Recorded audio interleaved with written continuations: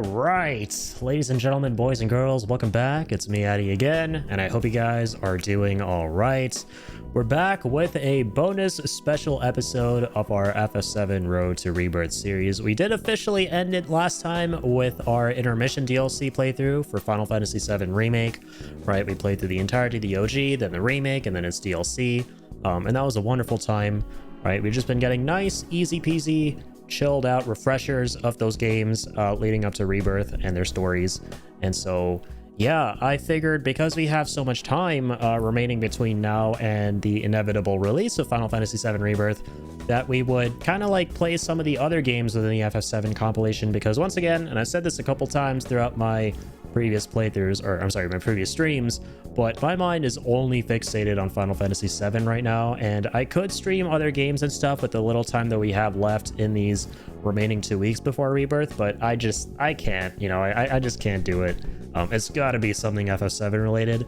And yeah, I was talking about this on one of my, I think it was my second to last stream when we finished the base remake again, but I was saying that it would be a cool thing to just go through Crisis Core again for old time's sake. Obviously the reunion slash remade version, because it also goes into detail on who our friendly neighborhood Zack is. Really instrumental, important character to Final Fantasy VII's story, who is presumably going to be going into more detail on with Rebirth. So you know what?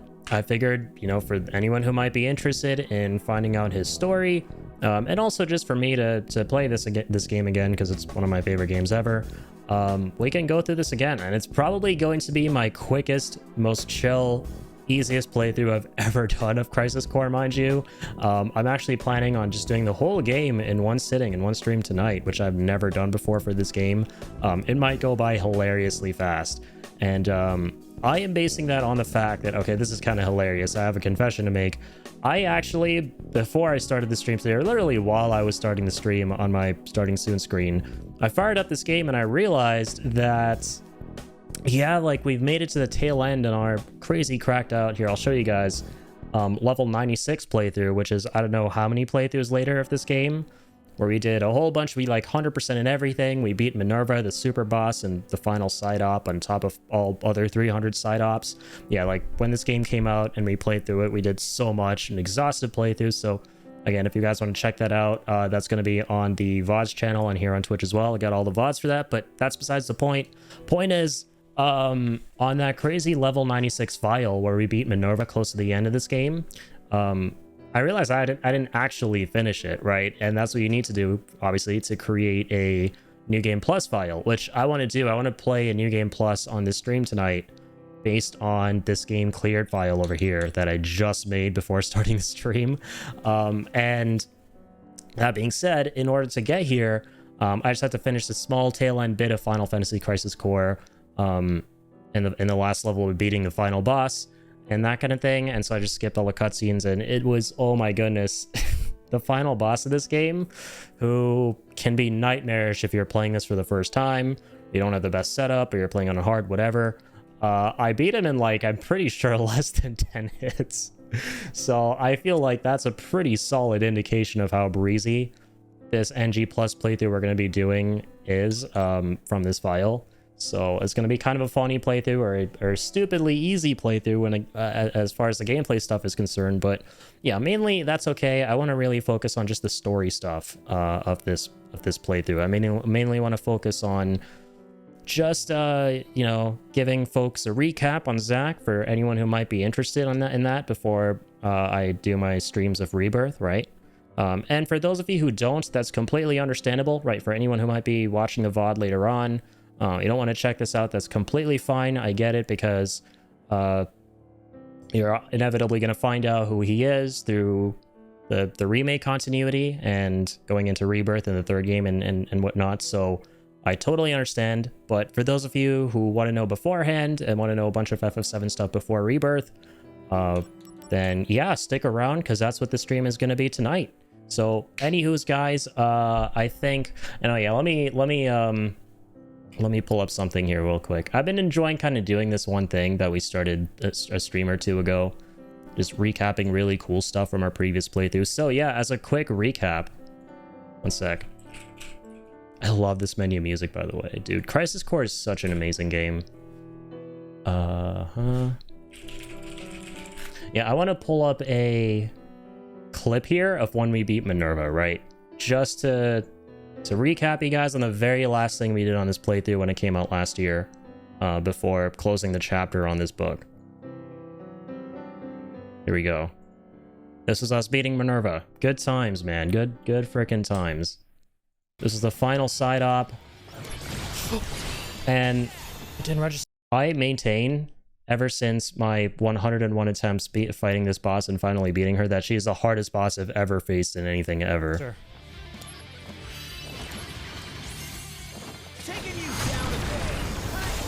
And I think I literally almost died here too at the end. She has something crazy like 40 million HP. Can you imagine if that was it? Can you imagine if that was it? Can you even imagine if that was it? Let's go. Let's go. That was good. I didn't realize that was the last hit. Let's get it, man. Fuck. Oh my god. Oh. Oh, let's go. Play that fucking victory fanfare game. Yeah, so that was... Man. Minerva wrecks on hard mode. Ooh, good to know we got Divine Slayer. I gotta look at my inventory for what that is. Yeah, we got some bonus goodies from being here. Yeah, we are absolutely cracked out on this save file that we're about to play from, by the way. It's pretty much 100% save file. The only thing that isn't 100% or super duper 100% about it is the fact that we're level 96 and not 99. Jesus or whatever. Christ, did you guys see how close we were to choking there at the end? Like, what the... Yes, I saw that. Very cool beans. Good job. Past me. Anyways... Yeah, that was just a nice quick trip down memory lane. That was the very last thing we did in Crisis Core Reunion. And I closed the chapter on this book. Beating Minerva was like one of the most satisfying accomplishments for me in any game I've ever played. Like the boss fights in this game are so good. Just the side ops are so fun to work through. I love everything about it. And I know that there are some rough spots that not a whole lot of people are big on with FF7 Crisis Core, but hey man, I have a soft spot for him, you know, because I played the original when it came out when I was like 7 or 8, right? It was like one of the first games I played. And when you're that age, you think like the games you're playing are the coolest things ever, right? You're kind of gonna look past their flaws. It's just how it works. But then over the years, I kind of see where people are coming from with the criticisms, especially now, right? But still, I'll never forget the feelings this game gave me. And this remaster in particular, they did a very beautiful job with it. Did a beautiful job with the visuals, the graphics, even the voice cast who they changed, and they replaced the OG voice actors with new ones from the remake. They did a fine job here too, and some of the voices I wasn't huge on initially started to grow on me. So ultimately, this is an amazing package, and I'm excited to jump back into this today. I think the best way to put what we're about to play through today is. It's like a reunion, right? I mean, literally the game is called that. Oh my gosh. Right, I just realized Crisis Core Reunion. It's like going to a high school reunion or something. It's like meeting an old friend after a while. We may have closed the book on this back when it came out last year after finishing everything with this 64-hour save file, but yeah, now we're kind of revisit it for old time's sake, and yeah, has a nice refresher on some lore stuff going into Rebirth. So let's freaking do this. All right, gonna load up this level 96 file.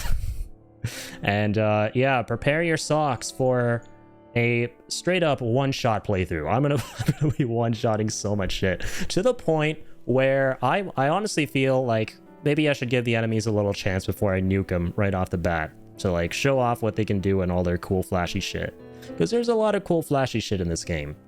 Anywho's guys, let's get started. Thank you so much in advance for anyone who tunes in, anyone who supports these streams. I really appreciate you guys very much. Yo, Ingenious, what's up, man? Thank you for dropping in.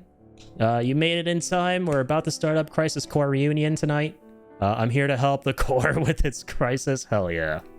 The core will need all the help it can get. So that's what we aim to do.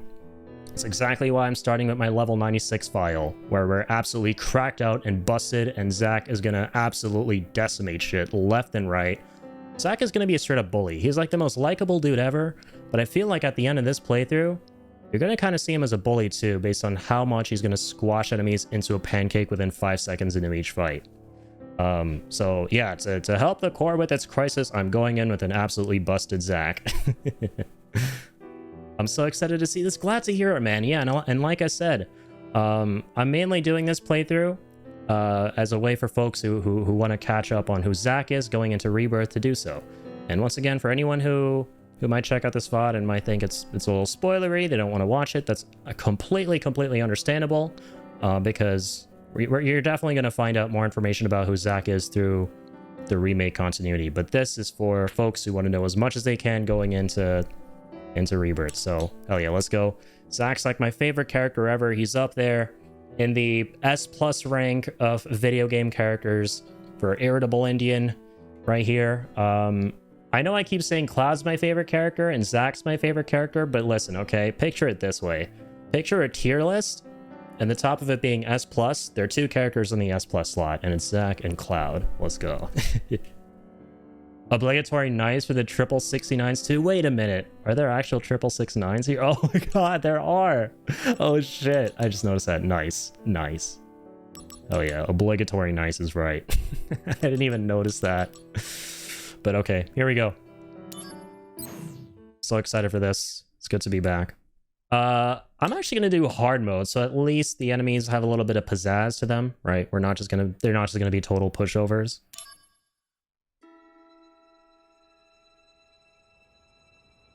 That way we turn them into pancakes, but not pancakes as flat as Kansas, you know?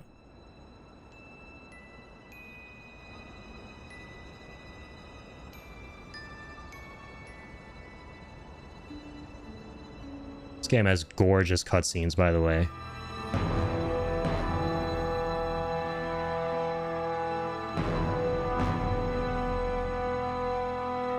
So my first time beating the whole game in one sitting. It's going to be interesting.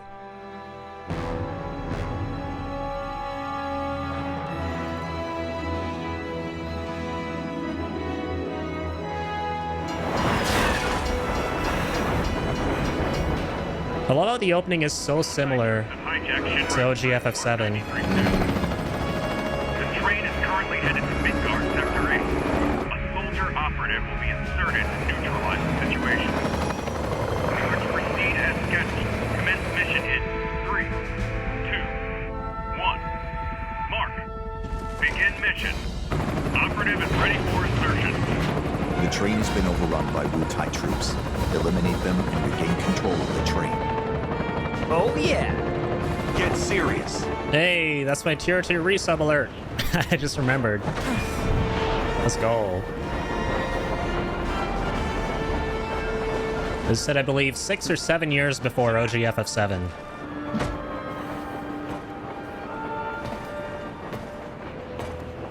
Zack, focus. There are no Shinra troops on this train. Understood? That guy has a funny looking sword. It'd be cool if we get to use it.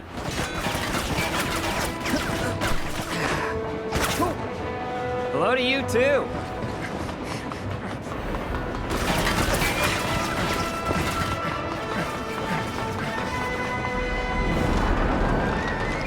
Come and get it.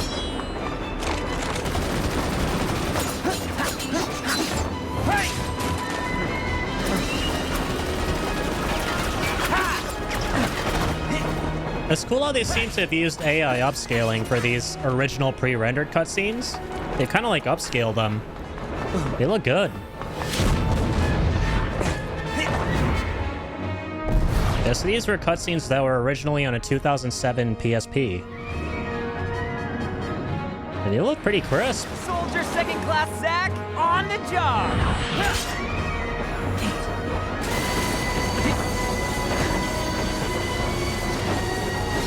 Fucking love Zack. He's so cool. Train mark 93-2 rerouted to Sector 1 station near Mako Reactor 1. Proceed to Mission Phase 2 and change surveyor phase to red.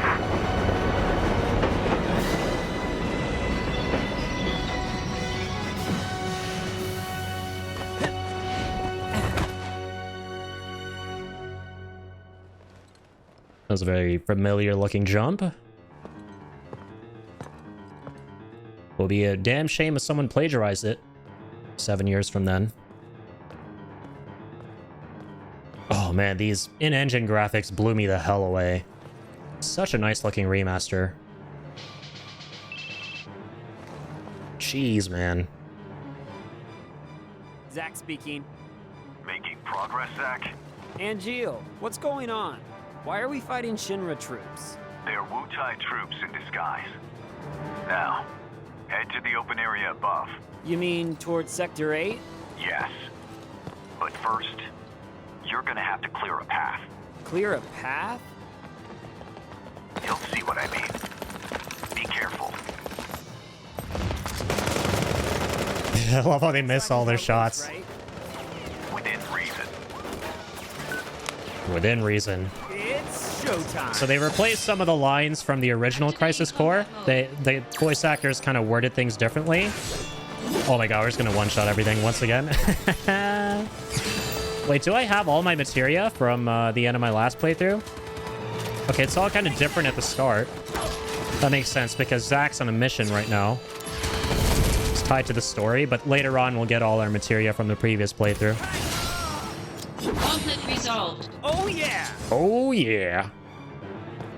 It's cool. It almost feels canonical. Zack should be this strong. He should be squashing Shinra grunts into pancakes. I'll make first in no time.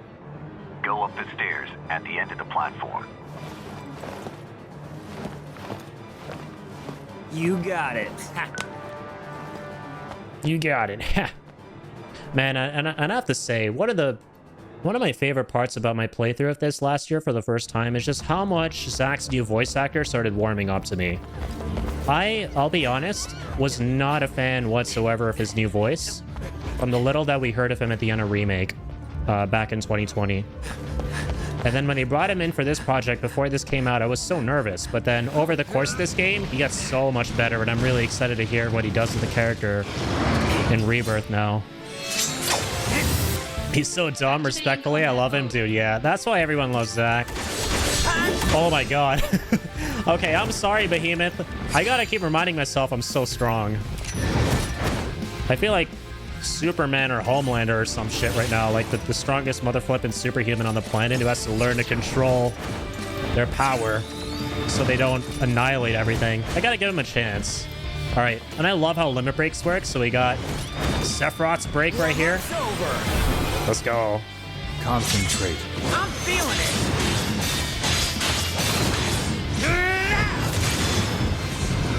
All right. Conflict resolved. Yeah, we gotta give enemies some time before we kill them, just so we can see the cool shit Showing they your do. back to the enemy. Overconfidence will destroy you.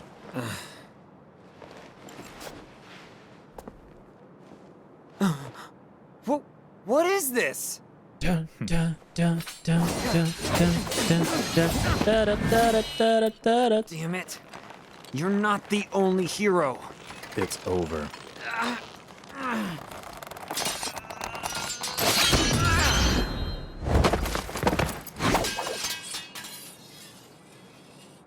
Impossible.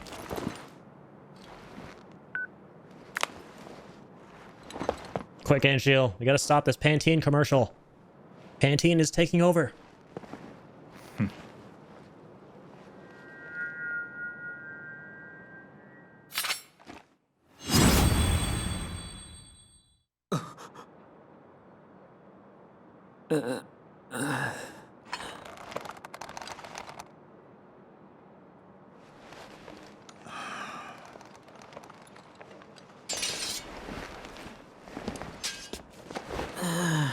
Thanks, Angeal.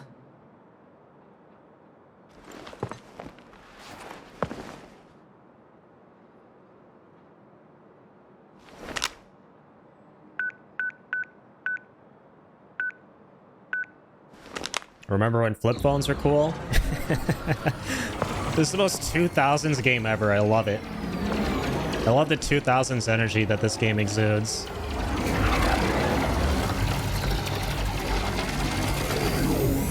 Training's over. Why?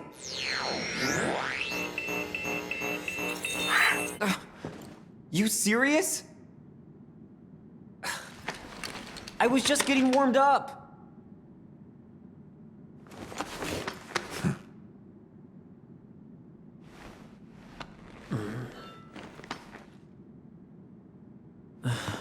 Zack. Embrace your dreams. Huh? If you want to be a hero, you need to have dreams. And honor.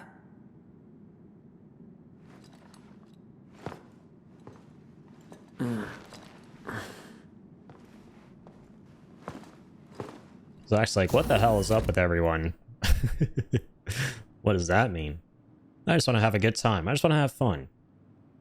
I want to squash some behemoths into pancakes like I just did 10 seconds ago. What are these words? Dreams and honor. What does any of it mean? Are those a type of food? Alright, let's, I'm even debating if I want to do any saves tonight. Let's just do a whole playthrough with no saves. Because they're autosaves, I'm pretty sure. So if something does happen, like, let's reload the autosave.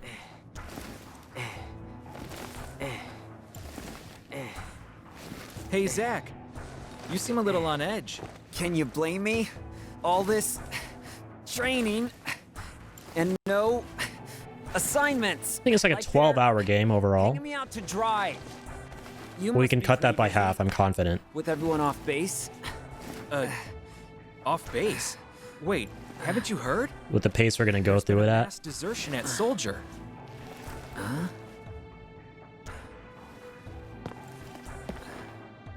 One of the firsts has deserted. Took a bunch of seconds and thirds with him.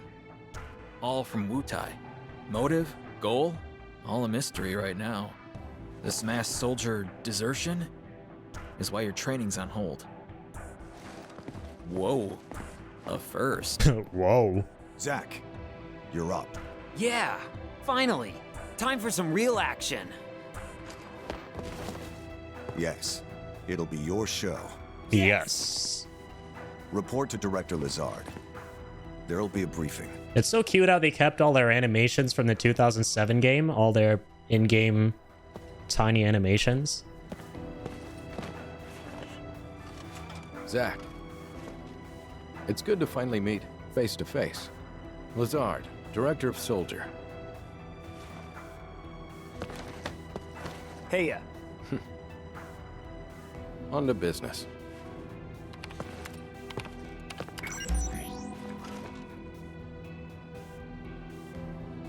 Soldier First Class Genesis.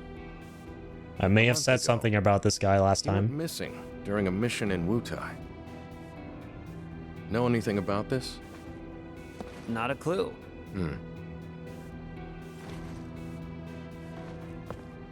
The mission is currently stuck in limbo. That's why we've decided to send you.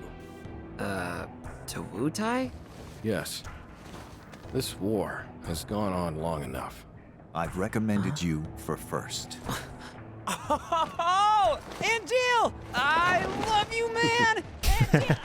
Don't make me regret this, Zack. Sir. Once you're packed, you'll leave at once. I love it. After Such a entering happy-go-lucky dude. we go straight to work. If you have any questions about missions and combat, he can help you. Okie dokes. Hey, Zack. Anything you want to know? Just ask.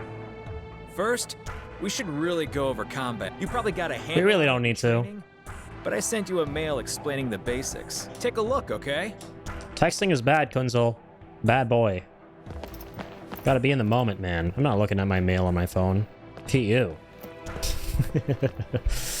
Which, by the by, I love how in Final Fantasy VII Remake, there was a Easter egg reference to Kunzel in one of the lines of dialogue when Cloud sees the soldier, or not the soldier, or rather the grunt, the infantryman, when he's in the Shinra HQ going down the stairs. And that infantryman recognizes Cloud, and he's like, Cloud, bro, we thought you got smoked. I'm gonna go get Kunzel. And like, I fucking lost my shit when I saw that the first time as a massive Crisis Core fan. The fact that they're slightly incorporating references and stuff of these Crisis Core centric characters into Remake now. That's so cool.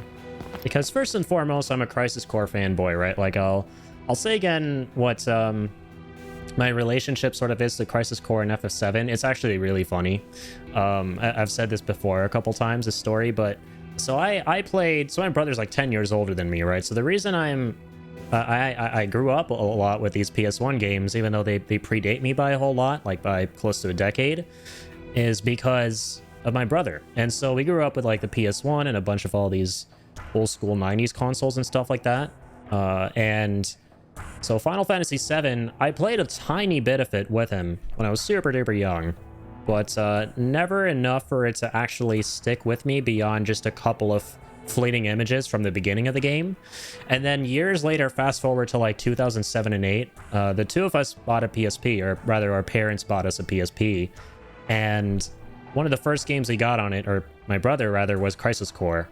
And that was like one of the first games I played like really seriously. I would consider it one of the formative games for me. And I played this game like hundreds and hundreds of times growing up, the original version. Obviously, like with the original, I never really did any true 100% run like I did last year. Like last year was me doing everything I didn't do in Crisis Core as a kid through this remake, and it was really awesome. But the funny thing is, my point with all of this is, I never knew that Crisis Core, when I first played it, was connected in any way, shape, or form to that one obscure PS1 game I played, which was Final Fantasy VII, when I was really young. And I didn't make that connection or find out about it until, like, I think, like 8 or 9 years afterwards. Like, I was kind of, like, looking shit up on Final Fantasy, and then it hit me that, oh my god, I think I was, like, 14 or 15. That, oh shit, wait a minute. This game's connected to FF7, I gotta play FF7. And that's how I properly played FF7 for the first time, like, all the way through. And then that became my favorite game ever. So it's kind of cool. Basically, what I'm saying with all this is, I played the prequel before the original, which is funny because you see a lot of people asking if they should do that, and the responses are hilarious because everyone is so against that. They're like, what are you doing? Like, by playing the prequel before original FF7, you're spoiling like one of the biggest plot twists ever in FF7 and one of the greatest ones in gaming. And I was like, that may or may not have been my experience going in FF7 the first time. But like, the cool thing about it is, the way I see it, if you do play Crisis Core before OG FF7, you're not totally screwed, because it sets up a sort of different mystery, right? It doesn't ruin OG FF7 for you, because that's literally what I experienced. I went into OG FF7 properly after playing the prequel to it, through Crisis Core many, many times. And for me, like, the whole thing with Cloud and who he is and what Zack is to him wasn't ruined at all. It made me just think, well, it set up a different mystery for me. It made me go, oh, wait, well, why is Cloud the way he is? You know, that became the question for me, as opposed to, you know, what are we going to find out about Cloud? And, you know, that kind of thing when it comes to how Zack is connected. Would you not be curious about what happens to Genesis in FF7, though? That was like, that I could kind of understand, because prequels obviously are made after the original material.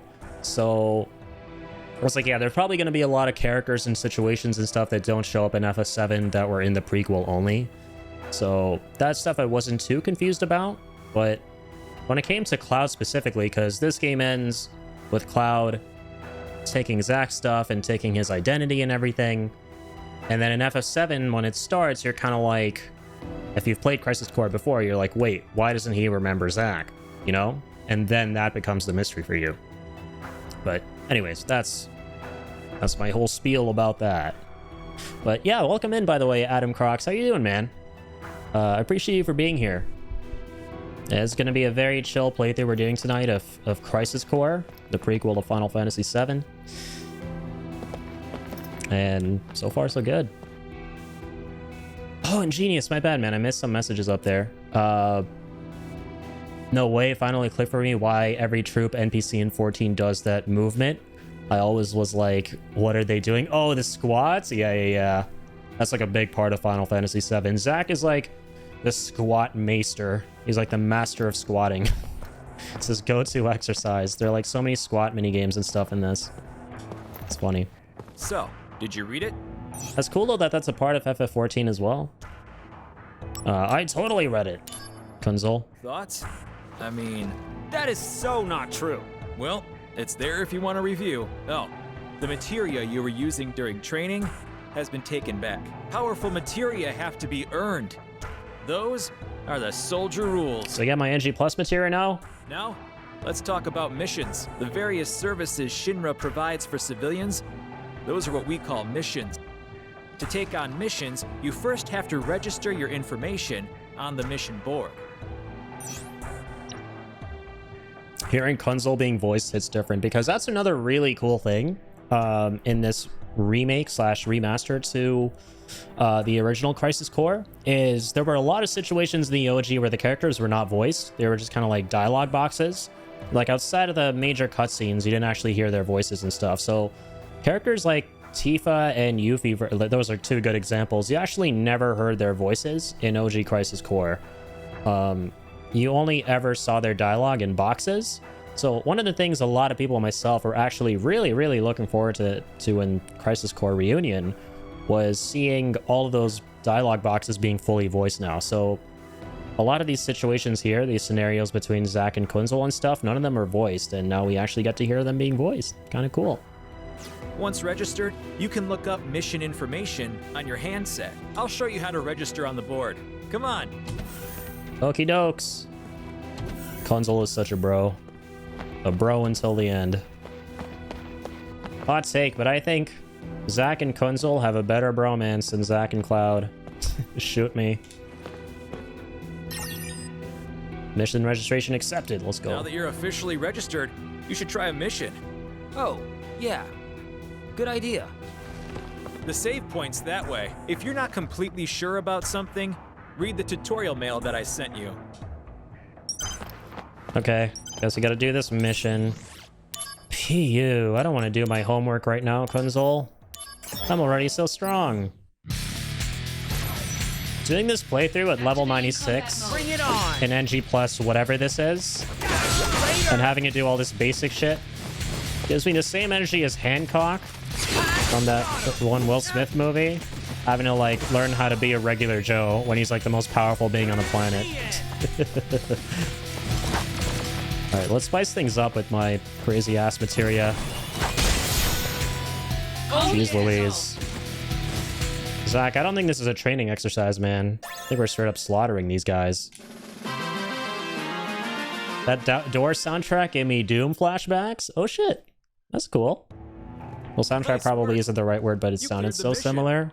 Yeah, that's I could awesome. have done it blindfolded. Like Doom 2016? You're the man! I can't wait to see how you do in Wu-Tai. Oh god, I'm scared. Oh, I almost forgot I'm to honestly tell you. scared to see how Zack is gonna do in Wu-Tai. Please don't massacre the poor Let me innocent explain about Wu-Taians these with your supply pods. insane In might. these pods, you'll find items that you Your can level use in 96 battle. might. Compliments of the company. So they're provisions for soldier members. Make sure they don't go to waste. Check the pods before every mission. Ah, I wonder what's in there today. I wonder what's in there today. I don't know. But surely it can't be as good as, say, Full Cure, Dispel, Wall, Dark Blizzaga, Health, Undaga, Quake, Gravity Flare, Energy, Darkness, Jump, High Jump, Poison, Aerial, Silence, Aerial, Death Jump, Assault Twister, Master with 2 SP turbos to take down a literal goddess, Death Twister, Vital Slash, Exploder Blade, Blast Wave, Silence Blade, yeah, so, you know what, Kunzel, if that thing is nowhere near as good as any of the aforementioned thingamabobbers, I'm not gonna bother. Shouldn't have bothered. Oh, I get to keep all my NG plus material. Let's go. Lastly, Or my let me previous tell you playthrough about material. mail. Just now, I sent mail to your handset. You can also get messages from Director Lazard and news about the company via mail. You should check it regularly. Who knows? Maybe you'll even get mail from new friends you make. Yes, Kunzel, I get how mail works. I'm not your grandma. You don't have to explain this to me like I'm tech illiterate. Okay. Well, I guess that's everything. Looks like it's time for you to head out. You're with Angel, right? Good luck. Yeah. Thanks for all the help. Fist pump. Love all these animations. The OG Doom from back in the... Oh, the OG one. That's cool. All the automatic doors in the lab sounded like that. That's awesome. I never played the OG Doom. Only one I played was a 2016 one, and I still gotta play Eternal, because I remember having a lot of fun with the 2016 Doom. Oh yeah, and for context, Angel is, yeah, a brand new character who's Crisis Core specific, as well as Lazard, who, fun fact, is actually one of President Shinra's illegitimate kids. It's not really a spoiler because the game doesn't go over it, but I think you find out in like an email or something like that. I don't exactly remember where the lore originates, but yeah, he's Rufus's half-brother. It's time to head to Wutai. Are you ready? I'm all set. I was born ready, Angel. I'll be joining you as well. I'm counting on you. Sir! By the way, what is your dream? To become first? Is it? No. To become a hero. Ah, good. Unattainable dreams are the best kind. Thanks? Poor Zack. Oh, he's such a simple dude, though. He just wants to be a cool guy. That's his dream, you know? Fort Tamblet is straight ahead. Let's go. The unit is already standing by. But what I love about Zack's story is he slowly starts to learn over the course of the game what it truly means to be a hero. To me. And naturally starts getting more and more jaded with the company he's working for, and it starts to like really throw a wrench in his worldview and his character, and it's so good. Next. I love his development Calm so down, much over the course of this. No can do. Like how he matures. I mean, the director is watching, right? So I have to make a good impression. Zack. Heard of dumb apples? No? What's that? Incredible. You really don't know. Well, so much for you making first. Whoa, wait! What's this dumb apple? Sorry, I found that funny because I just gave me a flashback to how I used that snippet right there, where he's like, wait, what's this dumb apple? In my Crisis Core reunion review video for like some comedic moment. That's a good memory.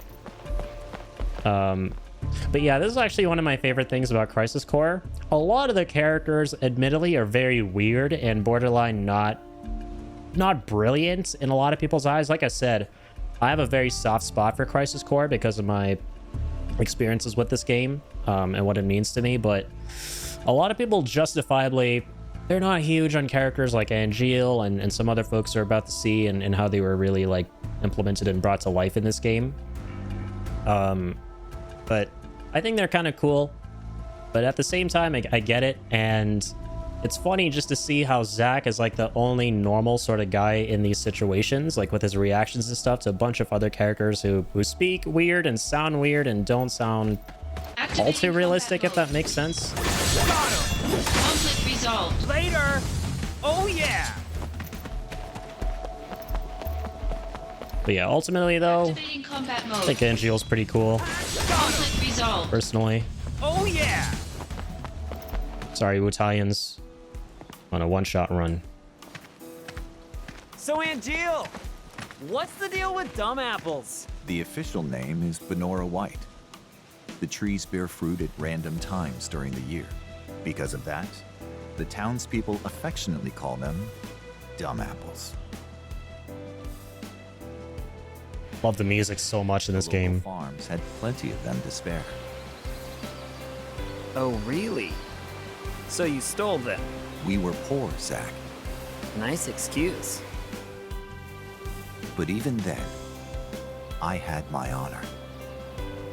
The largest Benora White tree grew on a wealthy man's estate. It was rumored that those apples tasted the best.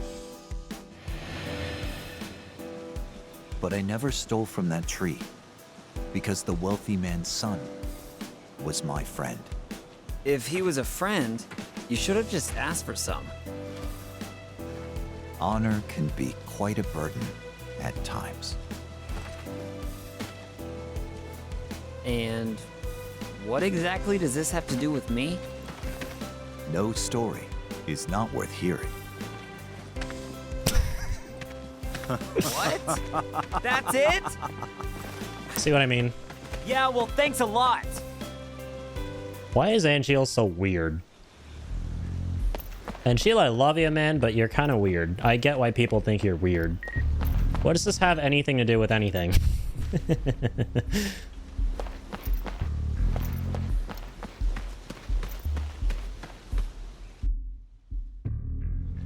My perspective is too skewed, though. I'm too biased. I love these characters regardless.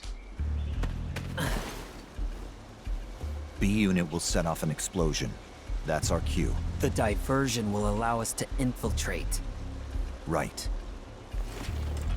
I'll set the bomb inside the fortress. You'll charge the front gate and... Uh-huh. And? And? Indulge yourself. You got it. That's what I do best. Hell yeah. Oh my god, indulge ourselves, we will. B unit. Angeal, I think you forgot your materia. You know, I've never actually seen you use that. Don't you think it's sort of a waste? Use brings about wear, tear, and rust. And that's a real waste. You're serious, aren't you? Yeah. I can be pretty cheap. Yeah, no kidding. That I can agree with, Angeal. Begin mission. I can be pretty cheap too. All right.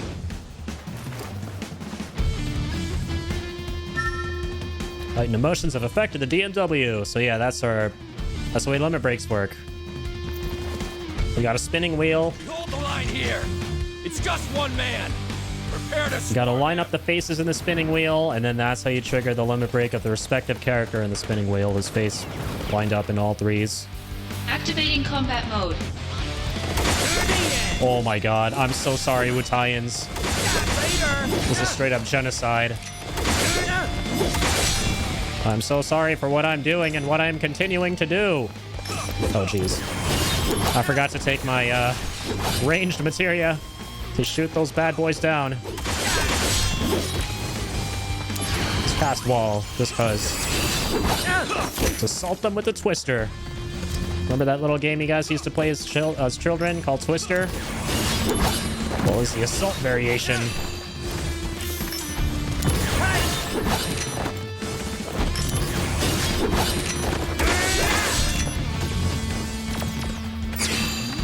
Well, snap, what happened to my unlimited MP and AP? I think I had an accessory for that from my last playthrough. Yeah, piece of cake. Yeah.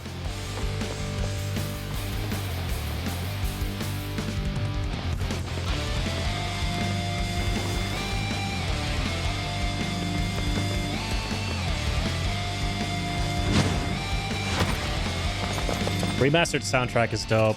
Intruder! That's another thing, for those unaware. Stop him! They took the soundtrack of the OG Crisis Core, and it's the same songs and everything in every location, but they've been retouched. They've been touched up and remastered. Are you in? Or rearranged, rather. Cake. Could have done it blindfolded. And a lot of them sound Stay great. alert. I've heard the Wutai keep a monster around for anti-soldier purposes. It should be somewhere in the fort. So, if I can take it out, will I make first? Depends on the quality of work. Your main task is diversion. Run amok and gather attention. Do well, and you'll gain favor with Director Lazard. That'll be a cakewalk. Just watch. Just watch. All right, so yeah, this is a little task we can do, an optional thing, where we massacre as many Wutaians as possible. I don't feel very comfortable doing that, so I won't. I don't believe in genocide. Activating combat mode. Conflict resolved. Oh yeah! That's the main reason, though. I've just done this before a million and one times. Yeah, so this playthrough, just like our remake stuff, is going to be mainly just There he is! going to the main stuff, freezing to the main stuff. Activating I'm not really going to be doing any side stuff in this. conflict resolved. The end! I love the enemy designs though. Activating combat mode. So cool. Oh yeah. Conflict resolved. Got him! Oh yeah! When I was younger, I used to think this Wutai part was so badass. I think it's just mainly the music of it. There's like rushing through, slicing and dicing foes. Still is very cool, to be fair.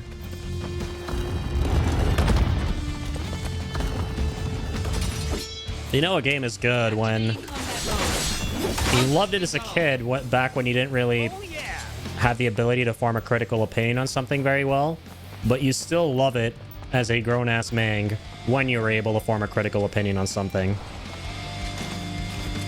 Like, sure, this game has tiny flaws and funny spots here and there, Activating combat mode. Conflict but resolved. it is a fucking hell of a game at the end of the day. And they killed it with this remaster. Like, they really did. Nothing inside. I don't know why I did this.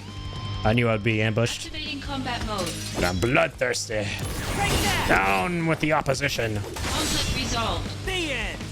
We're killing Yuffie's people, by the way. For those unawares. There he is! Get him! Played as Yuffie on the last stream. Now we're killing her folks. Activating combat mode. Feels bad, man. Conflict resolved. Zack, why you gotta do this? We make our stand here! Ready, aim, fire! Everyone has great aim in this game. Troops are en route! It's over! Who said no one ever? Charge! It's cool, Zack. None of the bullets are gonna hit you. Sergeant! He's charging! Stand strong and charge back! One of the things I really like about Zack's characterization at the start is the fact that he's very similar to Roach from Final Fantasy VII Remake. Resolved. And I think they very deliberately made Roach like that, like a really over-the-top, energetic guy, because they want to show how trying to join the soldier program is going to mess you up mentally and turn you into this sort of almost bloodthirsty sort of character or version of yourself who just wants power at all costs and is so, you know, you're so excited and you just need it, you know? You have that need for it. And Zack is basically very similar to Roach in that regard. Of course, they're ultimately two very different characters, but I think that was definitely intentional on Square Enix's part to kind of characterize Roach Activating combat. similar to how Zack was at the start of this game. Conflict resolved. Literally, they were trained by Star Wars troopers. But they aim like that? Boy, oh boy. Good work, Zack. Enemy forces within the fort have been halved. They both also give me a hair envy, honestly, though. Don't they all? I'm gonna move in. Sorry, Lazard. I know there's like one dude left, but we'll let him get away and plot his revenge against us. Understood. Keep pressing forward. Be wary. The enemy's hurt, but not down. Assault on Fort Tamblin complete. Hell yeah. We just massacred a bunch of Wutaians. Feels good, man. Shinra's great. They bring happiness to people. And these people don't. That must be the central I'm area. clearly not brainwashed. Alright, here we go. Activating combat mode. Oh yeah. Conflict resolved. Got him! Oh yeah! It's all quiet now. Activating combat mode. Out of the Not for way! long, though. Alright, let's try out some other materia after this. Oh, bro. Okay, that kind of sucks. The end! Can't really do everything indefinitely because there's some accessory that isn't registering for my previous playthrough that made it so that I could break my my limit, or rather not break the limit, but make my AP and MP gauges unlimited. I get it. It's because I don't have the other two slots that I get as a result of getting to a certain part in the story. So yeah, I'm missing a bunch of shit. It's kind of goofy. HP limit. Stops expending MP and AP. There we go. The Genji helm. So these three accessories are like the most busted ones in the entire game. You kind of need these for like the worst bitch in the world who you gotta fight is the super boss. Break damage limit. Definitely keeping that because I intend to be done with this playthrough tonight. Okay, well... Oh, true. Still gonna be kind of low or wherever they were at, but basically now stop expending them. The AP and MP, that is. Wutai is overrun by a bunch of fashionable dogs. Hell yeah, they are. I love the design of the doggos. So cool. Yes, there's an optional fight we can do here. There's Leviathan. Beautiful looking Leviathan statue. Yeah, all these textures look so good in this remaster. Love to see it. What's this? That is Wutai's guardian deity, the Great Leviathan. I like this scene a lot. Sheds a lot of light on Zack's character. They're the Wutai army's elite, the Crescent. Nice optional We scene. serve Leviathan and smite Wutai's enemies. Soldier of Shinra, a query. Is the goal of this invasion to spread your Mako reactors? Yes. A reactor here would allow people to live better lives. And that includes you. This better life that you speak of comes at the grave cost of losing our homeland. Pain and despair. That's what you bring. One more question. You have power, so I must ask, why do you use it to cause evil? Is it wrong to spread happiness through Mako energy? Is that what you consider evil? I thought we could reason with each other as warriors, but sadly, I was mistaken. Then let us settle things as warriors. Come forth! Love it. Activating combat mode. We basically got a read on where Zack stands with regards to his opinion on Shinra and Wutai here at the start through this little scene. Why won't you finish me? Not in the mood. As long as we draw breath, we will oppose Shinra. Now, finish it. Oh, come on. Zack's like, I don't have time for this shit. In a weird way, he actually reminds me, and I kind of just realized this. Never really thought of this before. He reminds me a lot of Reno from the Turks, right? He's a good dude working for a shitty company, but he doesn't fully realize it yet. And he thinks that what he's doing for the company is genuinely good and lines up with his values. But boy, oh boy, is he about to learn that that might not be the case. Avoid training when you can. Guys ready for a cute Easter egg? 2. Protect Wutai at all costs. 3. Ugly Shinra soldier dudes must be punished. Who are you? I'm Wutai's greatest warrior. It's over for you because now you have to face me. A little kid. This area's not safe for you. Go on home now. You're the one going home. If you want to go any further, you're gonna have to go through me. Oh man. What am I supposed to do here? I love this scene being voiced. Shushu ha! Take that, bad guy. It wasn't voiced originally. Shushu ha! Ah! No! You got me! Ha ha! That'll teach you to mess with me. Once again, I saved Wutai. So adorable. Yeah, that's Yuffie. That is baby Yuffie. Boy, oh boy. That's a lot of energy. Now, I love this back game. to work. Her voice actress did such a good job. She sounds so adorable. God damn. Ugly Shinra soldier dudes. Thank God Zack is excluded. I know, right?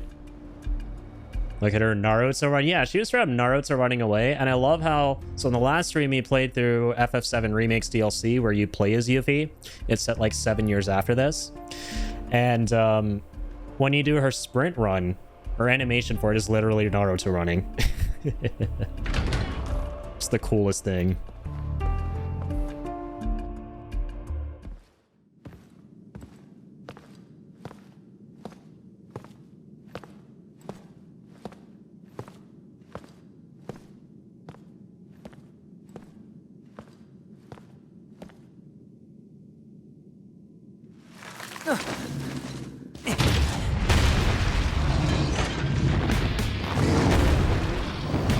God damn.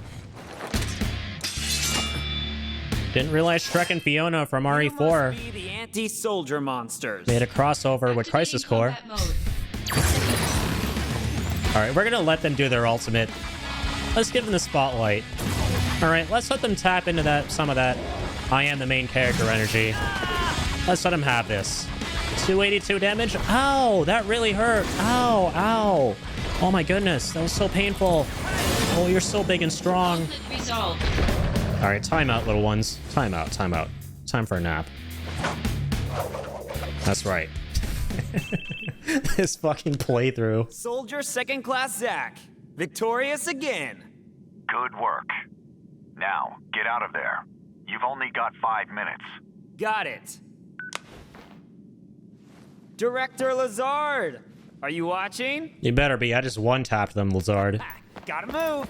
If that doesn't make me a first, I don't know what will. No time to play. Come on, Zack. Just hit him with another Assault Twister. Yeah, I love the flip phone. It's so early 2000s camp. This game has so much 2000s camp in it. You love to see it.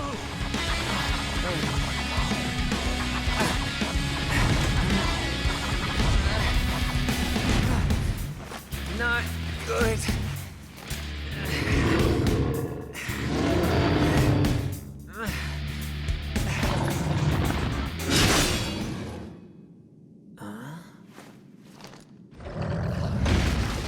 That's gotta hurt.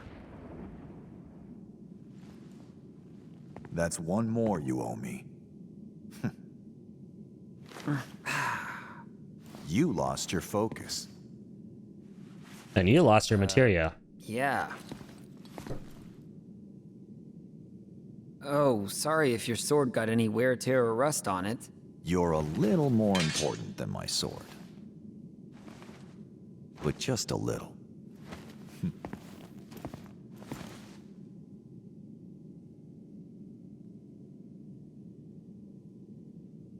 Thanks.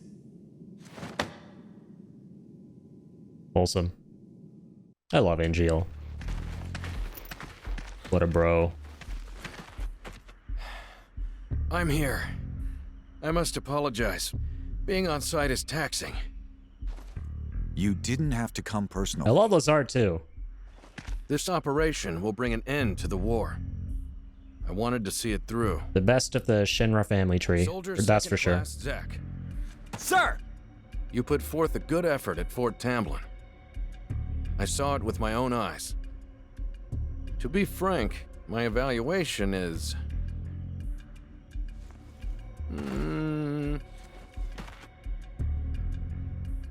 It's good you were here. Without Come your on, support, man. This mission would have failed. I just Yes, one-tapped thank like 2 goodness for giant you. ogre Truly. but ugly heads. Whatever. Apparently Lazard isn't into that kind of shit. Sephiroth is waiting. Sephiroth? The hero? Wow! I'm gonna meet a hero! It's so funny hearing these lines of dialogue that aren't like, you know, the epitome of the best writing in the world being voiced. It has like a certain charm to it. Wow, I'm gonna meet a hero. Conflict resolved. Later! Oh yeah! I love canonically the Buster Sword goes from Angeal to Zack to Cloud, who just ends up selling it in COM in FF7. I don't think you can actually... Wait, can you actually sell the Buster Sword? I don't know if you can. That'll be so funny, though. Zack, take the director to safety. Contact Sephiroth. Yeah, Cloud Syrup doesn't give a shit. Zack can handle it. He's like, oh, I found this little rusty nail bat. Director. It's time to swap out this old trash with that. Director Lazard. Oh, thank goodness you're safe. Zack, I should be fine now. Assist Angeal. Yeah, I'm on it. All right, thank you for your service, stormtroopers, who I totally trust Lazard's safety with. Given all the badass shit I've seen him do before. Said no one ever. I'm coming, Angeal! Dude, this Wu-Tai music goes hard, man. Angeal! Both the OG version and the remaster. What? These guys aren't Wu-Tai troops. A new threat emerges.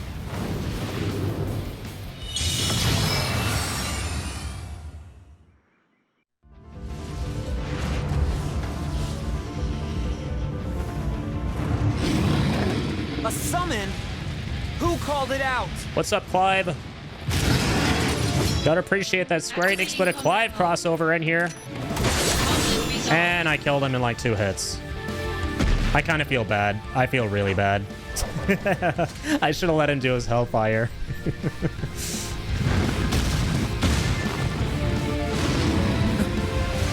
Heck yeah. The summon fights are so badass in this game. Fortunately or unfortunately, I'm playing this at level 96, where I can one-shot everything. I'm pretty much on Sephiroth's level right now. Holy.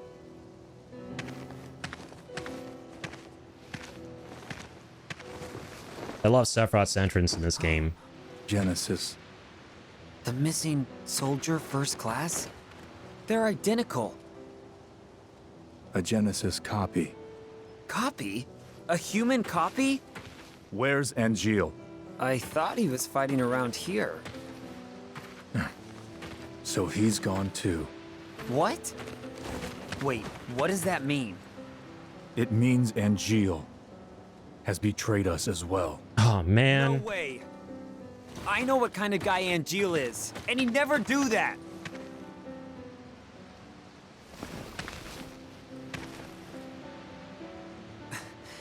Angeal wouldn't betray us. Never! Well, thankfully, you don't have to worry about Pantene betraying us right there. Right. I'm sorry, Angie. Was it the dumb apples? You can tell me, bro. Was it because I didn't know what dumb apples were? And that made me dumb? Is that why he betrayed us? Yeah, not Angeal. What's with Angeal? How long is he gonna slack off like this? It's already been a month. Zack is stress squatting. No help either. Lumping Angeal together with Genesis. Genesis is a deserter who took a bunch of seconds and thirds along with him. He used copies of himself to attack us. Angeal wouldn't condone something like that. His soldier honor means way too much to him. Everything's so messed up now. Angeal, just come back to us.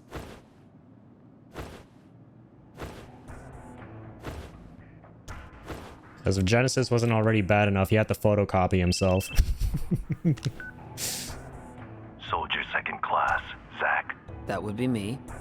Who is this? Director Lazard wants to see you. Go to the briefing room. Hey, wait!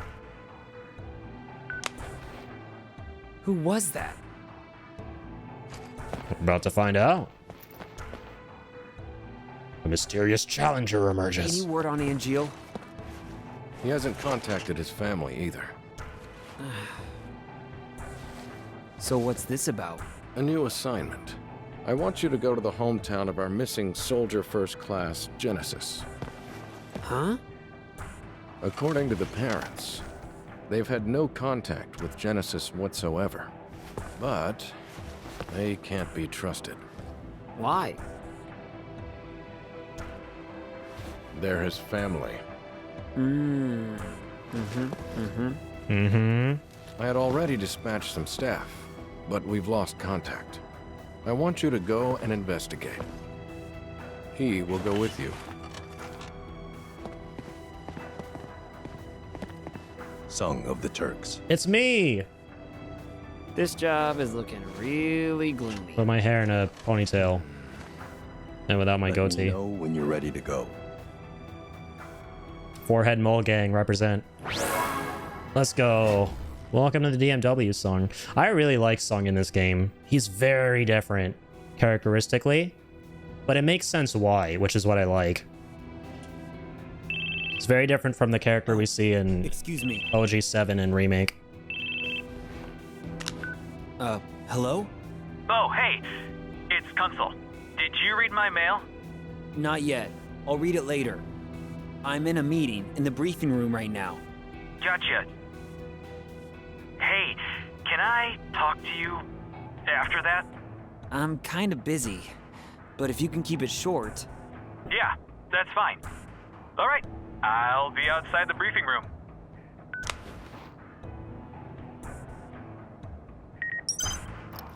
Alright, new missions available. New side ops, new mail from Kunzel. Some of these emails are pretty wholesome though, admittedly.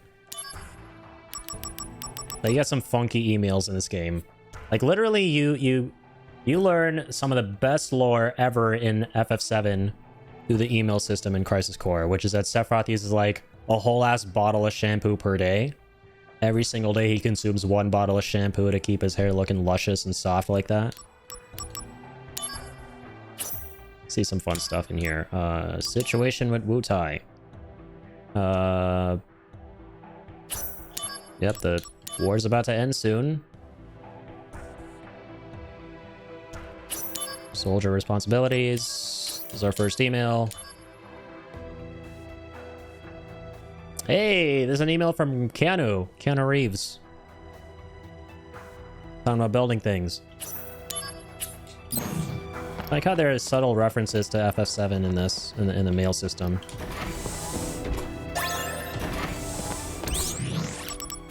Oopsies. Word of advice? Oopsies. You should go places and do stuff before I missions. skipped something. You know, so you don't have any regrets. So, what do you say we go down to 1 and head to Sector 8? Oh shit, I messed up. I didn't mean to do this. Oh god. It's a side op. Or not really a side op, but optional stuff. I just had to talk to Sung. Here we are.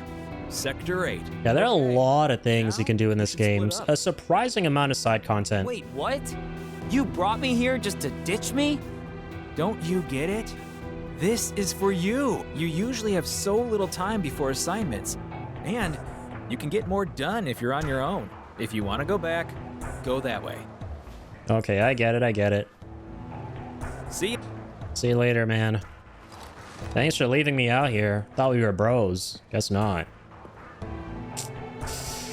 Only I really just hope I can make another friend very soon. Hope we'll have blonde hair too. Blonde hair people look really cool. And hopefully his hair will be spiky like mine. That way we can bond over having something in common. Those are the best kind of friends. Because you're no longer my friend for doing that, Kunzel. I'm deleting you off of flip phone book. Hey, Zack. You're wanted in the briefing room. Stop stalking me. Turk waiting, so you should hurry. I had no idea things were so hectic. Sorry I distracted you. Okay, he apologized. It's all good. Hey, good luck out Water there. under the bridge. I'll mail you when I have time. This dude loves spamming Zack's inbox. I keep forgetting. He gets so many emails from Kunzel. This guy better be coming back in Rebirth. You're gonna spam my inbox that much? Spam my goddamn game with your presence that much. Alright?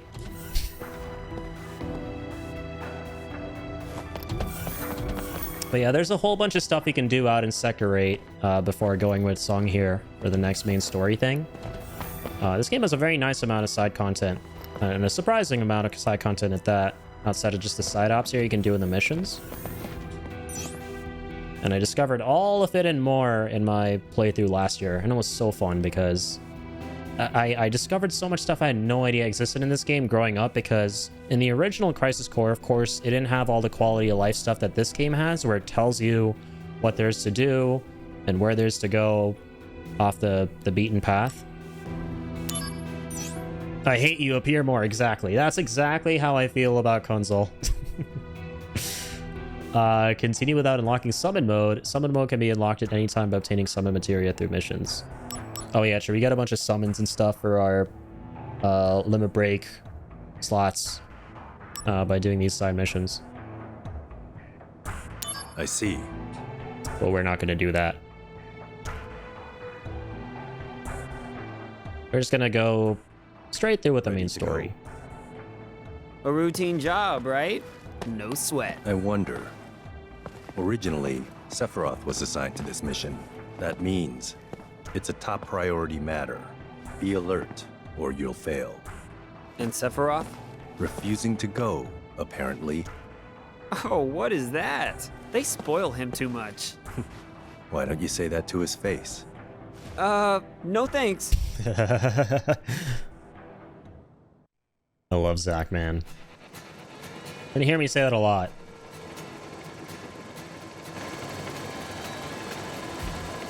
I apologize in advance, but I kind of don't at the same time. Weird trees.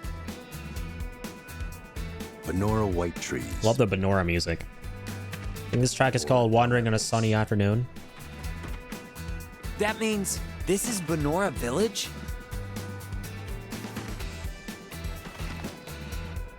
Angeal's hometown? Correct. Genesis and Angeal have known each other a long time.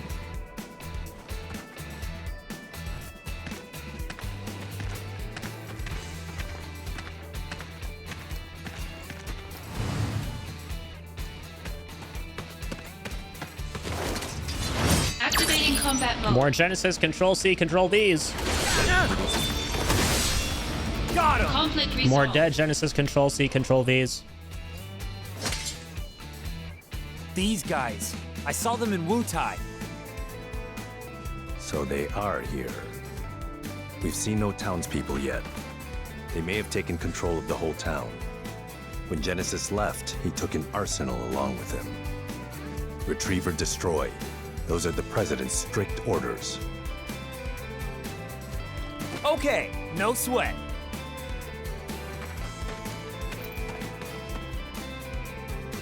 This music is so funky, I love it. So yeah, this game's soundtrack was not actually composed by Nobuo Uematsu, who did the music for a bunch of Final Fantasy games, including the OG7. I forget the name of the gentleman who composed the music for this game, but goddamn is this soundtrack legendary. And what I think is a really difficult feat to pull off, and something I was worried about going into this game, amongst stuff like the voice acting, is the rearranged soundtrack, like the remixed versions of the original Crisis Core themes in these levels, gonna be better than the... I was worried they were gonna be worse than the original. But so many of them turned out to be better. Some of them, I wouldn't say were better or worse. They were kind of just... They were great, right? Activating But combat I don't think mode. there was a single track that they took and made worse Conflict resolved. in this game from the OG. Oh yeah! And one of my favorite things about the music is how close to the end in the final dungeon, there's a track that's so good in the original Crisis Core. It's the battle arrangement when you're in the final dungeon that I don't think they changed it at all in the remaster. I'm pretty sure it's one-to-one the same, which is kind of freaking awesome. Activating combat mode. Conflict resolved. Oh yeah! I also want to just change up my materia, because why not? Just keep things funky. Is there a way to go down faster? Exploder Blade. Sounds like it could be fun. But yeah, essentially the secret to doing the insane amount of damage we're doing, and I'm pretty sure we would be doing it anyway if I'm being honest, is this right here. So to kind of give you guys a rundown of why we are actually so OP, and spoilers, it's not just our level and how much playtime we have. It's because we have this materia called SP Turbo, which increases our damage by expending something called SP. And without going into too many details on this, through a boatload of grinding, you guys can see close to the top right, we have like 1 million, I think that is. Yeah, over 1 million SP. I'm not going to go into the deets on how I got 1 million SP, but I just got one word: grind. And so we have like more SP than we know what to do with, so we're going to be fine. We're not going to ever run out of SP to use for SP Turbo to make things more powerful. And this thing makes shit insanely powerful, especially with the level 5 that it's at. So that's how we're essentially 1 to 2 tapping everything. But yeah, let's keep switching things up to make things more interesting. Let's add a nice magic materia here. Flare energy. Oh my god, these are like the endgamey materias you'd get from the side ops. Remember energy being kind of wacky. Let's try that.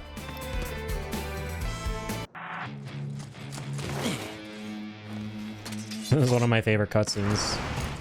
I thought this was one of the sickest things ever when I was a little kid.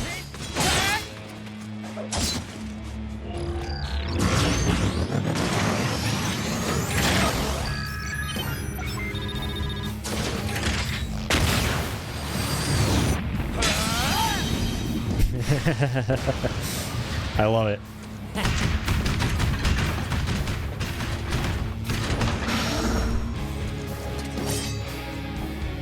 The President's orders will be met. Activating combat mode. That they will, Zack. Oh yeah, let's mess him up with energy. Or not. He froze me in place. Feels bad. I remember having so much trouble with this fight growing up, by the way. It was the bane of my existence. This was a hard game. If you're a little kid and you don't know what you're doing, right? Don't play Crisis Core. A Genesis copy.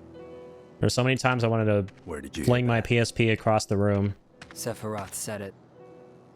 The technology was stolen from our scientists. Huh? It apparently allows Genesis's abilities and traits to be transplanted to soldier members and monsters.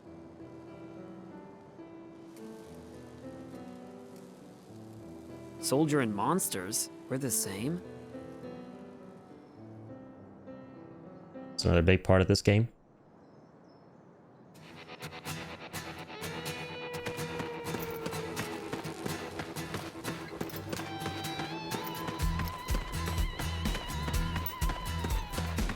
Sorry, song. Just giving you the cold soldier. The cold soldier. The cold shoulder. Just ran right past him. This is Genesis's home. His parents are wealthy landowners. But I never stole from that tree, because the wealthy man's son was my friend. They weren't mere acquaintances. They grew up together and were best friends. So Genesis deserts and gets his best friend Angeal to join him. Is that it? Sephiroth believes that's the case. There. A gravestone, still very new. Zack, go find Angeal's house. I'll check the grave. Ugh. So Turks always do this stuff? Someone has to do it. Must be rough. Don't worry. We're paid much better than you are. No way! That always gets me. Zack, go find Angeal's house. It should be over there. It's likely already in enemy hands. Be careful. Being a Turk pays the bills. Activating combat mode. Bring it on! Well, lucky for me. Resolved. Let's see how much gil I have. Oh yeah! Oh, all these enemies, man. They're like all the same mechas from the OG. But yeah, as I was saying, how much gil do I have? That's how much gil I have. At the bottom left, over a milli.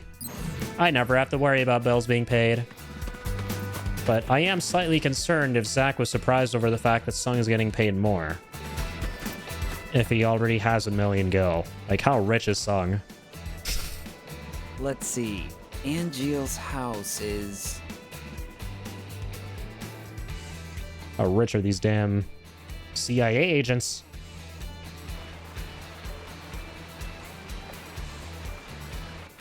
somewhere. Somewhere. Remember the animations. All right. Somewhere. Just have to check each one. They're like 2 to 3 different ones, and the characters repeat them over and over. But it's so charming. There's such a charm to it. I know Angeal's house. I'd be very disappointed in myself if I didn't. A Crisis Core fan spotted. Can I help you? Greetings, ma'am. Are you Angeal's mother? My name is Zack. Are you Zack, the puppy? Excuse me? My son wrote to me once about you. 0 attention span. Restless as a little puppy. Thanks, Angeal.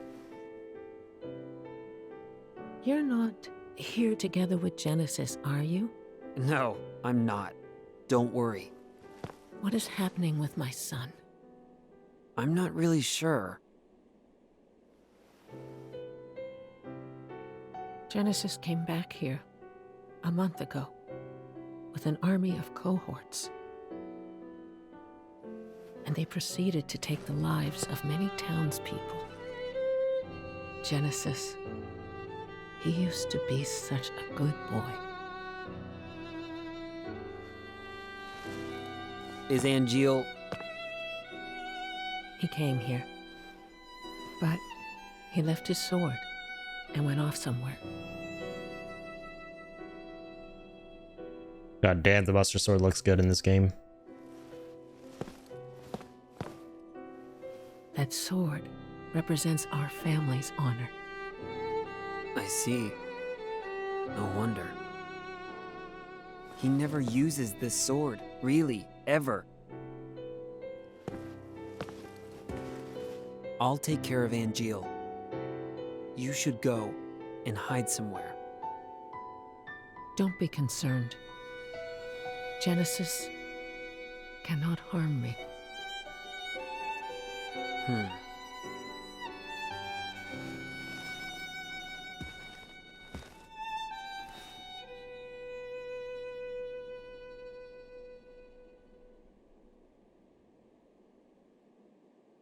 This game can be very melancholic. One little detail I love about the Buster Sword, by the way, in this game, and something that kind of blows my mind, is how because they changed the design of the Buster Sword's handle in Remake to being more similar to its OG FF7 design, where it's pure iron with the giant rivets, they retroactively, because in Crisis Core they changed it, it was different, it was like a golden hilt. They have now changed it back to the remake's design and OG FF7's design of just being iron. In Crisis Core OG it was golden and now it's iron again. But what's actually really cool about that is in the pre-rendered cutscenes, they somehow changed that as well. Like, I wonder how they did that without actually redoing the cutscenes. Because in those pre-rendered cutscenes in the OG Crisis Core, they had the Buster Sword had the golden hilt, but now it has this iron hilt with the rivets from Remake. I think that's such a fascinating detail. There are a bunch of things we can look at here. Oh, a picture of Angeal. So young. Must be when he first joined Soldier. And there it is. That Buster Sword. This one's a family picture. Look at Angeal. Showing off that Buster Sword again. This must be Angeal's father. Looks like a serious guy. A baby picture. This is Angeal? So cute. Now these two rascals must be Angeal and Genesis. Well, we can very clearly see these assets in Crisis Core Reunion, including baby Angeal. That's so cute. I'm pretty sure in the OG there were just a bunch of muddy rubbish. $5, that really helps out. Thank you very much. It's not like I'm a millionaire or anything right now.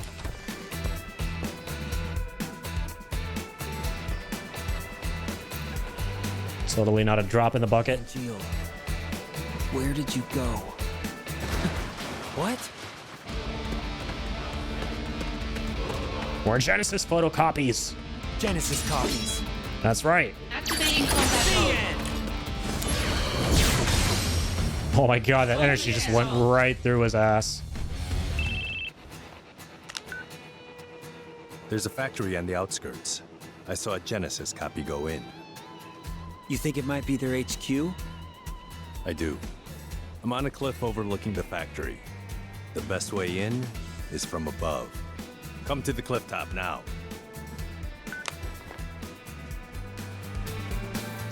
You know something I just noticed? So, Zack in this game, his soldier outfit is dark blue. Right, but later on, teensy tiny minuscule spoilers, when he becomes a first, he gets a dark black soldier outfit. But in the remake, I'm pretty sure Cloud has a soldier seconds outfit, because it's like the same dark bluish color. I don't think he has a full black soldier outfit, if memory serves me right, in the remake. Activating combat mode. Conflict resolved. Kind of an interesting thing worth noting. Activating combat mode. I don't think he ever has the Resolved. full black soldier attire that Zack has later on in this game. Or maybe he does. I could be cuckoo bananas. Just seem to remember dark blue. I said, come to the cliff top. I was totally listening. Remember, this is a reconnaissance mission. Sorry, Song. I was just taking a stroll in this lovely canyon. It's so pretty and beautiful and sunny. God damn it. I was having a moment in my chat. I'm coming, man. Jeez. Where's your work-life balance, huh? But now's not really. Yeah, so if you collect all these little shiny orbs, you get something at the end. It's connected to some side quest. Got an email from Lazard. Genesis's parents were in that grave. Wait, his own family? We can't expect reason from him. What about Engil? He wasn't at the house. But please, give me time. If I find Angeal, I can talk to him. If I can convince Angeal, maybe Genesis will come back too.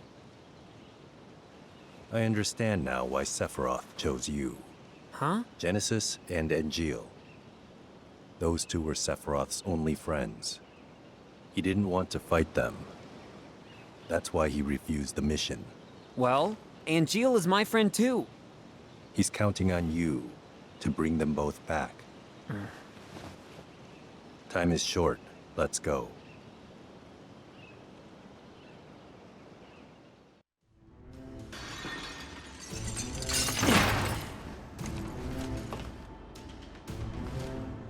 Made it in. No problem. Hi, guys. Go on ahead. I've got your back. I like how he just turns around so robotically. He's like, okay, I'm out. Peace. Let's try Exploder Blade. Just realized we haven't used it. Ooh, dude, I forgot how sick the animations look in the combat in this game. So yeah, another thing worth mentioning, just to kind of like shed light on the differences between OG and Reunion here, they completely overhaul the animations. Zack, this way. And the weapons feel way more weighty now, and I love it. All the new animations are incredible.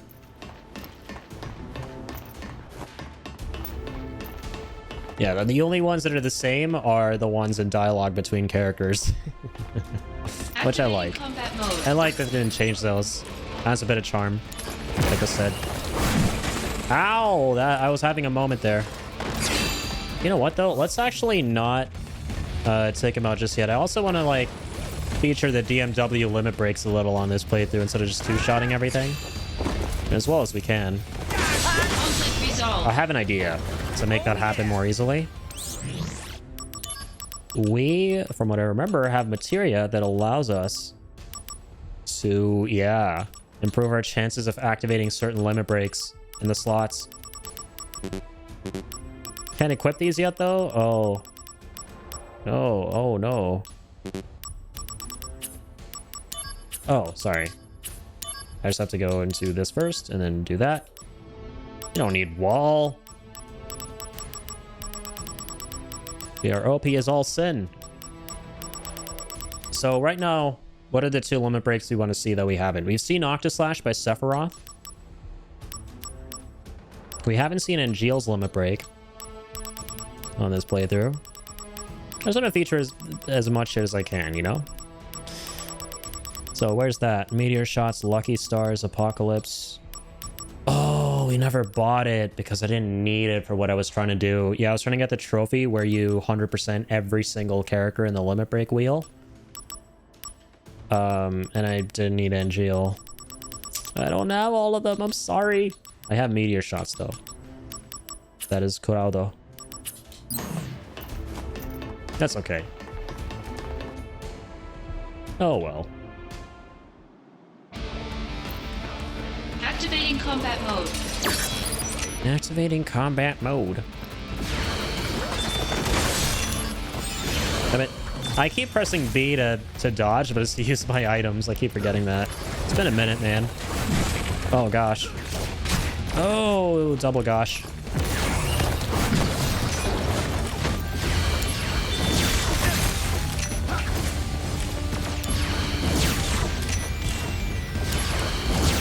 That's cool about energy. It hits one guy but keeps going. Conflict resolved. Zack, this way.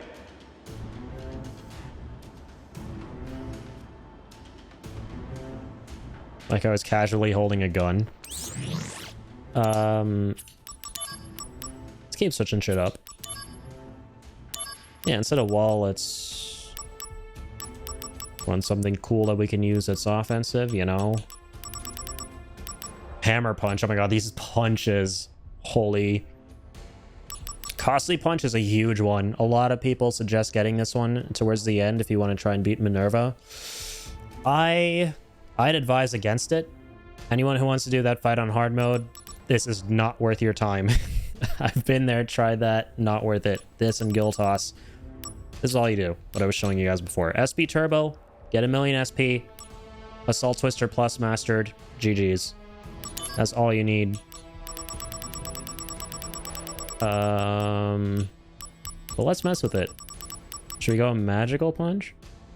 Let's go with all 3. We're not going to actually end up expending any MP because we have the thing on that prevents us from losing any. Let's try all the punches. The endgamey materias. Funnily, they're the strongest things in the game, even though they don't involve using the blade, and it's just literally Zack punching shit. This is where the copies are made. Go upstairs. Genesis may be there. Old-ass Macintosh. Which reminds me, by the way, sorry, not the Macintosh point, but what I was saying before that about Zack punching and decking shit with stuff like Costly Punch. I read a cool bit of trivia recently about Crisis Core and how in planning for this game, they were actually looking to implement martial arts skills for Zack. And it just hit me that because they might not have been able to realize that in the way they wanted to, a nice compromise they found was keeping those punch abilities in the game that Zack gets that we're about to mess around with here. I hope that if we get to play him again in the remake continuity, they go all in with the scrapped plans from Crisis Core, and they give him a lot of like sick martial arts stuff. That will be cool. Infinite in mystery is the gift of the goddess. We seek it thus and take to the sky. Y'all are about to meet Genesis. Ripples form on the water's surface. The wandering soul knows no rest.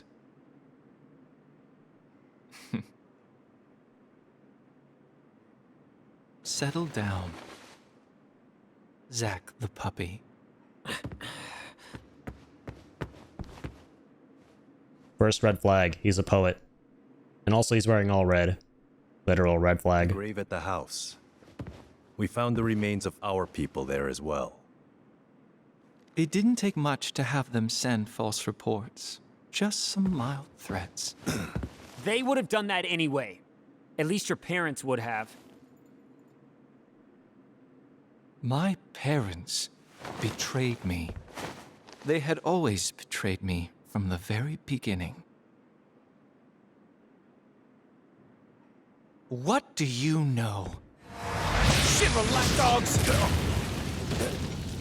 Rip Song. Sure, I've just killed Song.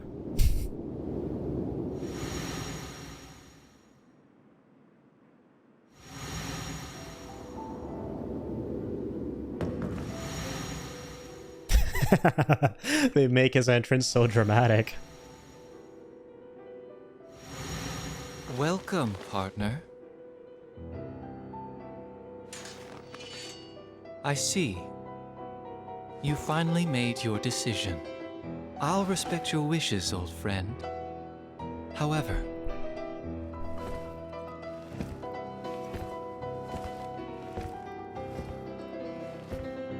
can you really live on that side? Angeal!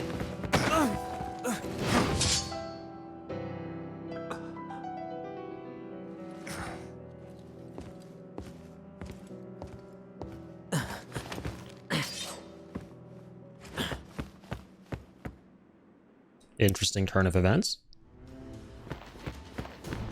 Still cannot get over they make Angeal's entrance there so unnecessarily dramatic, as if they've never seen the guy in like 15 years.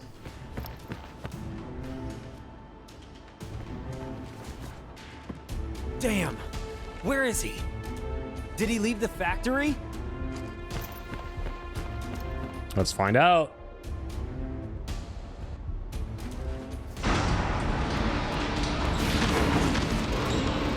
Hey, puppies. Bye, puppies.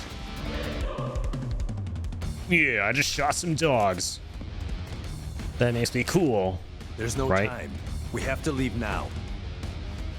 Wait, we're gonna give up the search? We can't leave any evidence. An airstrike has been called.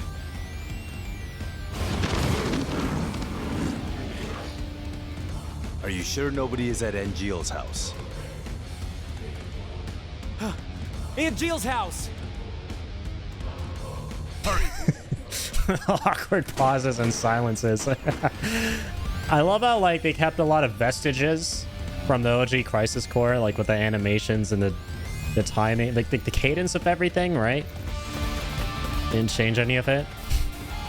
It's got some traces of the old school jank. Genesis has begun shelling the town. Oh, this minigame. Man, what do we do now? It's actually kind of fun. Use timely sword strikes to destroy shells. What? It can't be too fast or too slow. Keep focus. Same routine as before. Are you ready? I have to be. Pay close attention to the fuse sound and the shell color. That's all the advice I can give you. Fuse sound? This sound.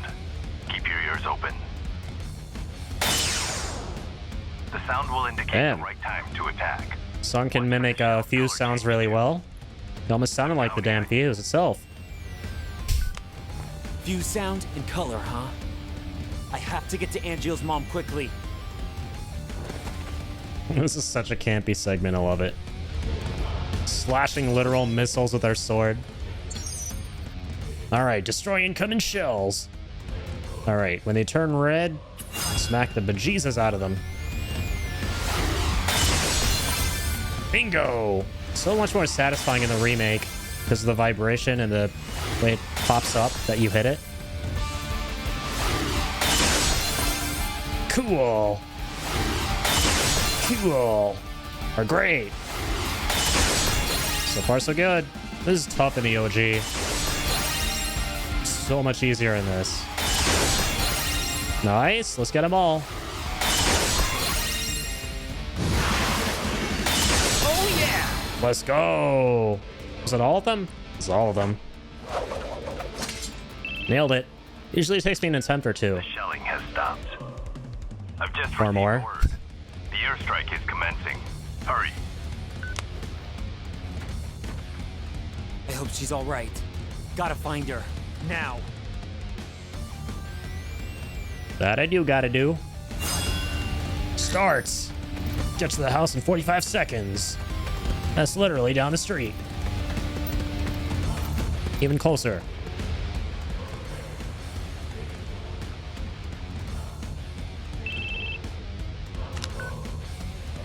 After some deliberation, I've managed to buy a little more time. Go do whatever needs to be done. Thank you, Tsung. Those shells are Shinra products too, so you'll be rewarded for destroying evidence of the company's involvement. Okay. About $1,000. And 500 more for getting all the shells.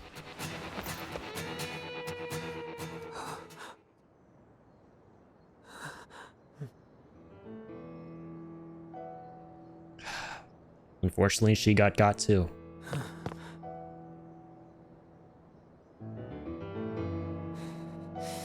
What the hell did you do, Angeal?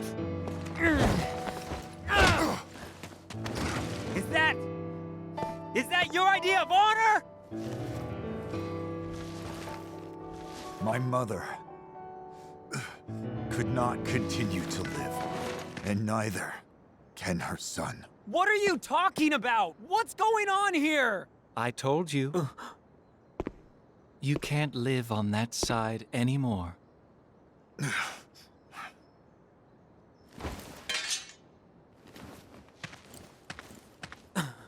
Angeal! Angeal! My friend, do you fly away now? To a world that abhors you and I? Shut up! All that awaits Shut you up! I'm is a warning you! somber morrow, no matter where the winds may blow. I don't see Sephiroth today, but are you game? What is this guy's deal? Speak to me like a normal person. Even Bahamut's more normal than you. Setting a goddamn UFO is more normal than the shit coming out of your mouth, Genesis. Alright, here we go. The summon fights are so dope always. Damn it! Activating combat mode. Combat mode hath been activated. I want to let him do some cool shit before I wreck him, because we all know how this is going to go down. Alright, Dion.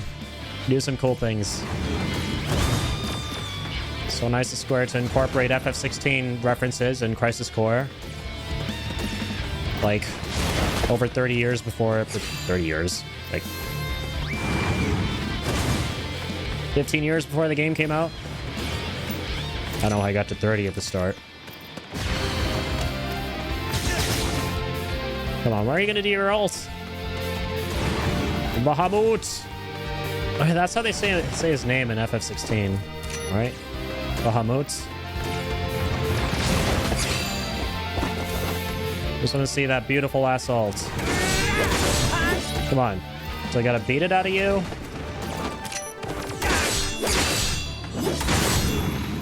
Don't make me do this! Alright. I'm gonna punch him in the pee-pee. Conflict resolved. Sorry, Bahamut. Oh, yeah.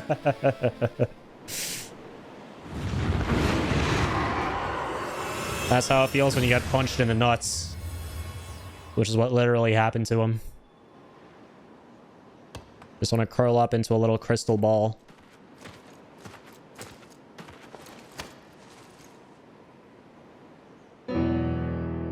Summons aren't meant to be used like this.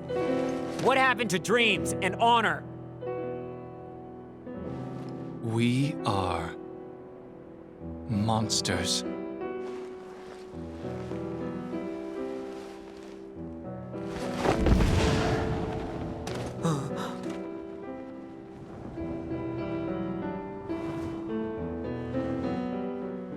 We have neither dreams nor honor.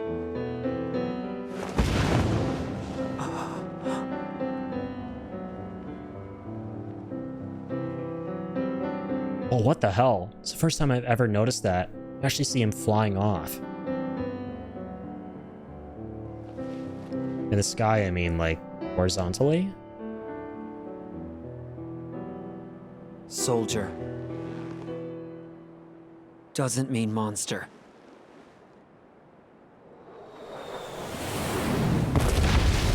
Rip, Zack got nuked. That's the end of Crisis Core.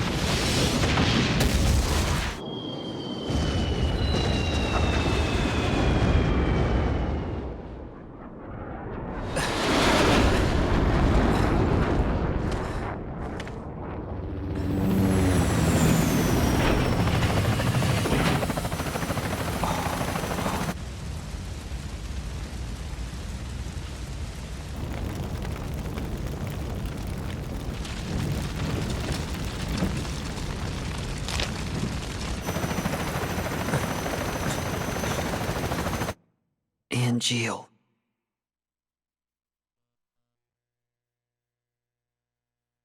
This game is so good, man. These cutscenes are so good. Despite these weird, funky, funny spots with characters like Genesis and stuff, ultimately what they try to achieve with Zack's character and where he needs to get and how he gets there, and how it shows his perspective towards Shinra changing slowly but surely, is so good. It's so unbelievably good.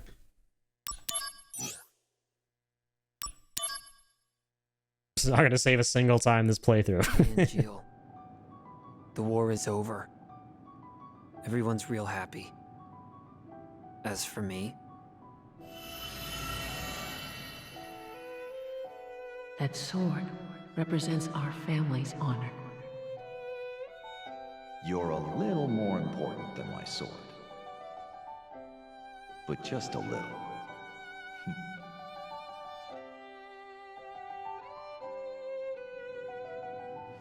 where did you go?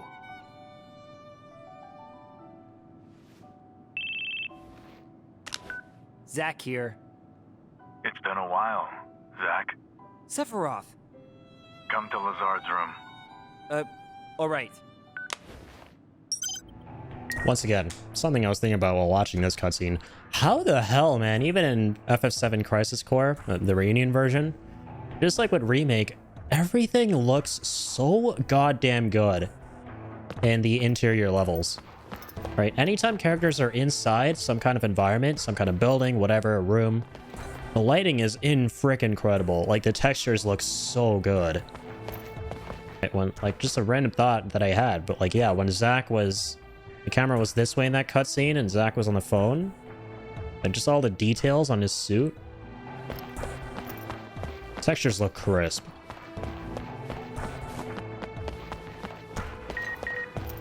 When you're outside in these games, your mileage may vary with the lighting, but when you're inside, game Zack. never misses a beat. So, the war is over. That it is. I'm sure you heard. I ruled. No, I didn't hear. The company reports don't mention you at all. Poor Zack. TV, they only talk about Sephiroth's bravery. But Sephiroth was in B Unit. Well, our heroes are chosen by the media. Dreams crushed. Oh, man. Alright, Soldier Director's Office. Sephiroth hogging the spotlight as always. That beautiful Pantene-ass commercial hair. Congratulations. As of this moment, you are promoted to Soldier First Class. I love this scene. Huh. I thought I'd be happier. Understandable. Too much happened too fast. Zack, I'm afraid I need your assistance again. Are you pushing another assignment on me? My apologies. Whatever. I'll fill you in, Zack. But before that, go to the briefing room and change into a first-class uniform. Here we go.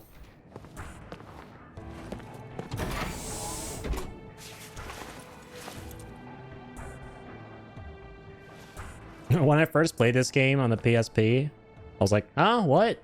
Do I need a magnifying glass? What changed?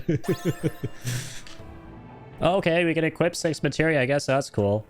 we basically went from dark blue to slightly darker and not so blue. Yes, very cool things have been unlocked. I do like how this game implements the... I think even the OG had them to some extent. In the gameplay changes that he goes through as a result of all the story beats. You are now authorized to use materia fusion. Whoa! Oh, so this... So what do I do? First, Forgot to open mention the this. main menu. You should now be able to select materia fusion. Best part of the whole game. Try fusing these two materia. That should give you a general idea of how the process works. If you have One fire and one blizzard. just let me know. Well, materia fusion, we had a field day with it on our last playthrough last year. So fun. Discovering all these wacky combinations and new materials that I'd never even known about growing up in this game. So fun. It's exactly what it says on the tin. You just merge two materials and make a new one. And you just get wild seeing all the different things you can make. But yeah, there's some basic ones, of course, like fire thunder equals ice, and ice thunder fire, and then, yeah, fire ice thunder.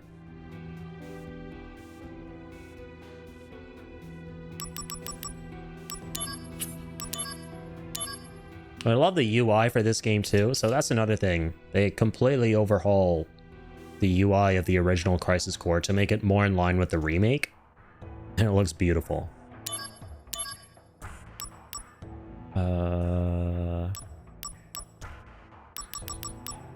One blizzard, one fire, one thunder. We did so much of this. So much of this last year to try and beat Minerva. I remember like going insane doing materia fusion to come up with very specific things at very specific levels. Like there are different levels and layers to this shit that I've kind of forgotten all about, but you can go deep with it. Oh, we didn't have to do that. I thought it was part of the... No, we did. Hey now, are you sure you know enough about materia fusion? I got it. That fist pump should tell you everything you need to know. Materia fusion is still That's how I'm going to respond to everyone in the future when they ask me if I'm okay with something. I'm just going to do a fist pump and refuse to elaborate further. Experiment. And if you make a new discovery, let us know.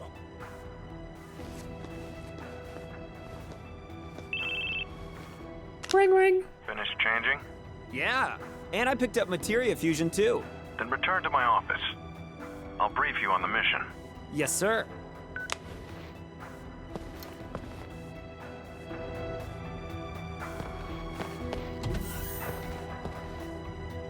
Yeah, the reason I love that last cutscene so much, where he gets promoted to first, is because this is what he's wanted all his life, right? To be in the upper echelon of soldier, and just to be in soldier in general.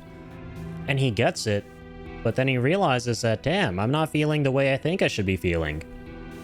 And it's just because of everything he's going through, right? He's just really jaded at this point. And he's about to go down that road even more.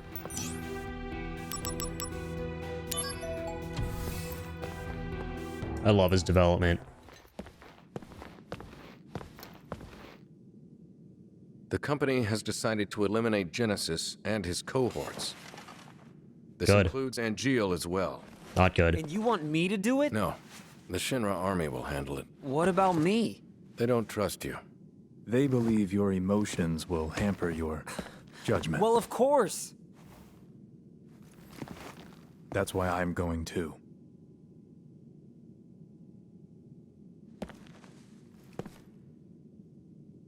To kill them?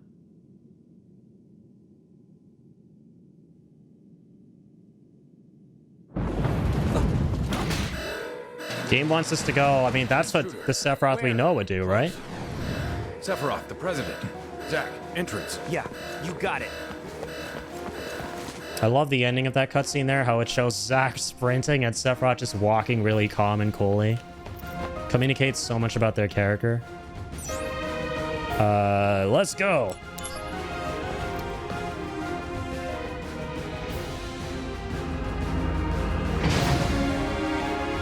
What the? It stopped? Hurry to the entrance. There's a lot of cool shit we can do around here, though. Like help people out, save them from mechs and mechas and other horrible chat GPT powered things. Why are Shinra weapons attacking the Shinra building? This is the first time we hear the OG FF7 combat theme, by the way. Is this Genesis' doing? I love this game's remix of it. Activating combat mode. Conflict resolved. Later!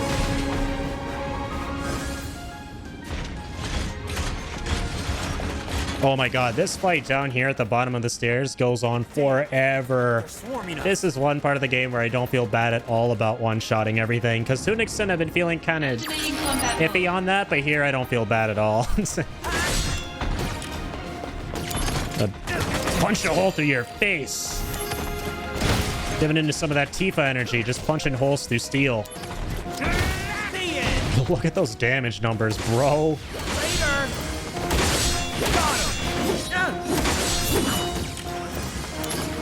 Hiya! Not enough explosions. We gotta add more explosions to the mix. Not like you guys haven't been exploding anything around here. Conflict resolved.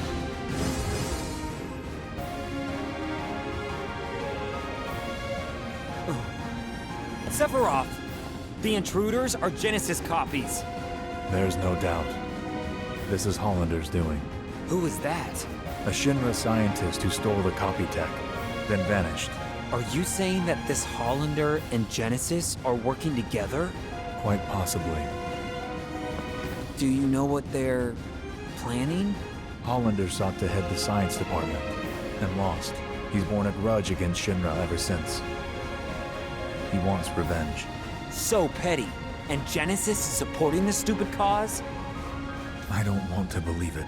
Well, then don't. Agreed. Now, Zack.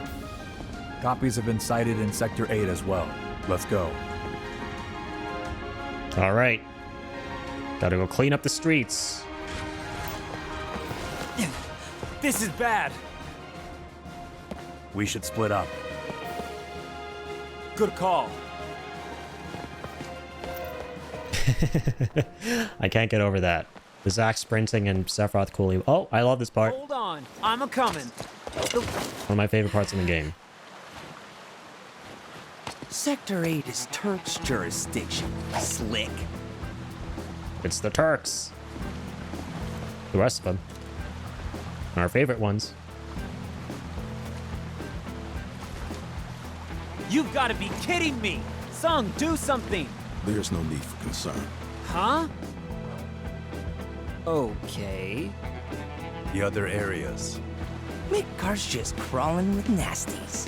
Soldiers having difficulties. Reno, rude. Just say the word. Go. Yes, sir.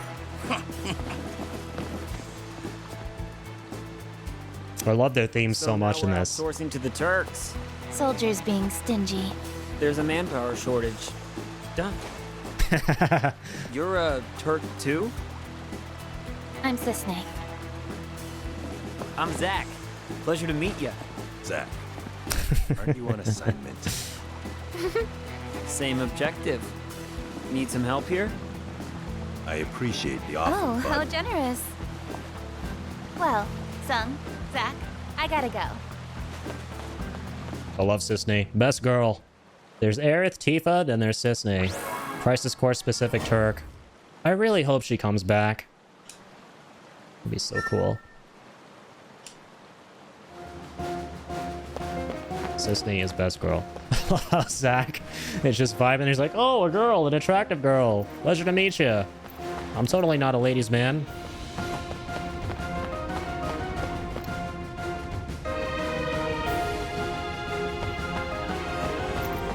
Oh my god, I love Loveless Avenue, especially in this game. I don't love what's happening there, but I love the way this looks. Just everything about it. And yeah, for those of you who don't know, this is where FF7 begins. With Aerith standing up there at the end of that alleyway, and then walking out here, and then the dollies zoom out to show the whole city. That's where we are.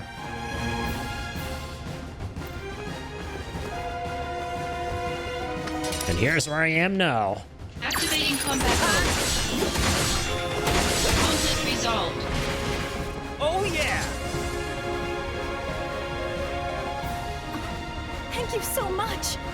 Just up ahead, a really cool older girl came and saved me. But bad guys with big weapons came too. That young lady gave us time to escape by charging out alone. Please, mister, I'll give you my favorite treasure. So please, help that girl. Yes, please. Alright, citizens, calm thyselves. They call me One-Shot Man Zack. And I intend to live up to that name. With my fist. Activating combat mode. Later! Conflict resolved. To live up to that name I did. Thanks, man. I need to rename myself to One Punch Man, not One Shot Man. Given what just happened there. Okay, cool. I help the citizens, and they're giving me things. Thank you. Bye. I don't know why I'm doing this shit. I don't want to be doing side shit on this playthrough. I just felt bad. I just felt bad for those NPCs. It's like I had this obligation to help people with my powers. With great power comes great responsibility. Gotta help them with my one-shot powers. It's Genesis! Genesis! No, they're copies? A copy. Activating combat mode. Oh, I like this enemy's attacks a lot. His ultimate. It looks cool as shit.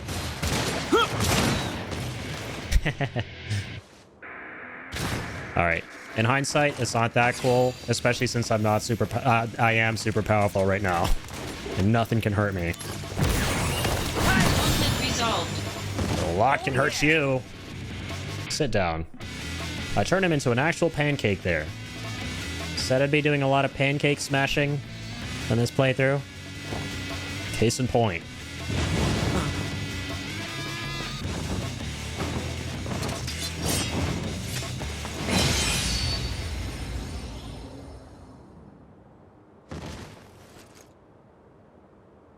Just deleted that Control-C, Control-V. Oh, price of freedom. When I was a kid, I always wanted to have wings, Most iconic theme in FF7 Crisis Core. like an angel. It's the first time it plays. If people had wings, they'd be monsters. Wings symbolize freedom for those who have none. They don't symbolize monsters.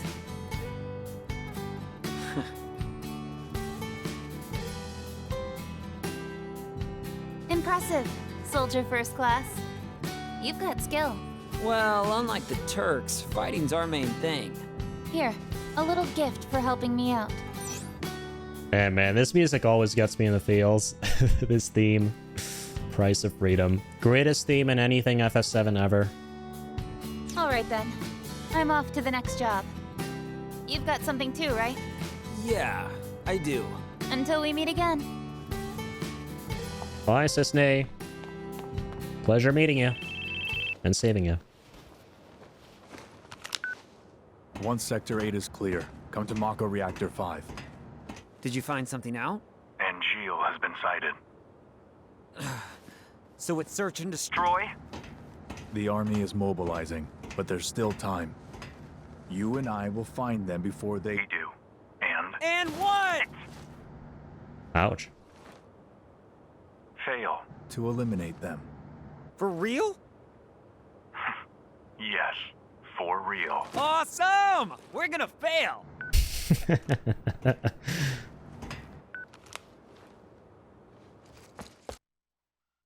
Best day of Zack's life. Doesn't have to kill his best friend. Hey, Sector 5. You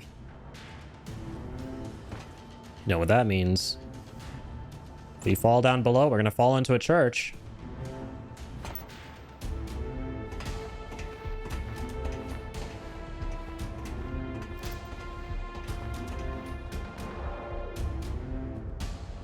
Unless, of course, we fall into a vat of Mako. That would be kind of bad. Oh my god, these enemies, man, are so annoying. You're playing this game for the first time. They hog up a good amount of your playtime. This whole area in general. And the way you have to traverse through it. Creepy ass enemies. Is that Angeal's face? It appears Genesis isn't the only one who can be copied.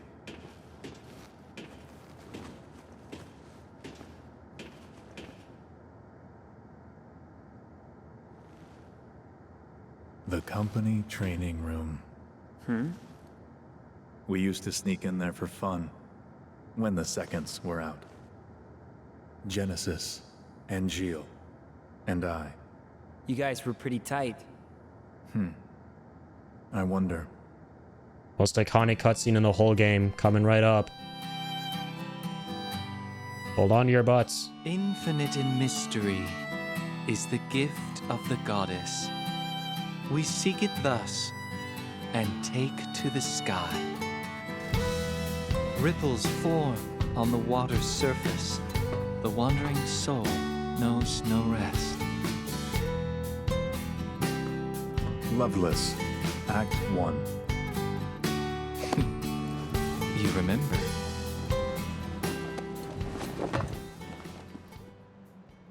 How can I not, when you've beaten it into my head?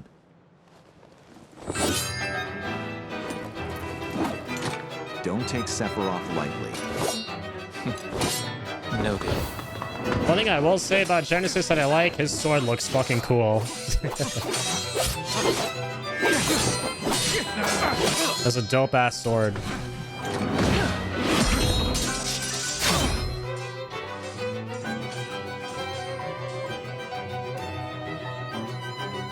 They're on Junon Cannon.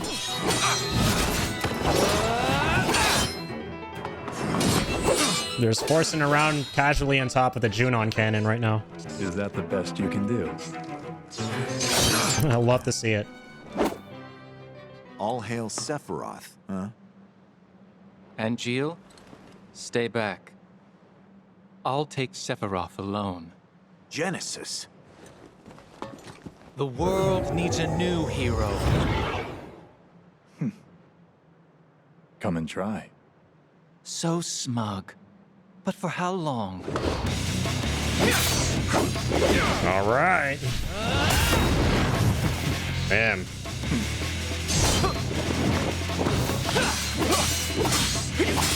Genesis putting his money where his mouth is.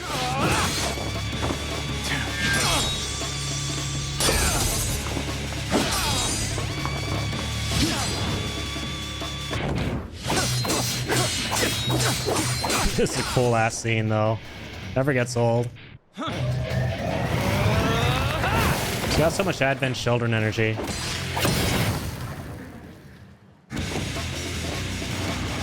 Like straight up a movie scene.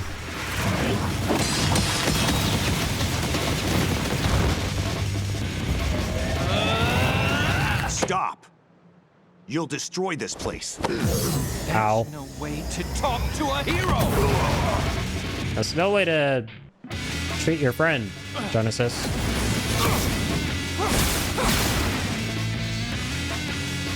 I don't know about you guys, but I wouldn't burn my friend in the face.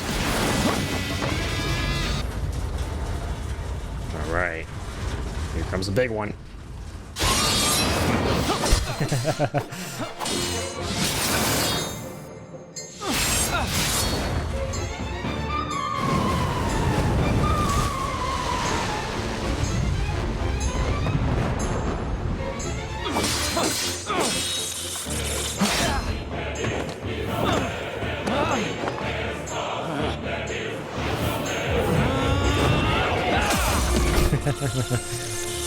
One-winged angel will never not be cool. This Sephiroth's goddamn theme, man. Enough! Angeal. Out of my way! Genesis, can you stop trying to light your best friend on fire? Genesis! It's kind of fucked up, bro. Serves you right. Just a scrape. I'll be fine. Don't worry.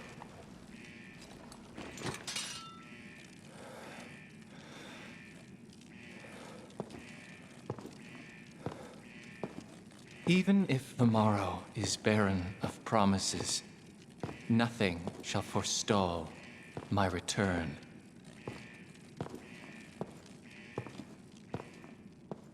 All right, whatever. Weird, pretentious, wacky theater kid. Was everything all right? Yes. As far as Genesis was concerned. But as for Angeal... Angeal? What happened?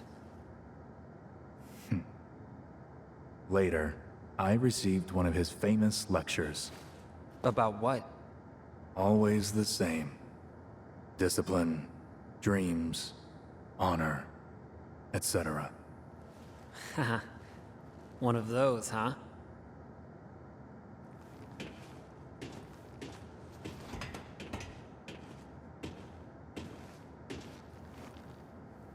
So it's true. They're in league with Hollander. How could this happen?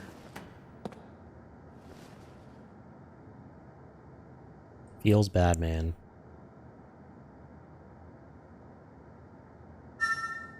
What I love about that cutscene is it reveals they were in the soldier training room the whole time. It's such a small room. Like, I've always tried to wrap my head around that. So, like, when they're training in that simulated environment, which is massive, right? They've got the whole world to themselves, seemingly. When they kind of, like, zip around all over the place, like, what does it actually look like in that tiny room? Am I the only one wondering that right now? Does anyone have a concrete answer for that? I feel like I've never seen anyone else question that. And now I feel kind of stupid. Like, maybe there's something I'm not seeing that everyone else is seeing. And Jill, what are you up to? Where are you? Very good questions. To which we will be getting the answers. Activating combat mode. Right after tangling with you. Oh yeah! Let's switch some shit up. Try some other stuff out. Instead of wall, why do we still have wall on? Come on, Zack. Let's put on one of the other punches. Costly punch. Most OP flippin' punch.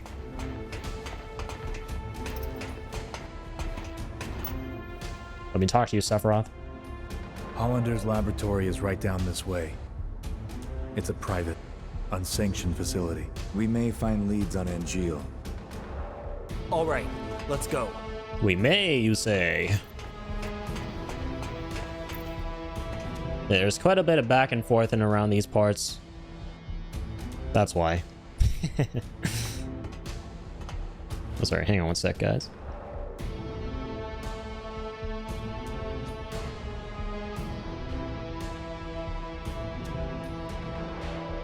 Just gotta check something important. Semi-important.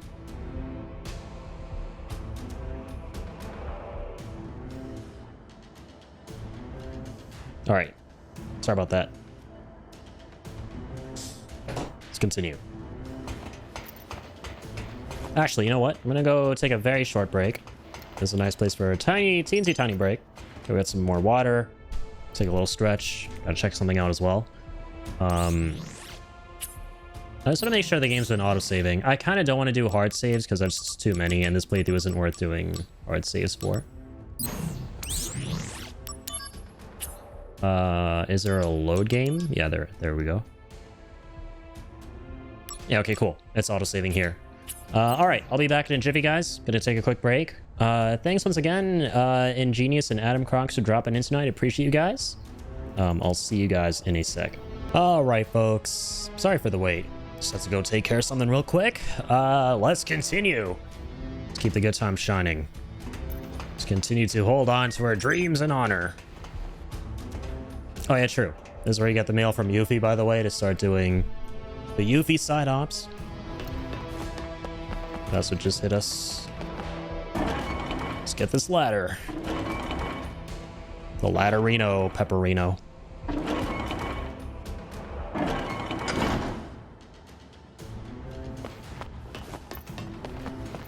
Activating combat mode. Out of the way. Get out of here, weird.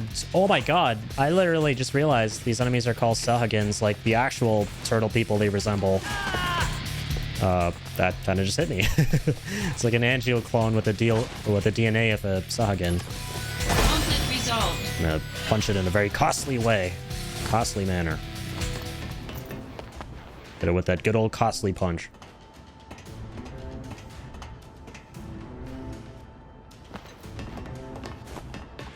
There's a big old reactor. It would be a damn shame if something happened to it in 7 years. Ooh. I'm just gonna hold on to energy for dear life on this playthrough. Powerful ass range spell.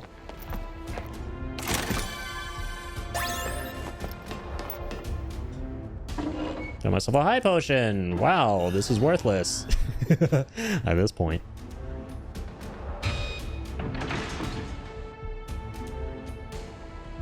All right, Sephiroth, I opened a door. You can go through that door now. Doors are meant to be opened. I'm sure you already knew that.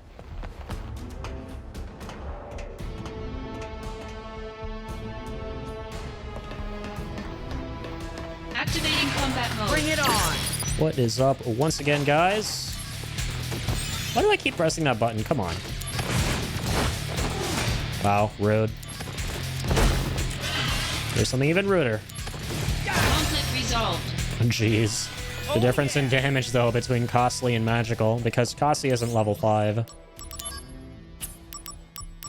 Let's change it up. Oh, we have enough room now for the other 2 slots. What about accessories, though? That's still yet to come. No, I think that's actually through completing some missions, though. As opposed to getting to a certain story beat for the other 2 accessories. What the heck is Rebirth? Well, it's probably, Phoenix. Flare is busted. I'll just equip all the dope shit. Energy, flare, gravity, hell magic. What's Iron Fist? Special attacks ignore physical defense. Goblin Punch. Is that the one that steals money? Or expends money for damage? Oh, expends money for damage is Guild Toss, obviously. True, true, true.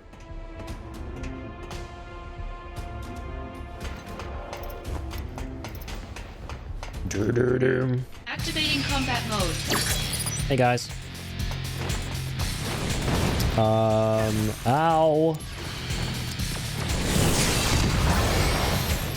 Conflict resolved. We're holding on a flare.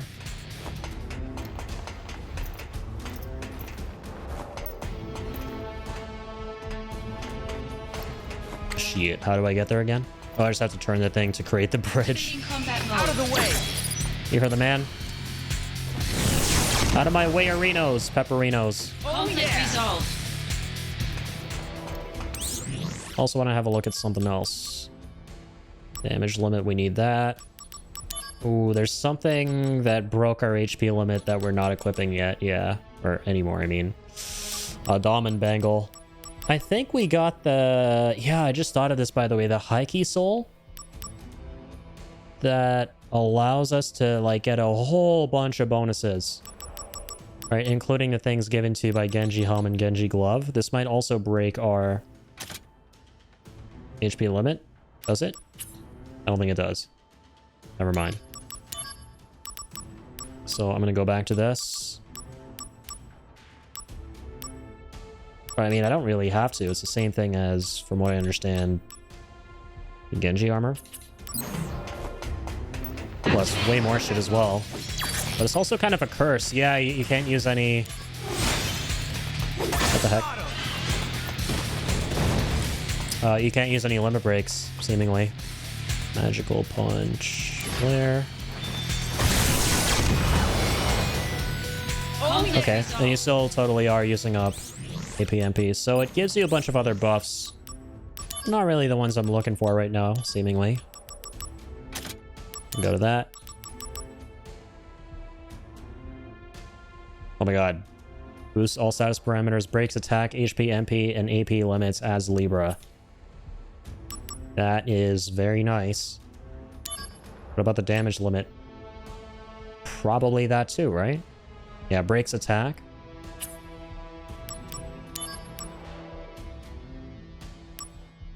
Okay, the only thing it gets rid of is criticals. So only slight trade-off. I don't know if it's worth making that trade-off, though.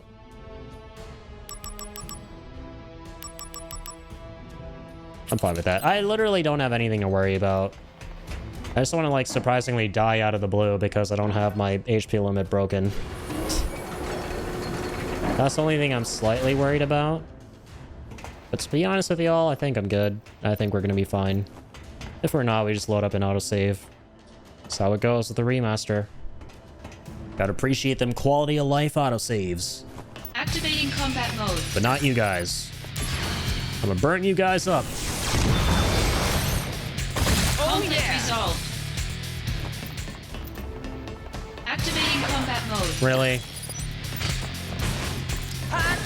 Let's hit him a goblin punch. Later. I love how you steal at the same time, I think. Good work.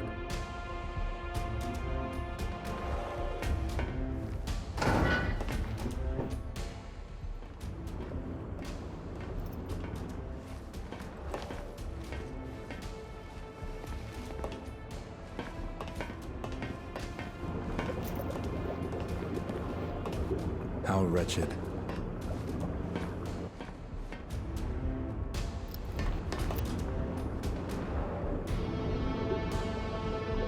Wretched indeed. It's like Sahagan combined with Angeal's DNA. There's a monster inside. Is this where they make the copies? Looks like it. That's a Control-C, Control-V machine. Actually, we gotta pick up all of these notes. Yeah, they're talking about the process of creating soldiers, right? And this is through approach G, which creates soldier type G, which was headed by Hollander, who was kind of a dumbass. I'm getting woozy. It was shortly before Genesis left. The wound was superficial, but for some reason, Genesis wasn't healing. The man who treated him was Hollander. Professor Hollander, how is Genesis? The problem is the Mako energy that seeped in through the wound. Is it treatable? First, he'll need a transfusion.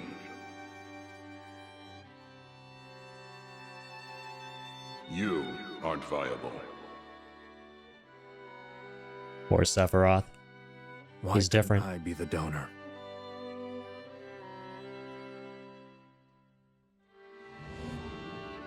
What I like, by the way, is how Hollander looks like Angeal. That's kind of relevant. A soldier, type G. Cool little detail I like.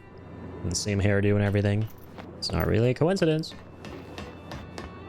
These are highly classified research documents, taken from the science department. Project G, degradation, and ancients.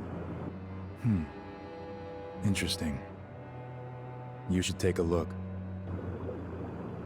Yeah, so what I like about Remake, another little thing, is how they incorporate some of the lore about Project G and G soldiers from Crisis Core. And there's a little tiny Easter egg to that stuff from one of Hojo's lines in passing.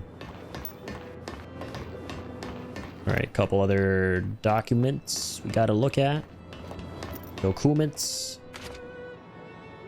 The Ancients Project. It is now an undisputed fact that life form excavated from the Earth is indeed the ancient race spoken of in legend. Furthermore, history records that these ancients channel the power of this planet to tear the Earth asunder. Using the cells of the unearthed ancients, we have begun research on creating and mass-producing a race with comparable abilities. The primary objective of this research is to significantly reduce Mako excavation costs. We're trying to recreate a member of the ancient race. These are highly classified research documents. Oh, my mistake. G. There are a couple of others.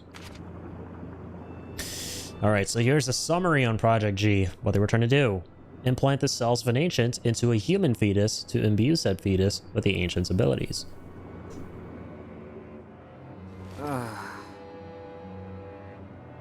It was Hollander's experiment. The result was a normal child, which meant he failed. However, And then that's part 1. We read part 2 first. Let's read this one too, sure. The heightened abilities of soldier members are maintained by a delicate balance of various genetic factors. A change in this balance could only be caused by a leak of genetic information, but this is not possible under normal circumstances. This phenomenon is unique to the soldier type G.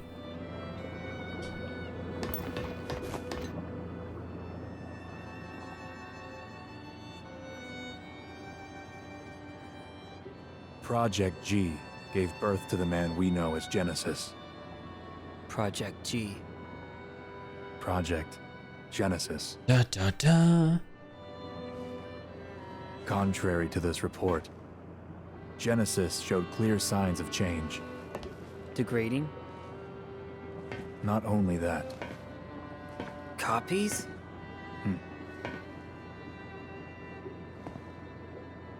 Abominations. Sephiroth. Hollander, I thought I'd find you here.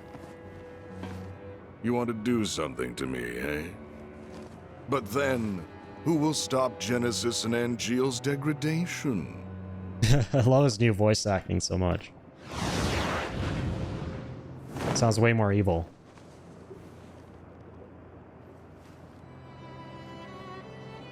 Genesis.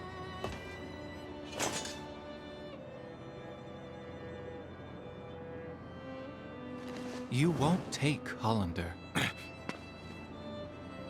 Zack, go. Yeah. Alright, Holly. Let's play tag.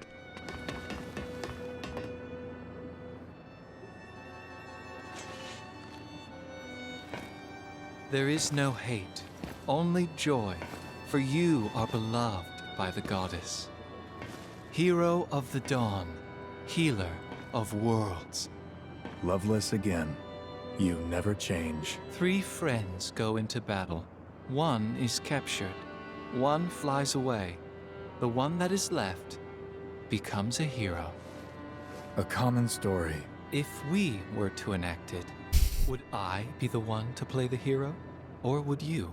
It's all yours. Indeed. After all, your glory should have been mine. How petty. In hindsight, perhaps. Now what I want most is the gift of the goddess.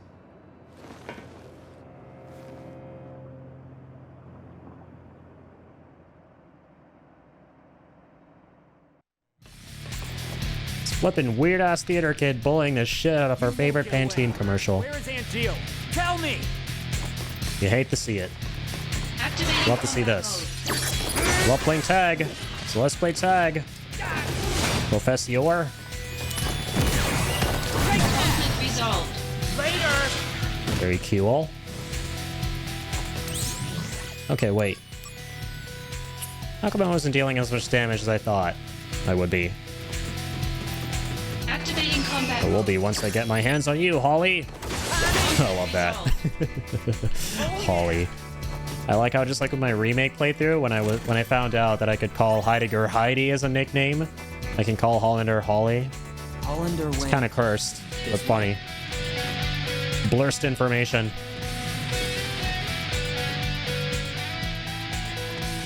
This music sounds the most similar to the OG Crisis Core. This theme in particular. Activating combat mode. Bring it on! Do-do-do-do-do-do-do. I just wanna punch you in the face.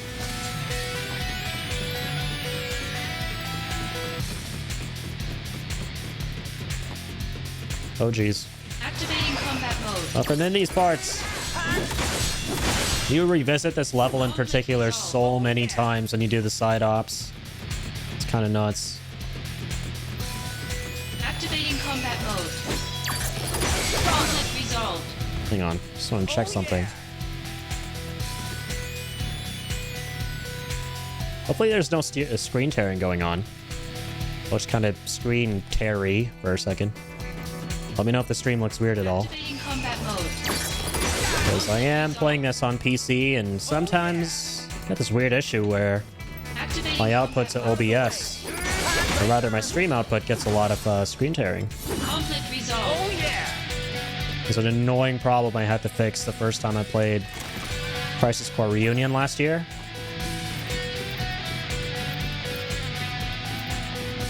You're an annoying problem I gotta fix too, Hollander. Ouch. Not before I deal with these. Ow.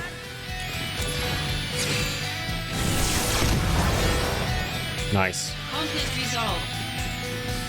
Nicer than nice. Activating combat mode. You want to see how many I'd punch through at once?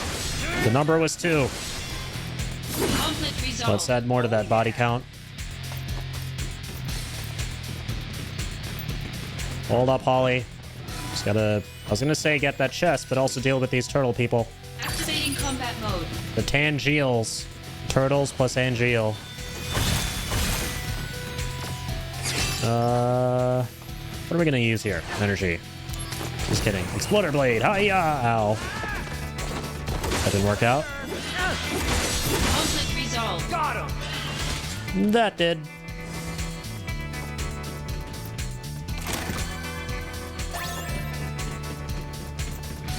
Do-be-do-be-do-be-do-be-do.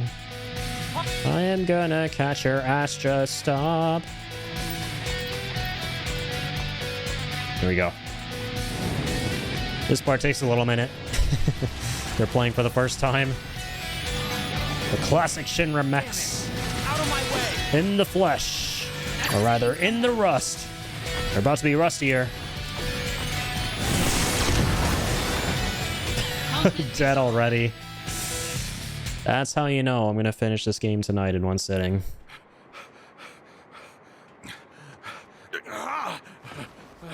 Hollander, do you understand what you're doing? That's a Buster Sword. Working for Hollander now? What is it you're after? World domination. That's not even funny, man. How about revenge? For what? Angeal!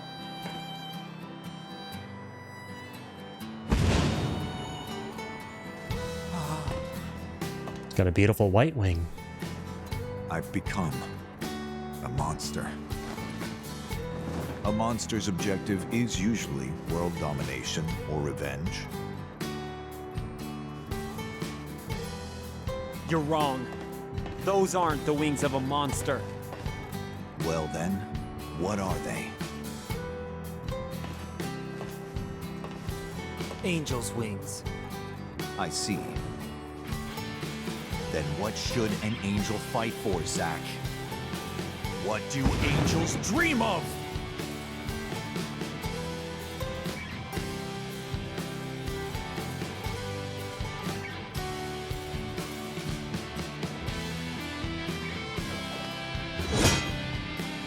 Angeal. Angels dream of one thing.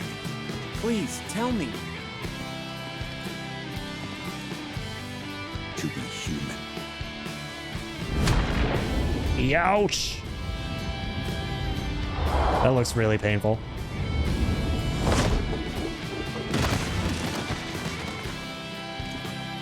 There's a strong-ass punch.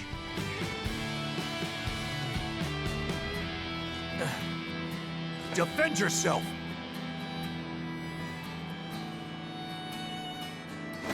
I'd love to, but I can't control Zack right now, Angeal.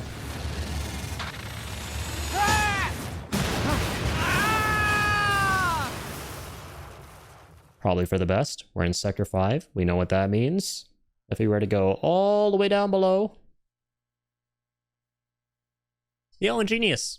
Welcome back, man. My internet service provider detected fun. Oh, no. Glad you can come back, though. Welcome back. Back in time for Cloud to get walloped. Zack, I mean, sorry, I'll scramble now. It's all good. It's all good. I mean, hey, that is a part of Final Fantasy VII, right?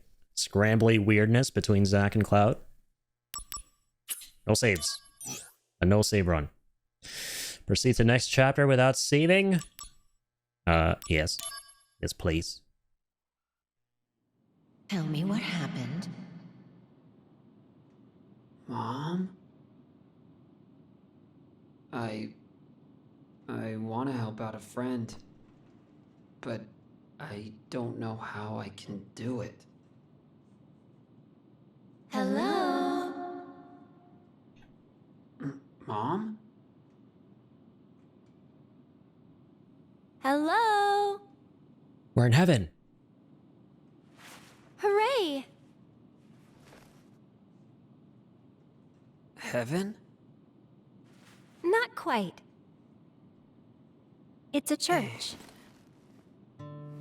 Hmm? An angel? No, I'm Aerith. You fell from the sky. Huh? Scared me. So you saved me, huh? Not really. Hello? That's all I did.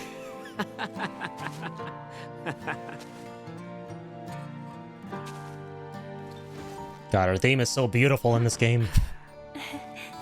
Thank you so much, Aerith. I'm Zack. I have to repay you somehow. Don't worry about it. No. Aha. Hey, how about one date? What is that? Don't be silly.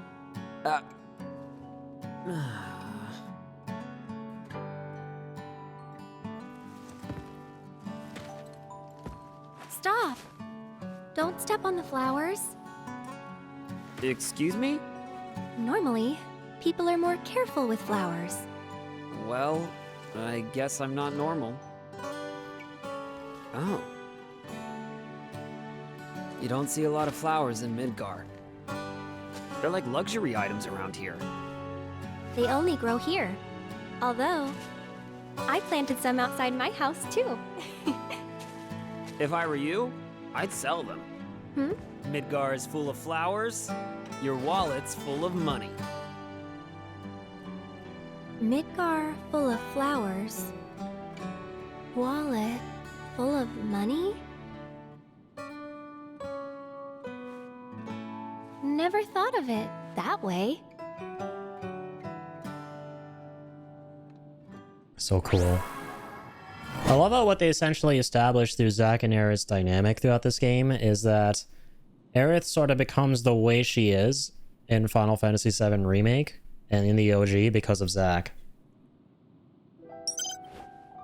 It's one of my favorite parts about their relationship. You start to see where a lot of her traits sort of come from. It's so wholesome.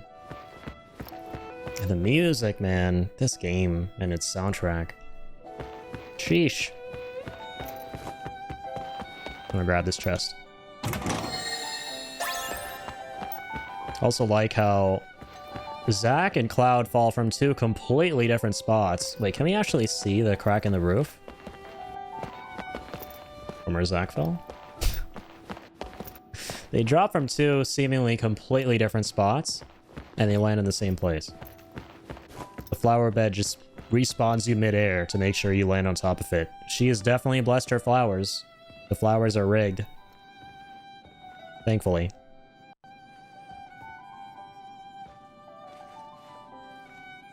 Are you always here? So, where are you going? Don't know.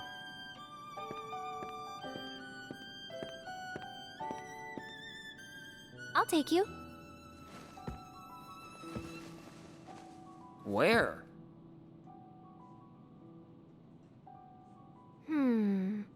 Dunno. You just want to spend more time with me. Yeah. Huh? What?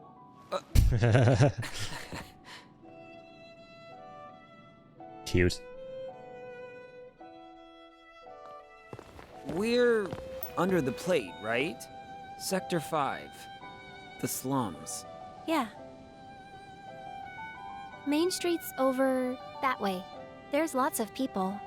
And you can go above. Ah. Well, I should be good once I make it there. All right? Lead the way.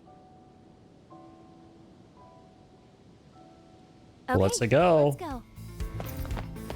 Pretty interesting Flower Girl tour guide. Surely she's not important at all. And she's only going to be in this one tiny part. I like looking up there because it's essentially all the scaffolding and the rooftops that Cloud and Aerith kind of go across in Remake. Kind of cool.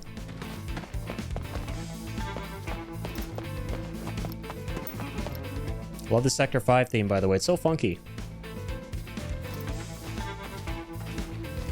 Ah! Monsters! So are these guys. Zack, let's run! Don't worry about it. I'll protect you. I've got this. You've got this? Oh yeah. Stay back, okay? Just got my promotion, madam. Activating Been combat. promoted to a first. You know what that means? Conflict resolved. Well, all you need to know is one is You're it's actually smaller the number than two. So that's not really that good. You're so strong. Strong. Like a monster, right? Zack, what's wrong? Nothing. Now, let's move.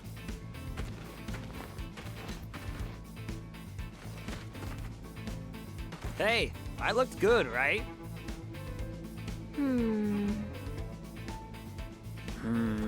What?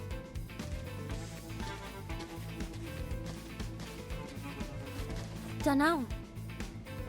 Come on, flatter me. All right, Zack, let's go. Hello? Funny stuff. I looked good, he asks. Looked past tense. Zack, you're a fly, man. You'll always look good.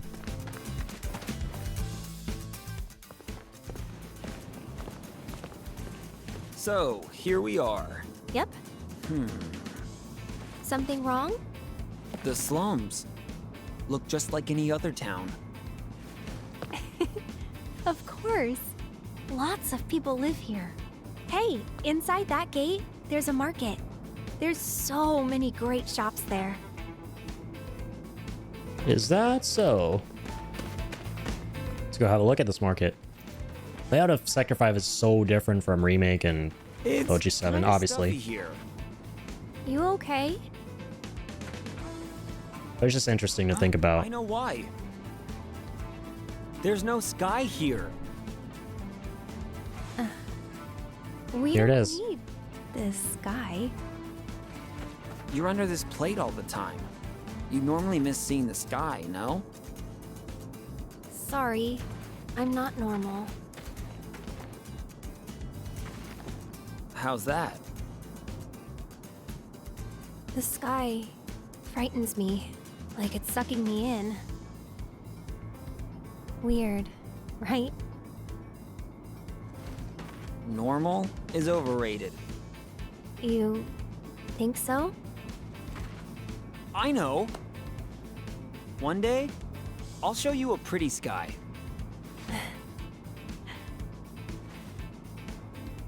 It won't be scary. Trust me, you're gonna love it.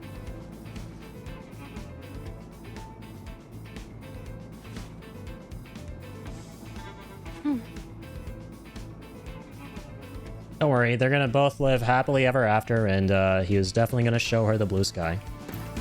But I love it because this scene right here is what her final line in Remake was a callback to, that I was kind of talking about the other day. Hey, wait! Her last line in Remake is, "I miss it, the steel sky." It's a callback to this scene in specific. Love it.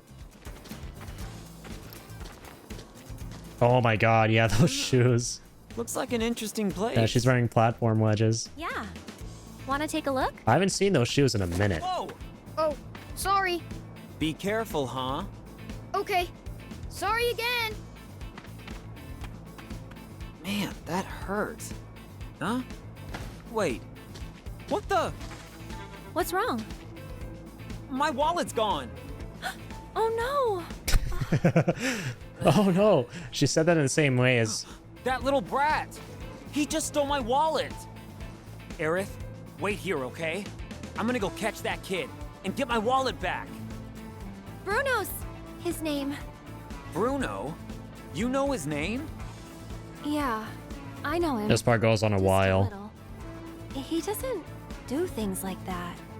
But if he really stole from you, I'm sure he had good reason. You better. I'm trying to finish this game tonight, I'll wait Aerith. for him. Zack, you wait here. Better have a damn good reason for holding me up.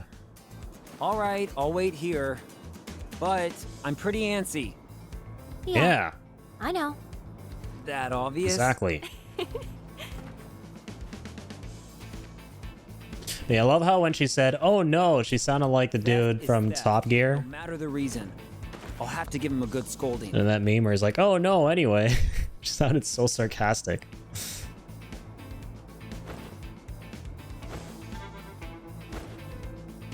That's it. It's my wallet that was stolen. I'm gonna look for Bruno too. I think he went that way. Yeah, so remember there's some funkiness in this part. Like, you can sort of approach this scenario in a couple different ways. So you got a couple different trophies or something like that. It's interesting. I wish I could leave. I so wish I could leave. This part is a teensy bit padded out. I kind of ask around. Might skip some of this dialogue. If you need material... I am a carpenter that travels. Anything from gifts for your loved one. If you need it... Oh yeah, this guy, by the way, funny story. The Sector 7 bar where Tifa works isn't built yet, and he has a hand in its construction. He's not going to talk about that right now.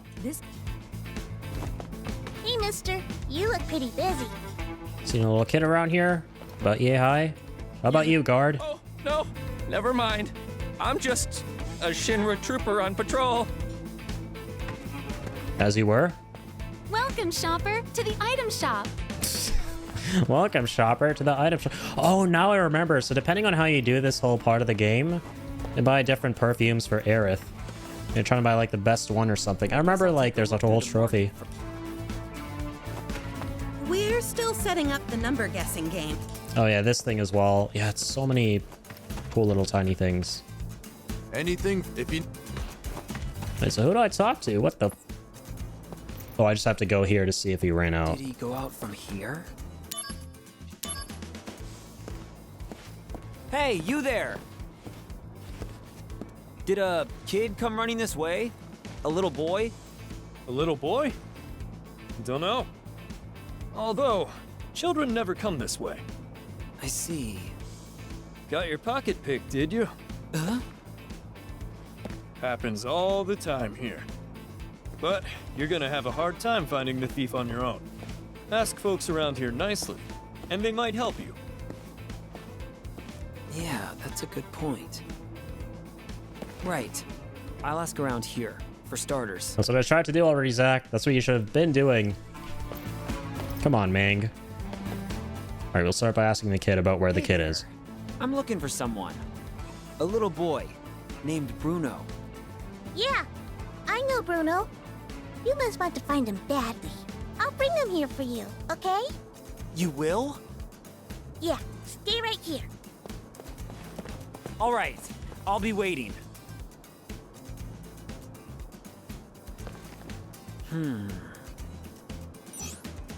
I've been tricked. Ugh, that's it.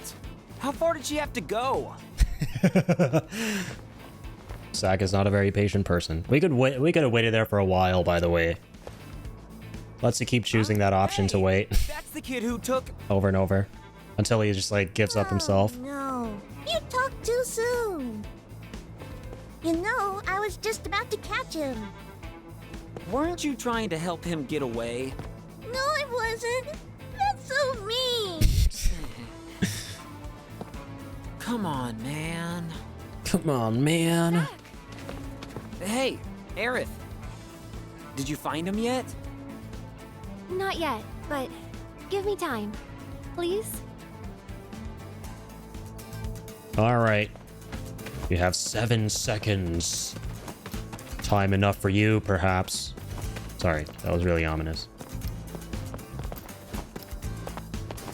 trying to remember how to do this as fast as possible. Do you just have to like talk to everyone, or is there someone in specific who you can just talk to and that's it? They'll tell you. I wonder why the guard isn't an option, right? Like, that's the first person I would ask. I would ask security. Hey, kid. Was it you who took my wallet, by any chance? Oh, come on. You saw. I've been here the whole time. Oh, yeah. You're right. I'm sorry. It's fine. You got pickpocketed, right?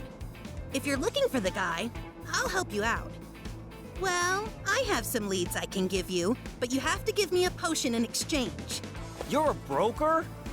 You can't get something for nothing, mister. But trust me, my information's good. All right. Thank you. Take it and run. I have like 98 of them. Hey, he's right behind you, mister. Lies. Huh? What gives? He's gone. Hey, if you know where he might go, tell me. Huh? I just gave you some information. If you want to know more, give me another item. Give me a break. We keep giving him items. Thank you. Oh, look, there. Really? Where? How long does this go on for? I forgot about this. Hey, kid.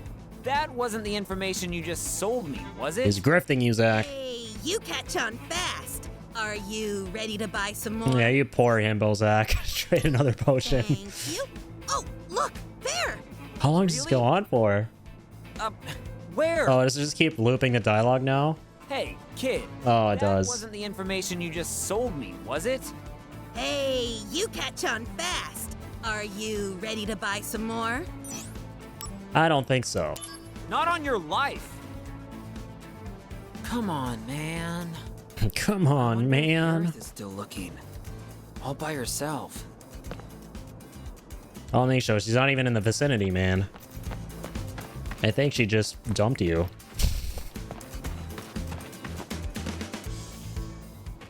Excuse me.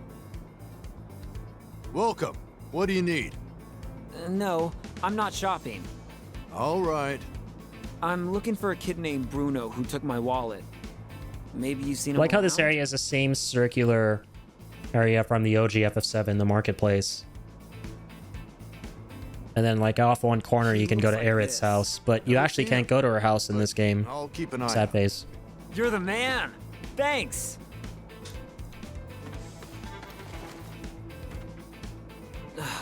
Where did he go? There he is. Hey, mister, that's him. Get him. Whoa, whoa. This gets pretty fast. Hey, what's the deal? He's gone. Damn it. Yeah, sorry. I'm really not that quick on my feet. You had no intention of chasing him. No, that's not true at all. Come on, man. He keeps repeating the same exact line. I'll come back. That's funny. Hey, Aerith, Zack! did you find him yet? No. But give me more time. I'll find him. Sounds good to me.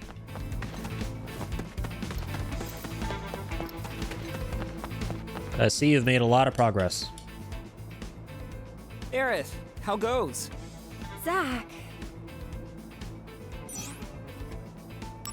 Oh yeah, so if you do this, you can do a couple extra things to try and get the best perfume or something or another. There's some hidden side quest thingy-mabobber here associated with a trophy. Good thing I have them all. There's no need to look so worried. It's just bad luck. Hey, why don't we look together? But... Don't worry about it. I'm not gonna yell at him straight from the top. I'll ask him why he did it. And I'll forgive him if it was for a good reason. Really? Yes, really. Totally. Let's go look. Yeah, but we still have no leads. If Bruno needed money, he should still be around here. Yeah. Then you stay here and keep an eye out. I'll go take a look around town. Let's try that, okay?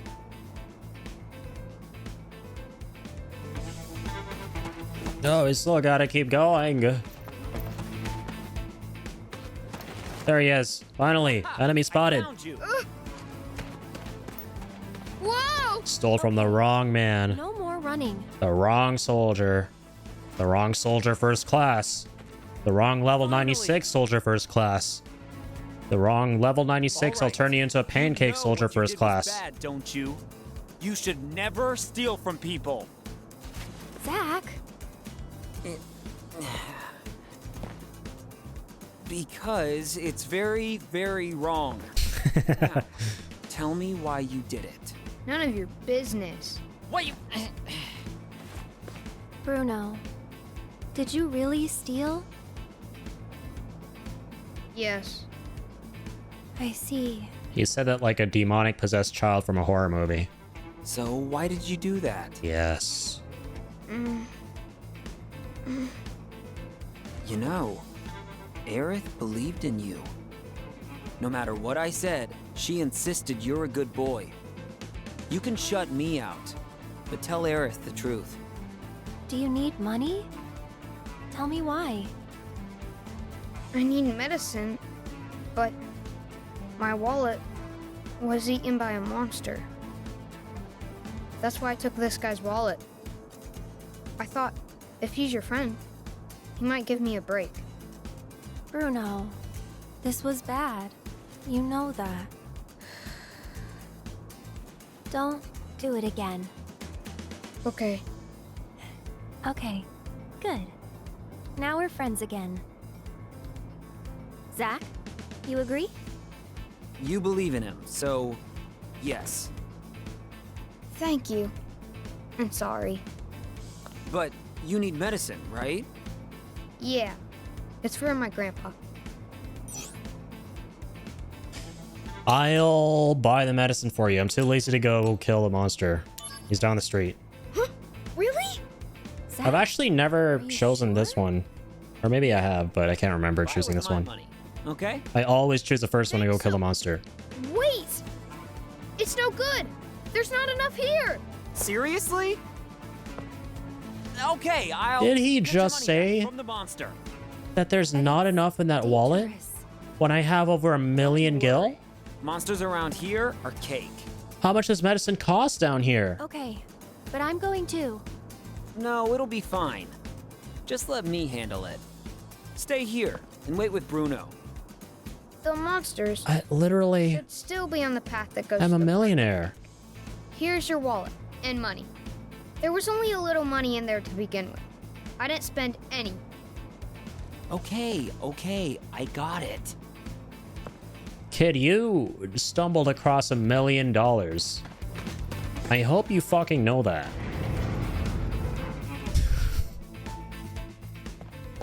Kid, I regret to inform you, sometimes it's just grandpa's time. This way. Dude, like... Get back inside the gate now! Monsters! Coming Stole out of a the wallet with 1,000,001 gil in it. The park. Literally. All right, that's gotta be them. You could buy the whole shop. Right! Everyone's fled! You could buy the whole of Shinra Have to turn back now. with how much money I had in that wallet. They owe me some Forget money. the medicine. So I have to go over and collect. What the hell are you talking about, guy? Relax. Don't worry about me. You know, you should get behind that gate yourself. I love how that whole sequence, that whole last sequence, was just an elaborate ass way of getting Zack to go kill a trash mob. Or a couple. This is them. Bruno's wallet, here I come. Activating combat mode. I'm angry. Wasted my good time on that shit. I'm gonna kill you in the most... Okay. I'm gonna have to wait. I'm gonna kill you in the most horrible way possible. The solar flare. I'm gonna take the universe with me here.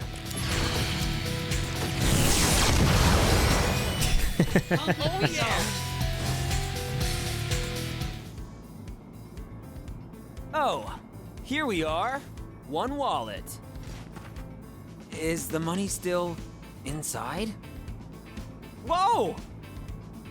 That's way more than I have. And we're already millionaires. Okay. Wow, you really got it back. Okay then. Amazing. Ugh, it's so sticky. Stop complaining. At least you got it back. Zack, Why is this kid living down here if he's more rich? If he's richer than a No millionaire? problem at all. Piece of cake. Thanks a lot, mister. Call me Zack. If you need more help, just ask.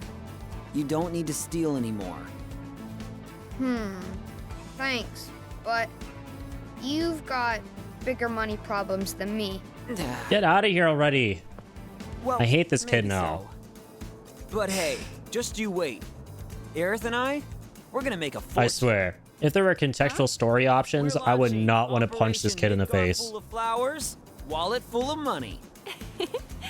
I feel like punching him in the face right now. Midgar? And I full don't of condone flowers, punching kids in the and face. wallet full That's of not cool. money. Don't do that. Aerith, for real? Yeah, for real. That's why, if you're in trouble, we can help you. All right, I'll come talk to you. Okay, mister. Aerith, thanks. That's right. Scram. Hey, Zack. Did you mean it? Selling the flowers? Of course. There's no turning back after this. Zach, why are you dicking around? Just give her a small loan of $1 million. Wagon? You don't need to do any of this flower selling business. Flower wagon. With a wagon to carry lots of flowers, you could sell them all over Midgar. Oh, not feeling it? No, it's great. Let's do it. This is actually such an entertaining part of the game, just for the simple reason that there's so much dissonance between the gameplay and the story here. I mean, look at the bottom left of that screen. Look at that. You're telling me that's not a lot of money? In what world?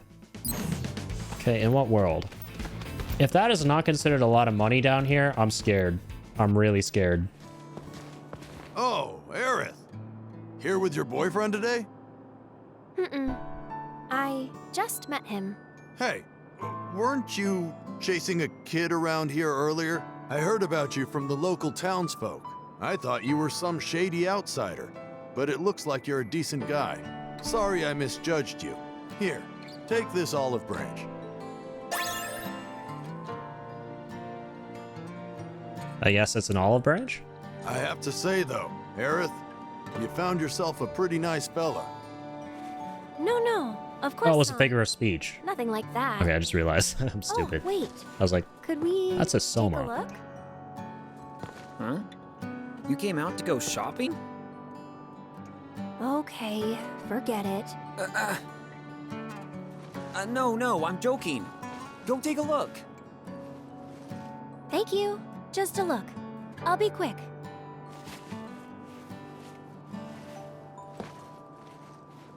That thank you was adorable. Do you like this store? Yeah, it's fun just looking. Hey, Aerith, Uh-huh. to pay you back for that hello, I'll buy you something.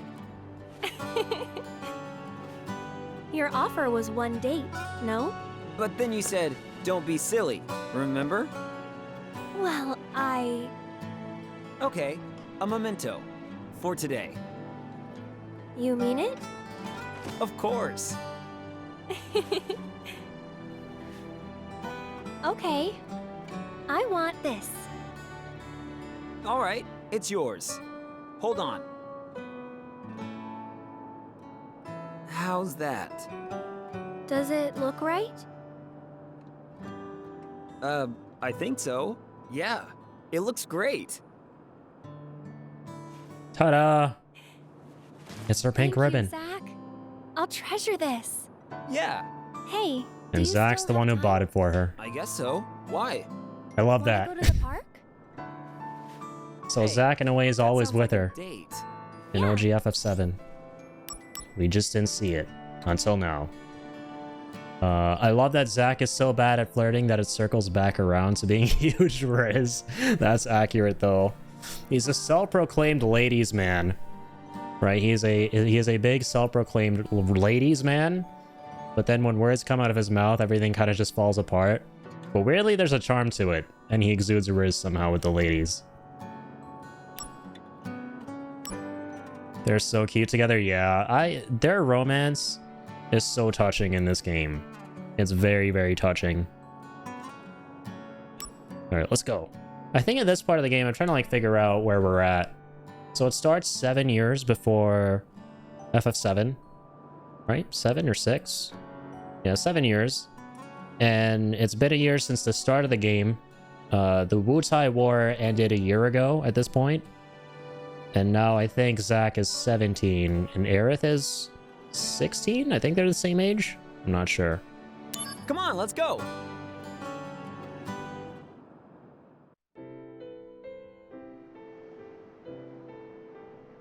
I think she's a year younger than Zack. So, ever meet any soldier members? Maybe. Do you think that they're happy? What do you mean? Heroes to children, protectors of the peace. But they're not normal. They get some kind of special surgery, don't they? So they say. Normal is best. I think so, at least.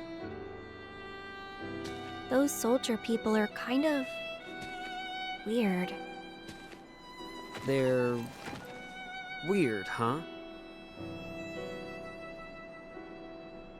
And they're scary. They fight. And they love it.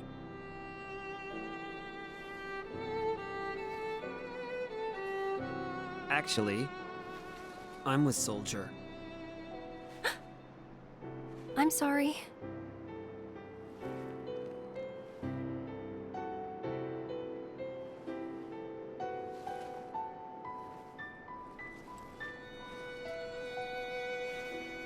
So pretty.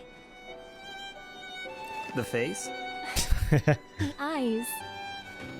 You like them? Then take a closer look. Eyes infused with Mako energy. A soldier trademark. Oh, you. Color of the sky, right? Uh-huh. But not scary at all. I'll admit, things haven't been normal at all lately. What about you, Aerith? How's your life going? I was thinking it would be a normal day. But then suddenly, some guy fell out of the sky. That's not all that bad. Haha.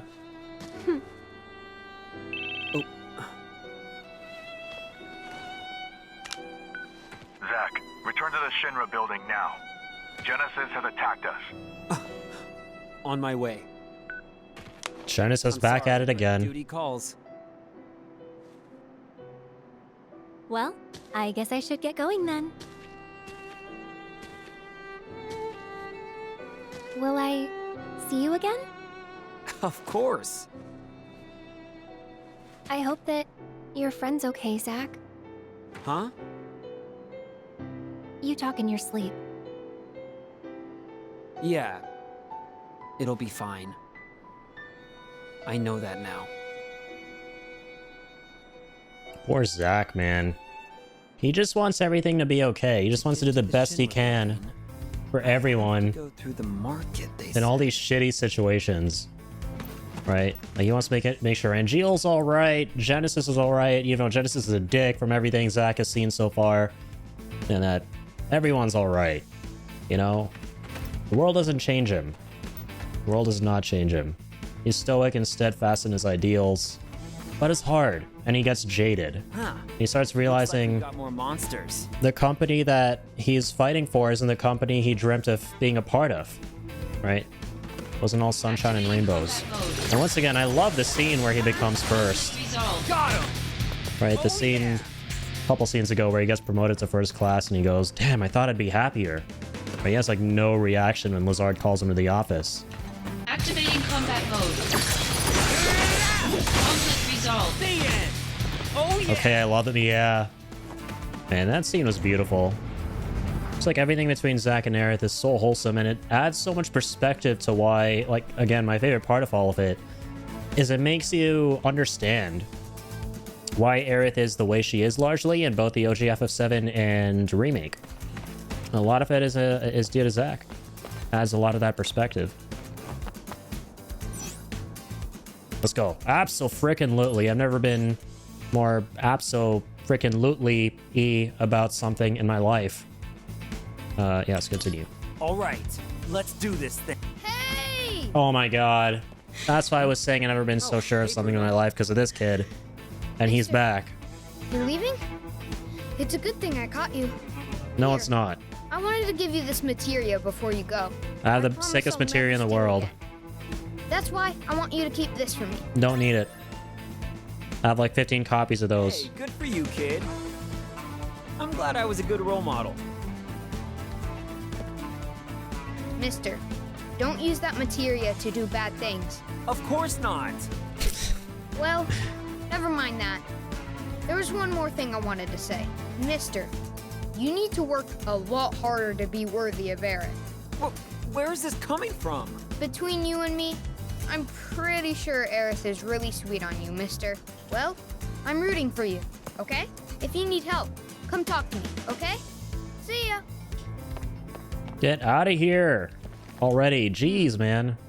Looks like I gained a lot of trust. Well, I'll hold on to this materia then. Toss it in the trash, Zack. I have like 15 steel materias.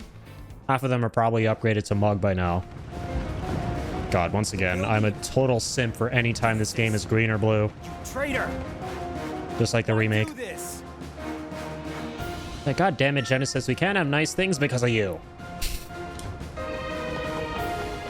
See, this is what spewing forth arbitrary lines of poetry as a weird, pretentious theater kid results in. Okay, well, I'm not really looking at anything too bad right now. For some reason, I thought there were flames and horrible things going on around me.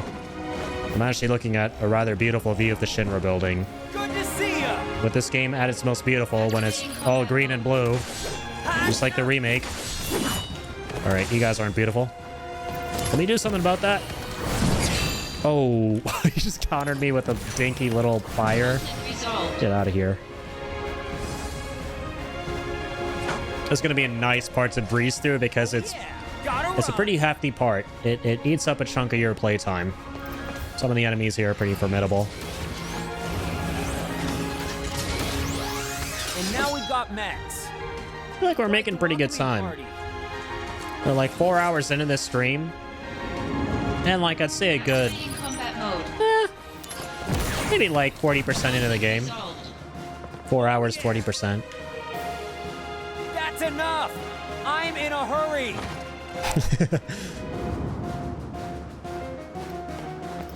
Something funny about the way Zack's new voice actor delivers lines when he's screaming. That's enough! Like when he's like announcing shit. Man, there's just no end to them. Fine, fine. Come and get it! I'll take on all of you. Come and get it! It's not the last time we're gonna hear that. Sadly. Alright, hitting it with energy.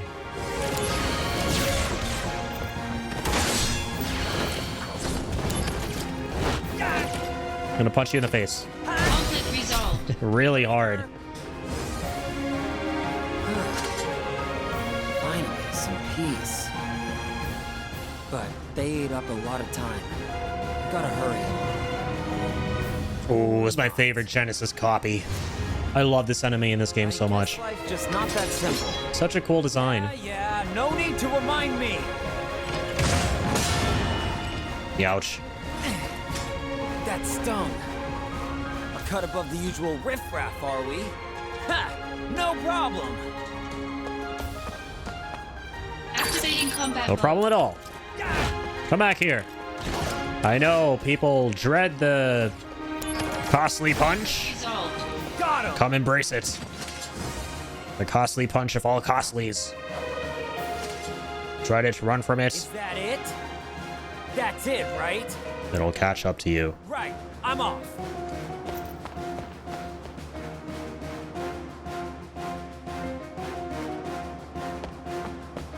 Gotta do something about my HP situation. I don't feel comfortable about it.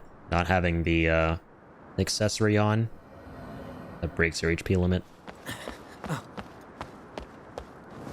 Oh, the way he slows down. What's up, Angeal? I need your help. Do you? Honestly, what are you thinking, Angeal? I'm not really sure myself. At times, I feel as if my mind is mired in fog. But Zack, no matter what happens, I have to protect my honor. Ooh, that shot goes hard. That was As long good. as I hold the Buster Sword. Zack, join my battle. Our enemy is all that creates suffering. All right. I'll help you.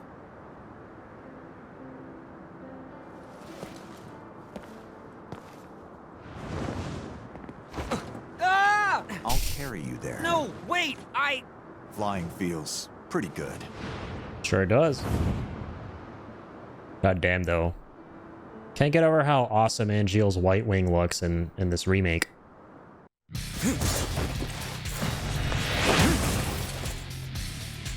Sephiroth doing Sephiroth things.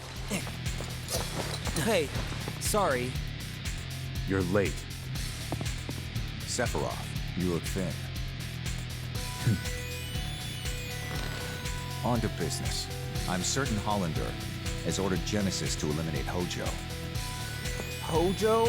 As in... Yes, the director of the Shinra Science Department.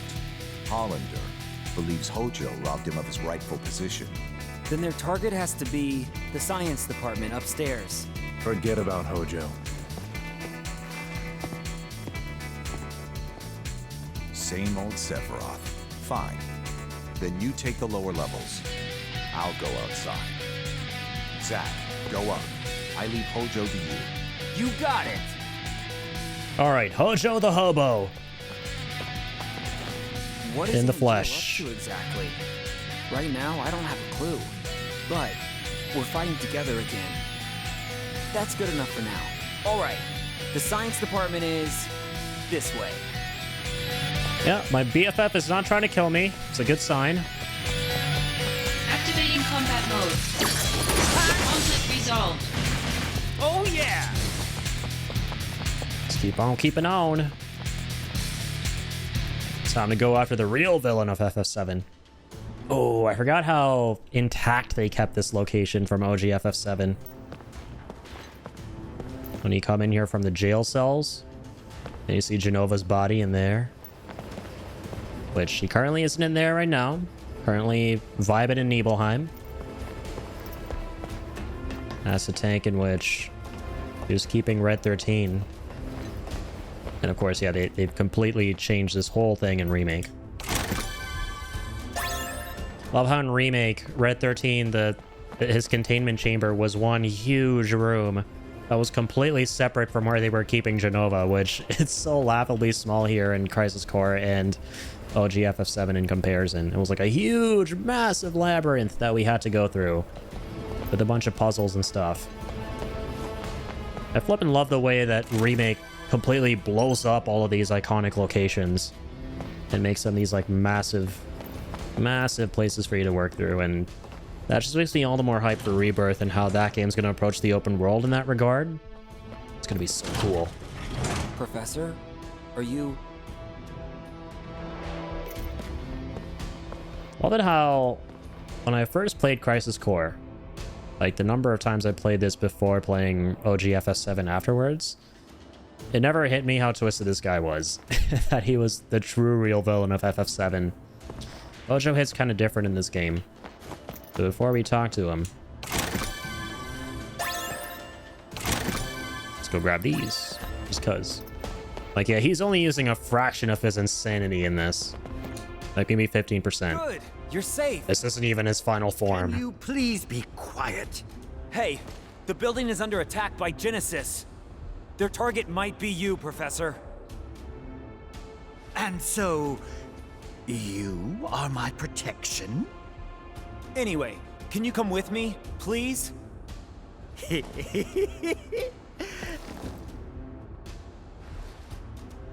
Degrading monsters are nothing to fear. Are you talking about Genesis? Indeed I am. A memento from a bygone era, when men could deem any unclassified life form an ancient. Unclassified life form? The celestial calamity, Genova. You need not know of it. Soldier's duty is not to think. Just follow your orders and protect me. I love how all he really comes across in this is a surly old scientist, but nothing really more. The only sus thing he says is something along the lines of, you guys are basically like creatures or monsters or something. He doesn't view Genesis and Angeal as humans. He just views them as failed experiments, right? Because that's the whole thing, right? Genesis and Angeal are basically the same as Sephiroth, but they were created differently by a different scientist who kind of fucked up, and they became inferior versions of Sephiroth. And so yeah, the only real weird thing he says is, discard them like trash. They're nothing. But other than that, you're like, I mean, he just seems like regular old Joe. He doesn't even really look, and this just hit me right now, I remember now. He doesn't even look as horrible and disgusting as in Remake, with his skin literally melting off his face. Yeah, we're still seeking help for you, Hojo. Sound like you need help, my guy. Got some issues. Seem purposeless. Well, no. I have a purpose. I thought you said I would have something. That's a good catch, Ingenious. I was thinking what's ultimately really different about him here. Life to protect this great intellect of mine. Well, Yeah, they were definitely like more circular and tinted, like very intimidating, right? Let's do this.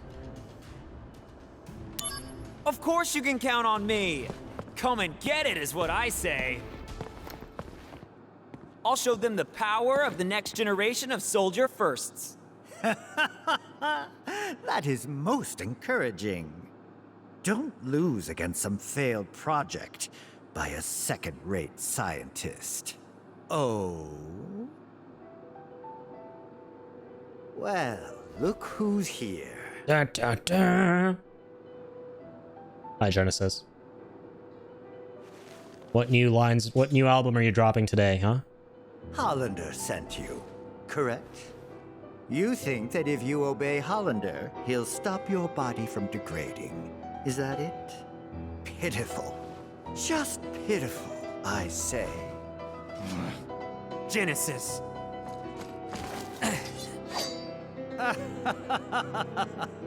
A second-rate hack like Hollander couldn't cure a cold. Genesis, that's enough! Ah, what do we have here? My friend, the fates are cruel. There are no dreams. No honor remains. The arrow has left. The bow of the goddess. The entire cast of Hollander's freak show. Shut up, you! Loveless, Act 4. Where the two friends challenge each other to a duel. An ancient epic. I read it thinking it might aid my research, but pure drivel. How does the duel end? Unknown. The last act is missing, and yet to be discovered. There are various theories.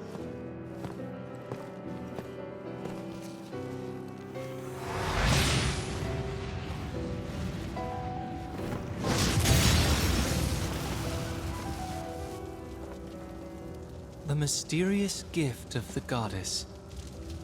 What is the meaning behind it? For us, at least. Hey! Hold it, Genesis! Oh, Angeal grabs it from behind and flies off with him. It's kind of cool. Genesis loves that one fire ability a little too much, by the way. He keeps spamming it, even in that dope-ass Sephiroth battle cutscene. Corrupted by vengeance. hath endured torment to find the end of the journey in my own salvation and your eternal slumber. We get it. You know how to memorize lines of poetry. Good for you. He's summoning again. Zack, I leave this to you. Huh? You can do this. Trust me. Yeah, we can. We can one-shot him. Don't leave me here. Stop. Come back. Don't sell yourself too short, Zacharoni. I love this part. This is actually funny. Aerith?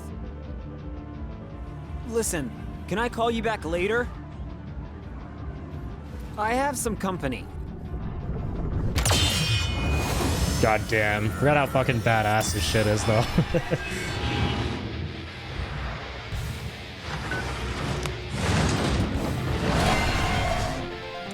Don't keep your guest waiting, she says. Zack's fucking quips, though. Alright, let's go.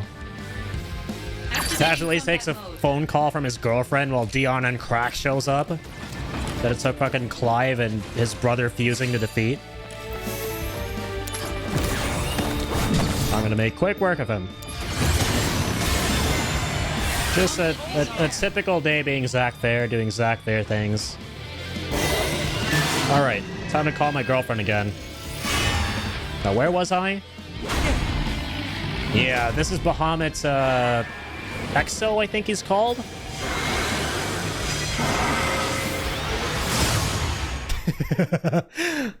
He looks great. Oh, yeah. It looked great, I mean. Yeah, we're making such quick and easy work of everything. Almost to a sad extent where these epic-ass bosses, I don't give them a chance to show off their cool shit. Where did everyone go?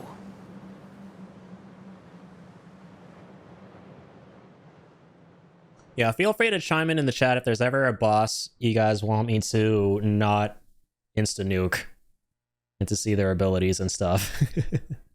Because I'm kind of just speeding through this game. I'm okay. No saves. It's such a ridiculously fast playthrough of Crisis Core. I think when I played this game last year at this point, I was like 3 or 4, like 7-hour streams into the game. That's how fast we're going through it. Who are you calling? Sephiroth. I just can't seem to get a hold of him. Oh, haven't you heard? Word is, Sephiroth has shut himself inside the data room. In the data room, communication devices are strictly prohibited. It's no wonder you can't reach him. The data room? Apparently. He's researching the history of the Shinra Science Department. Oh. Aerith, what's up? Question. When are you going to make it for me? Make what? No! The flower wagon. You forgot? No, of course I didn't. Hold on, I'm coming. The dreaded flower wagon saga. Thankfully, this is a fake out. Sorry, minor spoilers. I'm not gonna lie, this gives me such nostalgia for the old RPG games where you could just stack stuff basically infinitely. That kind of thing makes me so happy. Being on like playthrough 15 and having a power skill just off the charts doesn't happen much anymore. Yeah, I'm not gonna lie, it feels good. It feels good because I'm basically in a way avenging my childhood. I've said it a bunch of times at this point throughout this playthrough we're doing today, but there are so many parts that we have basically iced at this point up until now that as a little kid I was stuck on for hours and wanted to fling my PSP across the room and make a hole through a wall because of. And it feels good, not gonna lie. On some level deep down, the 8-year-old in me from way back when is kind of like raving about that stuff. Like taking down all the peeps that gave me a hard time back in the day. And it's kind of like, it's nice because it kind of makes this playthrough more of a movie style playthrough. It's almost like we're watching Crisis Core as a movie. Gameplay is definitely taking the backseat, and that's like an understatement.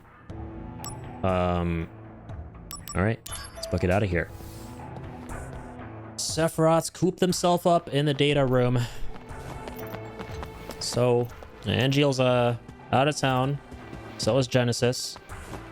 So I'm gonna go make a flower wagon. Soldier boys are acting kind of weird these days. So I'm gonna be the soldier boy who isn't so weird. I like it how in Crisis Core they established that the very, very, very higher echelons of soldier, right? Like the soldier first classes and seconds. There's basically no one in them besides... Yeah, literally there's no one else in them besides just Angeal, Genesis, Sephiroth, and Zack. And even then, like, those three are special soldiers due to the circumstances of their birth and how that gives them tremendously more power than the average soldier. And Zack is like the only average soldier who's a first class. And yeah, at this point, they're only first classes. We don't know if they're... Because the game starts with Zack being in second, and now he's first, just like Sephiroth and those other two bozos. And we don't know if there are no known other second classes at this point. I think they established Roach in Remake as a second class. I forget if he's second or third. I'm pretty sure he's second. Because thirds have that face mask on. He fought a whole bunch of them as Yuffie last night.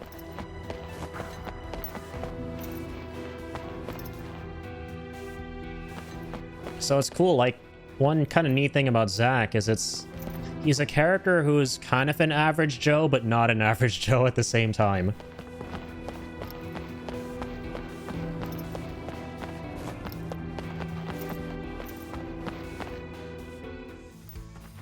He's a small fish in a small pond. But a big fish in a big Where pond. have you been? Sorry. I've been a little busy. Yeah, great. Can't reach Sephiroth either. What's going on? Nothing. He's just cooped up in the data room, looking into stuff in the past or something. God, this wing looks so good. I can't get over it. You're taking off? It's so detailed. What did you come here for? Genesis and Hollander are in Modeoheim now. Oh, you're reporting. So you're still working? I'm still a soldier member in spirit. I've informed Lazard. They'll pick you up.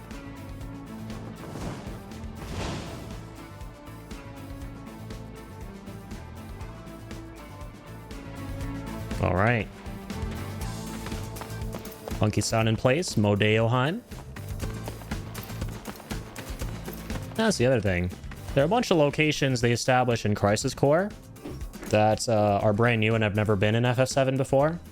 And I'm hoping that given the small little pieces of Crisis Core lore they're sprinkling in throughout the Remake continuity, with small hints of that having been seen in Remake with the reference to the G soldiers, which is what Sephiroth and Angeal are, or I'm sorry, which is what Angeal and Genesis are, and Kunzul, that fucking huge name drop, right? The fact that Kunzul exists in the Remake continuity and stuff like that. I'm really hoping they start incorporating Crisis Core locations into the open world going forward in Rebirth. That would be such a nice callback for Crisis Core fans. Because up until now, we've been eating pretty good, but we've just been eating the starters, you know? As Crisis Core fans, we've been getting the starters in terms of the references and all that in the Remake continuity. Now we need the main course. Like, just go full throttle, give us Benora Village, which is where we went at the beginning of the game, Angeal and Genesis' hometown, which, sadly, they got nuked at the end of that whole segment. And Zack looked upon it very sadly and depressingly. Like, show us the ruins of that in Rebirth. That would be sick. Let us Chocobo ride through its ruins. Show us this next part, Modeoheim, that we're going to go to. Maybe that'll be in part 3, after the Forgotten Capital, where we're climbing the mountains. Probably in the northern continent somewhere. Zack, I need you in Modeoheim.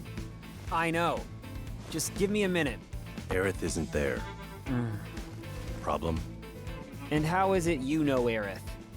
It's complicated. Really? Did she tell you anything? Not a thing. Then I won't either. Like how Zack doesn't know that his girlfriend is straight up the last remaining survivor of a very special, magical, ancient race. Man has it all. Whatever, I guess. Whatever. I love that. Soulsborne and Final Fantasy just always do wing designs better than any other franchise. I agree. They really do.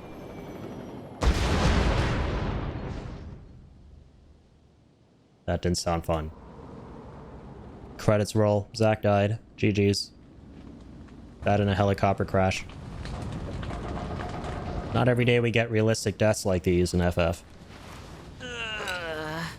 Well, that's a fine how do you do.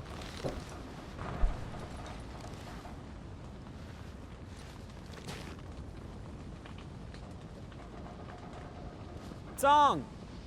Hey guys!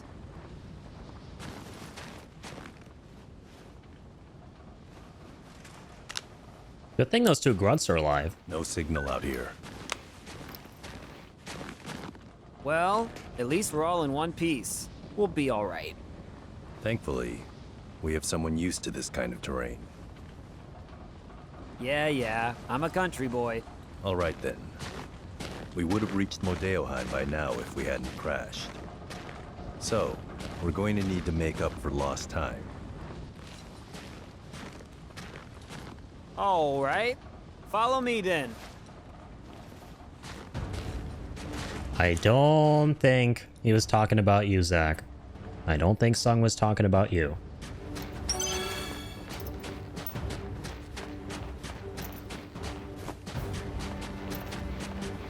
Here we are in Modeoheim. Yeah, this has got to be the northern continent. Like, I'd imagine that beyond these peaks and valleys, we'd come across the flippin' crater from Genova's meteor.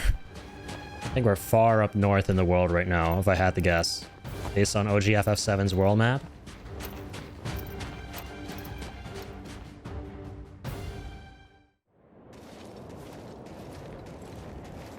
Here we go. Yo! Don't fall too far behind. At least someone's keeping up. Well, I'm a country boy too. From where? Nibelheim. How about you? Me? Gungaga. Hey, what's so funny about that? You know Gungaga? No, but it's such a backwater name. Ditto Nibelheim. Like you've been there. I haven't, but there's a reactor there, right? A Mako reactor outside Midgar usually means Nothing else out there.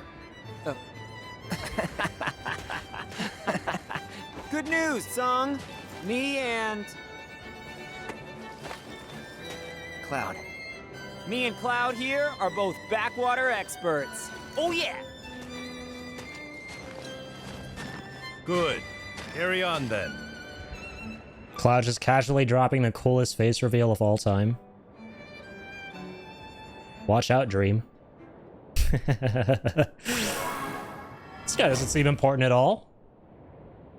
Oh, I love Country Boy era Cloud. Same, man.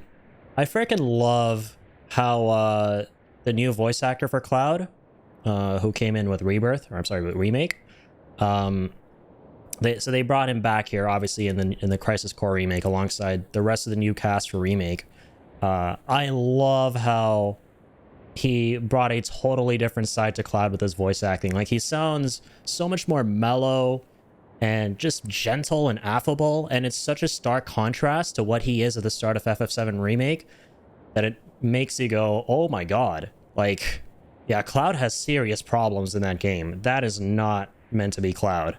I freaking love how through the voice acting, he gets that across, like, perfectly. It's so good. It's so flippin' good.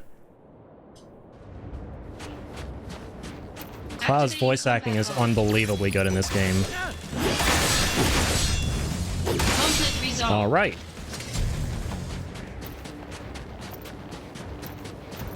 Get out of here, Bugs. I'm trying to develop a friendship with a cool fellow country boy. Oh yeah! My last BFF kept spamming me and inundating me with a bunch of mails on my phone. The chain's so cool. Now I have a new friend, presumably.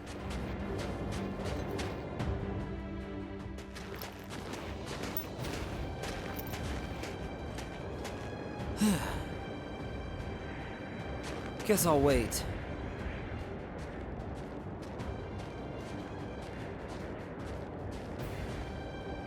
Hey, Zack? So, Soldier. What's it like? Huh? I'm not getting the question. Well, you'll know once you join up. If I can join. Don't worry. If I can do it, you can.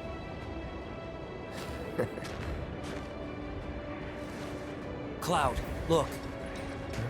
Huh?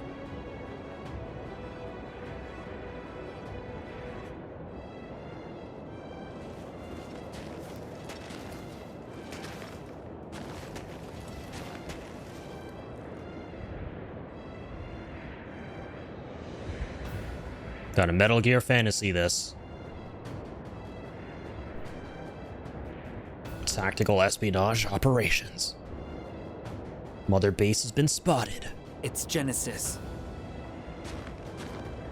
Yep, anytime you see someone wearing a red shirt, red anything, Genesis. Okay, I'll check it out. Our main mission here is reconnaissance. Engaging Genesis was not expected. Not expected, so just let them be? Unreal. In any case, we need more intel. It's possible that a larger force is hiding inside the building. How's this then? I go first, avoiding combat if possible and sneak inside. Then, I take a look around. If I can take them, I will. If not, I'll bolt. Come on, man. Come on, man. Soldier isn't just a bunch of mindless thugs. All right. The entrance is behind that warehouse. Make your way in from there. Gotcha. I'm sure you know, but it'll be cold. Mind your body temperature. If you stop moving, your body temp will go down. To get it back up, just do your usual thing. Wonder what the usual thing is that he's talking about. Good idea. Huh. That's like the one thing that Zack does all the time.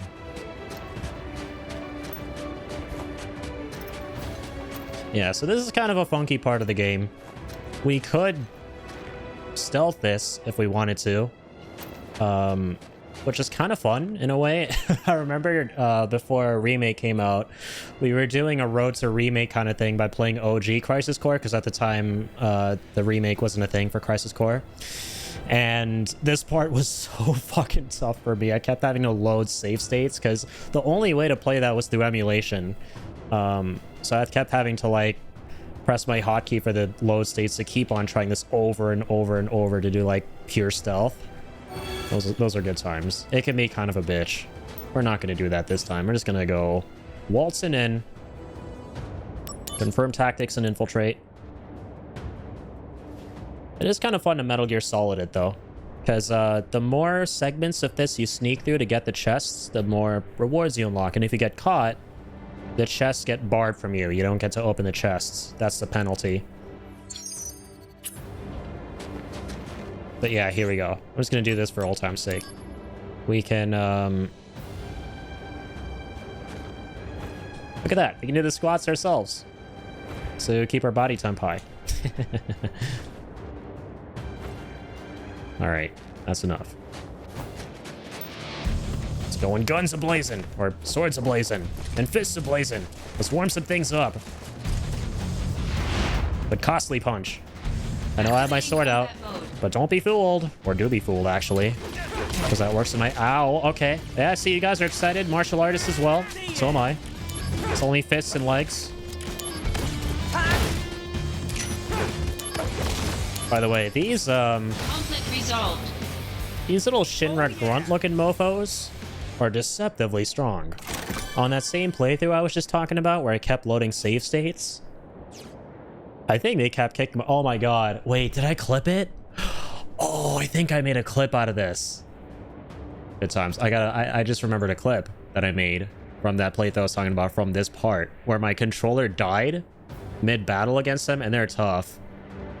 For whatever reason. And I made a clip of that. I just want to check that out right now. Let's go, Crisis Core. Come on. Be good to me, Twitch. Wait, is this it? I don't know if I should create a save state.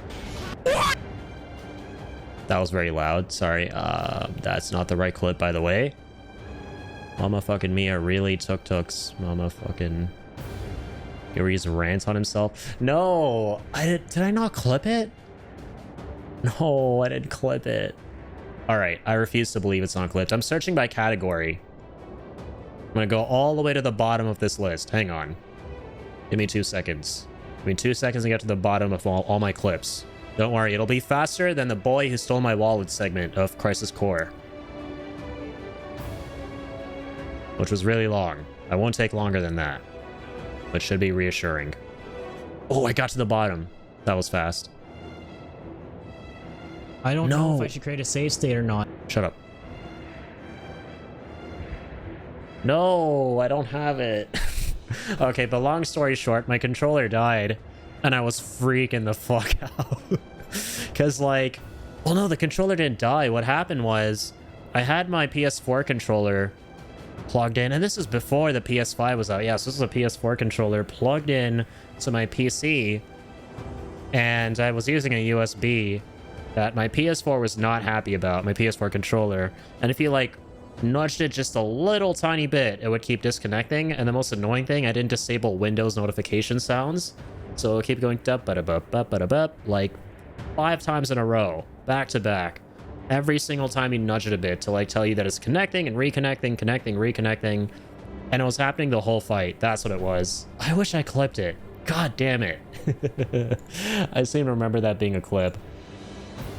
But there is another funny, seemingly funny clip I pulled up here. That is about a boss fight at the end and me freaking out because I could beat it. So I'm going to keep that tab open, and we're going to watch that clip later. That's the worst dude I know. I know. It's literally... All I'm going to say is, thank goodness for USB-Cs, because ever since things started adopting USB-C, I've never had issues with that. It was the old kind of USB end that gave me a boatload of issues with connectivity. I don't know why that gen of controllers refused to hold cable. Yeah, exactly. Xbox One controllers are the same way. Yeah, I never used an Xbox One controller, but yeah, I'm sure it had the same issues if the same kinds of cables were involved. I never, like, could tell if it was an issue with the port on my controller or with the end of the cable itself. Oh, it was so annoying. Alright, let's infiltrate. Let's get in there, Zachary.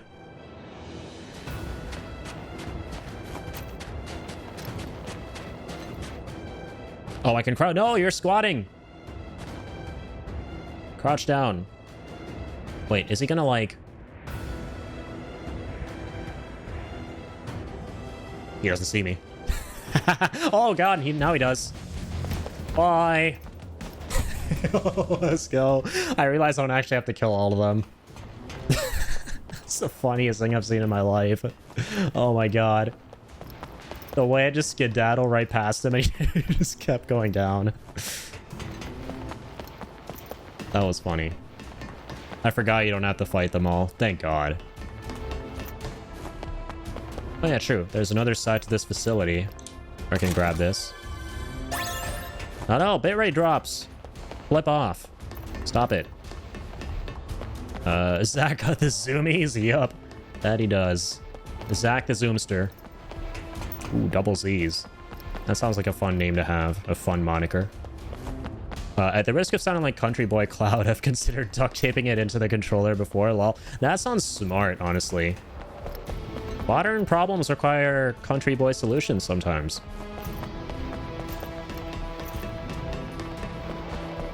Activating combat mode. Hey there, little guys.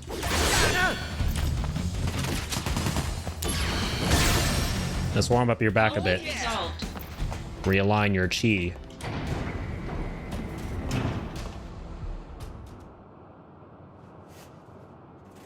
What's I don't the like... meaning of this? Don't like Genesis. You need me, Genesis. Remember that. But he's a cool-ass boss. Get rid of me. Who's going to stop the degradation?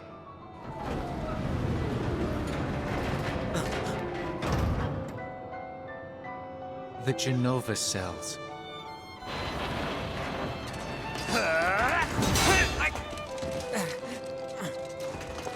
Stop! Hey, go on, Cloud. Good work!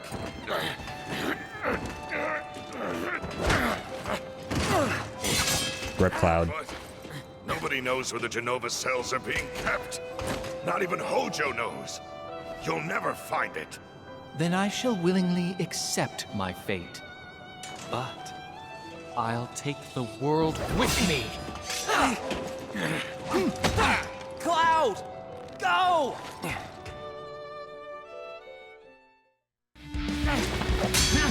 That's one of my favorite fights in the game.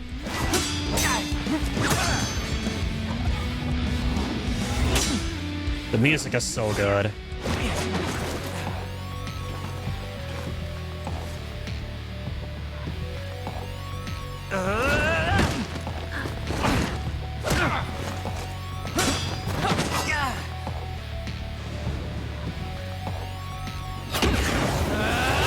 Alright, let's dance. Combat mode.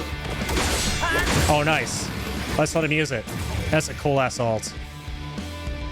Howl in terror, Shinra lapdogs! Slightly prefer the original voice line with the way it was voice acted, but it's still badass nonetheless.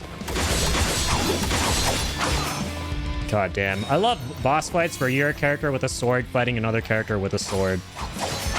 It just hits different.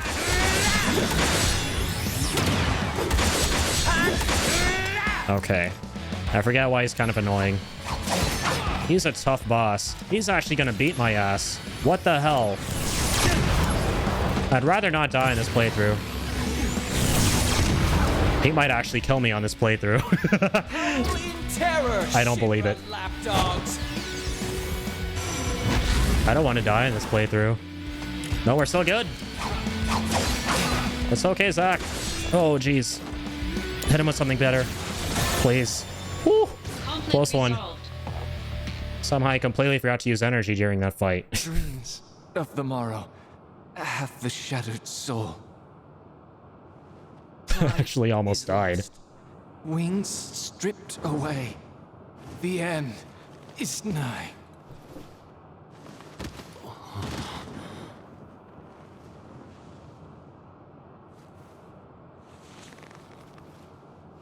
Such is the fate of a monster.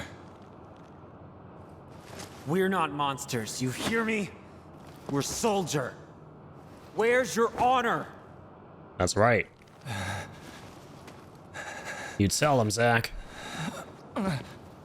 Even if the morrow is barren of promises, nothing shall forestall my return.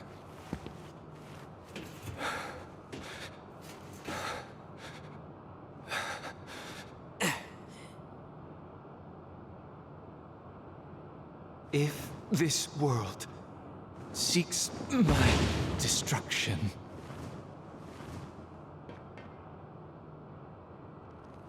it goes with me.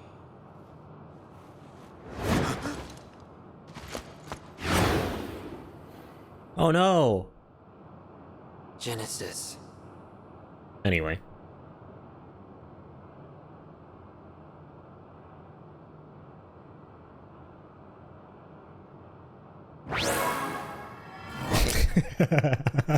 What I love about this is the fact that as annoying as a character, you think he's gone, but then as soon as you think he's gone, he's like, bitch, you thought I'm still in your mind. Because that's what this implies, right? What the DMW is, it's like, it's Zack thinking of his friends and his peers while fighting enemies and lining up their faces, and when he lines up their faces, he's imbued with their power to like do a limit break. That's thematically based on them. And so this is basically Genesis going, I'm gonna live rent-free in your head. You thought I was gone. And think again. Cloud? Where are they? What is that hole? Did they go in? Feel bad, by the way, speaking of limit breaks, that we aren't using any on this playthrough because we're beating enemies too fast. We're not giving the slots a chance to line up on the top left. I do remember, though, that I have a materia that allows me to get a higher likelihood of spawning Cloud. It's Spawning Cloud, that sounds funny. Summoning Cloud's Limit Break. Let's do it. Apocalypse is Genesis, by the way. I'll let you guys decide if you want. What do you guys want to see? Do you want to see Cloud's Limit Break, Sephiroth's, Cisne's, or Genesis? Gonna go with maybe... Let's go with Cloud. But I'm open to suggestions.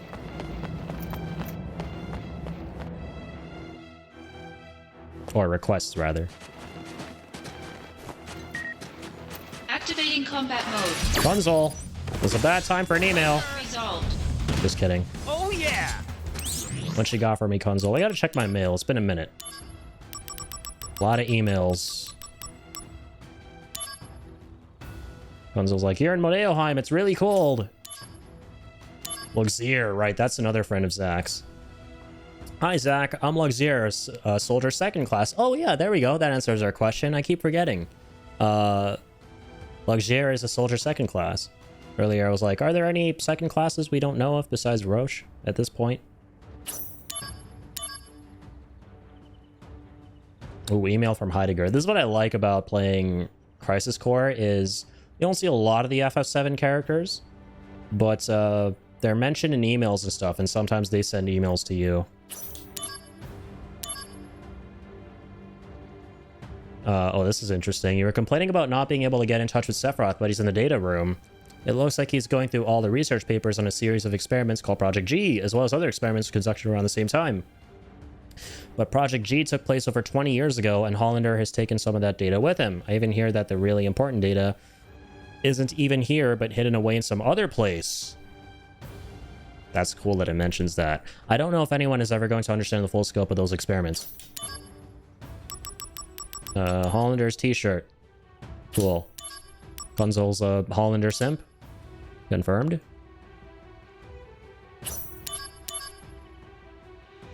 Hey, yeah, okay, this is some old news. Yeah, we're reading from the bottom. Effective today, Zack has been promoted to Soldier First Class. There's a mail from Yuffie. Yuffie being Yuffie. Went to see Loveless. So Loveless is the play that Genesis keeps reciting lines from, like the weirdo he is. And he tries to roleplay that play IRL and attribute parts of it to his own life. That's basically his whole character. Genesis KIA? Yeah, right. Who do they think they're trying to fool? Just got back from seeing the stage production of Loveless in Midgard. Genesis was a big fan, wasn't he? I usually don't care for classic drama, but it was pretty damn good. The guy's a hero in the original, but the play was more than the viewpoint of the girl who helps the guy. When I heard that last line, of course they'll come back to you, even if you don't promise to wait. I'll return knowing that you'll be here. Oh man, that's when I lost it and just started bawling. To be fair, I'm sure I would too. This is an official notification of the change in status of the following personnel. Angeal Helly, Soldier First Class KIA. Genesis Ref Sotos, Soldier First Class KIA. Shinra's covering up the fact that they're not actually dead. It's almost like this company is kind of sus and not great. I like how we start seeing signs of that through the emails. And of course, the literal cutscene where they nuke Benora, and Zack starts crying pretty much at the end.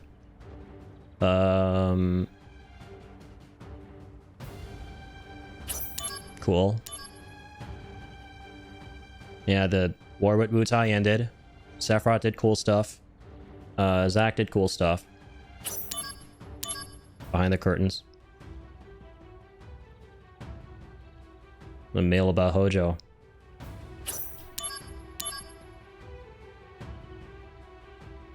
Director Lazard.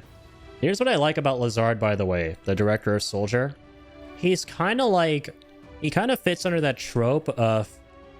in fiction of the illegitimate child being the best of the best and most noble of the children, right? I know Song of Ice and Fire kind of goes into that a bit, but I kind of noticed that here in Final Fantasy VII as well, right? Like, President Shinra is a prick, Rufus Shinra is a prick, but Lazard is actually just such a pure guy. He just wants to do what's right and wants to do what he thinks is good. I think that's kind of interesting. What does it say? Soldier members, I thank you for your daily hard work. Upon receiving a report on an unspeakably tragic incident, I find myself thinking about parental bonds. Just as happiness can be found in non-biological ties, parent and child can be unhappy even if tied by blood. The difference is whether or not there are feelings of respect and appreciation. Without them, ill blood is born. Ill blood is prone to lead to tragedy, and ill blood sometimes affects our missions. While Soldier must always execute our missions quickly, we must also focus on risk prevention in the future. What a boss. That's the kind of boss I want to have.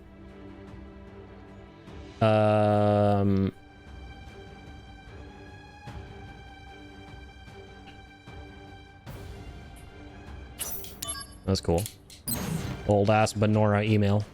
Activating combat mode. Alright, that's enough checking my inbox. Oh, we're getting a limit break from Aerith. Hopefully.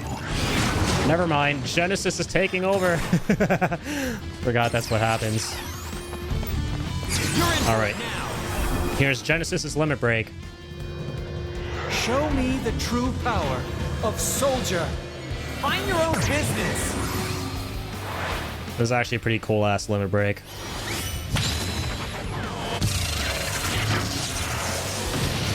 Damn. That sound design though. Conflict resolved. That lightning sounds fucking sick.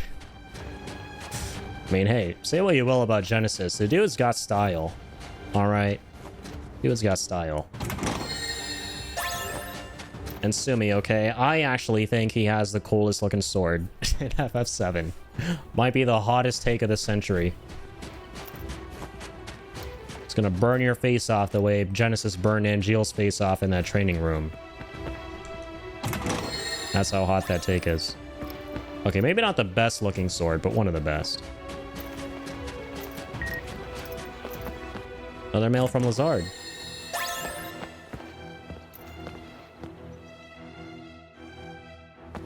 Alright, here we are. Lots of chests. I'm gonna skip them. Don't really need to open them. I love how, like, 1,000,001 playthroughs in, on the most busted save file, I still want to open chests. That never eludes me for some reason. Even in our remake playthrough, even though we were on easy mode and we didn't need to open chests at all, I was like, hey, chest, I need to get it. I need the treasure.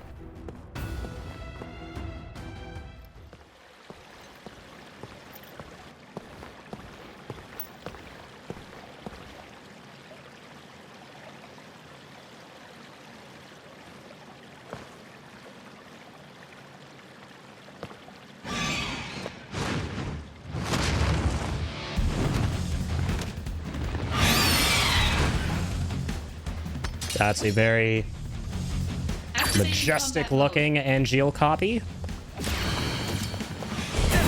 Very majestic Angeal. Control C, Control V.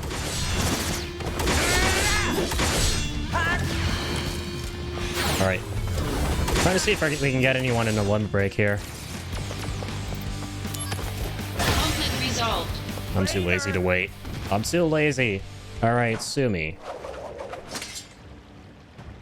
Angeal monsters. Does that mean he's here? Activating combat mode. Good night. Oh yeah.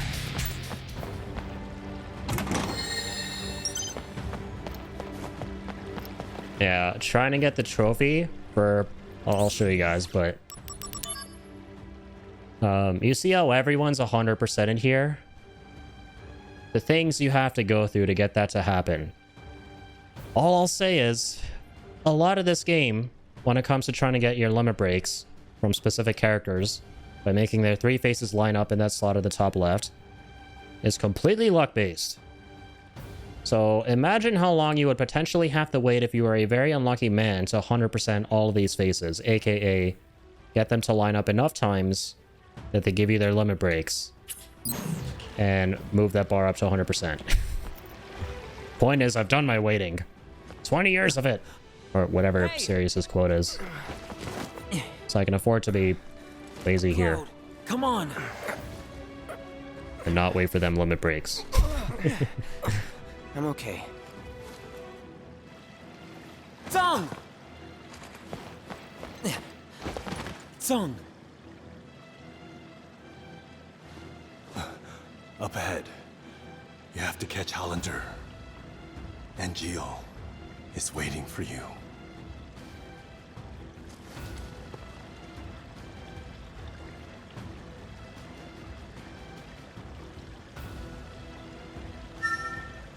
Heightened emotions have affected the DMW.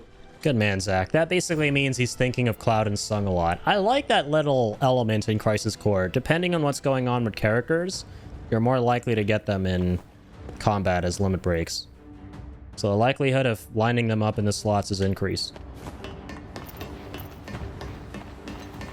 Because they're not doing too hot. Poor Zack. His friend's being a bully, apparently. And Gio's being a bully. I don't know about you guys, but I don't like it when my friends are bullies.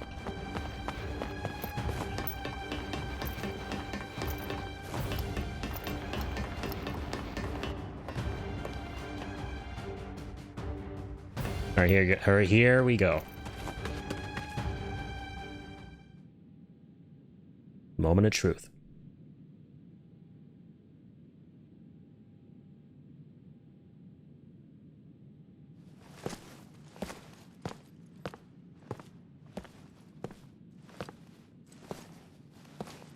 It should have been me. I should have dealt with Genesis. Yeah. Then why'd you send me? To prepare you for your next fight. Have you lost it? Stop it! Someone's waiting for you, no? Angel, don't do this. Very good, Angel. It is time to exact vengeance for our family's suffering. Family? No! My father is dead! Fine. Then do it for your mother. My mother's shame made her take her own life. Poor Jillian. Shame. How terribly misguided. She should have been proud. Proud that she was the namesake of our experiment. Project G. Or should I say, Project Jillian? Don't say her name. Jillian, the woman implanted with Genova cells. Genesis, who had her genes mapped onto him during the fetal stage. Yes, Genesis was a failure. I'll admit it. But you, Angel, you were actually bred inside Jillian's body. You are perfection. Zack, I am perfect. A perfect monster. My cells can absorb genetic traits and pass them along to others. A two-way conduit. Genova's power has passed on to you completely. Zack, do you remember what I said about our enemy being all that creates suffering? Yeah, but you're not one of them. But I created my own suffering. Zack, let me show you. Please don't. Stop it! You don't know what you're doing! Please don't, Angel. Please don't, buddy. Damn! At least one sample? Weirdo. Scientists being scientists. Angel!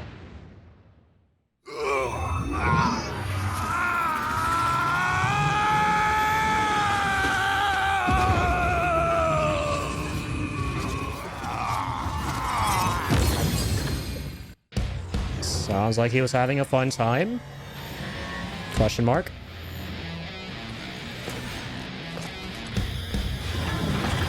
And Gio, I hate that you did this, but I love that you did this because of the music.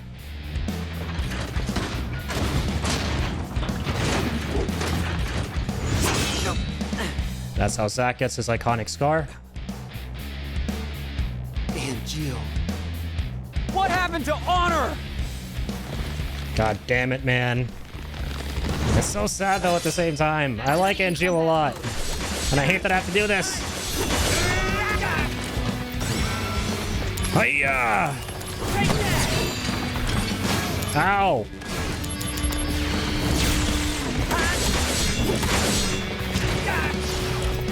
He's a hard-ass boss, by the way. I remember being stuck on him for days as a kid. Alright, Angeal. Let's do this, buddy. Hit me with it all. Hit me with it all. 100%. I can take it. Must prove myself to you. I can go on without you. Sorry, joke's on you, Angeal. I mean, I did tell you I could take it. Oh, snap. Holy God. He's actually still kind of tough.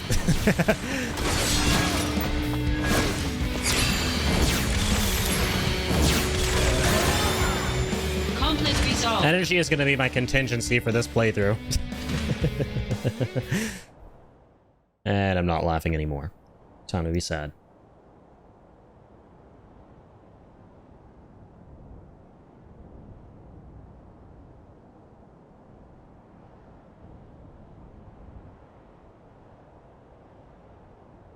Zack, you have my thanks.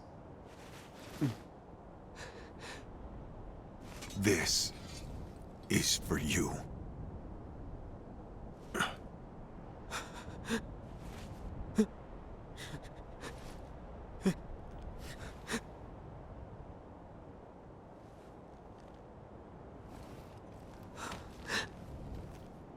Protect your honor, always.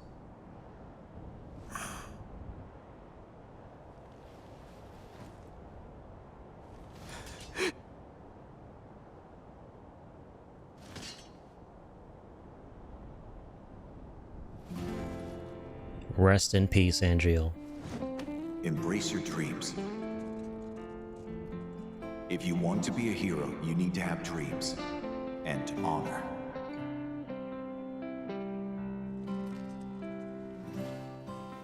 Thanks for the coolest sword of all time.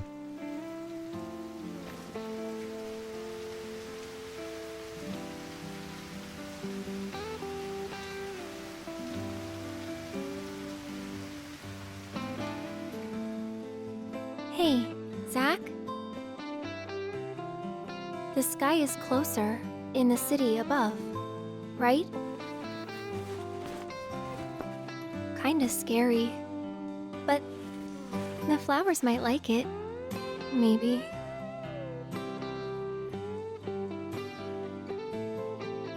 Man, this part gets me every time. Poor Zack.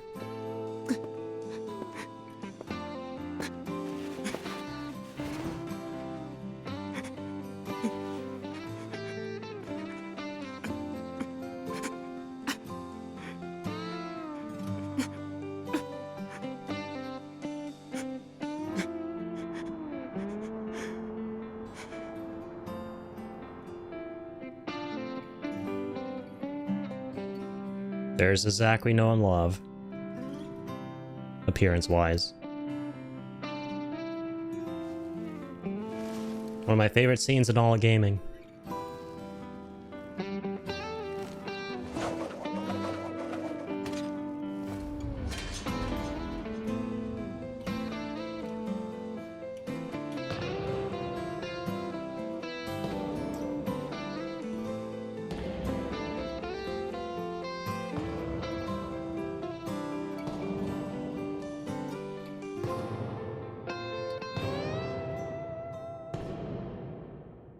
Paying homage to his mentor by forgetting his materia.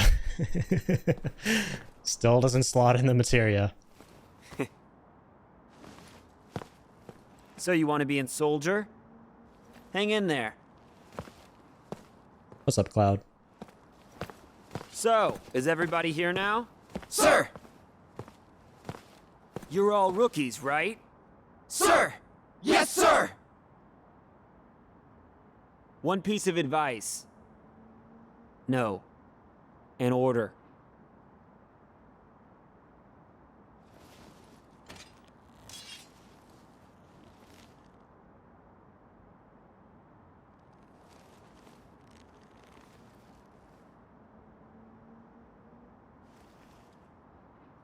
Embrace your dreams. And, whatever happens, protect your soldier honor. Got it? Sir! We're all coming back here alive. You hear me?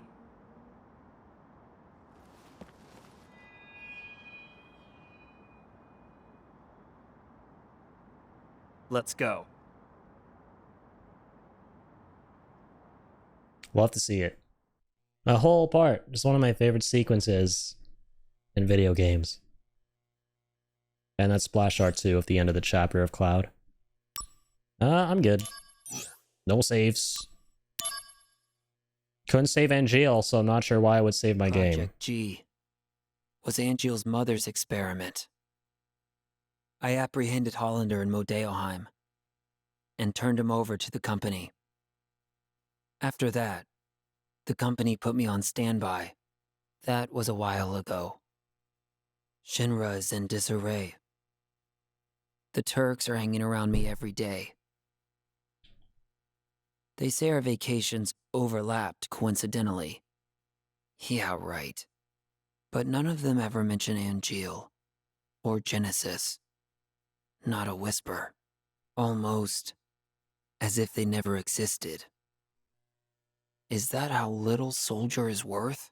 What exactly do I have left to fight for? What is soldier honor? So great, man. One of my favorite changes from the OG Crisis Core to the remake here was how they added all those image stills and how everything is voiced. In the original, it was just a black screen and text at the bottom you have to keep reading of what Zack was saying there. Yeah, that was really well voice acted. One of the examples of Zack's new voice actor kind of growing on me. Suntan lotion? No. Never mind that. We're gonna be here soon in Rebirth. What is this? Are they putting me out to pasture? Casa del Sol. You could use some R&R. Can't wait. I'm bored. That's it? I'm calling them. Director Lazard's not in. He's been missing for a while now. It was Lazard who was funding Hollander's research, using the company's money. Are you serious? We're interrogating Hollander, so we should learn more soon. What's wrong with them? Hmm? People. What are they all thinking? The truth lies within each person. But even truth seems suspect once it leaves their mouths.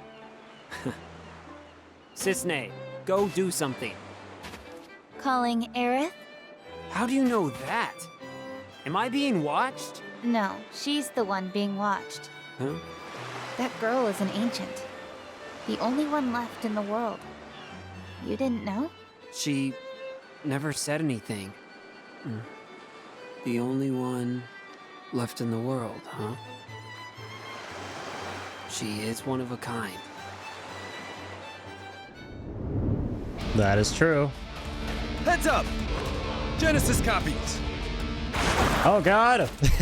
It's one of the funniest parts in the whole game. Got a Buster Sword? You know what that means. Genesis copies? Time to use an umbrella. Activating combat mode. And bust up some Control-C, Control-Vs. Got him! I like how they changed the sound design for this too. In the remake. In the OG Crisis Core, it was literally just the same sound as the fucking Buster Sword, or regular Sword Steel. That was really funny. And now they're really dead. These guys are still around? But Genesis... Genesis may be around too. Huh? When the soul leaves the body, it returns to the life stream. Yeah, and? A river of souls circles the planet. Perhaps Genesis's soul is also... Controlling copies from the life stream? Is that what you're saying? Just a supposition. In any case, your vacation's over. Come with me. Junon is under attack by an unknown force.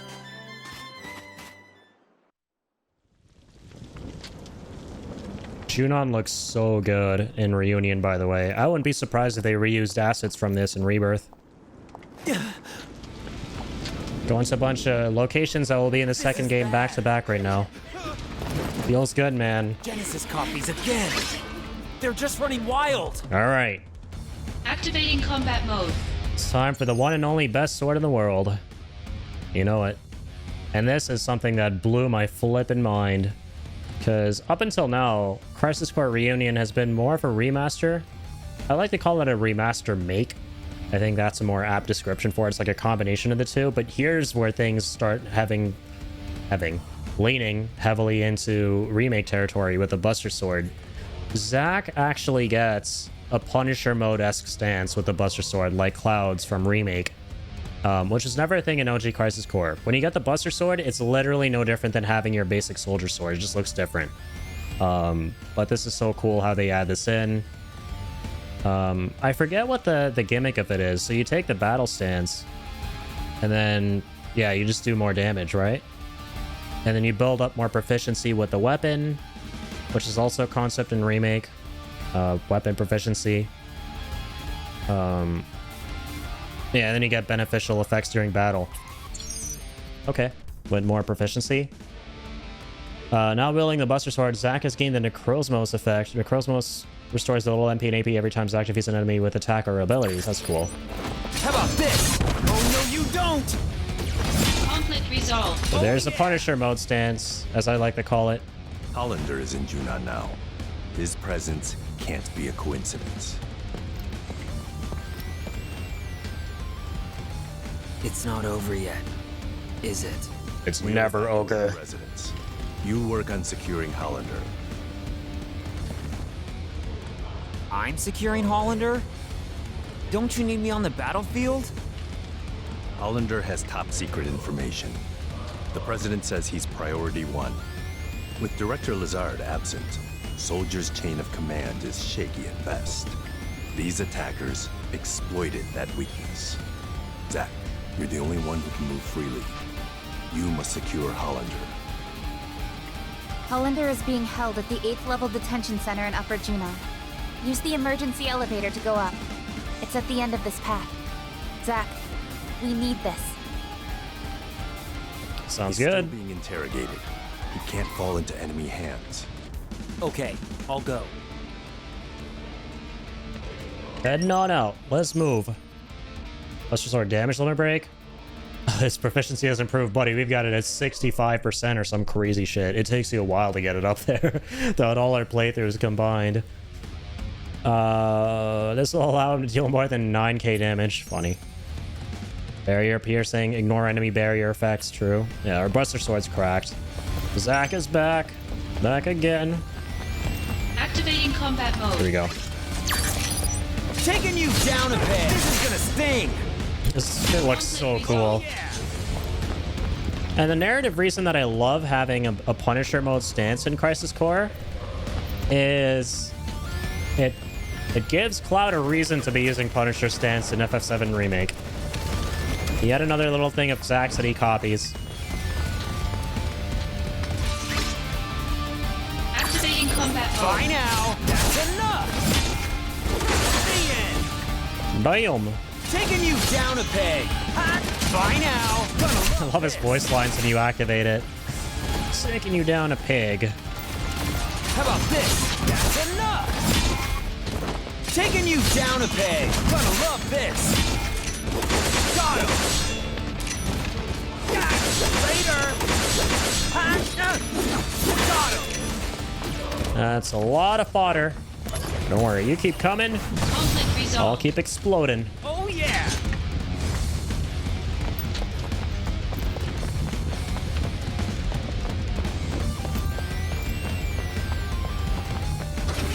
Still feels so weird running around with a Buster Sword and not having materia in it. That will never not be weird to me in Crisis Core.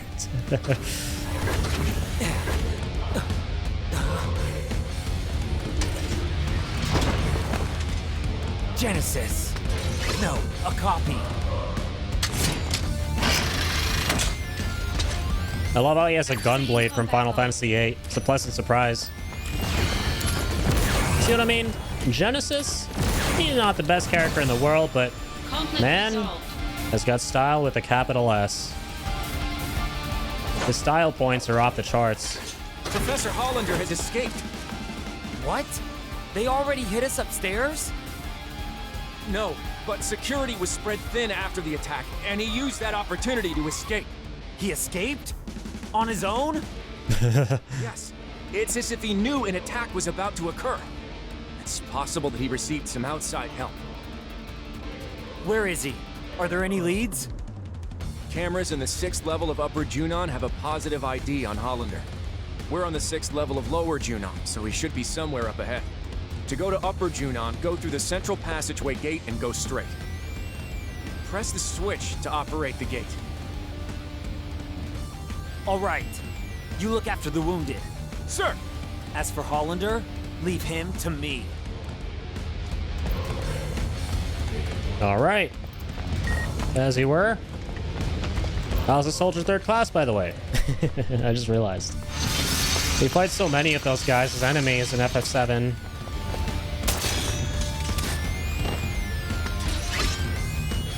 Hello to you too. Bye-bye. Oh, yeah. Hello and goodbye.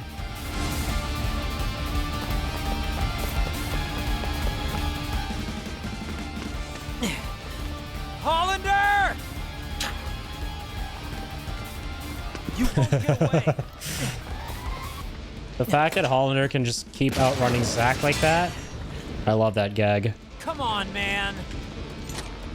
That's like Zack's go-to phrase. Come on, man. Activating combat mode. No, I'm mad. It's gonna cause a massive solar flare casually. Conflict resolved. That's how mad I am. Rip your eyeballs and your everythings.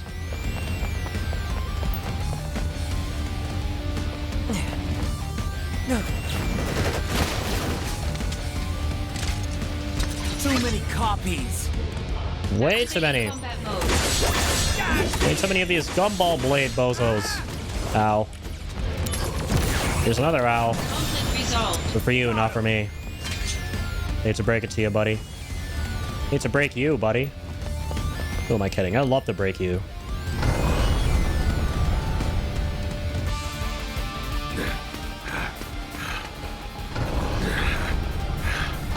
Hey, stop!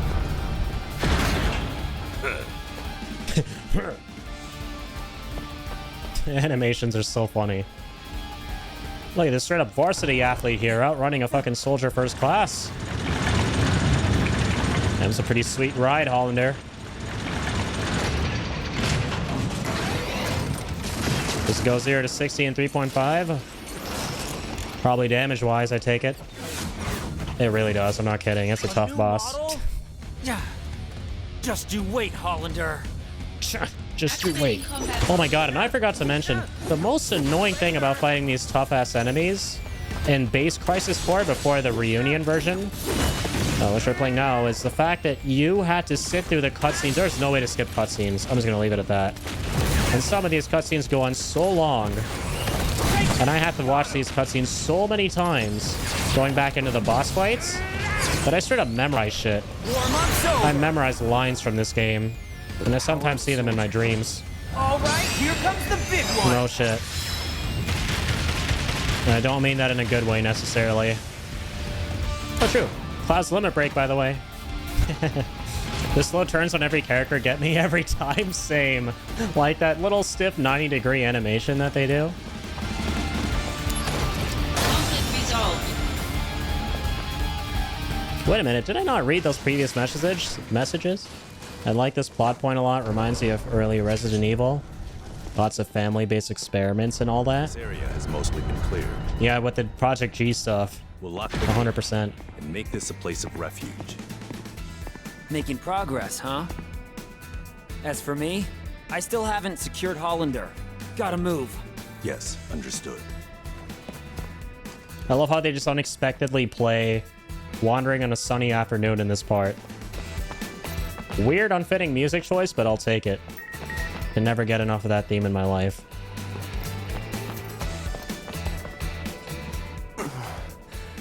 Who's this guy? Hey, you okay? Yeah. I got sick on the helicopter. What? Cloud? He didn't recognize him. You remembered. Well, of course. Good to be working with you again, man. Yeah. Although my job is kind of dull. Don't say that. Search and rescue is very important work. Aw. Hey, why don't we grab a bite to eat after you're done? My treat. Really? That would be great. So, once I'm feeling better, I'll go. Because right now, just thinking of food makes me... sorry, Zack. My bad. Don't sweat it. Well, hope you feel better soon. I love that all these parts are voiced now in this game. This is another part that wasn't voiced in the original. Just dialogue boxes. I love it. So good. Why is Zack such a cool dude? Zack is the type of guy people are thinking of whenever they go, you shouldn't wish to have a friend like Zack. You should try to be the friend who's like Zack. You know? He's got Samwise Gamgee syndrome. It's like the best friend in the world. Best kind of friend to have in the world. The best kind of friend to be. That way is the airbase. He's trying to get away by air? No way.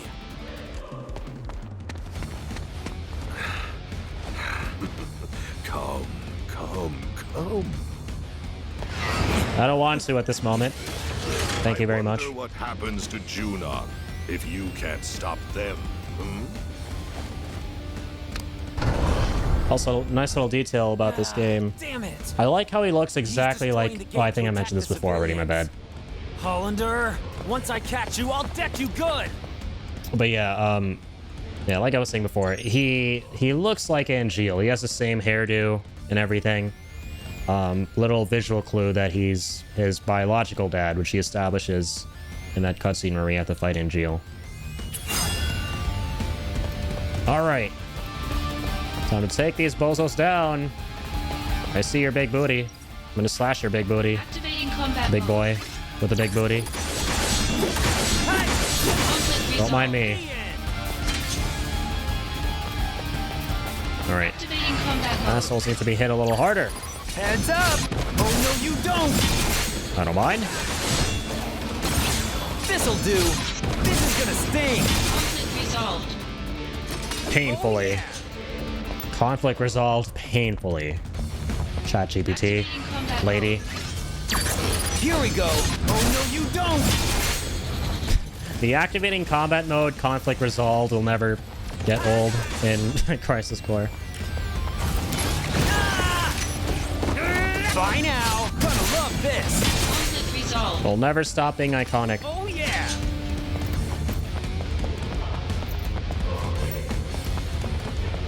Activating combat mode. Out of the way!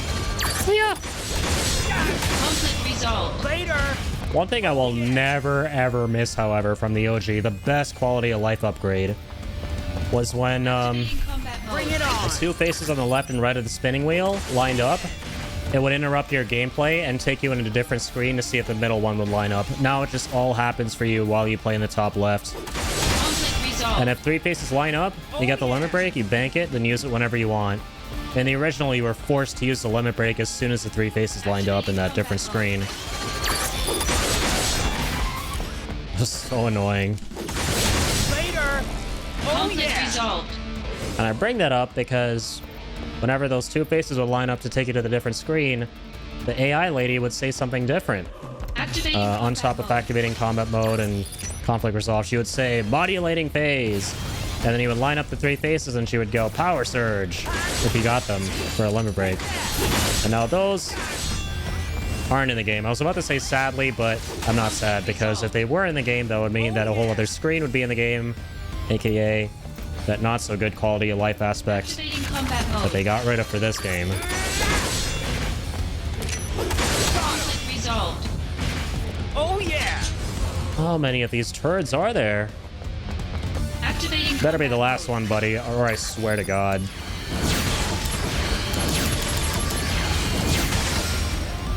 Conflict resolved. I feel like I'm doing chores right now. Doing like pest control or some shit. Oh my jeez. I kind of don't like Flare. It takes so long to wind up. Conflict resolved. That was kind of cool. Oh yeah. Sent one orb for the guy at the back. Give the one in front of me a good old steel sandwich. Heads up! Bye now! This is gonna sting! Conflict resolved. Oh yeah! How many more? Out of the way!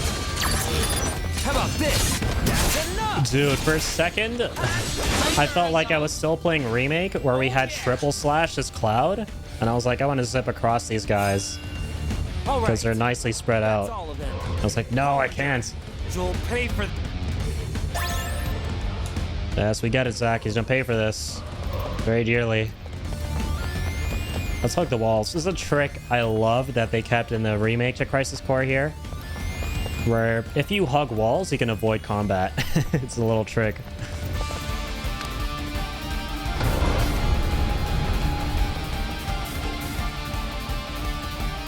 Nice, man. We're making good time. We're only 5 hours into the stream and straight up like halfway through the game, if not a little more than a halfway.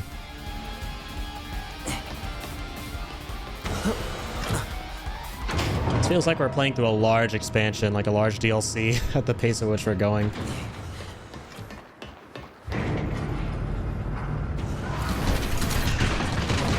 But even when you rush through the game as fast as you can, the fact that it's not the fastest game in the world really puts into perspective how impressive this is, especially for a PSP game originally, for it to be this long. Now we've got Scorpion types? Hollander's too well connected. And there's so much stuff we haven't even touched on, right? Definitely maintain this like the best PSP game of all time, and I've played a lot of PSP games. That was one of my many go-to consoles going up. Punched a hole through that thing. The Tifa-ness is intensifying. Punching holes through steel. Hollander's that My way, bare right? knuckles. I really have to get serious now.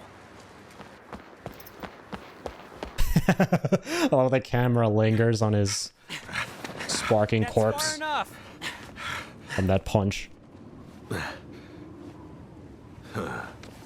Really? You sure? Hey! What is he?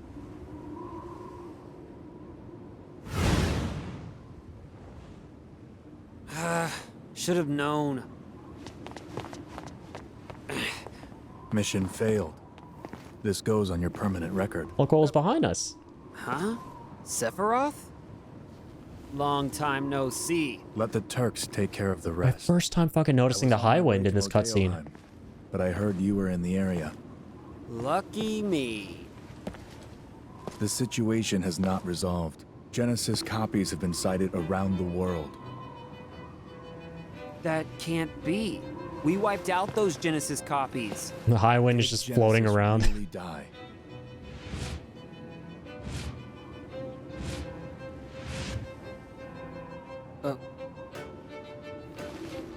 They've been sighted in Midgar as well. I see. The slums, too. Permission to return. Granted. Yeah. Thanks, Sephiroth. Glad you care about my girlfriend, the flower girl. Appreciate Sephiroth caring about her a lot. Hey, what's going on in Modeoheim? The device Hollander was using has been stolen. Genesis? Probably.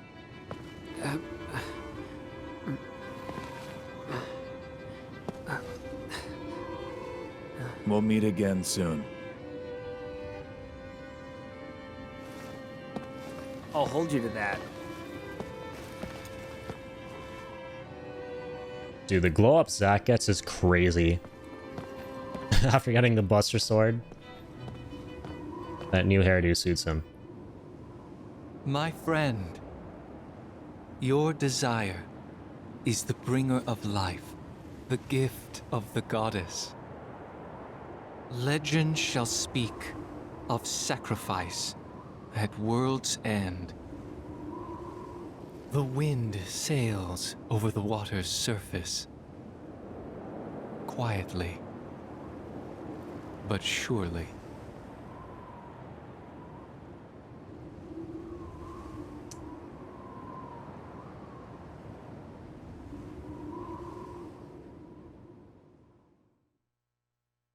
Cool, I guess. Wonder if Genesis is still alive after watching that cutscene. Love how everyone's like, is Genesis really alive? I wonder if he's alive. Copies have been sighted. There are rumors. Next scene. I'm just gonna drop my next mixtape right now. Casually proceeds to drop his next mixtape.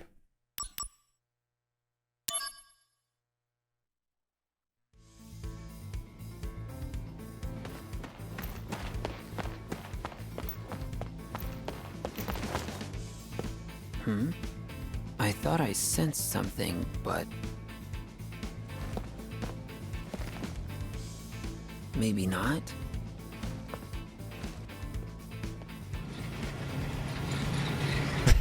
Tuk-tuks. Can't get over the design of those little Shinra robots. Zack!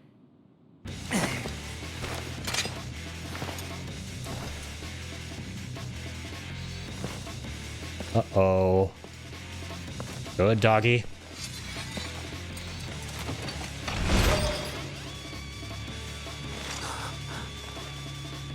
An Angeal copy?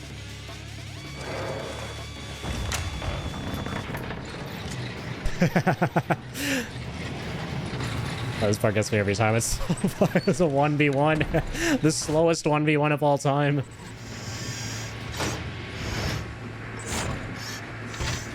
Fucking Wally here thinks he stands a chance.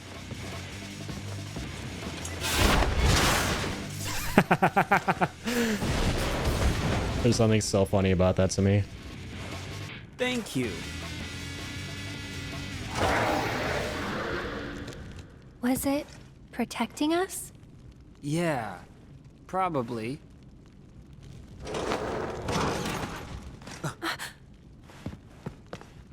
Ruh-roh. It's cool, Zack. He's just doing doggo Looks things. like it's degrading. Poor thing. Never mind. Does this mean Angeal is out there too?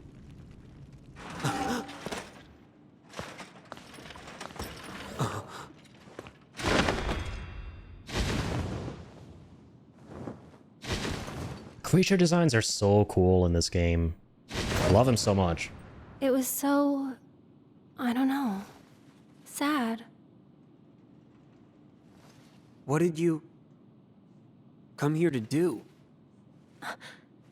So, a flower wagon. Let's make one. Oh god. Why'd you have to remind me, Aerith? Yeah, but... Don't worry. Can you hear me? Stay right where you are. Can you not just give the flowers I'll take care of things. to the doggo and make it fly around and deliver them? The Angeal doggo. So, that flower wagon. Let's do it. I don't wanna. This part's such a slog. Come on, It's Zack. cute, but after the millionth time, you're like, I just want to do the next part. Hey, Aerith. When the wagon's done, will you go above the plate? Yeah, but I'm still a little scared. So first, I'll fill the slums with flowers. Oh, come on. When you go above, I'll be with you. Don't be afraid. Zack, thank you. Right. Now that that's done, let's get this wagon built. I'll go gather the materials.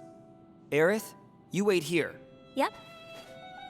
Can you, like, communicate with the planet Aerith and maybe Google where the parts are? Thank you. I take it she's not gonna do that. How's it going, little guy?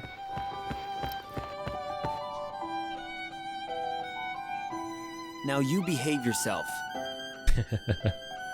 I love that. I like that. It's very wholesome how, even though Angeal's gone, he's still with us in spirit through that copy. Right? Gone but not forgotten. And he hasn't forgotten about us. SoundCloud Genesis is real and alive and he can hurt us. Yep. Sadly, the damage has been done to an extent.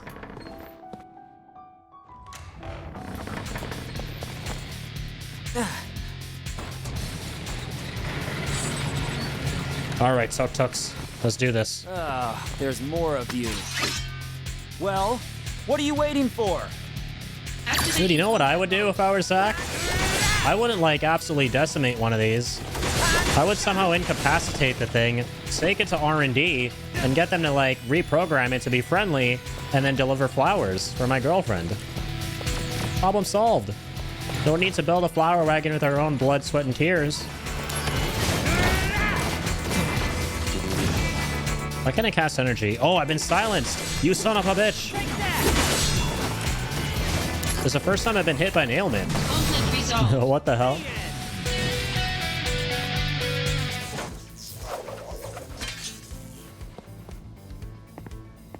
What are these? A new automated weapon. They detect and attack monsters. Arms development deployed them. They're Midgar's anti-Genesis copy measure. The copy. That sounds so funny to me for some reason. Anti-Genesis copy measure. What the fuck? But then why did they attack me? What? They can't tell the difference between me and a monster? No, not currently. How annoying. They'll fix it eventually. By the way, Tsung, you're annoying too. You were spying on Aerith, right? What? No comment? Turks take care of Turk business. If you want to go play with Aerith, you're welcome to do so. Hey! I'm not playing! I'm fulfilling my duties as soldier to protect— Hey, mister! I heard you're making a flower wagon. Make it real fancy, so Aerith will be surprised. Wait! This is for— to protect Aerith! Hey, Tsung! I completely forgot this kid was involved in this. Doesn't matter how many times I play the game, doesn't matter that I have a 64-hour save file. The stuff we're still missing is... There's a reason I don't remember him being in this. Wood, tires, instructions. First, I think we should get some tools. We might find some on the ground here. Around here, there's some perfectly useful stuff just lying around. Kid, the whole place is riddled in garbage and trinkets and odds and ends. I'm just not gonna say anything else. Hey, found something. I'm sure we can find 1,000,001 things that are useful. Sadly, it is Bruno in the flesh. Oh, man. What is a trooper helmet doing around here? Could it be that under this dirt? These are the slums, all right. Alright, the slums. Hey, found something. Finding some shinies. Oh, that's a good find. I found tools. Good job, mister. You know, everything is a tool around here. Even you, Bruno. Take that, shots fired. Or Sorry. even a Shinra mech. I feel bad for insulting a kid, but not Bruno. I'll make an exception. Something that's really sturdy, but looks kind of nice too. Wood, huh? Could we find some just lying around? Oh! Could we find some just lying around? Look behind you. I saw some wood near that shop. What the? Zack, why are we listening to a child? Oh, hold on a minute. What the heck is wrong with you? In the slums market, there's some wood lying around or something. Bro, Zack, why are you reducing yourself to his level? There's wood right here. Just rip it off with your big, strong soldier arms and use that. Problem solved. What is going on in this game right now? Bro, like, in my headcanon, when I played shit when I was 8 years old, I would like to think that I was smarter than Bruno and Zack in this part combined as an 8-year-old kid.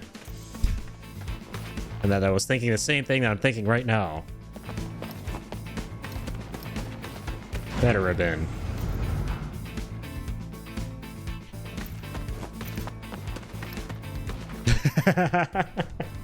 Like how we had to come all the way here to pick up this one in particular. And there was so much wood back there. This wood, perfect for the wagon. Hey, you! What are you doing then? Someone dropped this on the ground. Is it yours? It wasn't dropped there. It was placed. What are you up to? Tomato, tomato, give me the wood, bitch. Well... I'm a soldier. I'm a soldier first class. And I can do whatever the fuck I want. A flower wagon, eh? Actually, I'm a carpenter by trade. I live in the Sector 7 slums. I came here to purchase some materials. I feel fate's hand. I would be willing to share some of my wood with you. Really? That would be great! However, there's one condition. I actually like this tiny Easter egg here. Building a bar in the Sector 7 slums. I want you to come up with a name for the place. The name of the bar? Yes. Once the name is decided, I can build a mental image. And then I can work off of that image. I've been racking my brain for a while, but I can't come up with anything stylish. Oh, that's easy. I am totally not an FF7 fan. Seventh Heaven. Paradise in Sector 7. Seventh Heaven. It's simple, but conceptually sound. With heaven in the name, people have to feel like they're on cloud 9. Hey, that's not bad. Good food, good drink, and good service to boot. As if you were living above the plate. Yeah, great.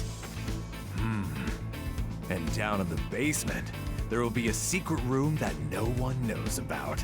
The HQ for the Shima Group. Yes. A perfect bar for the slums indeed. I like how on the nose he is about it. You know that I'm with Soldier, right? I let my imagination run wild. That's how much I like the name. Yes, you've done well. Very good. I owe you. Wait. So, as promised, I will share my... No, I forgot how they got rid of the line from the OG. So this part wasn't voiced, but he had a line in the OG, which was also about how the bartender would be a busty, attractive girl or something like that. Damn shame that they didn't voice that part. Good job, mister. Looks like you found some wood to work with. It's the Ashley Ballistics situation all over again. Next, Crisis Core Edition. Look for tires for the wagon.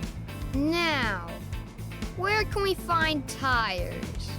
Tires, wheels, cars? Oh, yeah, of course, that car. Yes, kid. Hey, just hold on a minute. Cars have tires. What do you mean, that car? Which car are you talking about? Which car are you talking about? All right, let's go.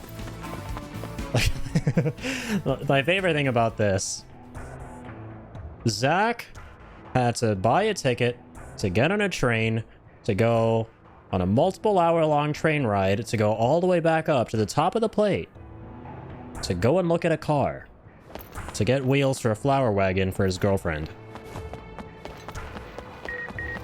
Let that sink in. Not to bomb a reactor in the name of good and a twisted sense of justice, or to do something crazy or shit like that. No, to look at a car. And now he's gonna go back down like it was nothing.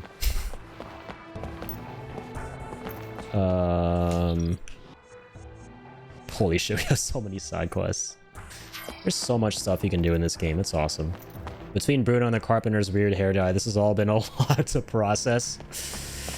More than a lot.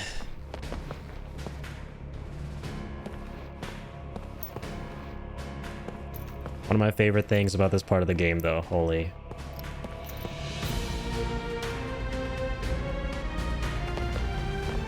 Ooh, I forgot how much the remixed version sounds like. I forgot how much it sounds like the remix version of the Shinra theme.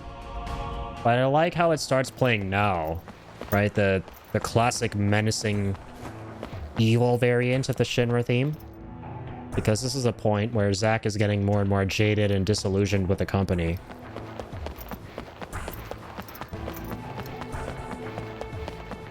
And he's starting to see their true colors. And I want to see a true car. Oh my god, I forgot how it's the truck from that Tifa drives on the highway at the end of 7 Remake. And, well, OG 7. I'm getting out of Midgar. And hey, look where we are now. This is... We're down that alleyway somewhere, rather. Where Aerith is praying to the live stream at the start of FF7. Then she walks out, keeps walking out and out and out.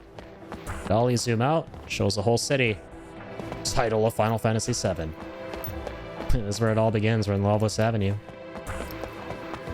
Okay, where the flip is this car, Ming?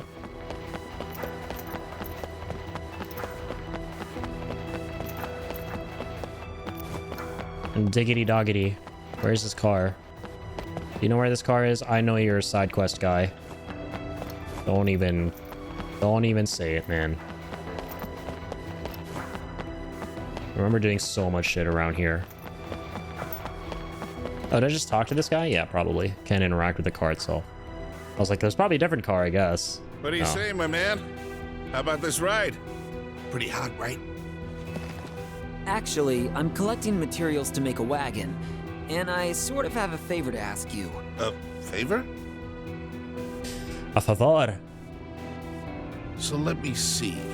There's this Aerith girl, and you want to put together a flower wagon for her. Ah, young love.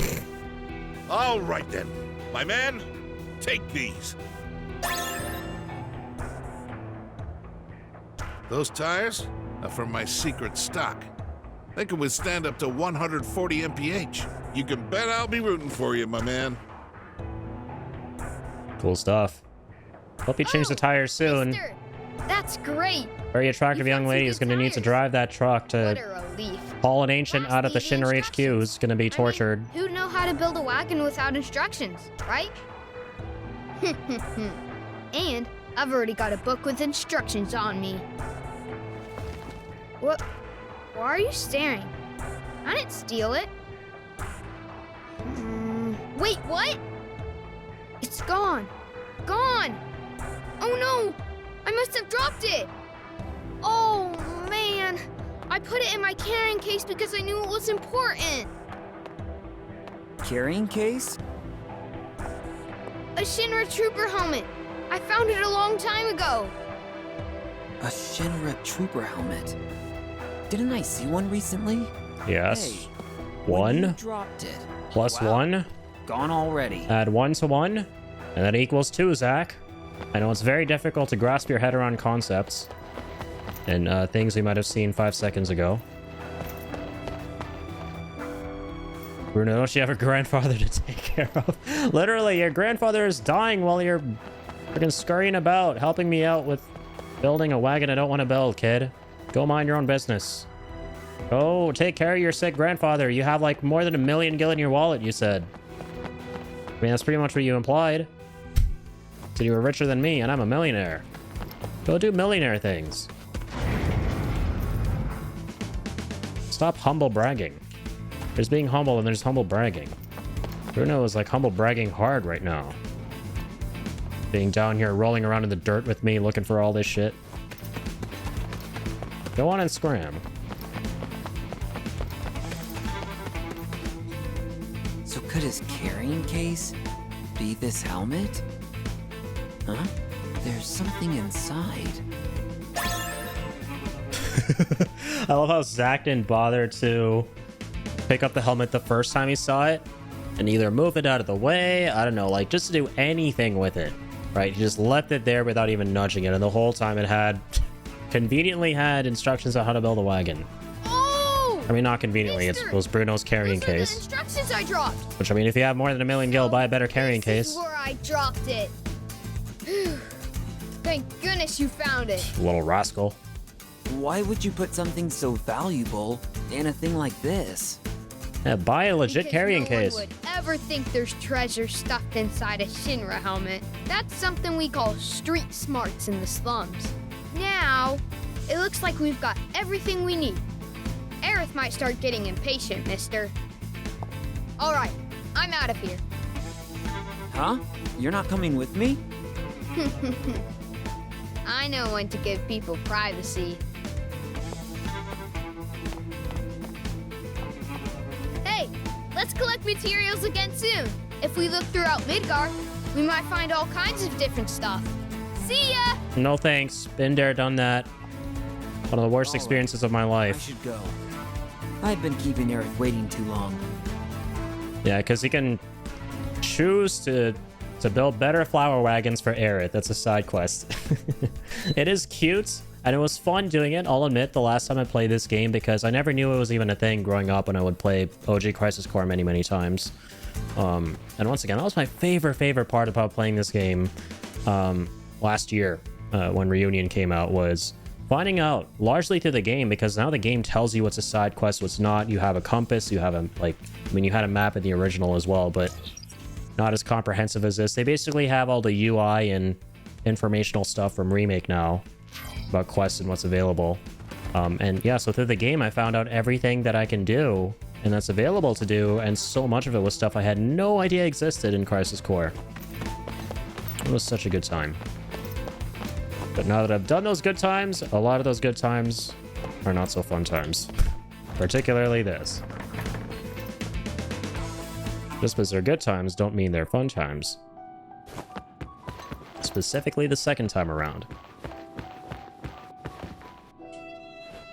Alright, Arisu. Welcome back, Zack. Looks like you got the materials. Okay, let's start making the wagon. Flower wagon materials used. Oh god, they've been given to Aerith. Whatever will I do without them? Flower wagon noises. It looks really good. The materials are matching perfectly.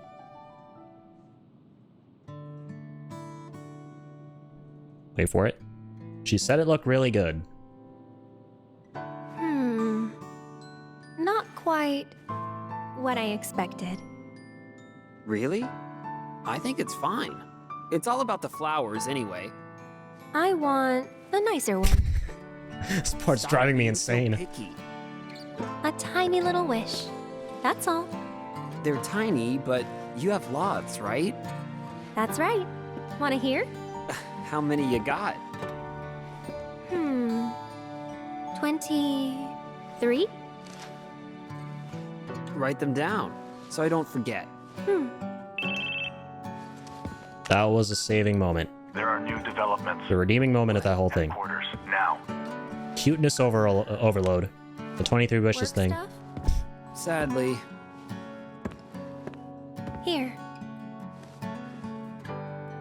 Dang, she writes fast.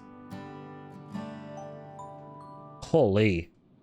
Did he get the planet to write that for you, Aerith?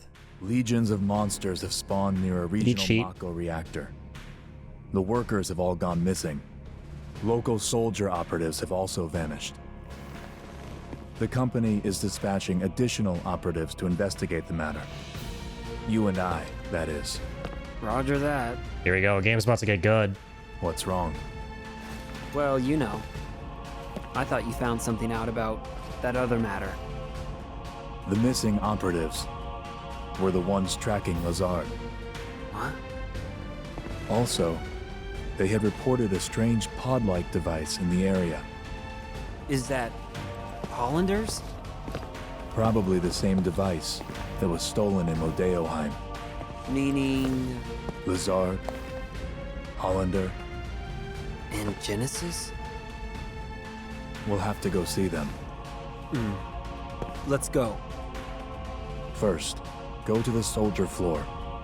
We'll depart as soon as you and the rest of the men are ready to go. Understood. Our orders are to investigate the reactor.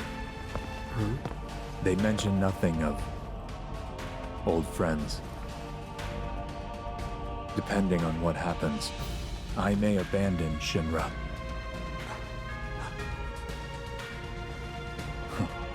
Until then, I'll remain loyal to Soldier.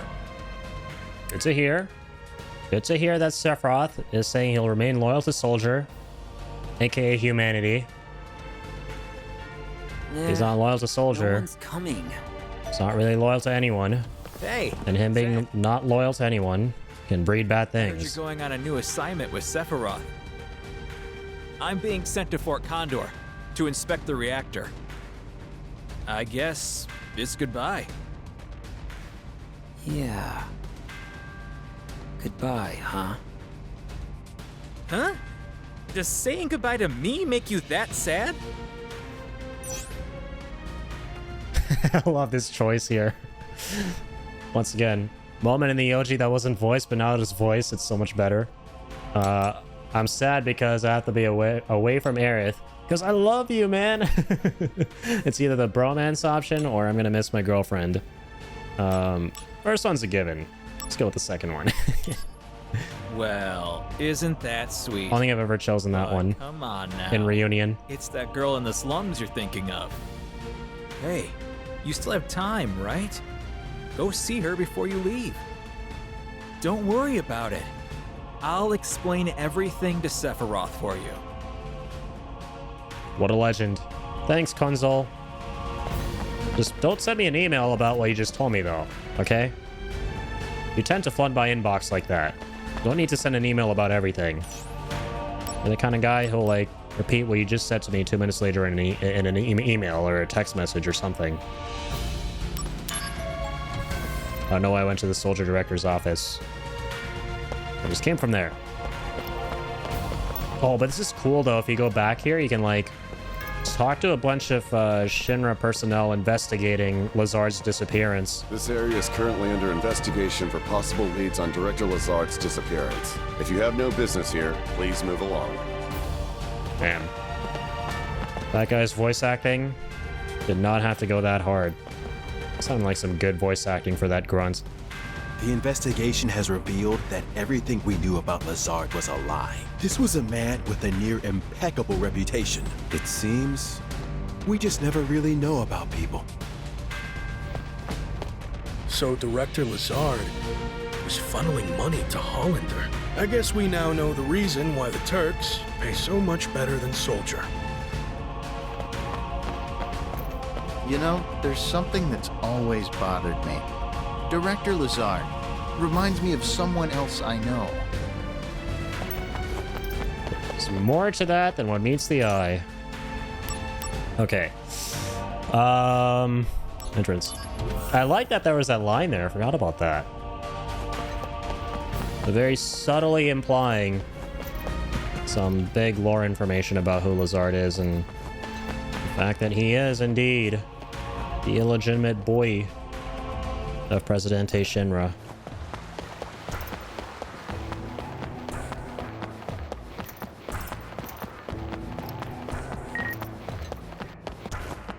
New mail from Shinra News. You should check up our mail. Check up on that. Oh, sorry, I missed that. There's one guy like this at every company for real, though. And yeah, I know, right? Aerith, it's so beautiful, the flower wagon. Mail.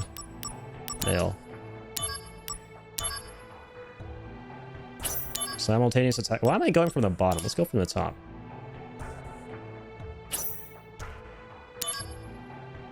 Mail from Lazard. I don't know why I skipped it.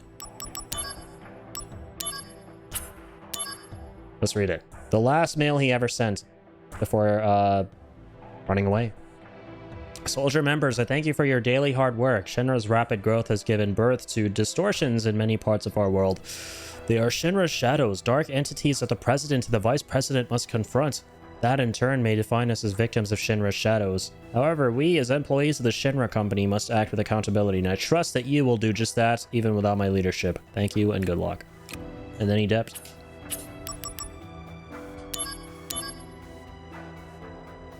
Okay.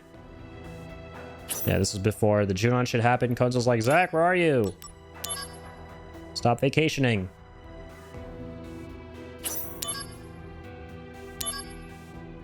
Yeah, so basically it's been 1 year since Angeal died, and we start the 1 year later thing with Zack going on that mission and then vacationing at the beach.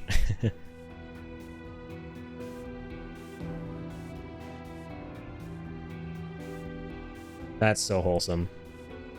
Luxier going, hey, that was a great inspirational speech you gave to all the rookies.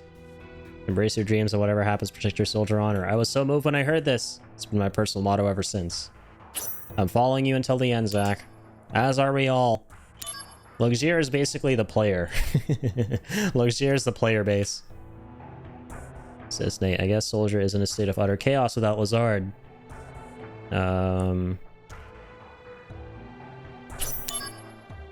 Basically everything sucks. Konzo's like, you like Aerith. Personal announcement 0207. This is an official notification of the change in status of the following personnel. Lazard. Dusericus. Keep messing up the pronunciation of his surname. Director of Soldier, killed in action. Holly, Science Department, killed in action. Shinra News, back at it again with 100% perfect accuracy with their news statements about who's alive and who's dead. So no one ever.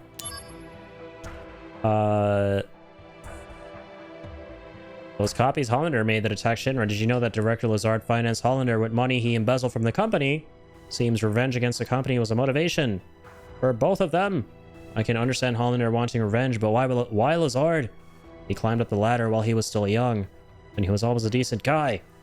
What could he have had against the company? Later remember him writing about ill blood in one of his mails. Speaking of climbing up, the president's son already made vice president. You think Lazard was after the VP's chair? Rufus is already vice president. Zack, where are you? Have you heard that Director Lazard passed away? He was such a good man, R.I.P. Things are scary for the future, but I'm still following you until the end, Zack. He always ends his mails saying that. Good man.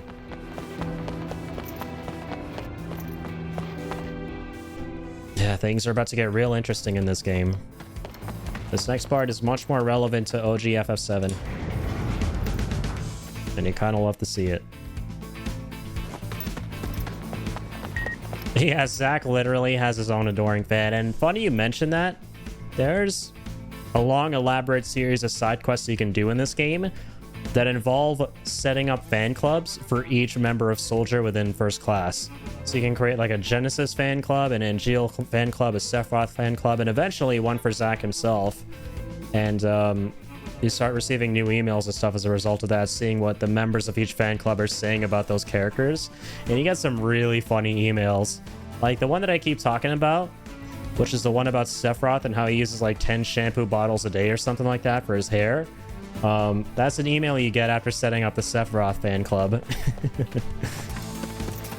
Those were really fun to do on my last playthrough of this. I think there was like a trophy or two associated with those, but some of them are annoying because you can miss them very easily. Like literally, like the Junon segment we just did, where Zack had to go after Hollander. Like there's an elevator kind of obscure and off to the side that if you don't take, you're not going to go up one floor to talk to Cissnei again, and then Cissnei hooks you up with your own fan club for Zack. Like, what? It's such a small instance, and if you miss it, you have to like do a whole other playthrough just to do that part again to create the fan club and get the trophy. Which is exactly what happened to me. Kind of blows. There are a lot of tiny missable things in this game.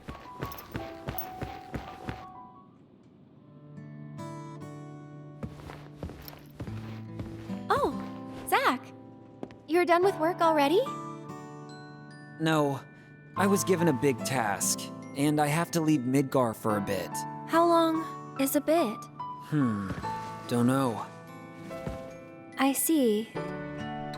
Can I call you? Of course! And don't worry, I'll be done and back in no time. Hey, can we start now? What? Filling the slums with lots of flowers. All right, sure. Let's take this bad boy out for a spin. This adorable little flower wagon. Yeah, it's looking really cute.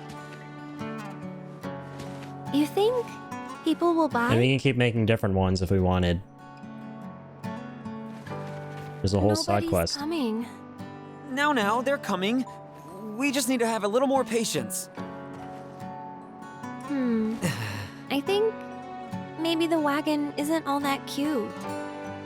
Oh, a customer!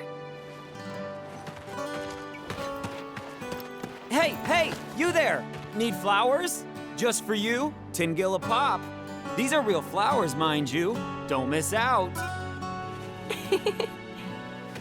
Aerith, this customer's offering 5 gil. Sure, any price is fine. No, we need to be aggressive. I'll counter with 7 gil, no less. But the customer just left. Oh no. I'm sorry, Aerith. Sorry, but why? I'm having a great time. Oh, look, Zack, another customer.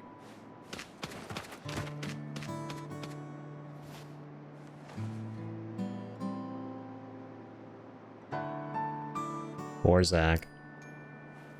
Don't worry about Aerith. Protecting the subject is part of the surveillance.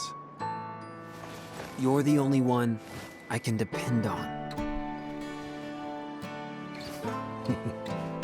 Hey, why are you laughing?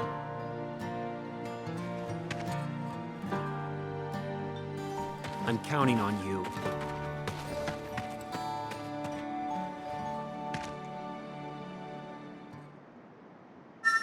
Be a good lad, Song.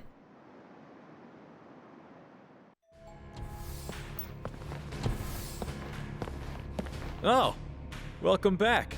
You're in luck. Sephiroth hasn't arrived yet. So, will you wait for him here? Point in our return. Let's frickin' go. I have no regrets. They built a shitty flower wagon. May not have done a side quest to build a better one for my lovely girlfriend. Thanks, but I have no regrets. I'll be back in Midgar before you know it. I'll see you around. Yeah, see ya.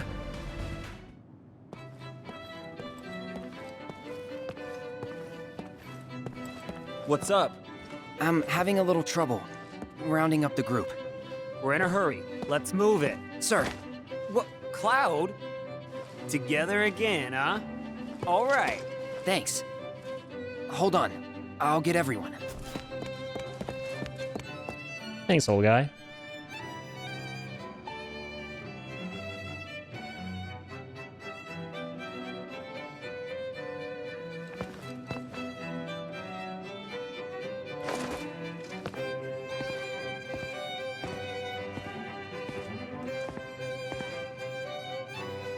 By the way, where are we going?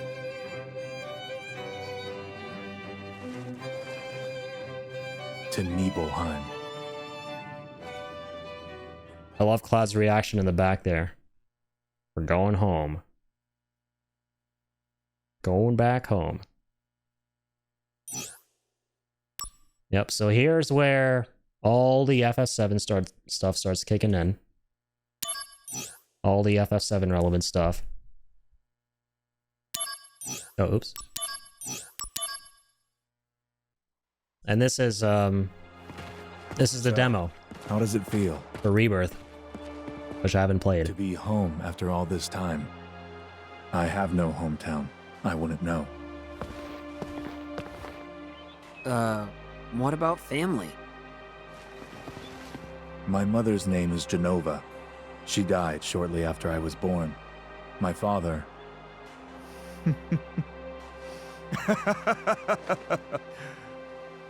Why am I talking about this? Come on, let's go. Sounds good to me, Sephi. Sephiroth's mother's name is... Genova?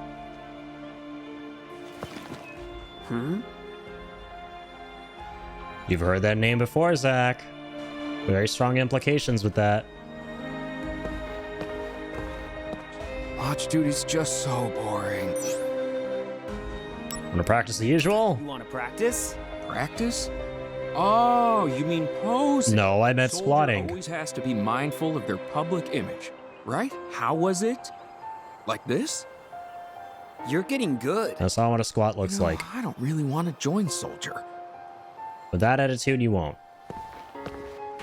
You'll get in trouble for snooping around. Okay. Well, today's your lucky day, Cloud. On this playthrough, I'm not snooping around. I'm breezing through.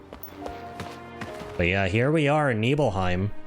And man, this is kind of a good thing and a bad thing that I'm here. It's a bad thing because now I'm more tempted to play the Rebirth demo. Which is essentially the entirety of this segment because it is this incident that Cloud is recounting in the present to the party. And that's how the game is going to open. Are I you might one of actually the just... soldier people? Hello, young lady. Yeah. Zack, of Soldier. First class, mind you. What? Are there a lot of you? First classes? We're a select few. Only 2 of you this time? Yeah, me and Sephiroth. Uh-huh.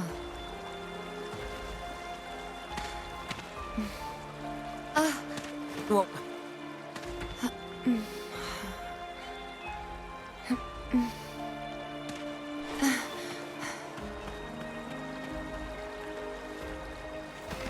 That was odd.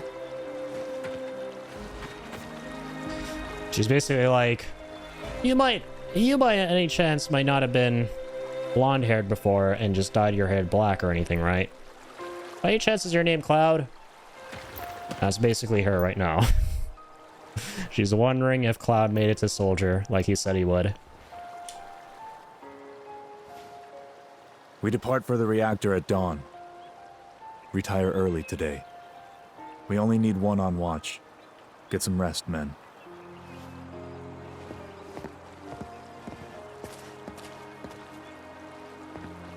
Oh, that's right. Go visit friends and family, if you wish.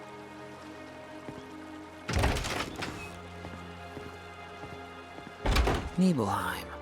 Huh.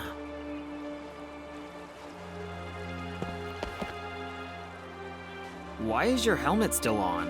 It's personal. What a weirdo. Never removes his helmet. Not a single time. No one ever finds out that Cloud actually came back.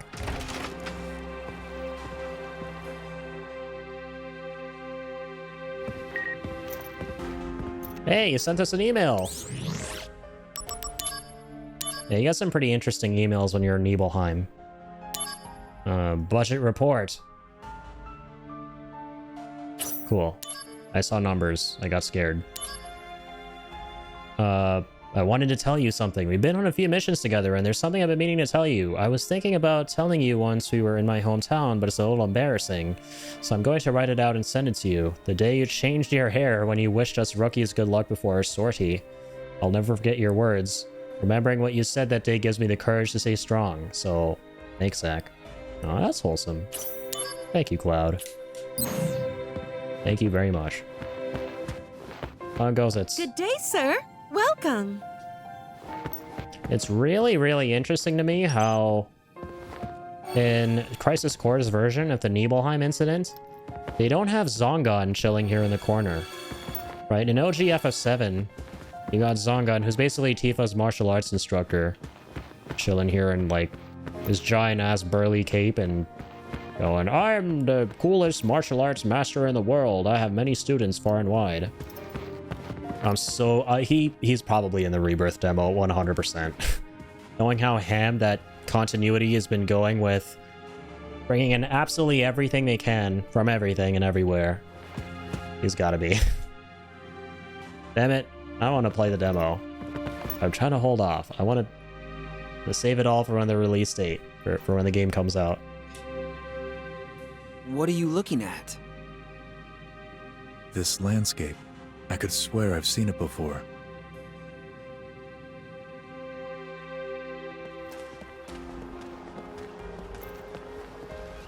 Tifa, you're our guide? At your service. Okay, here we go.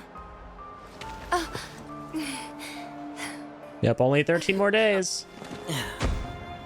When they talk about the best guide in town, they're talking about me. It's too dangerous. There's no way I can let you get involved in this. She'll be just fine if you protect her. Stay back. It's just unconscious. Or do you actually want to get eaten? Use brings wear, tear, and rust. That's why I use the blunt side. So cool.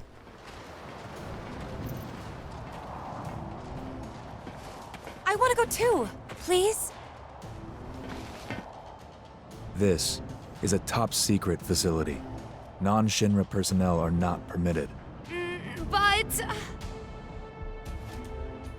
Keep the young lady safe.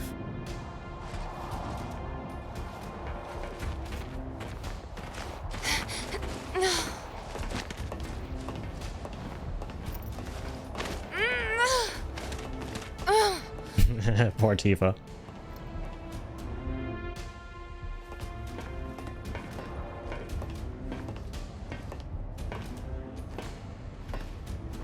It's wild. She never realizes it was Cloud the whole time. He's too ashamed that he never made it in a soldier. Interesting. The door is sealed, of course. Never takes off his helmet. Jenova.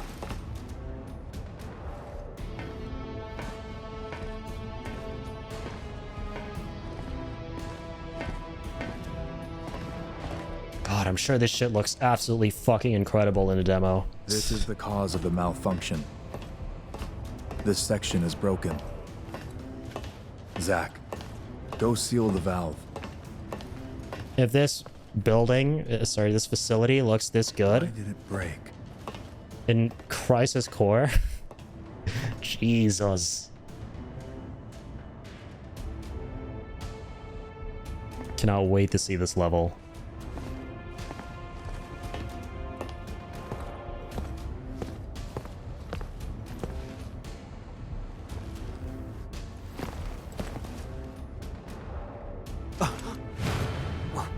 What is that? You average soldier members are Mako-infused humans. You're enhanced, but you're still human. But then, what are those things? Their Mako energy levels are exponentially higher than yours. Are they monsters?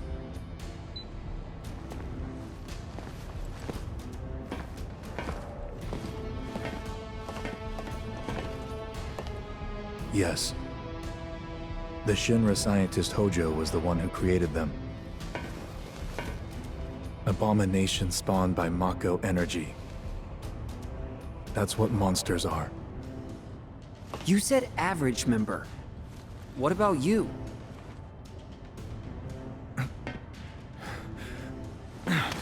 Uh-oh. Hey, Sephiroth!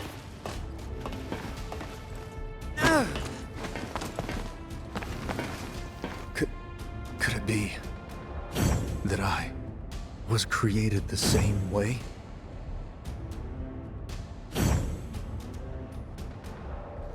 Am I the same as these monsters? His slow realization about what he is, or rather what he thinks he is, and Basically just his whole descent into villainy and madness is so good. Gets a little funky here, and you're about to see why. In this next part, you guys are going to understand why people think the way they do about a certain character. But overall, just like the original FF7, I like Sephiroth's descent into madness here for the most part in Crisis Core. I'm so excited to see how they redo this scene in Remake, or rather Rebirth. How I'm looking at my ISP waiting for them to sort my download speed so I can grab this game and Remake and try them out sometime. Yeah, I highly, highly recommend them. I always will, forever and always.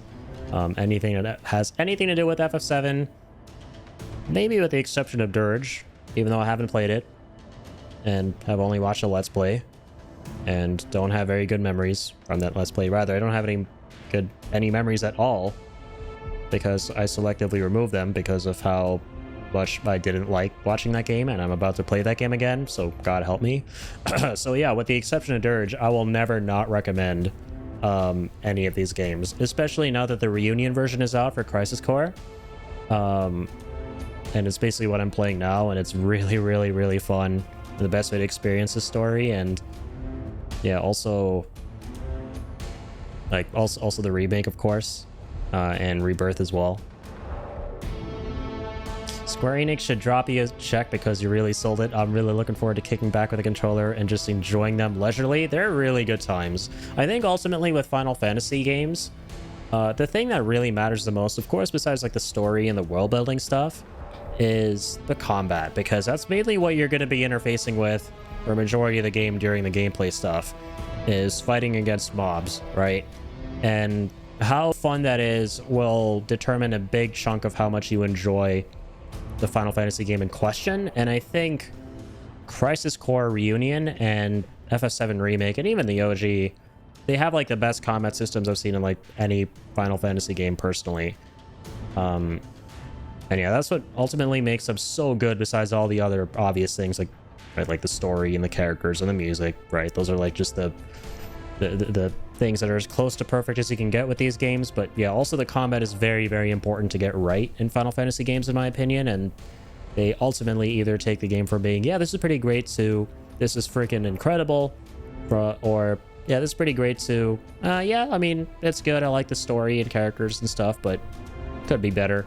Which is actually exactly how I feel about FF16, right? I like the story, I like the characters a lot, but it had some issues with its combat and the gameplay. Like, I think that action combat was incredibly, incredibly fun and addictive, but it got kind of repetitive, and enemies just ended up not being as challenging and not as, you know, they didn't really make me formulate strategies or just think strategically. There was no element of strategy there with, oh, you know, this guy has a certain weakness to this, so maybe I should use this or that. There was nothing really there in that regard. So eventually the combat kind of became meh to me, but doing some of the set pieces and boss fights and stuff, even though the game might have been getting repetitive, those didn't stop being freaking incredible. So yeah, I think what I'm trying to say ultimately is just, yeah, combat is a pretty big deal, how good it is in a Final Fantasy title. So, and I think that FF7 stuff, pretty consistently in all the FF7 media, has had really fun and addictive gameplay combat. So, hell yeah. There's so many reasons for me to recommend these games. That being one of the chief ones. I knew ever since I was a child. I was not like the others. I knew mine was a special existence. But this was not what I meant.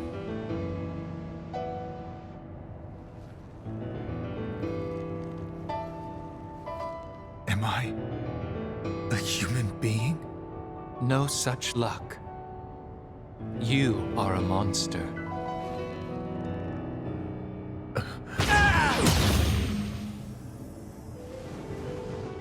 Thanks, I hate it. Why? Sephiroth. Why is he here? Why? You were the greatest monster created by the Genova Project. Genesis! So you are alive! I suppose I am, if you can call this living. What is the Genova Project? The Genova Project was the term used for all experiments relating to the use of Genova's cells. My mother's cells? Poor little Sephiroth. You've never actually met your mother. You've only been told her name, no? I don't know what images you've conjured up in your head, but... Genesis! No! Genova was excavated from a 2,000-year-old rock layer. She's a monster.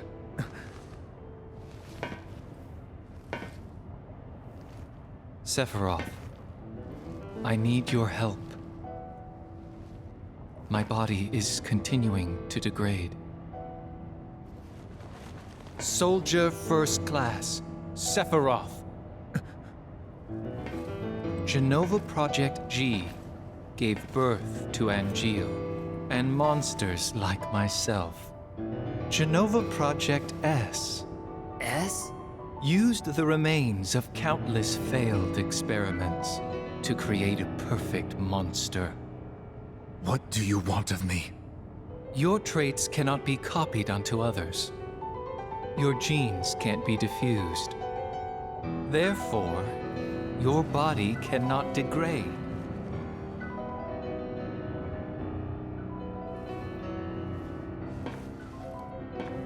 Share your cells with me. My friend, your desire is the bringer of life, the gift of the goddess.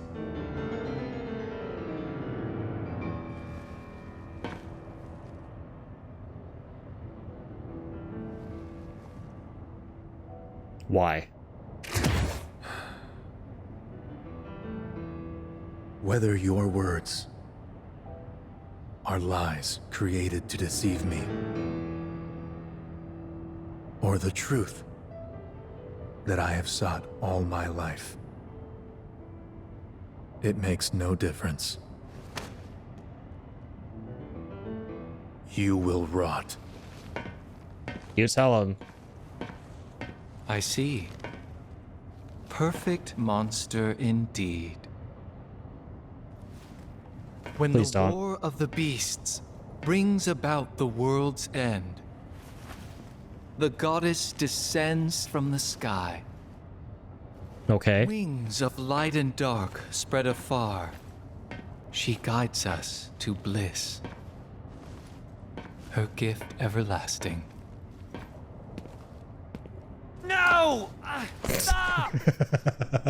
Zack just there, enjoying the show the whole time.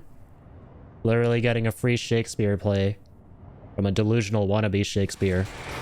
And what not getting a lead in Community Shakespeare does to Genesis. I saw that out the corner of my eye while watching that. I was trying so hard not to laugh during the cutscene. That's so good. So the reason that kind of blows, having Genesis just show up there during one of the most iconic scenes in Final Fantasy VII, is because it completely changes the way that Sephiroth transforms. Right? In the original, it's just this harrowing moment of self-realization for him, like he's discovering all these truths himself. Whereas in Crisis Core, they attempt to seemingly retcon it by making Genesis just go through this whole crazy expository thing where he just tells Sephiroth everything and leaves nothing for him to figure out. Well, he kind of does.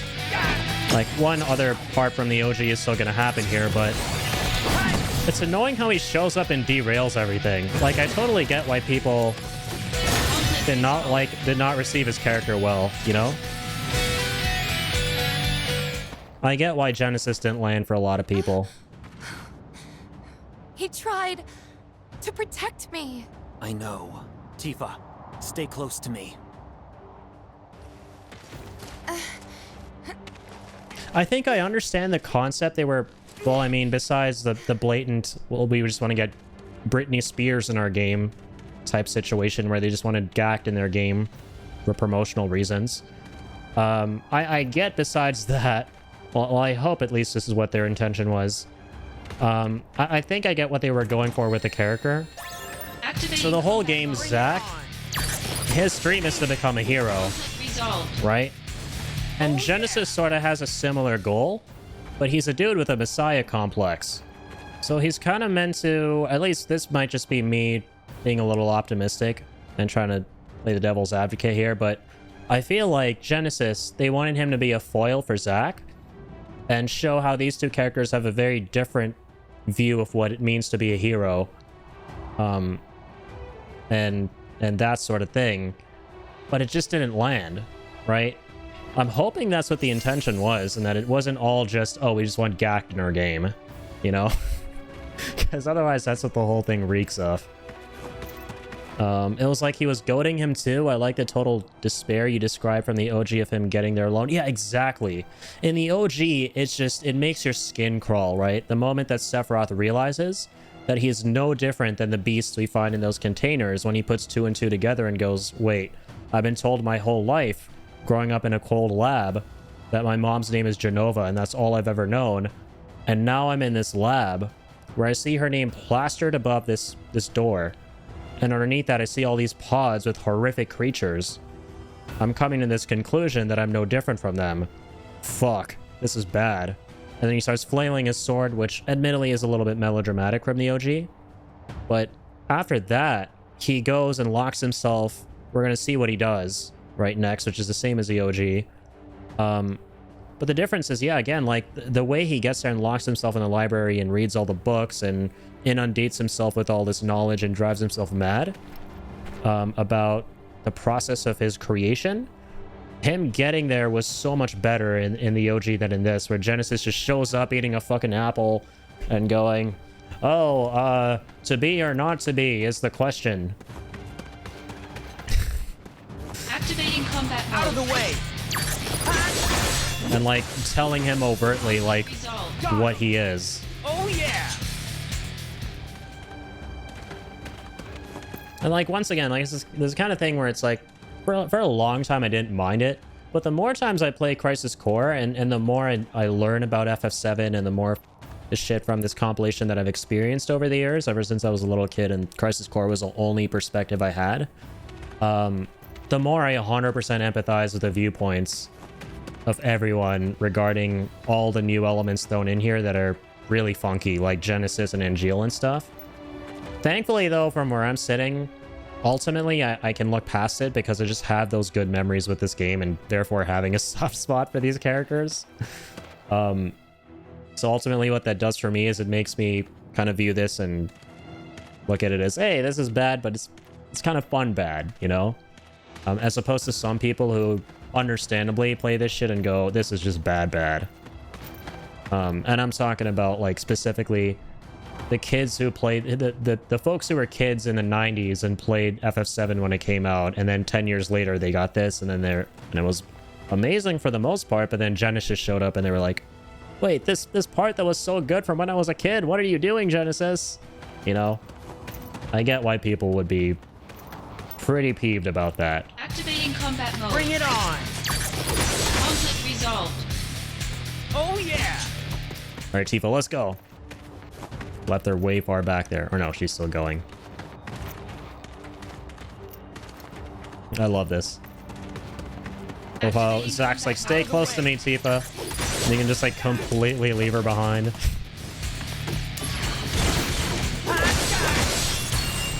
Conflict resolved.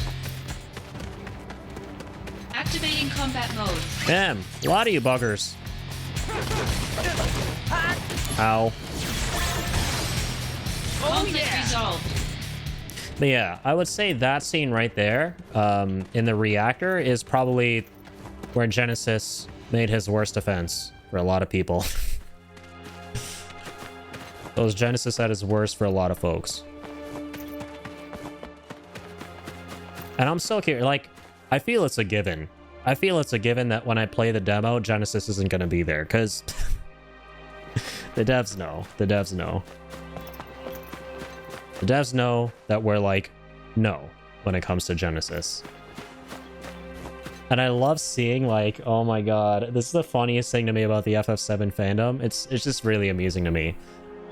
Seeing people speculating whether Genesis will be back in some way, shape, or form in the remake continuity. And you're seeing a massive 50% split down the middle in the community of people on one side of the fence going, oh god, they're like dreadfully scared as if it's the boogeyman coming out of the closet or something. And half of them going, oh, you know, we'd be kind of open to it. That would be kind of cool. Right?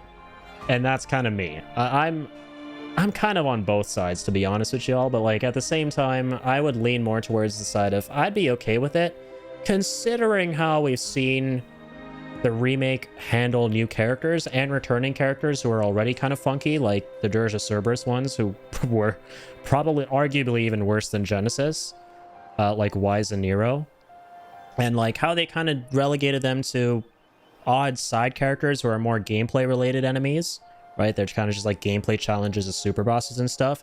I would be fine if they approached Genesis with a similar situation if they were to bring him back. Like, don't inject him into the story, right? Don't do that shit. Just put him in, but make him some kind of like secret, super uber mega optional boss somewhere obscure in the world where you can go and fight him. Maybe he has a couple lines, but he has nothing more than that. I think that would be a great compromise. Like, do the Nero and Y strat, like an intermission DLC. We thought we had to defy fate. It turns out we had to defy Cact's agent. I love that. Accurate. Yep, the mission was to defy his agent all along. Sephiroth, where did you go?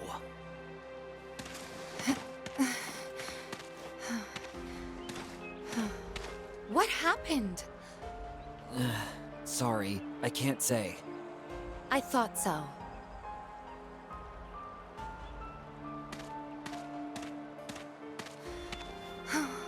I'll ask the townspeople about Sephiroth. Thank you, Tifa.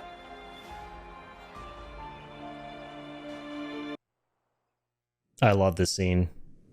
The scene is so good.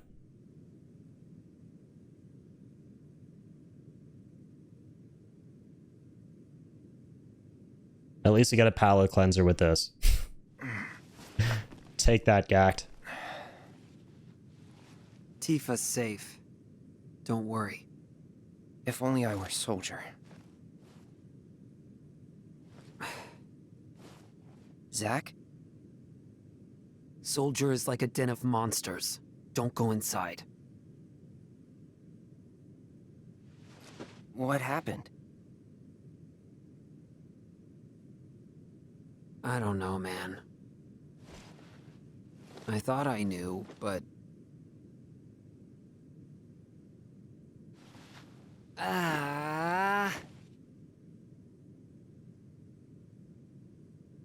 By the way, do you know Tifa? Sort of. Talk to her? No. I'm sensing some issues here. Shouldn't you do something?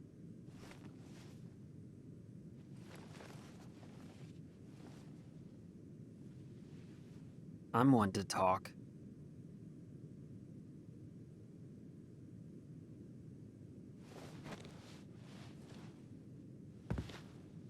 I'm with soldiers, so fighting's all I do.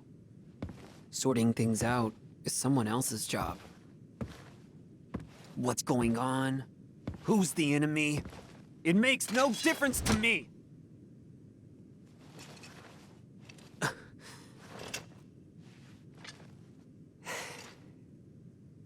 Hey, Zack. I really like that sword. It's impressive.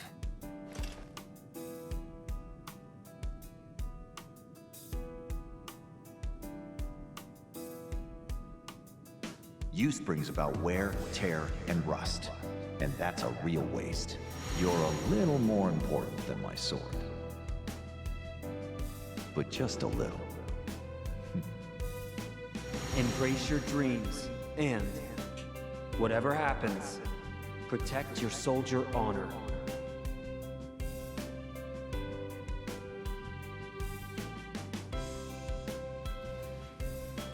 This is a symbol of my dreams and honor.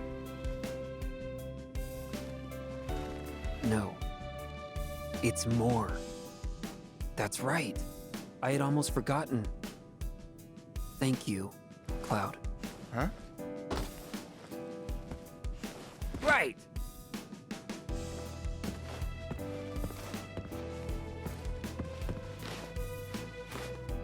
I'm gonna crash. Night.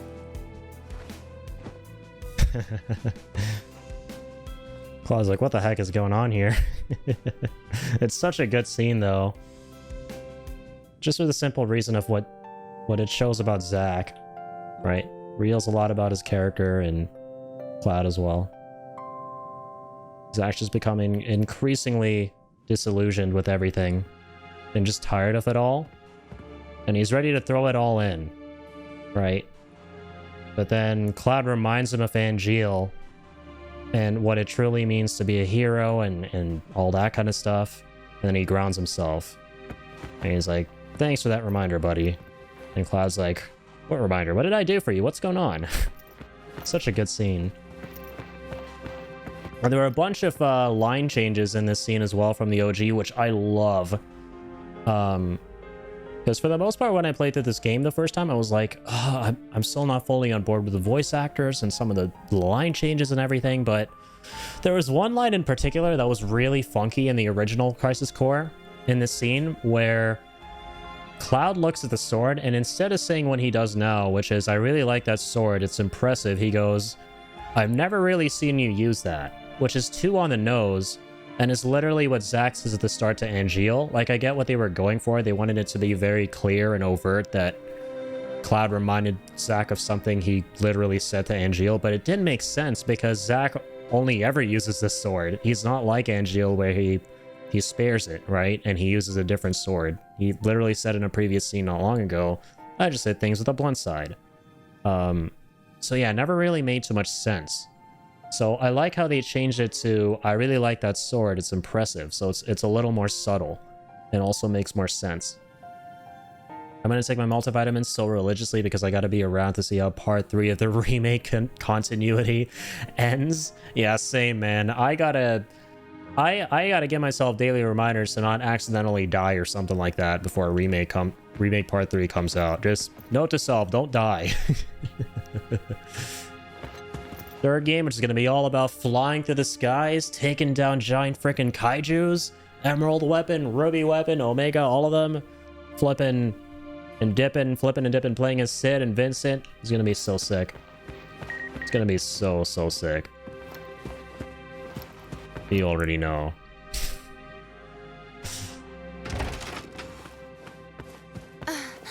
Sephiroth is at Shinra Manor. Are you talking about that big mansion? Yes. Shinra's owned it a long time.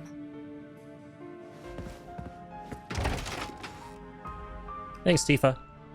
Also, yeah, fun fact. I think I mentioned this earlier on the stream tonight, but you never ever heard Tifa's voice in OG Crisis Core. Never had any voice lines. Every single line of dialogue she said was unvoiced. It's all just text boxes you have to read. So, yeah, again, it was fun to look forward to hearing all these fan favorites being voiced in this remaster. Aerith? I finally got through. Yeah.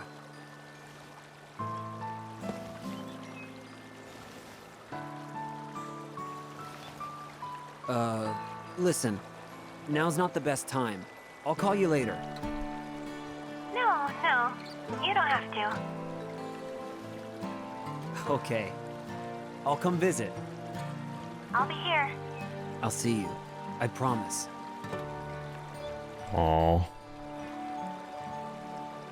That hits hard. Oh, it hits even harder. God damn you, game.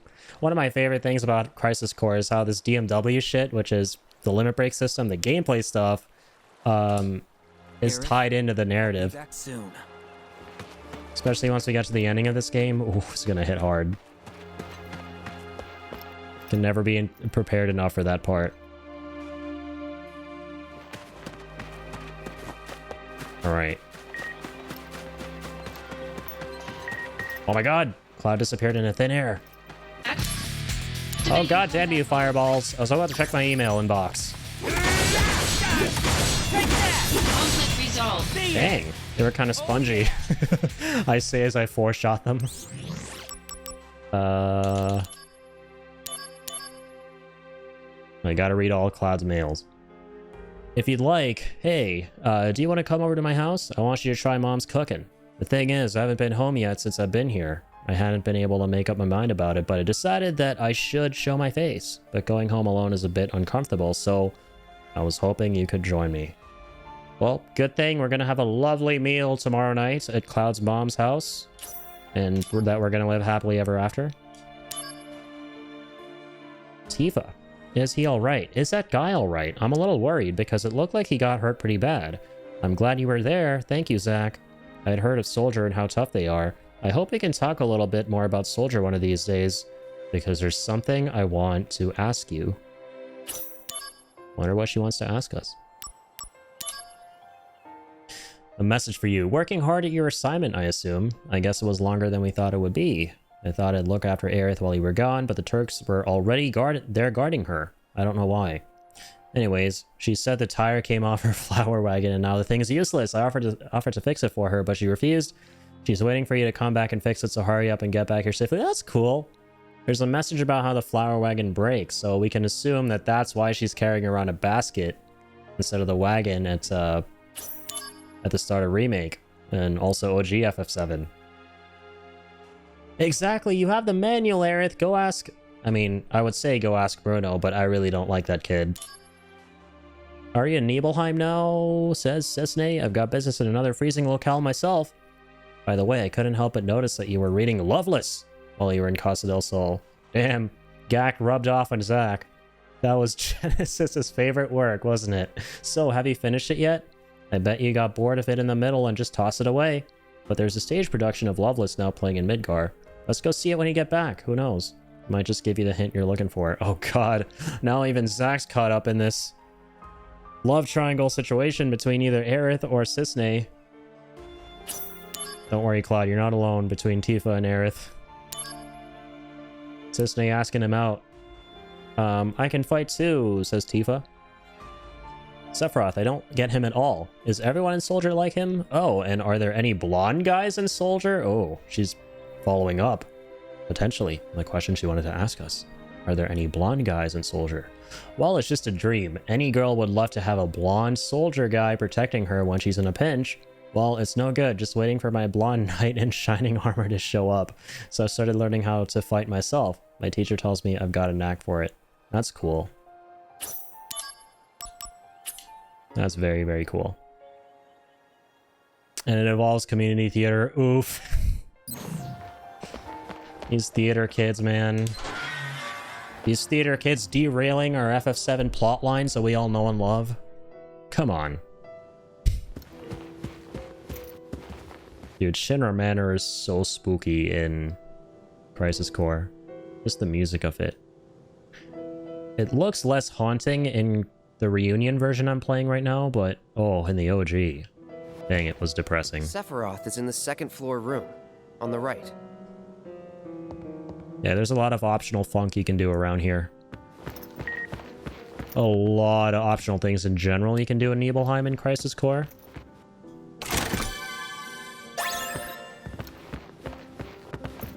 Like down the hall, there's a safe. Oh my god, yeah.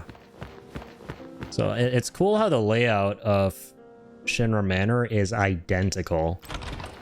Oh man, it's fucking haunting music. This is where we get Red 13's Limit Break, his final one in the original FF7. The safe minigame. You guess the right combination, you fight the last number and get his Cosmo memory.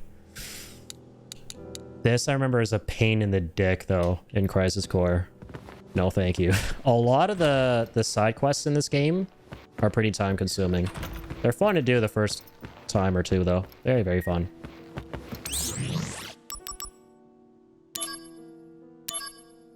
Very endearing, fun side content. Little things you can do here and there. Luxier. Our #1 fan again. Look at the. I had to read the last sentence first to make sure. All right, but what does he say? Hello again, Zack. I heard you were on an assignment with Sephiroth. I remember you were trying to get in touch with him, so I'm guessing you can finally talk to him now. I also heard Sephiroth handpicked you for this assignment. With the main soldier firsts gone missing, and Sephiroth not being the type to look after subordinates, I'm thinking it's you who's gonna lead us.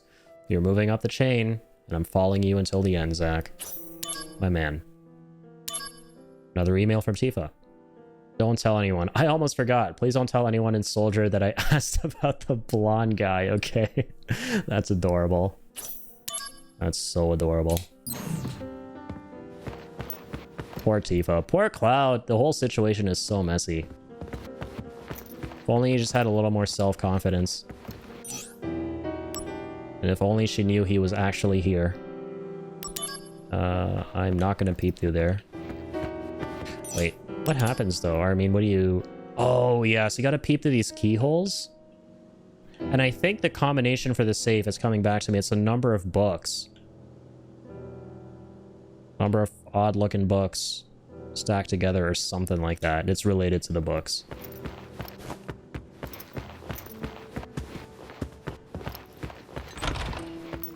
The underground passage door was unlocked.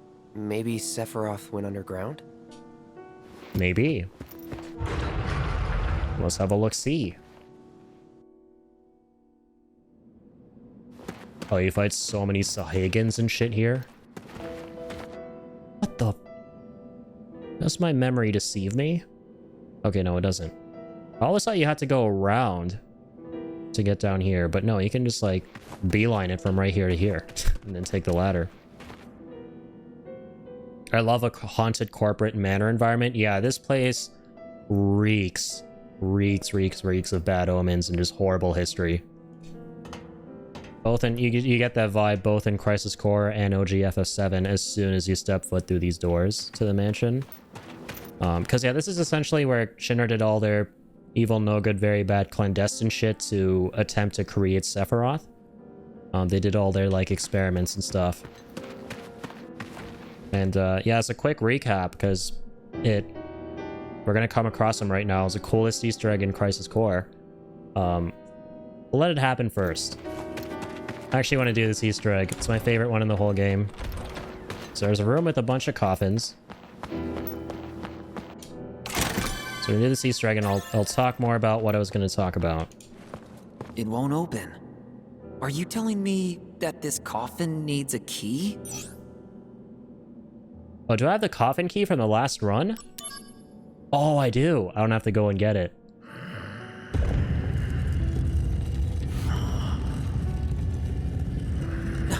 Who's that?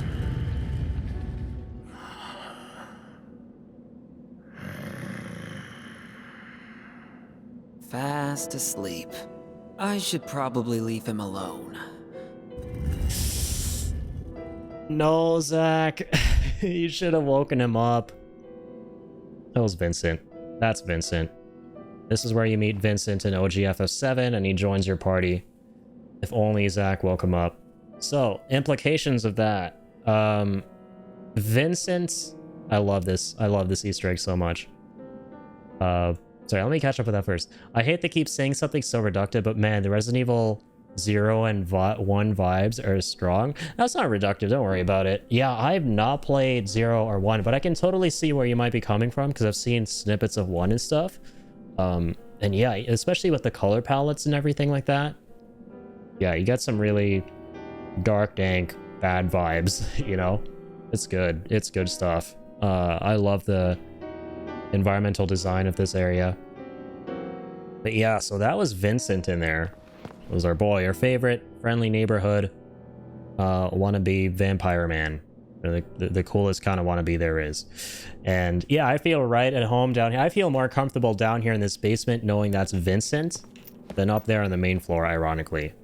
But the implications of Zack not waking up Vincent are very bad, because if Zack were to wake Vincent up here, everything would be averted going forward. Like, literally, the whole crisis would be averted. There would be no crisis. This game would just be called Core, because Vincent knows the truth of everything. Essentially, and we're going to see this in a couple seconds going forward, The whole reason Sephiroth even went batshit insane was completely due to a misunderstanding. He comes to the false conclusion that Genova, whose cells he is composed of, was the leader of the Cetra who was trying to protect her people from the meteor that crashed into the planet, which in actuality was Genova, essentially, and that the humans betrayed the Cetra leader Genova and her people and went and hid, and that it's his duty to reclaim the planet in the name of the Cetra who went extinct, essentially. And then he's the last remaining survivor of them as Genova's son. And that's why he goes batshit crazy. But the reality is he has nothing at all to do with the Cetra. He's just a guy who was injected with the cells of Genova, who's actually an alien within the meteor, who wiped out the Cetra.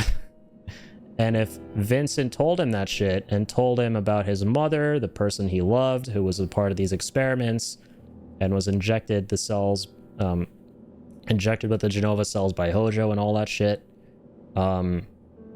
everything would have been avoided. My point is, Sephiroth just needed a little bit of therapy from his, might not be biological dad, but is definitely his daddy. Vincent might not be his father, but he sure is his daddy. Because, yeah, Sephiroth's biological dad is Hojo. Lucrezia was the woman who conceived Sephiroth with Hojo, but Lucrezia loved Vincent. So in a way, Vincent would kind of be like a... He could have been like a surrogate dad here to Sephi. But Zack was like, no, I want to respect his sleepy time. I don't want to disturb him while sleeping. And the whole universe went to shit as a result of that. Here we go. Imagine a Zack Vincent team up here. 2,000-year-old rock layer.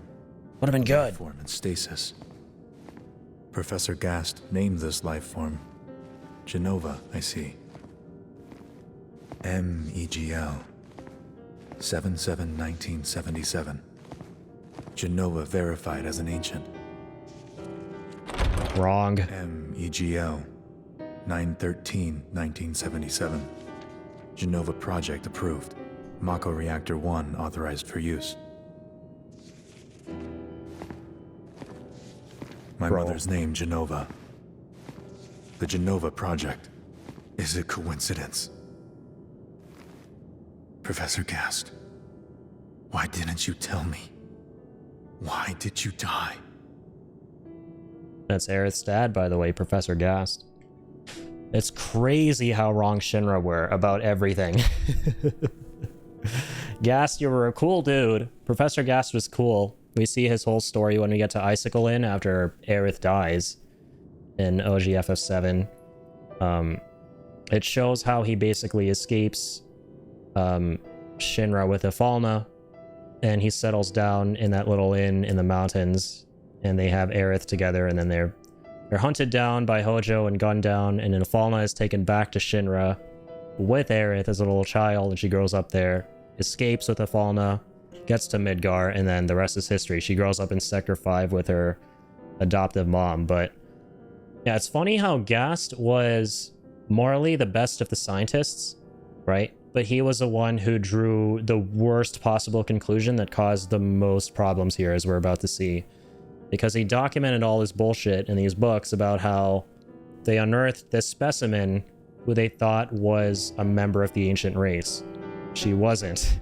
She was the alien that the ancient race fought so hard to seal away, so it would cause no harm to the future generations. They unearthed an ancient evil. That's what they actually unearthed. It's nuts. And so yeah, Sephiroth's like, oh shit, I'm an ancient. I'm a part of the folks who got terrorized by that meteor. Surely I have nothing to do with the alien and the meteor itself. Which you do, my friend. Leave me be. Feels bad, man. This whole... That's why I love Sephiroth so much. He's a tragic character. His whole villain arc is based on a severe misunderstanding.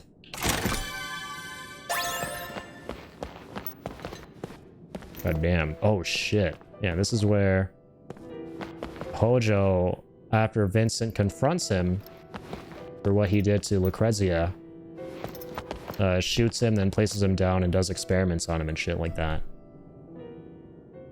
to turn him into what he is. From that day, Sephiroth shut himself inside Shinra Manor.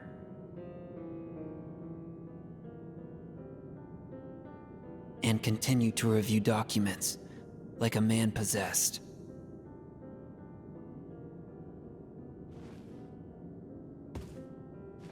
The lights in the basement never went out once.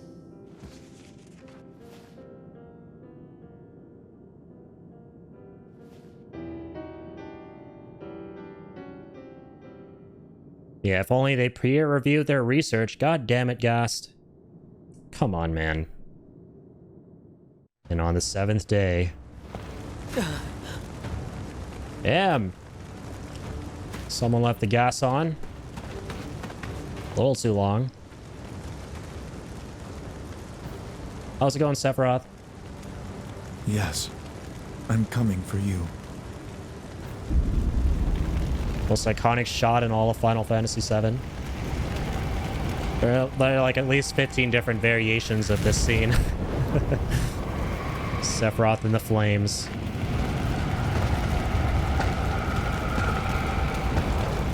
I'm pretty sure that's a Smash outro too. When he wins.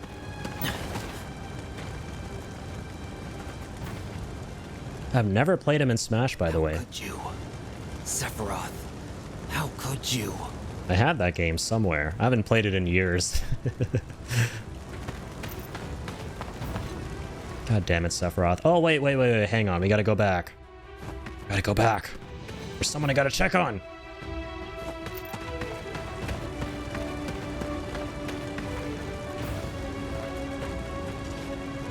Sephiroth. Cloud crawling. You see this POV in the FF7 remake flashback when he's walking through the ruins of Sector 1 after the bombing. And he sees a vision of Sephiroth, and then he's like crawling, trying to get to his mom, who I'm assuming lives in this house, and we never got to experience her cooking. Oh god, my feels. I don't know why I didn't get that chest. I feel slightly happier now. There's also a mini game we can do here where we can get into one of these houses and save this family from burning alive. Save this kid's family. But you need to do a bunch of other things to trigger that quest earlier. Activating combat mode. Conflict resolved. Alright, Sephiroth. Activating combat mode. Bring it on! Alright, butt ugly bitch. I'm sorry I called you that. Oh my god, these guys are fucking really tough, by the way. The death claws. This whole part. Oh, yeah. Probably the hardest portion of Crisis Core. Alright. Got a mail from Cloud. Where are you? I was just checking on you, buddy. Where are you now? You were lying there on the floor. Zack, where are you? Sephiroth set the whole village on fire. Tifa and her dad went chasing after him. You've got to stop them. Okay, I'm on it. Activating combat mode. Hey, yeah. Conflict resolved. Oh yeah! Here's just kind of cool, by the way. And I wonder if this part's going to be in the beginning of Rebirth, aka the demo that's currently out. In OG FF7, during the Nibelheim flashback, we see the party, the first time they're coming up to the mountain to go to the reactor, cross this bridge. And that's how the other Shinra grunt that travels with Sephiroth, Cloud, and Zack dies. They're crossing the bridge, it breaks, he falls down, he's dead. But this game completely glosses over that. The only trace we have of that happening is just this bridge being broken. There's a lot that this game abridges from the Nibelheim segment, and I cannot wait to see it in a full-fledged, actual 60-hour video game, you know? It's gonna be wild. I wonder if they're gonna keep that in. Probably.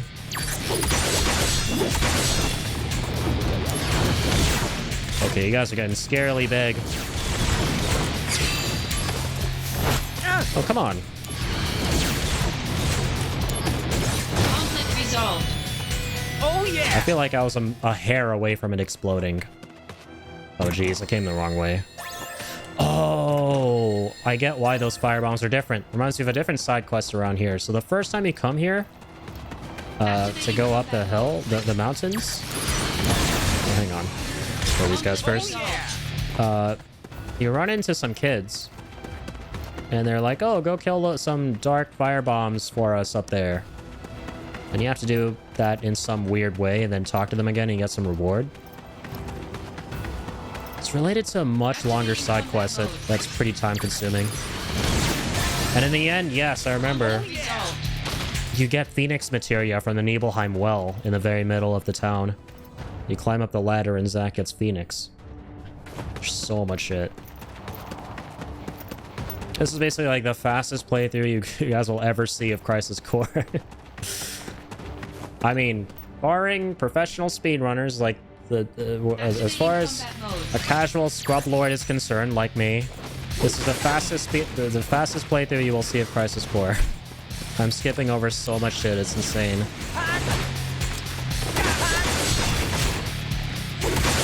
Like, I feel like at this point, if we were playing it at a normal pace, I would have done like 6 streams or something. It would have been like 6 streams in.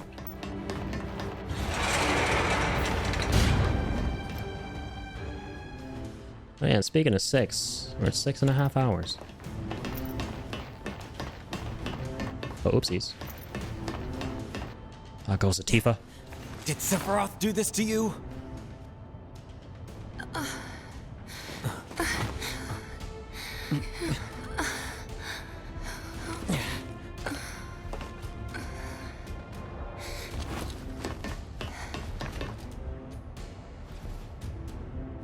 Hate you, Shinra, Soldier, and you. I hate you all!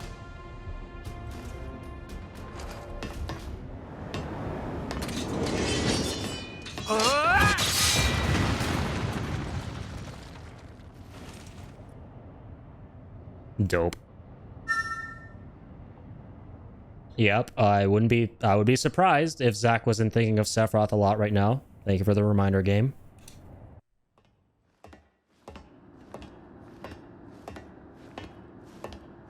Mother, let's take back the planet together. I had an epiphany. Let's go to the Promised Land. Mother. Sephiroth! Why did you kill the townspeople? Why did you hurt Tifa? Answer me, Sephiroth!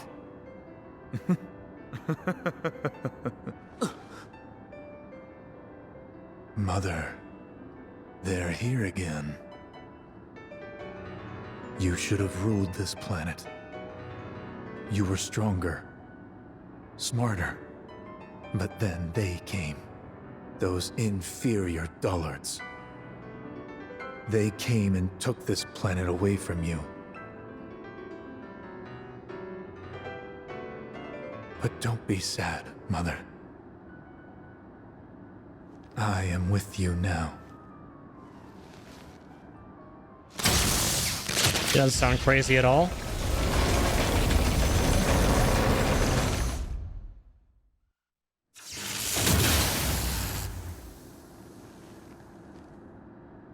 We meet at last, Mother.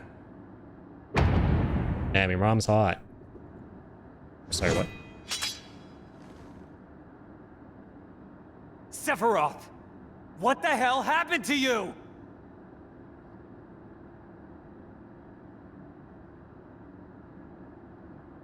Ah! Sephiroth! I trusted you! All right, here we go.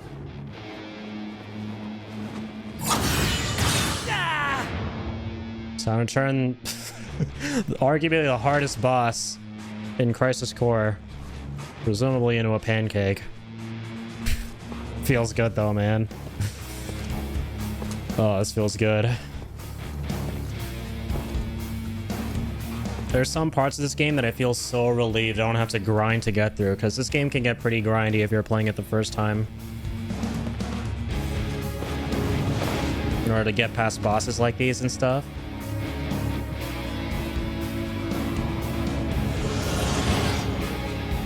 Alright, let's dance. Activating combat mode. Here we go. Gonna love this. Youch. Ouch! Sephiroth, please! Oh my god, he almost killed me. I'm using an elixir. Good thing I have like 88 of those.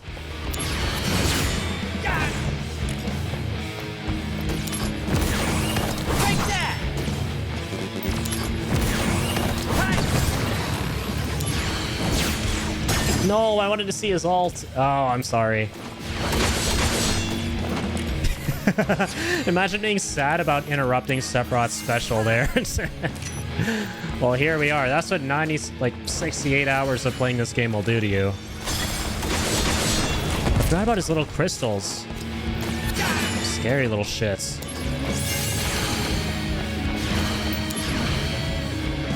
This guy is a hard piece of shit. Even right now, I'm a little bit nervous. Like, he literally just killed me. There you go. Good thing I have re-raise somehow.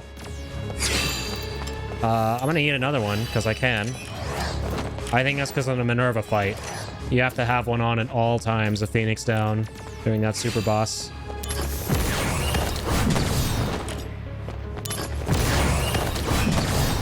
Sephiroth, can you do your ult again? Please, I'm sorry I interrupted it the first time. No hard feelings. Oh, God. Anyway. I was gonna keep coming back, because I have 62 Phoenix Downs. Oh, there it is. There it is. You guys ready? Let's go. Octa Slash.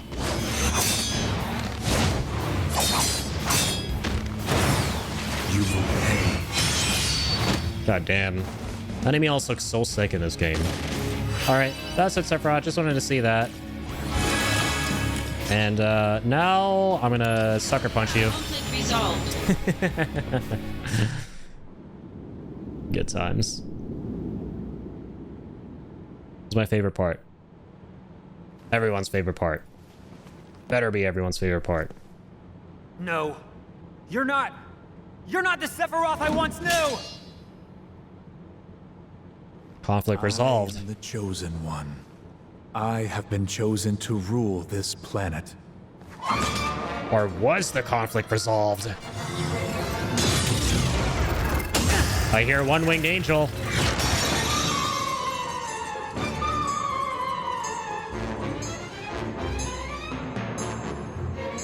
I think Crisis Core has my favorite version of this theme.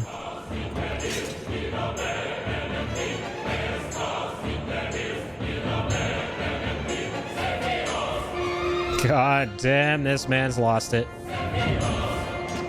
Those are evil eyes. If you are driven to the edge, the game is over. I think I reduced my lifespan by like 10 years when I was an 8-year-old kid. When I saw those words pop up on my PSP screen. From all the stress that just surged through my body. This part is stressful as fuck. Like, you think the fight's over, and then it's like some fucking millennia shit from Elden Ring. Like, well, guess what? You can die. Still. Without your HP reaching 0, just by being at the edge. No big deal. Have fun growing gray hairs with that stress.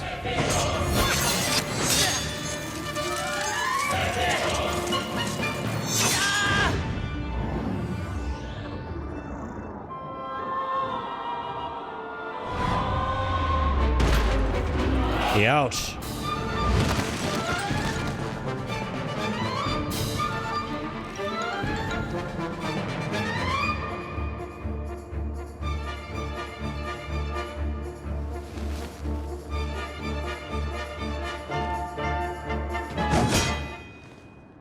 I'm a Buster Sword.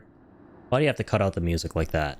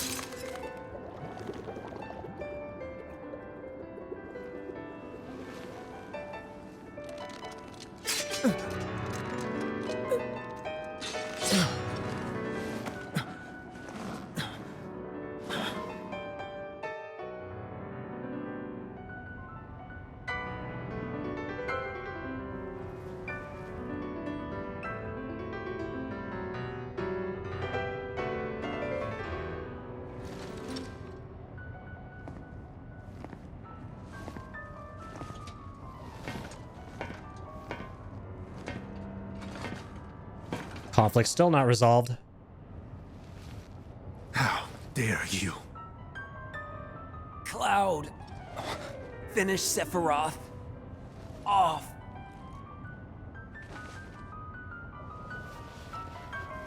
The beginning of a rivalry.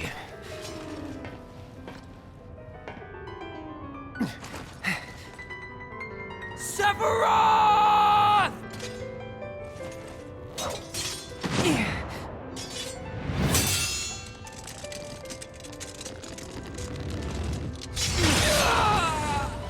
Youch.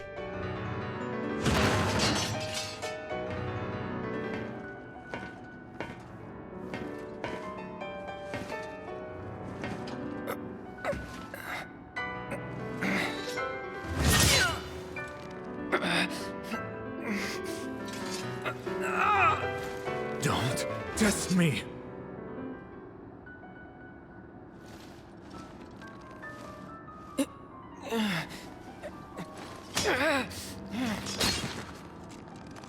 No.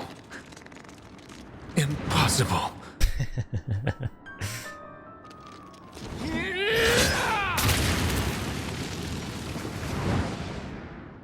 Sephi is not having a good day. And that's why Cloud right there, one of the greatest mother flipping characters. No soldier enhancements, no nothing. Just pure unadulterated hatred and rage.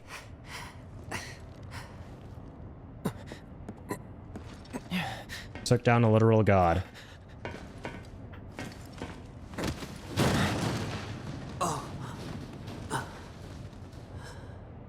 Cloud.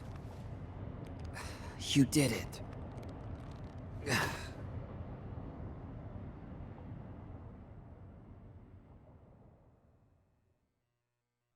GG's. Well, that's it for Sephiroth and Crisis Core. What's up, Hojo? Surely he's here to help us. One here. Intriguing. Most intriguing. He'll make a fine test subject.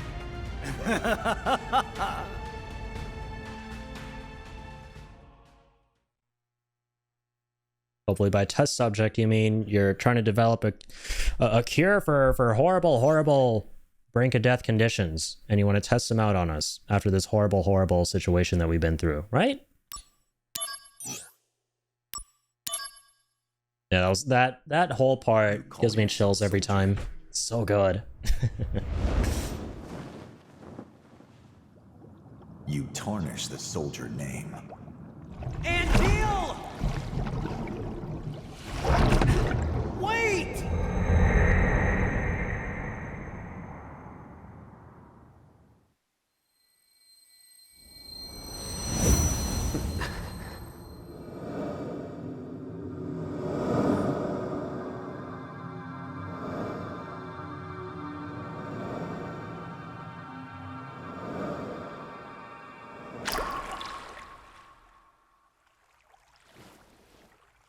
Those wings. I want them too.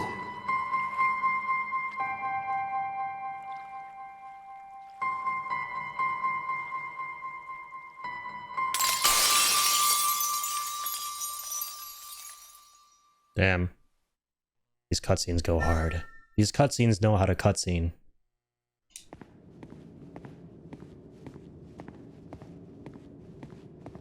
So many beautiful FMVs. Like how they established that the way Zack got out of the tank was because he saw Angeal, like originally even.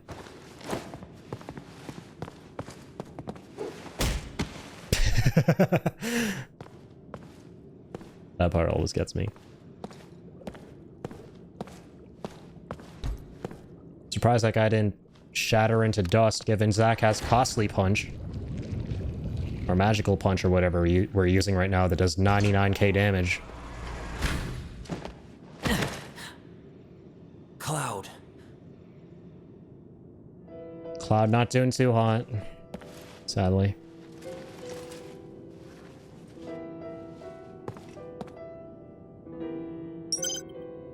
So yeah, essentially what Hojo did to us and to all the survivors of Sephiroth's massacre is what I was talking about in over the course of my previous streams of both Remake and the OG FF7. Testing out something called the Genova Reunion Theory, because he's a fucking psychopath and a madman. And morbid curiosity got the best of a madman, which is never a good thing. He's like, what happens if I take all of these people and stick a bunch of Genova cells in them? Will they want to go and find Genova's body because Genova cells have the property of calling forth other things that have its cells? What will happen? I wonder. And Zack's kind of unscathed because he's already a soldier. He's been through the soldier process, which in parts involves to a lesser extent what Hojo did to all of these guys, which is getting some Genova cells and Mako showering. But Cloud is someone who has never been exposed previously to any of it. The total ordinary average Joe. And it completely KO'd his mind. Okay, let's go. Man's a vegetable. Sadly. Rip our favorite country boy.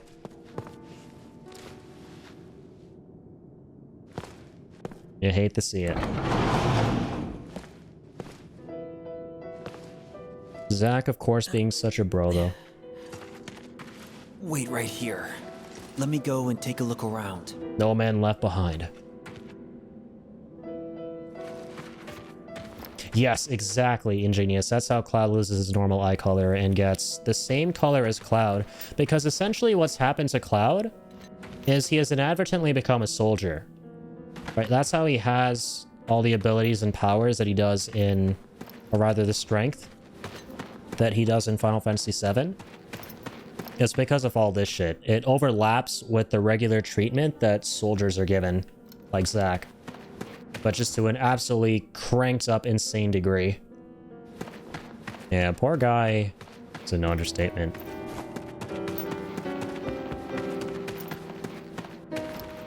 And so what has essentially happened is, whenever we see those robed figures, like, it's actually a good thing we just played the Yuffie DLC, because we see a whole bunch of them in that, while she's traveling to Midgar. Those robed dudes with the tattoos on their shoulders are all the other people that Hojo was experimenting on. Cloud, we know, obviously, he luckily woke up from his coma. Albeit with a totally shattered mind. Like, he woke up full schizo. Those guys were unfortunate. Now it's safe. Were not as lucky. They were not as fortunate.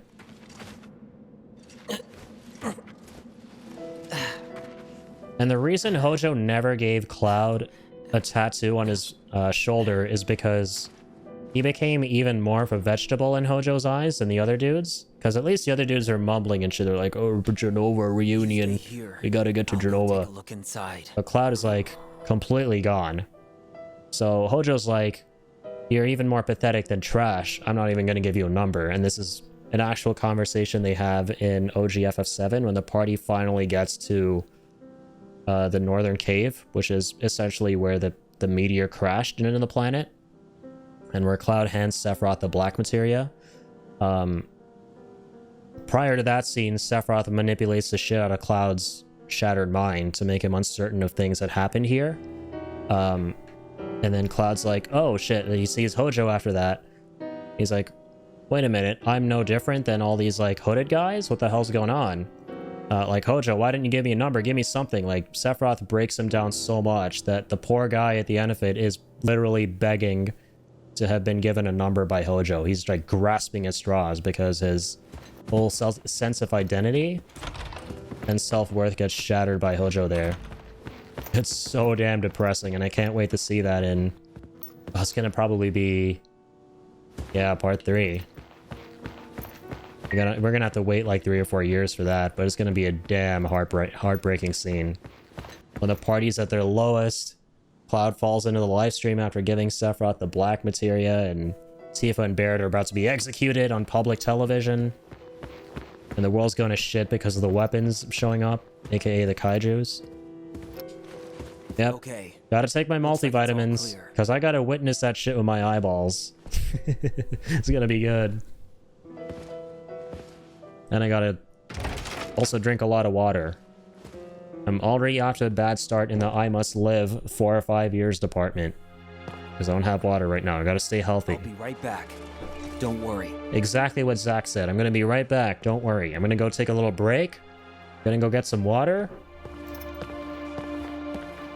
And we're gonna continue with this. And book it out of Nibelheim. With our lad here. No man left behind. Alright, I'll be right back, guys. Alright, folks. Sorry for the wait. I have returned. Let's keep the good times shining. Let's do this. Let's get out of this awful place. Or not. Okay. I'll be right back, Cloud. You just keep sitting there and try not to get attacked by any fireballs that spawn out of thin air, which have been doing a whole lot lately. Right. That should do it. That's awkward. No random encounters at all. Zack's like, yeah, path looks okay. I totally cleared out a path. That was actually kind of lucky. Holy shit. I would have thought that, like, at least one random encounter would be mandatory there for that segment.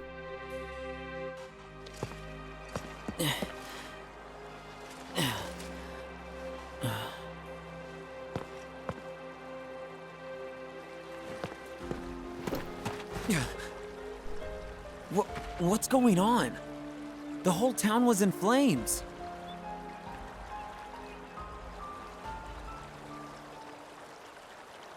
After them! Uh-oh. Shinra grunts. It's the professor's samples! You really think you can catch me? Think again. Think again.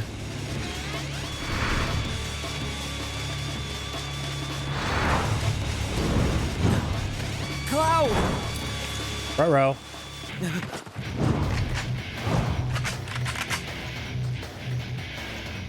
Oh no. No way! I'm never going back! Activating combat mode. Ain't that the truth?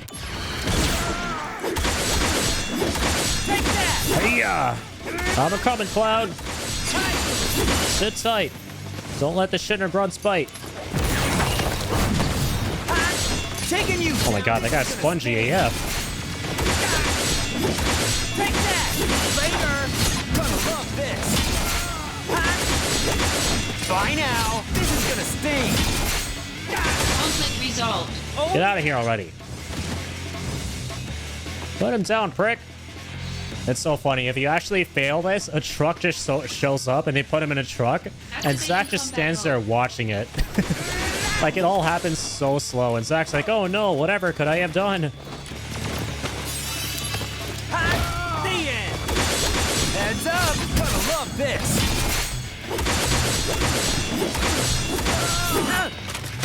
Ow! Later! Taking you down! Oh no, you don't! Got him! Oh my lordy lord! That's enough! Later! So many of them! Oh gosh! Get out of here already! I miss Assault Twister. I want a Assault Twister back in my life. I don't feel good without a Assault Twister.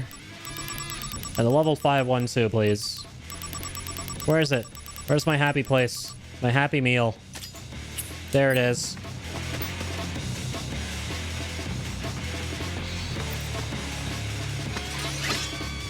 Alright. Now we're fighting with my happy meal in my happy place. Wait, no we're not. Oh, yes we are.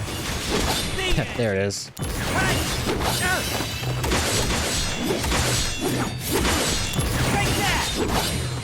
Heads up! This is gonna sting! Later! The end! Sorry, bozos. Today's not your lucky day. Do-do-do-do. How about this? Ow. Conflict resolved. That's that. Get back here, you. That's right, scram. Yeah, for real though, the way they turn around and run away and shit looks so funny.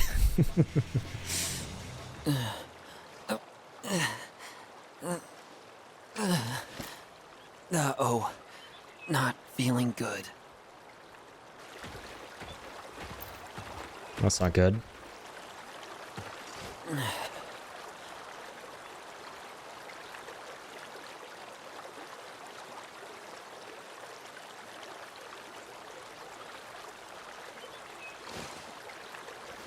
This is bad.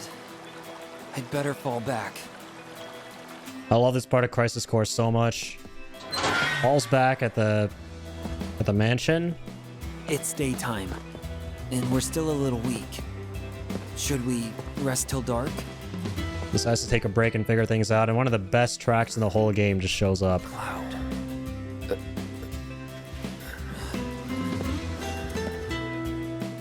Is this Mako poisoning?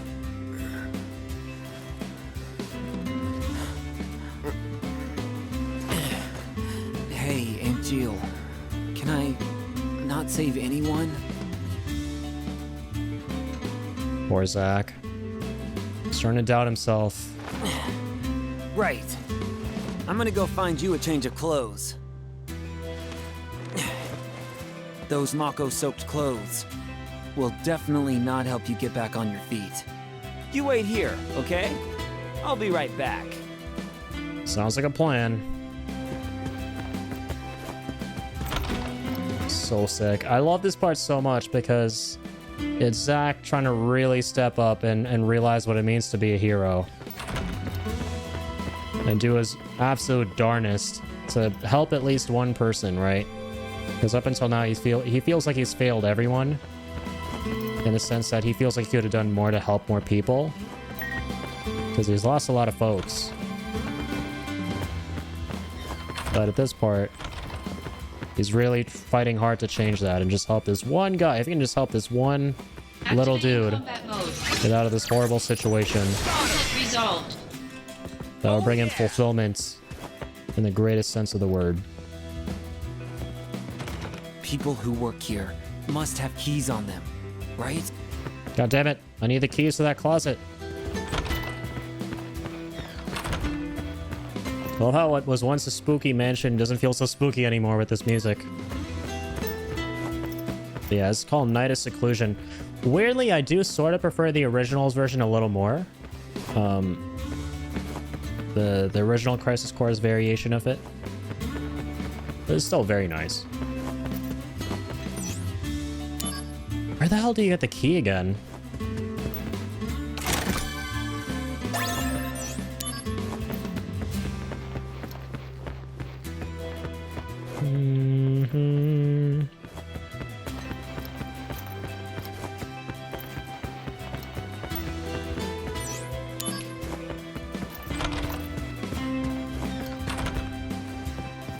People who work here. Oh my god, I forgot it. All the way in the basement. Silly me. It's like the most rookie mistake you can make in Crisis Core. No, I gotta go all the way back down there into the dark, dank basement. Okay, thank god the music carries over. I felt like I was 7 years old all over again, scared to go down into the dark basement of my house. Literally. Because I didn't want to hear the scary music. Thankfully, the music hasn't changed. Yeah, this bitch. Give me the key, asshole. Alright, keep sleeping. There'll be a vampire boy here to wake you up soon enough. Let's see how he's doing. Can't interact with the coffin. It's been a long time since we last checked up on him, even though it doesn't seem like it was a long time ago.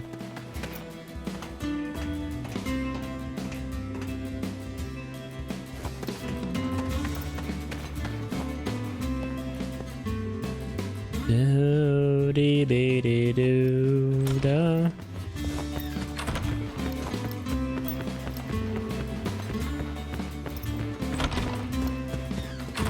Activating combat mode. Hey, little guy. Little dork. Oh yeah! Hey, this'll be useful. Yeah, I can put this on him. Soldier outfit ×1. this is how it all started. This is how Cloud got his shit. One of the best things I've ever read is post by this one guy asking a question a long time ago in a Final Fantasy VII forum somewhere, probably like Reddit or something. And he was confused about how Cloud got the soldier uniform, even though it makes it abundantly clear, even in the OG, if you trigger the optional flashback with Zack, after Cloud regains his memories, that Zack found an outfit for him and gave it and put it on him, right? It makes it pretty clear. This guy was so confused. He was like, wait, so when... I don't want to say it yet, but I mean, it's pretty obvious. We've been talking about it. So when Zack dies at the end, does Cloud take his clothes on top of the Buster Sword? And I remember dying laughing when I read that question, just because of the thought of Zack lying there naked, like, well, dead. Like, Cloud's like, oh yeah, thanks for the sword. I was gonna take your clothes too for no reason. The thought of that is so fucking hilarious to me. That someone would actually wonder that. I love it. Cloud, yeah, Cloud grave robber strife. Like, oh hey, you're gonna need this big sword and all, but I'm more interested in your drip, Zack. I'm just gonna take that. I found something good. I was just lying dead naked in the rain. This may smell bad, but desperate times. Oh man, I love it.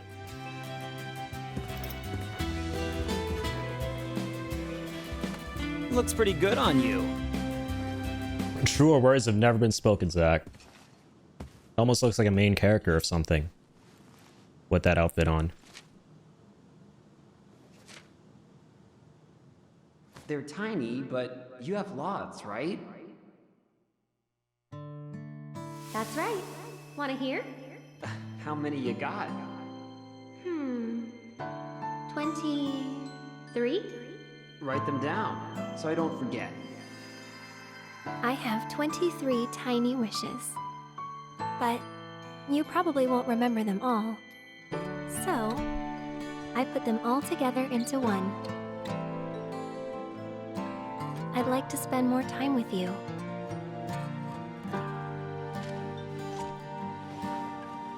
Hey, Cloud.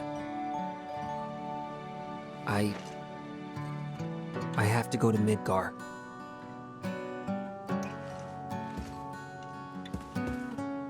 You want to come with me?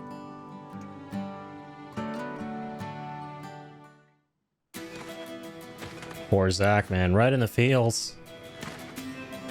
He's gonna work hard. Down to the very bone to get back to his girl. Gonna go through all 6 layers of hell. This won't be easy. No, it won't. Taking you down. We'll make it easy with our level 96 ass. Let's go. Oh yeah.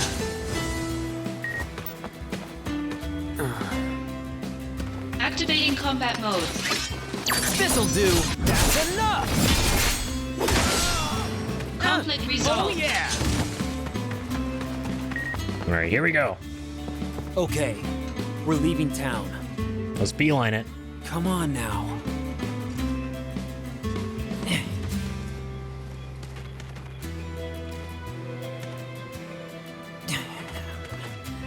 What a flippin' champ. He's gonna walk all the way back to Midgar in his head right now. And from what we remember of OG FF7's geography... Damn it. It never ends. That shit's across the ocean. That's a separate-ass continent.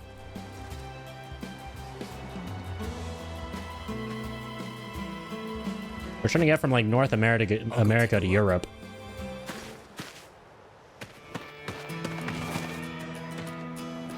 Ooh. One of my favorite tracks from Crisis Core.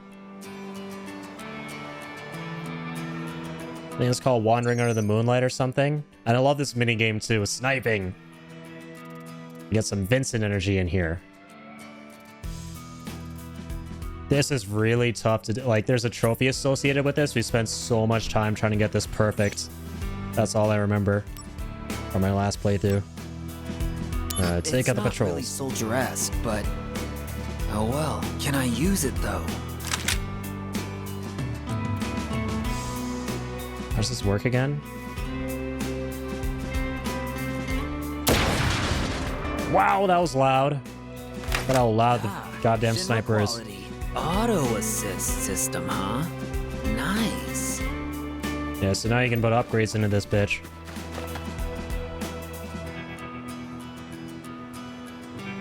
Certified banger. I don't know why I like all the country-esque music in this game. It's so good.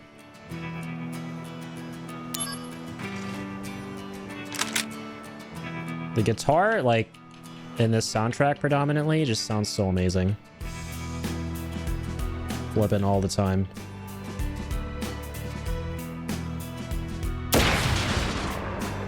Yep, there are country boys, alright. Best there ever were. Best country boys in all of gaming.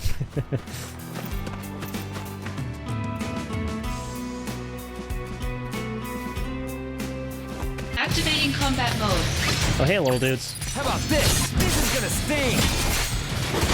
Oh, yeah, and I remember you can keep farming tuk-tuks Conflict resolved. in order to get upgrade points for the sniper. I remember, like, vaguely fighting a bunch of these guys around here to, like, get as many upgrade points as possible for the sniper. Kill points to enhance your rifle require smart bombs. I forgot what the good ones are. There's, like, a trick to this, like, or a specific thing you need to invest in to get, like, all of them dead, which is part of the trophy. Oh no, I'll go with this for now. I wish I had a better memory. God damn it. Why target? Love how they decided to be friends just because they're like, you're from a backwater. No, you're from more of a backwater. Yeah, literally. Just bonding over being from the middle of butt flip nowhere. Love to see it. Those are the best kind of friendships. Just two oddballs being friends because they're oddballs.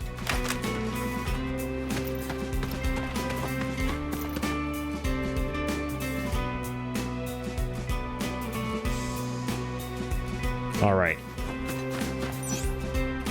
Let's take him out.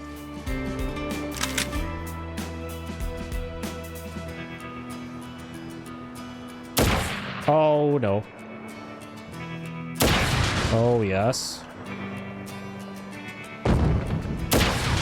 Don't you run away from me. Oh, wait. Oh, this one. And they can start running away and shit. Oh my god, I feel like I've done this so many times. I still remember where they're placed. I would not have remembered that if I did not do this as many times as I did. I'm also very sorry if I'm piercing anyone's eardrums with that loud-ass sniper rifle noise. Or rather, gunshots, as normal people put it.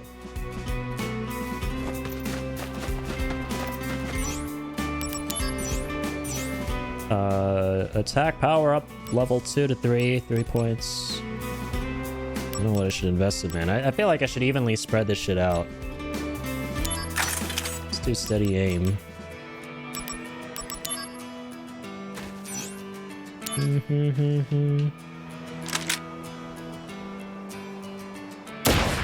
Oh, snap. Yeah, they get tougher. Oh, shit.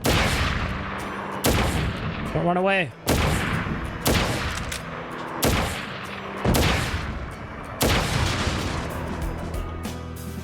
Now it's your turn. No. No. Stay right where you are. I love it how I shouldn't care about whether or not I let any escape, because this is just like a chill playthrough. I'm not trying to get all of them for a trophy or anything, but because I did so many attempts in this part to try and get that trophy, I've just been conditioned to try and get all of them. It's honestly flippin' sad. Oh yeah, this is the part where I normally, like, things can go wrong. I kind of remember now. Doubles to now is relatively not so bad, but this can go pretty not so good. Oh shit, are they already fucking fighting me? Oh god, I gotta start. Zack, pick up the sniper right now.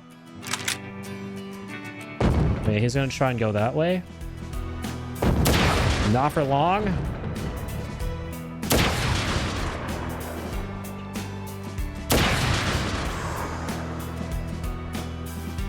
Good shit, man. Okay.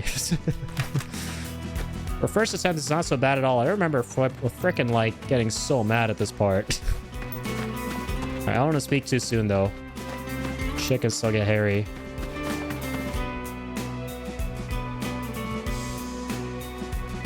Okay. Oh, wait, no, I should have enhanced. It's okay. They don't know I'm here. I have time. The thing that makes the last part really sketchy is that they already know you're there, even if you're, like, enhancing shit, so they could be, like, running away as you're doing this. That's probably why I found that last part frustrating in the past.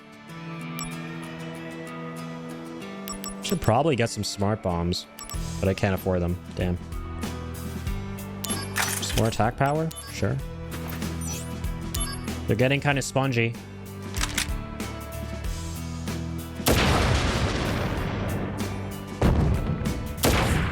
Wait, did I kill that guy?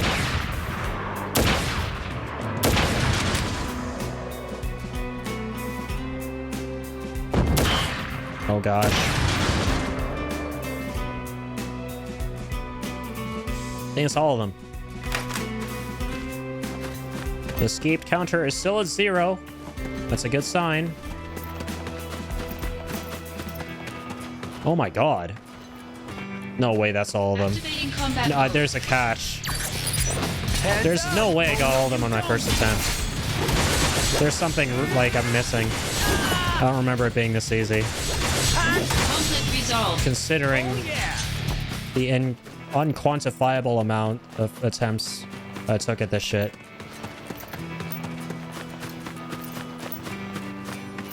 Maybe I did really get all of them. I don't believe it. I refuse. I'm in denial about that. There's no way I just finished this shit on my first attempt. How about this? That's enough! Conflict resolved. Oh yeah! Well, let's see what the game gives us. We can know based on our rewards. Activating combat mode. Taking you down, gonna love this! Later! Conflict resolved. The end!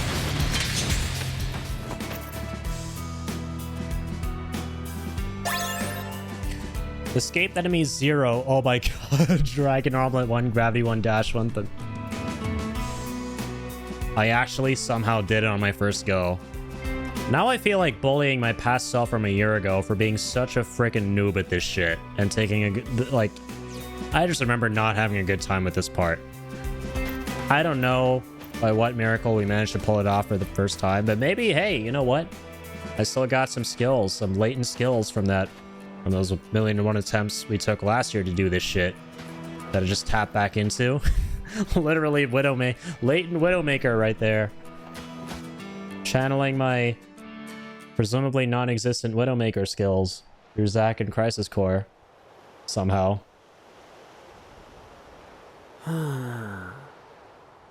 Where do I go from here? Yeah, my headcanon is that all the attempts Can't do much when I've got Cloud to worry about. from last year. May have been a while since I played the game. What should I do? May have forgotten stuff. But there's something still there that I remember from all that shit. Instinctively. Hey, Cisne. Been a while. Zack. The fugitive sample. Is it you? It would appear so. What did they do to you in that place? Well, this and that. So, Cisne, you're here to take us back, right?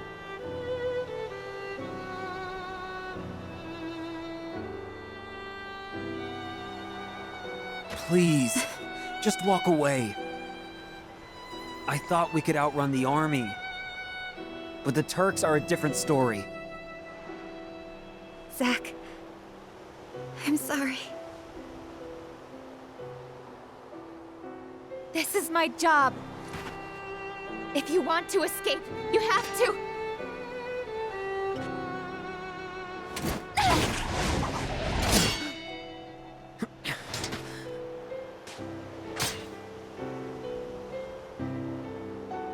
Step back. Next time, I'll really have to.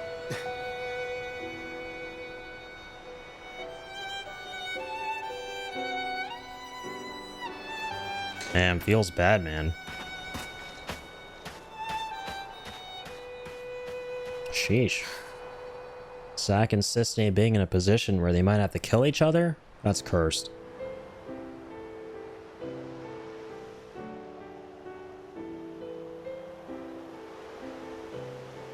The Turks are here too. It's too dangerous to move now. We'll rest here until morning. Then we'll leave at dawn. We'll be all right. Sisney.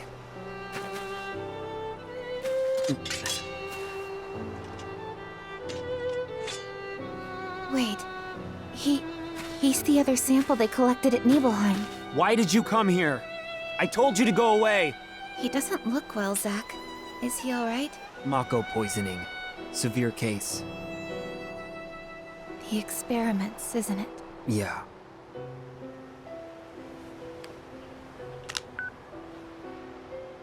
Hey! Sung? I've lost the target. Nice one, Sisney.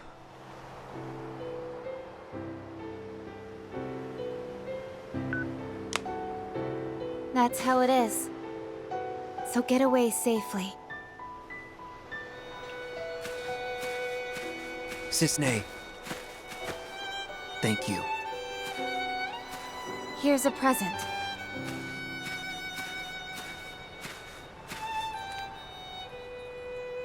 If you think you can trust me, then use it.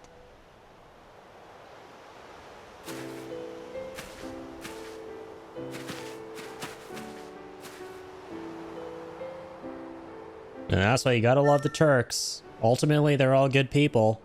Just working for a shitty company. Sisney's the best example of that.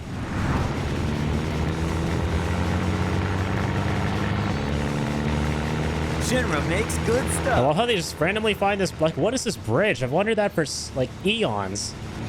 There's this giant-ass bridge connecting the continents? Doesn't he have to cross the ocean? What kind of highway is this?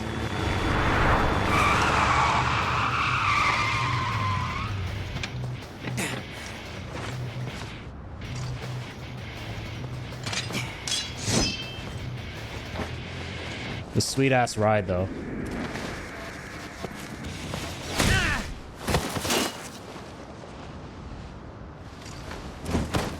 Get off me! My hair! Stop pulling! When China the says, war come of on, the man. beasts brings about the world's end, the goddess descends from the sky. It's gotta ruin our perfect hair as well? Fuck this Wings guy. of light and dark spread afar. She guides us to bliss, her gift everlasting. That's my hair! Yep. Grumpy pug. Test subject in Hojo's new experiment. That's the best emote to sum it all up. A modified version of Genova's power runs through you. What? Seriously? No! God damn you! Not my hair. No way.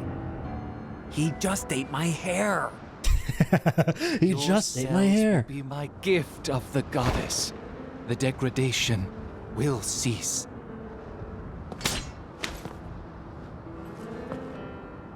You are twisted. The monster has been harvested and can be discarded. You're the monster. Legend shall speak of sacrifice at world's Can we not do this right now? The wind sails over the water's surface. Quietly, but surely. Every playthrough I do, I love how this is my reaction though. I'm not legit mad. It's just so funny to me. I can't even be mad.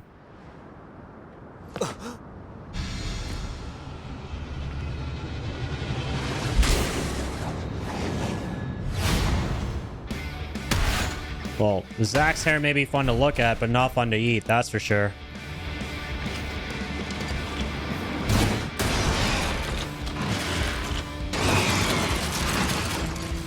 Activating combat mode. I feel like Capcom needs to consider making a horror game where the virus comes about as a result of eating someone's hair.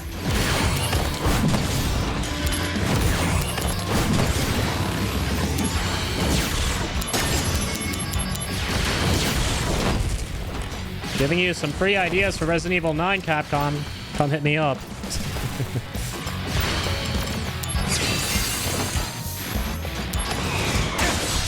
This guy's a pain in the asshole. Especially if you die against him in OG Crisis Core. Godspeed. Watching all that poetry again. And that unskippable cutscene in the OG. Genesis is gonna assault your ears 15 times in a row. How many people do you think turned in as lyrical monologues in like high school English classes? I've actually seen it's funny you mentioned that. If you watch any Genesis video on YouTube, you'll see like... What do I do? There are at least like 2 or 3 comments talking about people who did that shit. Tell me. Would not be surprised at all. And like, again, they're literally people who have admitted to doing that in the past. Which, honestly, that's kind of cool, though, to be fair. Huh? Because, no disrespect towards Shakespeare and poetry and stuff, I've never really been into that. Oh, we're in Go Gaga. This is my hometown! This is Gungaga! Gungaga! Love it. We get to go there in the OG FF7.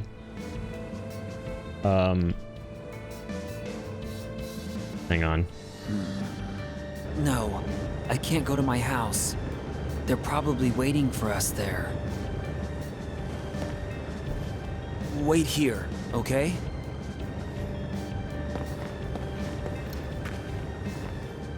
Yeah, what I was saying was, no, never been like the biggest... I'm a little worried about my parents. Like fan of plays and stuff like that. But if I was and I was in a class or something... How Mom's doing. It's risky, but should I go back? Yes, we should. Always gonna need to see Mom, Zack. Always say hi to your mom. Don't be that guy who doesn't. Anyways. Yeah, as I was saying, like, I've never been super into poetry and plays and all that kind of stuff, but if I was, and it's like an elective or some program or something or other that had to do with it, I would probably use something from Crisis Core, and more specifically something from Genesis for an assignment. I could see myself being one of those people. Whenever I can use anything from a video game for an assignment or something or another, it's always such a good feeling. Or whenever I could do that, it was always such a good feeling, because those times are gone. And that was actually one of my favorite parts of being in a game design program, is you literally just got to do that all the flippin' time. That's what it was all about to its core, obviously. It's got assignments where you could talk about your favorite shit. And if your favorite shit is video games, then I mean, that's a jackpot right there. Alright, hi stranger in an environment that looks very side questy. I'm just gonna leave you there because I don't want to get too side questy. Bye-bye.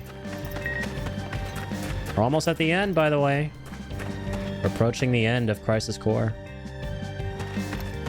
Not bad, man. 7 hours and 40 minutes. I actually, out of curiosity, looked this game up on how long to beat.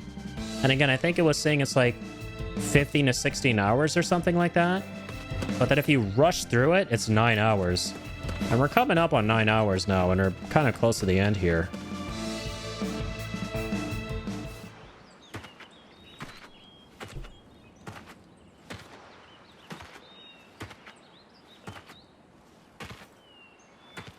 Behind you. So predictable. Couldn't you guess your hometown would be the first place we'd look? Here to see your parents? Yeah, so? What's wrong with that? I see. Yeah, well, I guess you're right. It was pretty careless. We'll be going. Be careful. Security is very tight right now. Apparently, another target is in the area. Who? Angeal. I see. Angeal's alive? I see. Da-da-da. He died by your hand. You're not surprised. I think he may have helped us. Escape Shinra Manor. Interesting. The sighting reports were true. But why would he come to a place like Gungaga? He came here to see you. What other reason could there be? Run away if you can, Angeal! The Turks are watching! I'll give you 10 minutes. After that, I return to the Turks. Return? Right now, I'm not in the mood. I can't bring bad news to your parents.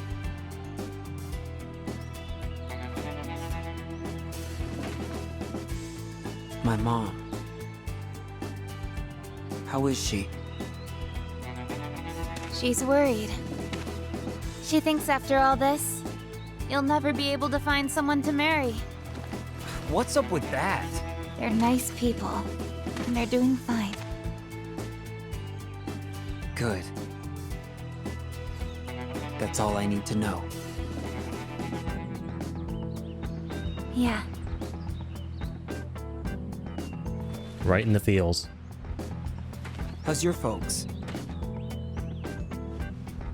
I was raised inside Shinra.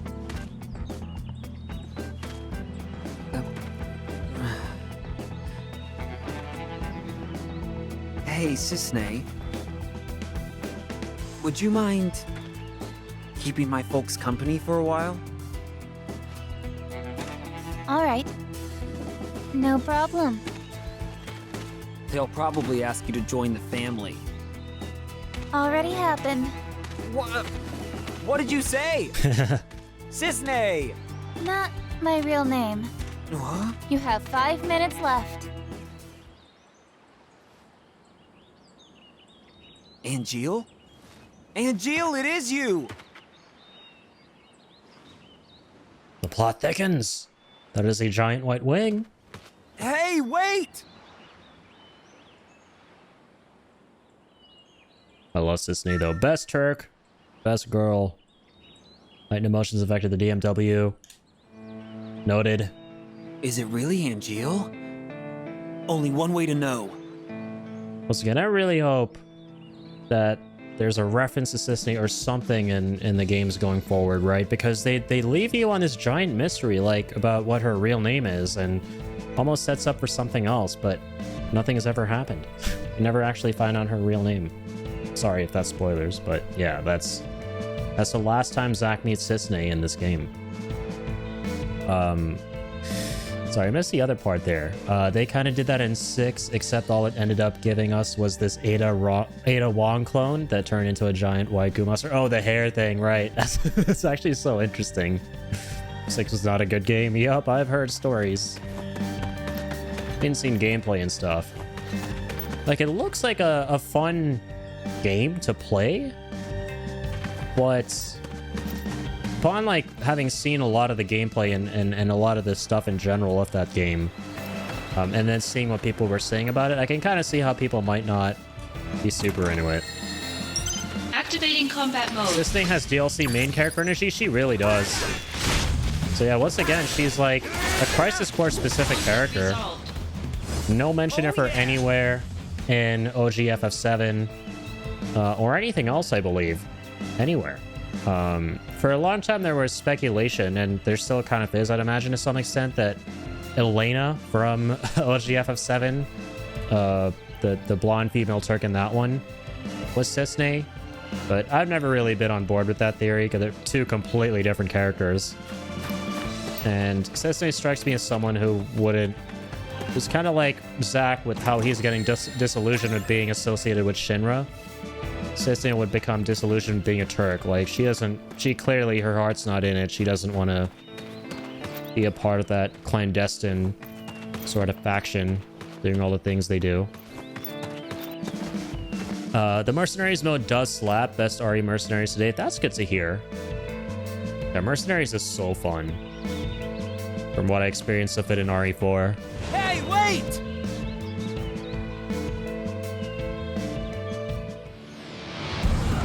You think he'll ever remake it? Remake RE6? Yeah. Because Capcom seems to be on this wild endeavor right now to remake all of them, seemingly. Sorry, fresh out. Activating combat mode. That's funny. There's some creepy clones. I'm hungry for them S cells. Forgot about the salt.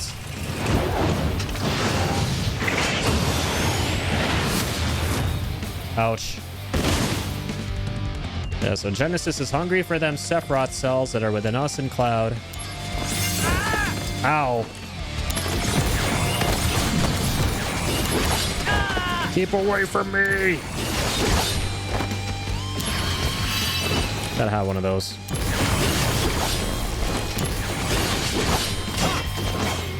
Oh, jeez.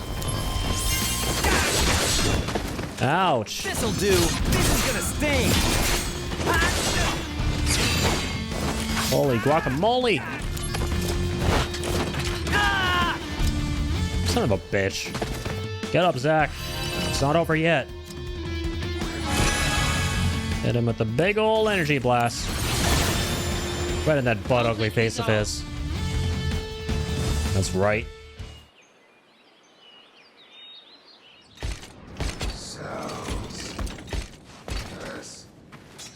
His cells are completely useless.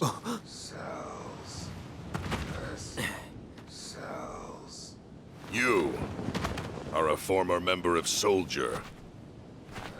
Your cellular structure has already mutated. Hollander looking different? Hollander, you did it to yourself? Dumbass. Yes.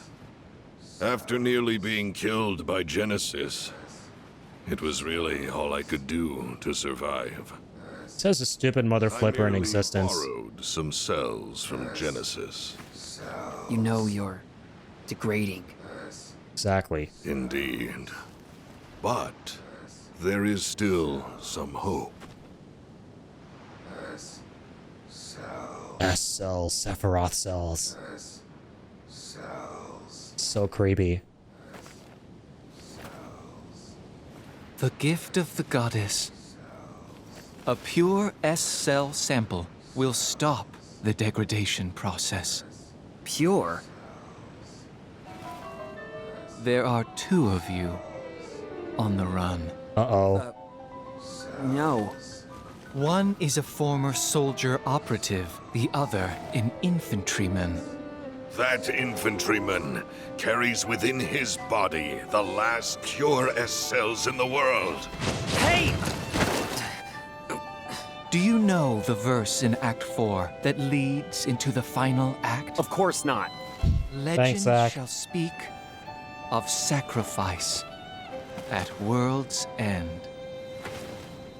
The wind sails over the water's surface, quietly, but surely. Enough about sacrifices and endings. I don't want to hear it. You don't understand the beauty of these words. How tragic. No, it's a blessing. Surprised. Even I didn't understand all of it. The greatest mystery behind the gift of the goddess? I kicked her ass. The water's surface. She's a super boss. The answer I have arrived at is the life stream. What? There are various theories regarding the missing final act. However, only my theory is correct, and I will prove it to you. No, that won't be necessary.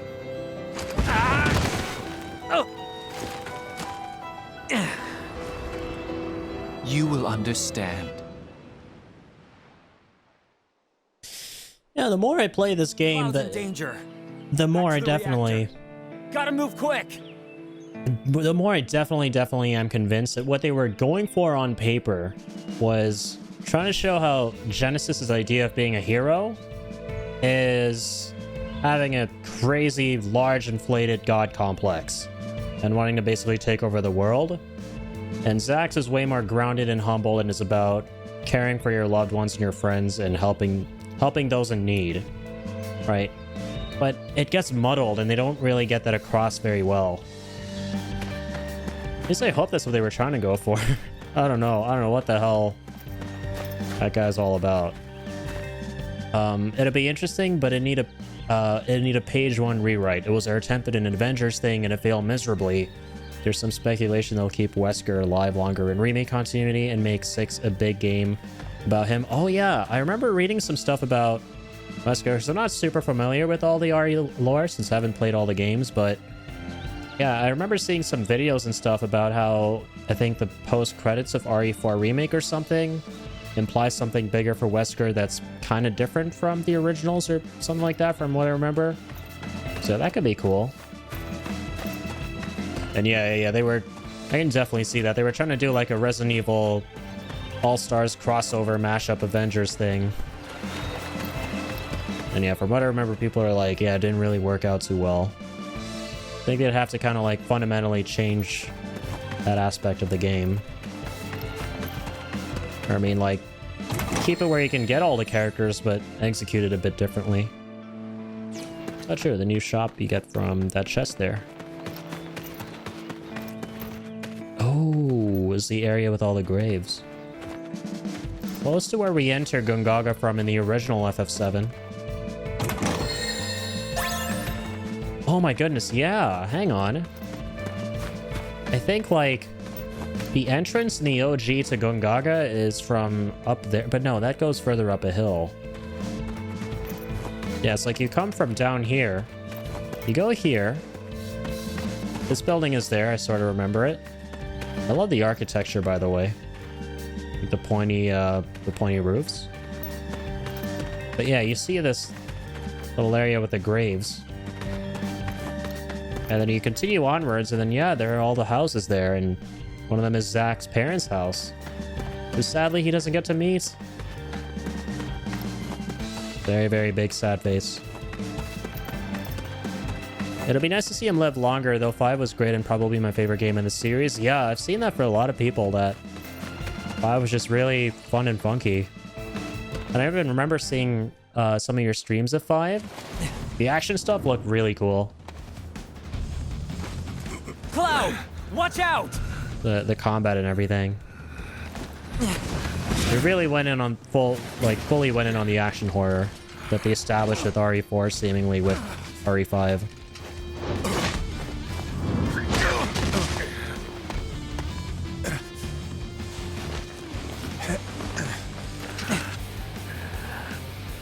You!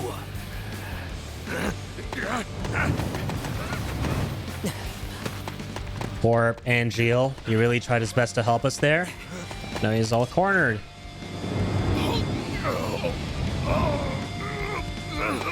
It's over! Activating combat mode. Ben looks like he's having the worst tummy ache of his life. Taking you down! Alright. This is such a funky boss fight, I love it. Oh jeez. Oh my fuck. Holy shit, you mad son of a bitch. Ow. Crazy fucking hack.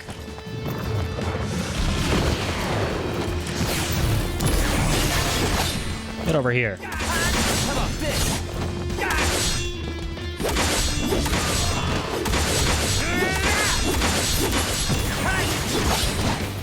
Ouch. Just gonna pop another one of those.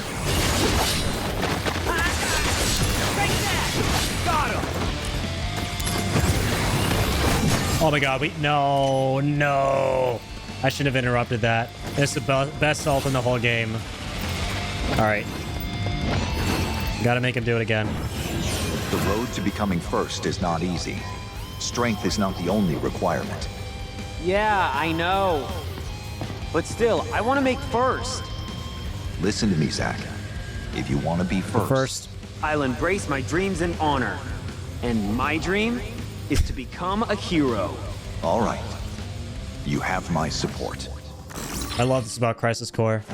You can occasionally trigger flashbacks between Zack and the other characters in the game through the DMW reels at the top left. And I just realized that's the first one we triggered this entire playthrough. Bye now! Gonna love this! Oh gosh.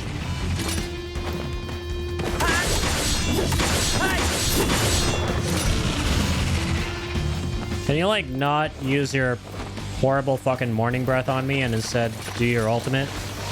I really, really want to see your ultimate, man. Come on, that's the only cool thing about you, Hollander.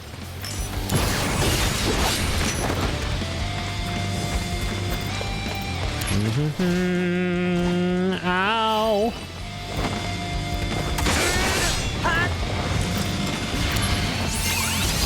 Where the fuck's the ult?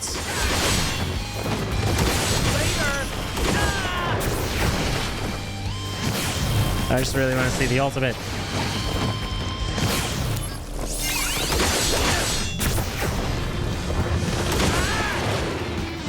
Man and his fucking worms. Ow.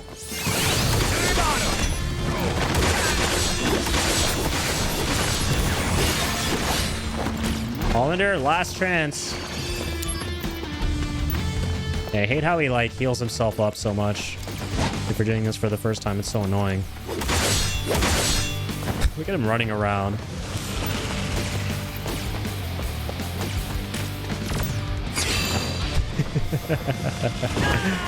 Oh man.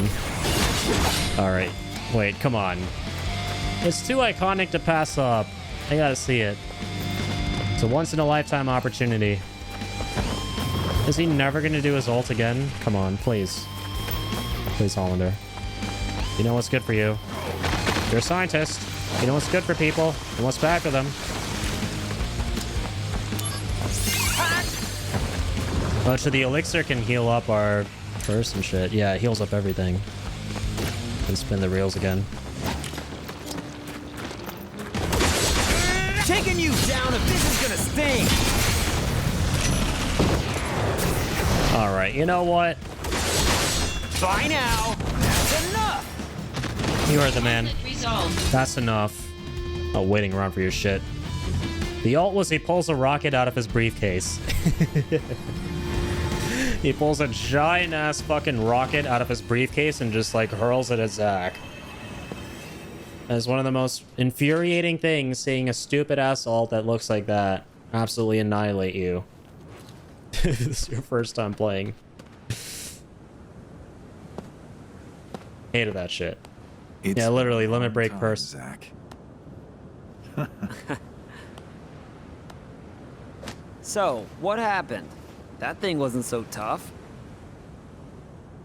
I can't fight like a first. I'm just an Angeal copy. Copy? It's Lazard. That's actually kind of a wholesome plot twist. You're the one who helped Hollander out of Junon? Why would you do such a thing? To exact my revenge. I needed Hollander. You really chose the wrong friends, didn't you? I agree. I never dreamed I'd be turned into an Angeal copy. Well, just be happy you're linked to Project G. It's a strange feeling. The lust for vengeance that had so consumed my life is all but gone now. In its place is a desire to help you. A desire to save Genesis. No. It's bigger than that. I want to save the world. Good man.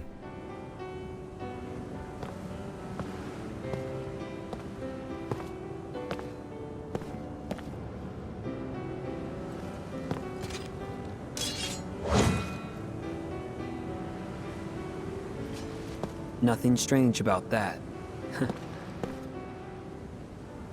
Angeal lives inside you.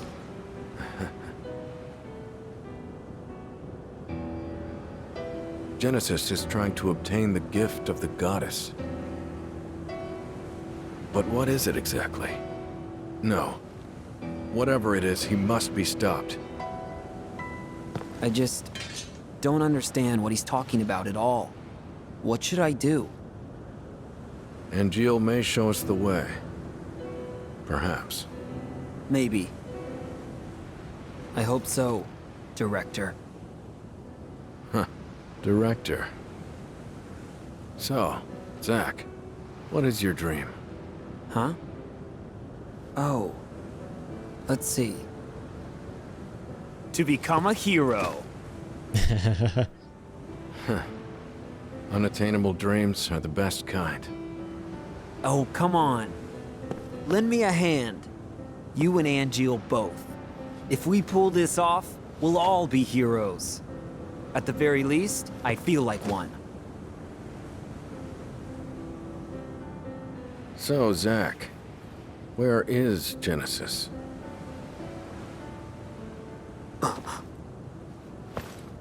I see. He's inside this apple. Take a bite. Finish him off once and for all. I love it though. I actually really like that whole twist about it's not Angeal, it's actually Lazard. And sadly he got turned into an Angeal copy. Because he was helping the wrong folks. Don't know why he would ever think getting in a bed with a dumbass like Hollander would do him any good. But here we are. Only way to move forward is to move forward. Here we go. Final chapter, folks. We made it. Apples only grow in Benora. Why is that? Something to do with the soil here, apparently. Genesis always carried a dumb apple with him. I should have realized sooner. It looks so different now. We're back to Benora. So pretty. Even though sadly these are the ruins of it after it was nuked by Shinra, the live stream makes it look so pretty at night. Can I leave Cloud with you? Yes. What?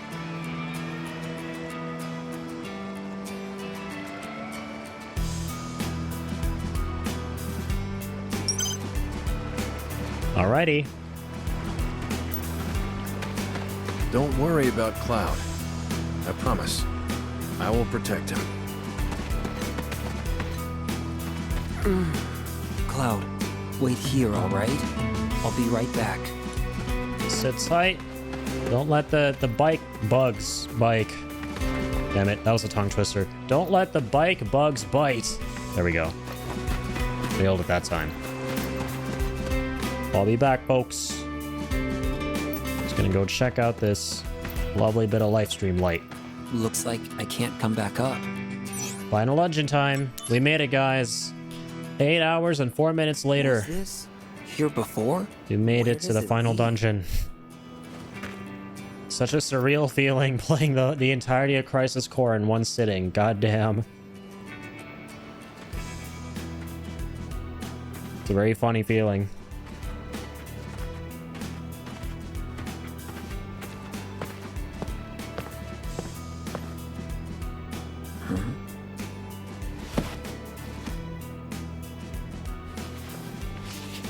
Benora white juice. First prize processed foods. National Agriculture Awards. Oh, wow. The idea for this juice came from a Benora youth named Genesis. Wow. Just wow. Young Genesis's comments. I am very honored. Benora white juice tastes great, but the fruit itself is tasty too.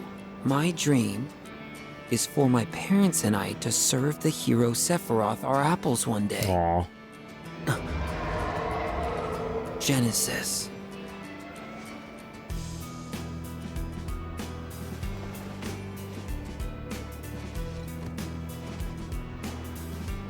Is there anything I can do? Yes, put him out of his misery. Or, I mean, help him so you can become the hero you've always wanted to be, Zack. Alright. Feels funny being back here because this is where I started the stream. I mean, I started the game tonight before I started the stream. Yeah. Here we go. Let's try and breeze through this. We need to get 7 pieces of very special materia. Oh, we already got the first. But it's insane. It is insane the rabbit hole you can go down in this final dungeon. In Crisis Core, it may not seem very big, but there's so much stuff you can do, so much side stuff, besides getting the 7 pieces of materia to go forth and fight the final boss. And I had a blast doing all of it last year. You guys want to see a really cool Easter egg, by the way? One of my favorite Easter eggs in the whole game.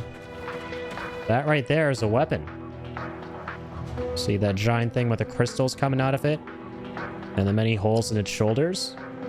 That is Emerald Weapon that we fought at the end of our FF7 playthrough. Alongside Ruby Weapon, one of the super bosses. One of the 2 super bosses of FF7. That's so cool. Yeah, I love this detail. And it wasn't very long ago that I found out about this. I mean, relatively speaking. I found out maybe like 2 or 3 years ago. The Crisis Core has been out for like ever. So sick. So sick. Also very creepy in a way.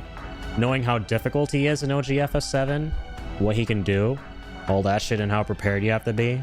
Zack is literally standing in front of it like it's no big deal. Thankfully, it's slumbering. Thankfully, we're not in a situation where, like, I don't know, say someone's called a meteor upon the planet to destroy it and become a god, and has therefore created a need for this thing to defend the planet. Thankfully, we don't have to worry about that kind of situation.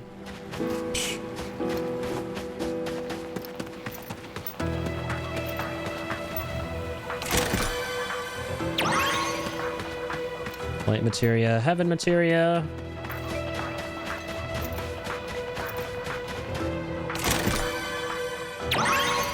Ground materia. Light, heaven, ground. That's 3, right? We can also see in our key items. 4 more to go.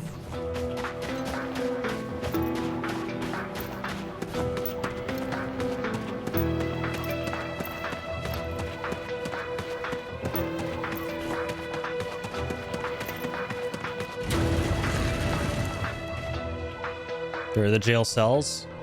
It is insane. So this main jail cell over here with that giant pupper. There's no walk in the park to get to him.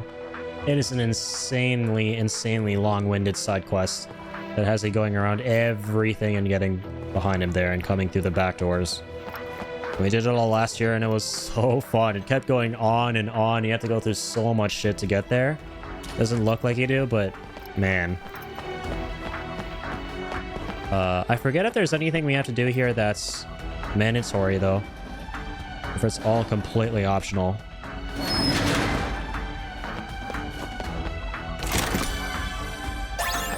I feel like it's the latter. Activating combat mode. Best combat theme in the game right here. Taking you down and gonna love this! Conflict resolved. Oh yeah! Damn it. I'm too strong. I'm too OP. The music won't play for long enough. I stalled a little there before I killed the last guy. Just to savor as much of the music as I could. But what I absolutely love, and I think I was talking about this earlier on the stream tonight, about that battle arrangement is the fact that I don't think it's different at all in any way, shape, or form from the original. Because the original was so good, I'm sure they were sitting there going, how do we top this in a rearranged soundtrack? And they were like, I don't think we can. Let's just keep it the same. And that's exactly what they did. It's precisely what they did.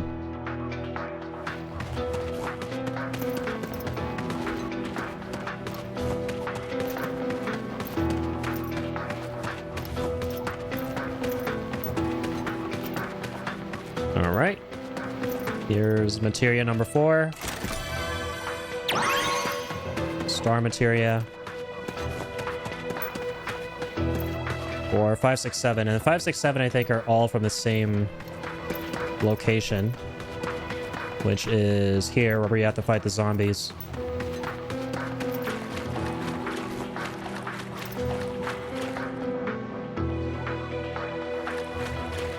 The naked, ugly zombies. Mako? Are really tough. Okay, or not. How do we get them to come on down and fight us? Mako? They spawn from those crystals up top. Are they completely optional? Are they related to getting the special materia? And here's one that's special, the Sabbath. And then there should be another one around here too.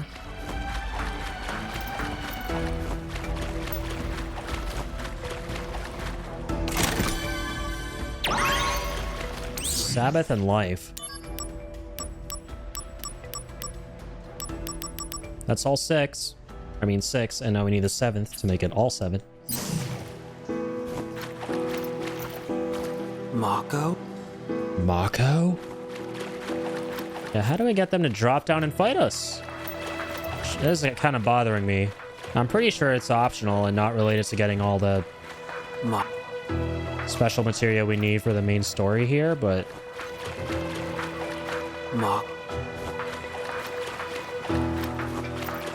Yeah, so essentially what happens, this shit blew my mind when I did it for the first time last year. I think what happens is you fight all these zombies that drop down from these crystals, and then when you beat all of them, it spawns a light bridge from here to there, and you can go into that tree, and essentially, by progressing through the level you get to from going into that tree, get all the way to the back of the jail cell where that dog is. The giant dog we saw earlier. And you get to fight it. But it takes a hot minute, like I said earlier, to get there. It's very, very cool. It's a massive, massive rabbit hole you can go down, and there's... It takes up a lot of your time in this level.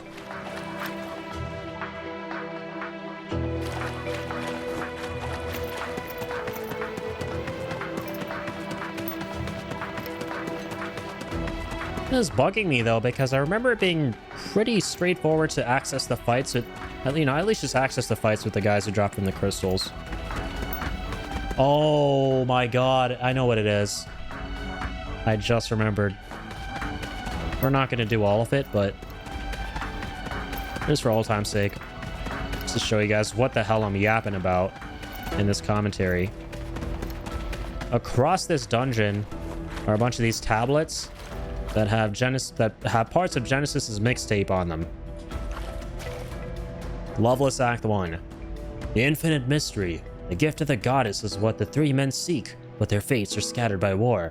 One becomes a hero, one wanders the land, and the last is taken prisoner. But the 3 are still bound by a solemn oath to seek the answer together once again. So what happens is, you find all these tablets, and each tablet corresponds to one of these crystals. And then when you interact with the crystal again, you find the naked guy. Like so. And you get absolutely fucked, and then cry yourself to sleep. I'm totally not talking from experience.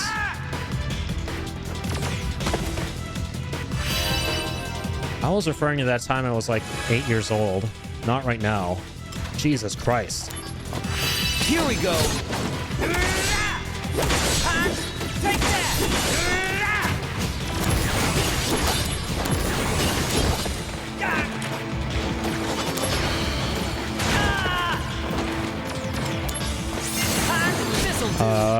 Level 96? Question mark? We beat Minerva? Question mark? Oh, why am I not one-shotting him? Question mark? Bye now.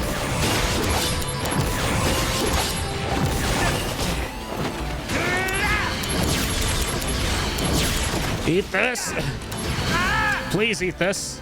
Oh god, or don't. Up to you. It's your choice. I'm not your dad. Just kidding.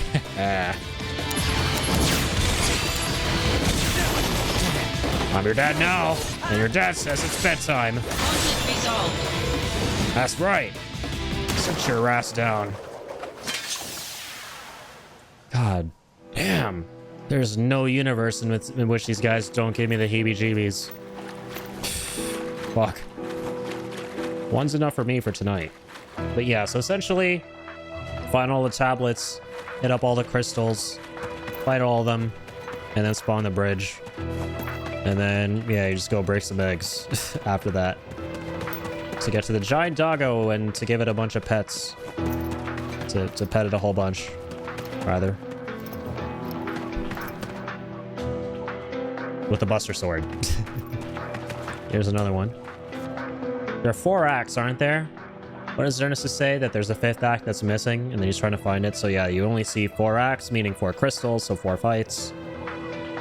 I am not even gonna try and read that and understand any of what that means. No thank you. No bueno. Some kind of console? The pedestal has 7 indentations. Only thing that isn't voiced in the game. Give forth the goddess materia, the partial, something clear. In these indentations, that door will open. Is that it? You have 6 already.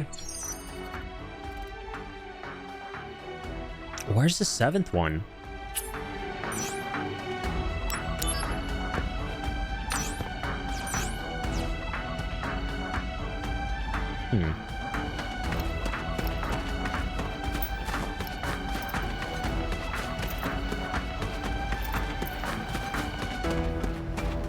All right. Let's go find out.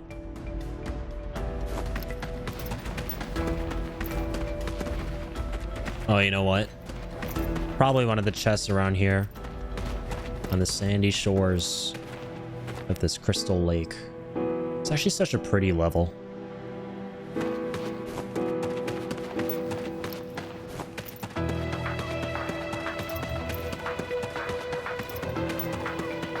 Activating combat mode. Oh wow, that almost jump scared me. Jesus. I love this song, but the way it just kicks in. Bye now. That's enough. I love these little capsule boys. They're in the OG FF7 as well. This'll do. Oh no, you don't.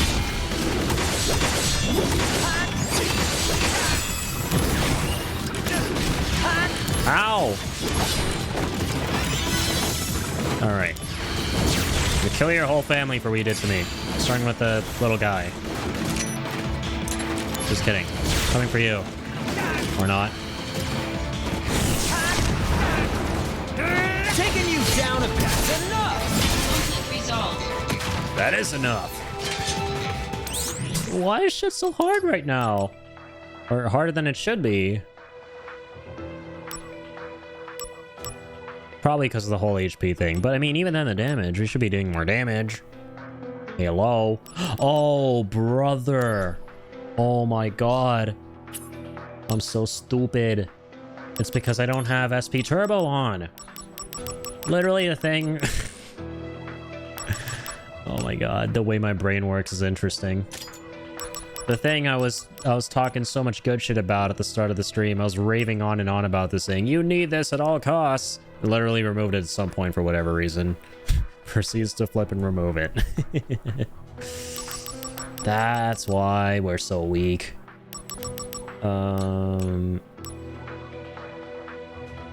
I wish I had those 2 other accessory slots. I think we need to finish missions to get them, and the missions reset on each NG Plus cycle, so we don't have the extra 2. Otherwise, I would have put on the thing that breaks my HP limit. Also, getting real sick of dying. I'll put my full cure back on. We went there already? Oh, hi. Jesus.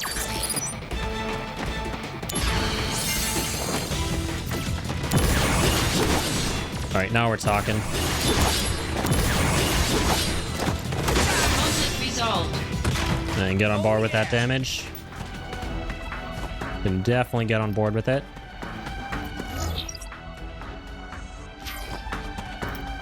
No, we went to Howling Fang already.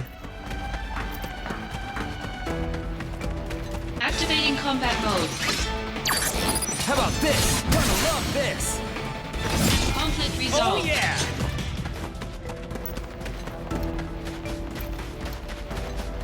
You been through here yet?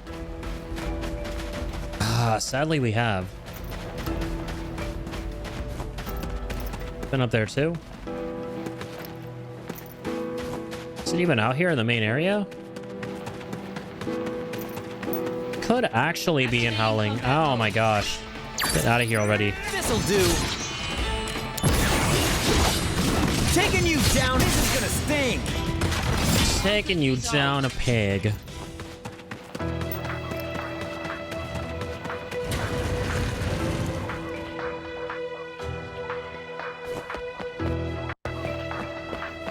That was a creepy freeze.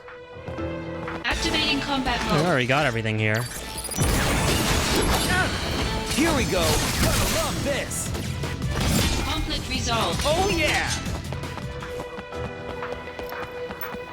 Oh, we already checked this out too, didn't we? Yeah. Okay. Hang on, hang on, hang on.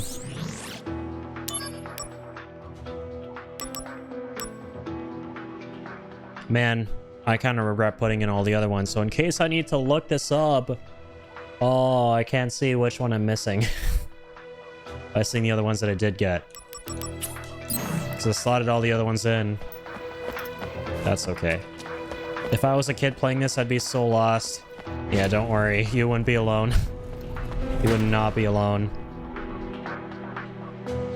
Especially if you were playing the original, because at least Reunion here gives you a bunch of this quality of life stuff that wasn't in the OG, like having the compass at the top and just having a clearer map to look at. Just all these nice little quality of life things. And the OG was brutal. It was flipping brutal.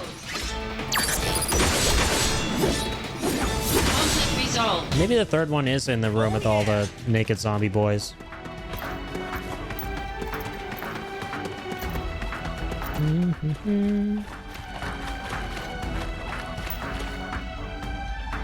We had Heaven Star Ground Life. I had 2 more as well to get all 6. And now I'm looking for the 7th. Oh, bro, it was right here. Nice. Let's go. All right, being materia. That's what it was. So yeah, there were 3 here. I'll check the list real quick and see if I remember which was in. I appreciate you I appreciate you a second ago when you were about to do that. It was very kind of you. You got them all. Let's go. Got all 7.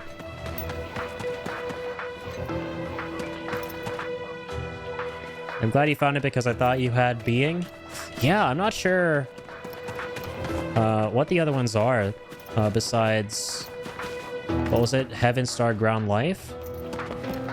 Get some of the names. Would have been spreading the old misinformation. All good. We're Gucci.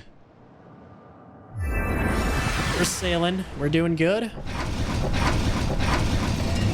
Yeah, that how long to beat article was pretty accurate on Crisis Core. It said 9 hours if you rush through, and we're like 8 hours and 25 minutes in. And that's including breaks, because I took like 2 breaks on the stream. How about this? Oh no, you don't! Oh my god. Oh, bruh, he actually fucking killed me. Oh no, that's our first death on this playthrough. Oh, that sucks that we have to die. That sucks that we have to die in this playthrough. Fuck. What the hell, man? Activating combat mode. I'm sad. Hot And now I'm mad. Taking you down, if this is gonna sting. How about this? Fuck you. I know I've been saying I want people to do their ults, but not you. Because you're really ugly. Yeah, I said it. What are you going to do about it? Go cry to your mom in the live stream.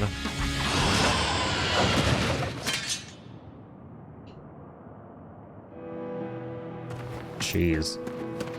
That's interesting, though, that the enemies are this hard. What happened? Because I actually, like I said at the start of the stream, admittedly, I began the game a little bit before this on this file, because I had to play the tail end bit here in order to start another New Game Plus after rolling the credits. And when I was kind of breezing through, skipping the cutscenes, fighting these guys again, I was like 5-6 tapping them.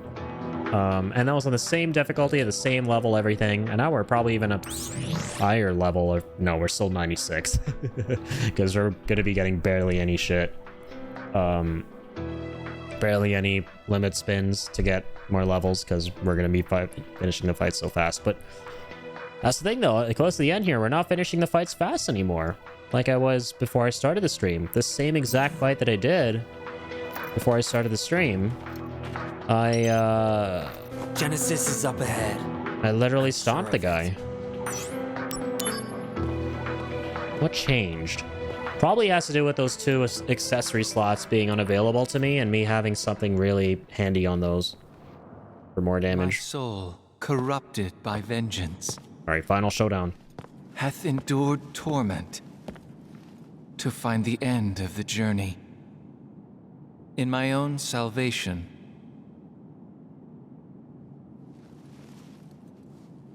you're late. Loveless again. You have succeeded, Angeal's spirit, and carry a part of Sephiroth within you. Thus, the 3 friends are reunited once again. And Loveless is reenacted. No! Open your eyes, Genesis! I've memorized this whole ass cutscene, line for line, word for word. Given the number of times I had to do this fight. When the war of the beasts brings about the world's end. I've come here to help you. The goddess descends from the sky. Wings of light and dark spread afar. She guides us to bliss, her gift everlasting. What is that? The gift of the goddess. A heavenly boon found only in Benora. I thought the cells were the gift. There are various interpretations. I don't understand.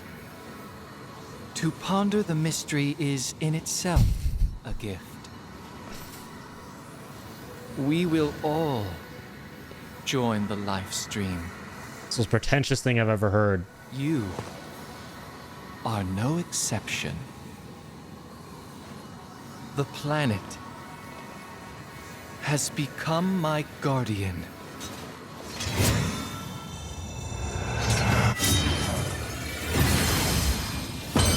This is a pretty fire cutscene, though. Again, character-wise, 5 out of 10.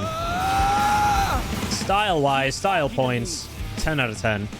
Don't let it take over. You're not a monster. You're one of us.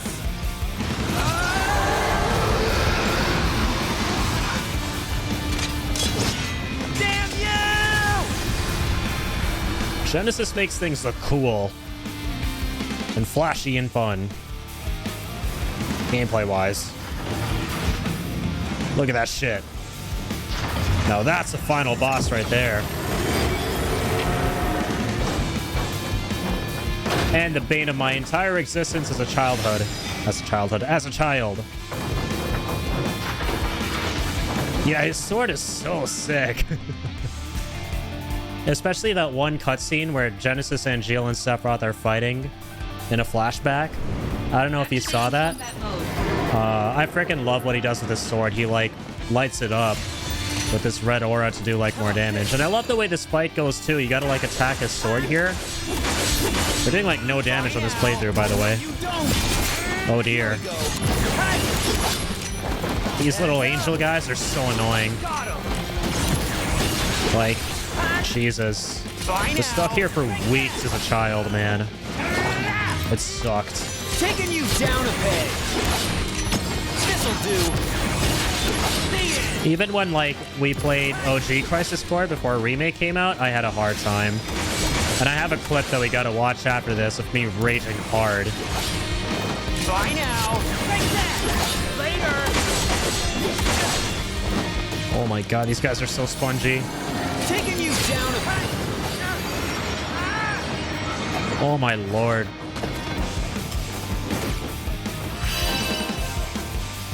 Flippin' bozo.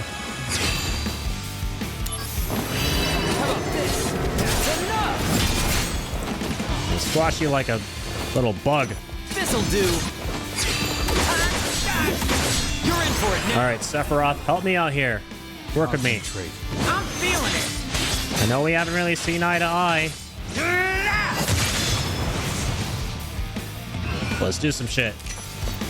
How about this? Gonna love this. Ow! This'll do. Take that. Gotta heal my ass. Taking you down a peg. The end. How about this? Heads up. How about this? Jeez. All right, okay. Can I attack him when he's like... No, he can only attack the sword. Oh, this attack, bro. Holy shit. Holy shit, that's a scary attack. Ouch. Bunch of magical punches. This is the way. Taking you down a peg.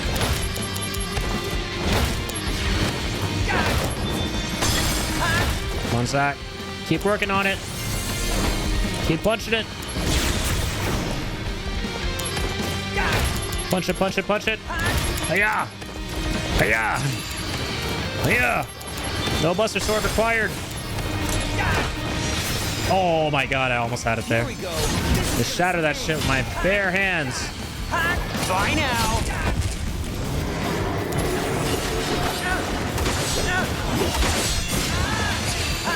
Ouch. Oh wait, the bare hands. Let's go. Feels good to completely just ice this son of a bitch on the first go that fast.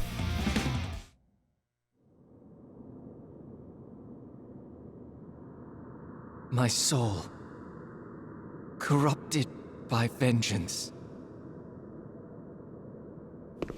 hath endured torment to find the end of the journey in my own salvation. And your eternal slumber. Does this mean you knew from the beginning?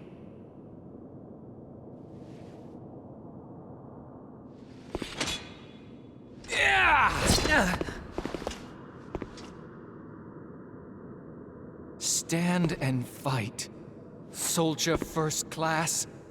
Zack! At least you're talking like a normal person now. And you look kind of normal too. Why is everyone always pushing things on me? Cured his degradation by kicking his ass.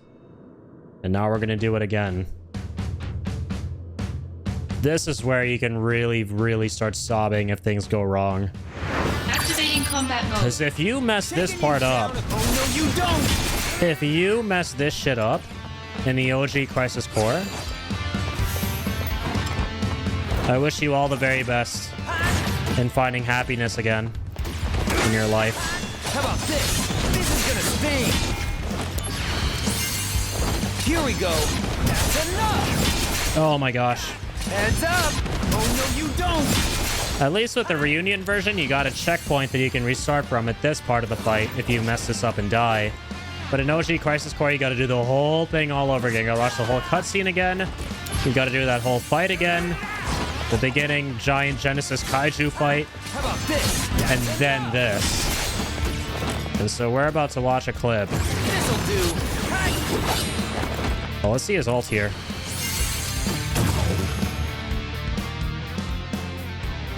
I'll take the world with me.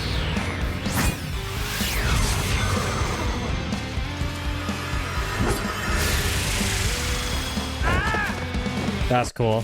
I forgot completely about that one. Here we go. Oh no, you don't.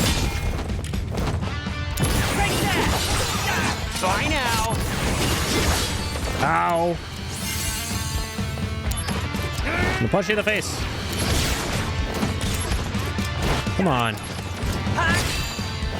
I'll punch you in the ass. Correction. This'll do. Conflict resolved. You're right, Zack. That'll do. One swift whack on the ass. We'll make his sword go flying.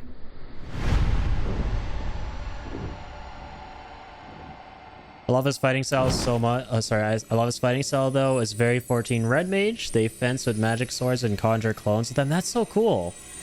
Yeah, I guess like maybe he is meant to mimic a Red Mage. Never really considered that. No way that animation's even pretty close to Limit Break. Yeah, it's gotta be more than a coincidence. That's sick. Yeah, never clued in that he was a Red Mage from certain other FF titles. It's kind of freaking awesome. Oh my god, war flashbacks. I don't want to see her face, please. Hardest boss I've ever fought in anything. I'm not looking. I'm not looking.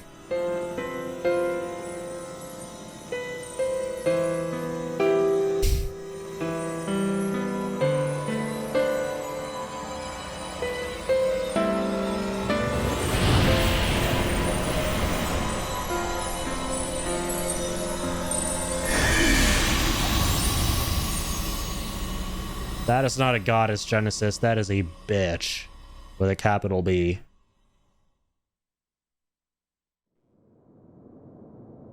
I wish... I do not wish the hell that I had to go through to beat her upon anyone else. If anyone does decide to take on the challenge, don't do it on hard mode. Yeah, that's Minerva. The dreaded Minerva. She had like what, 14 million HP? It takes you like over an hour to beat her, and that's even with like the most perfect setup ever.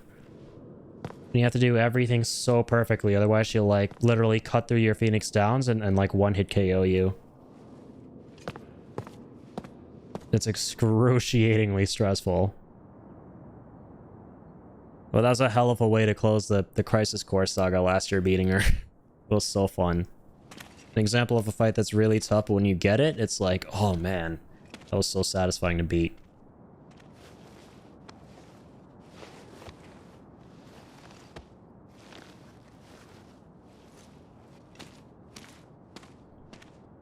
Shinra attacked us. Save your strength. I got some help. From him. Over there.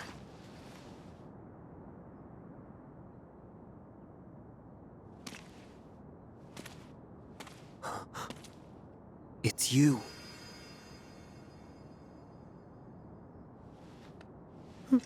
So sad.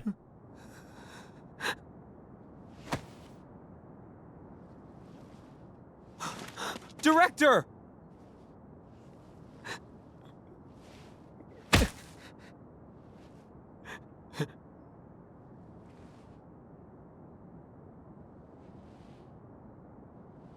The last of the Angeal copies. Angeal really is gone for good now.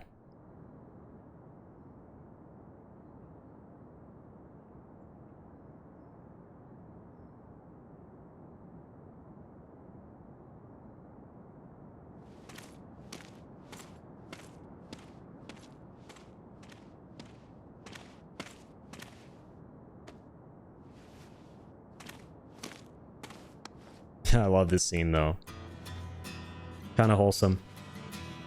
Very bittersweet. Okay, let's eat. Sorry I'm not the real thing, but...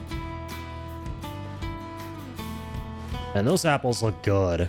I would love to try one of those apples. Only good thing I can say about Genesis. Yeah. The gift of the goddess. Okay, sure, buddy. I'll let you have this one. You're right, Genesis. It probably is. That apple looks good. Angeal. I love apples. I would love to have a blue apple. Wonder what that tastes like. The dream came true.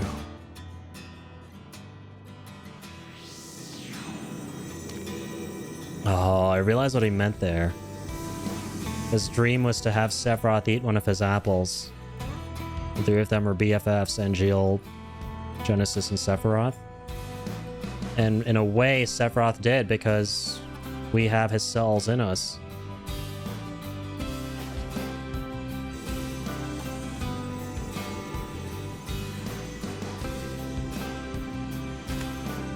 I love how Cloud's just holding the apple, not even processing anything. Missing out, Cloud. How are you? I wish I knew where you were. It's already been 4 years now. This is the 89th letter that I've sent to you. But jeez, I don't even know where to send them anymore. I really hope that this final letter that I'm writing gets to you. By the way, the flowers are selling very well. They make everyone so happy. Thanks to you, Zack. Aerith. 4 years? What do you mean, final? That's fucking rough. Finds out he was in captivity for 4 years.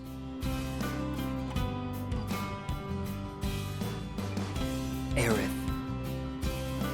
Wait for me.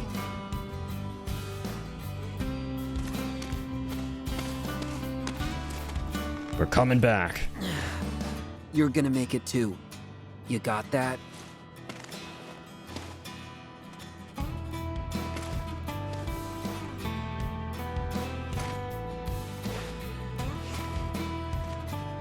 Yeah, Cloud's gonna make it.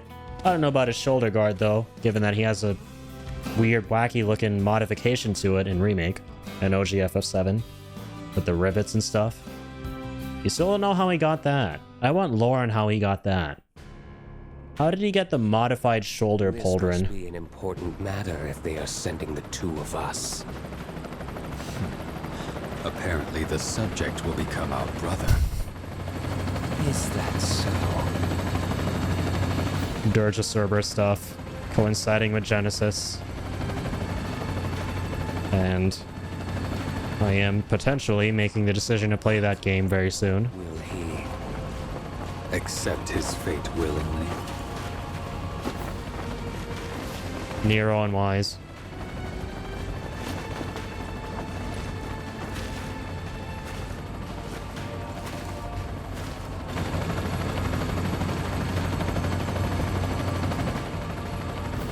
What's wild is, to this day, we don't know what the fuck they're setting up with any of this. Like, Crisis Core has been out for like 15 years. It's probably, I don't know if it's even, is it a scrap storyline at this point? He's not Even in... if the morrow is barren of promises, nothing shall forestall my return.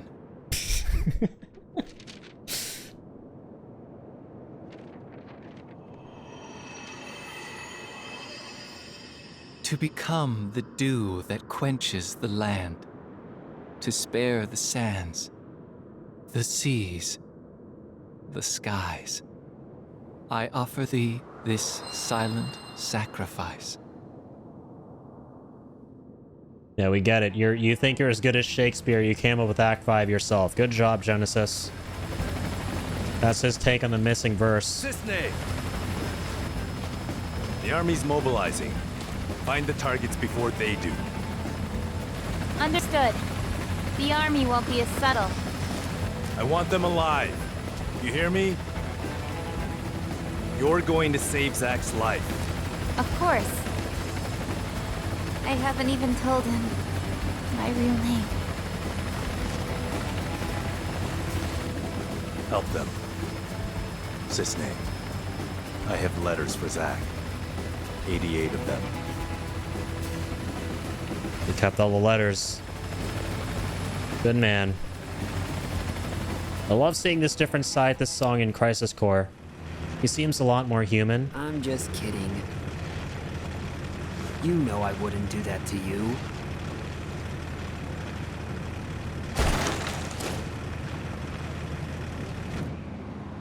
We're friends, right?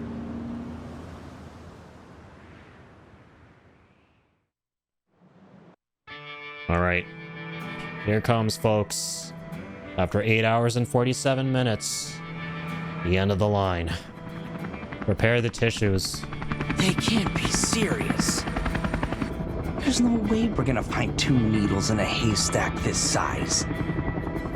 There's no mission that's impossible for the Turks, yeah. Also, Sung apparently has something to give him. Who? The target? So we're couriers now.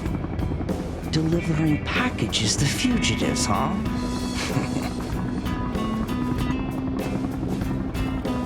I love these two. Reno, Rude, status. We got nothing. You? Likewise. I'm heading to point 235. You two take point 120. Roger. All right, let's get going.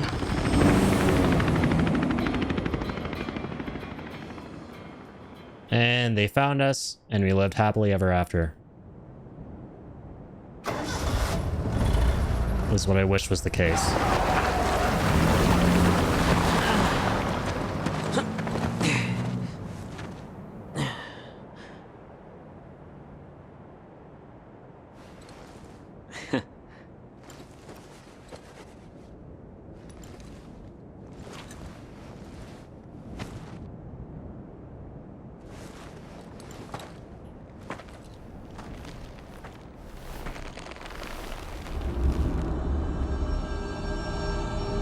Yeah, Zack has mad big brother energy.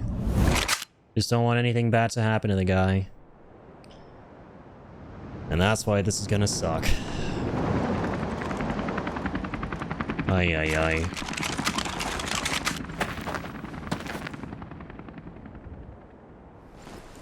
Boy, oh boy. The price of freedom is steep.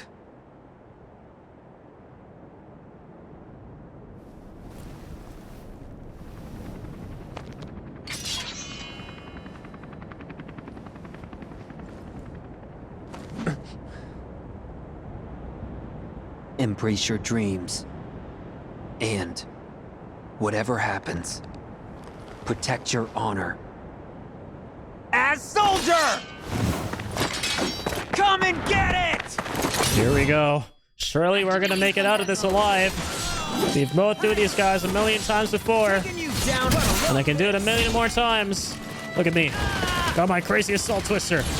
I beat a literal god. And a literal goddess. Yeah.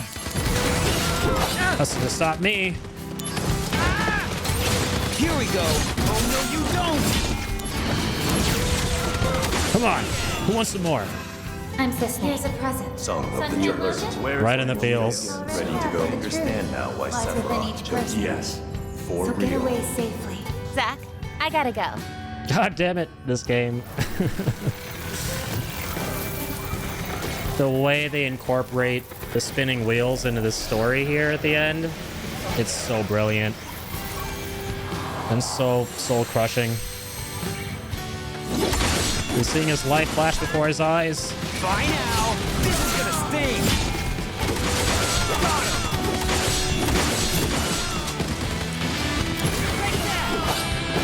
Here we go! Not done yet. Want some? Come get some.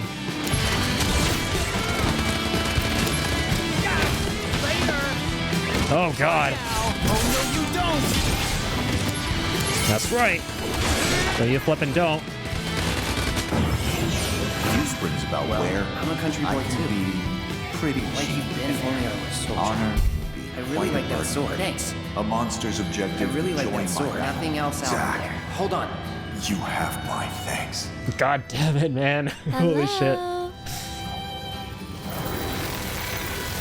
It's hard every time.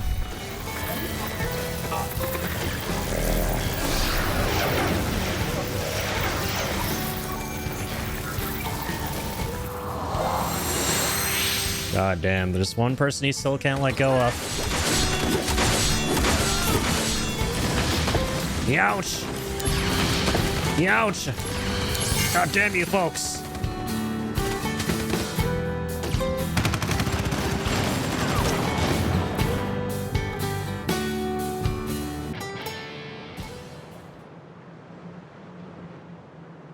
Surely we came out on top. Things are looking good from where I was sitting with the controller. Maybe not.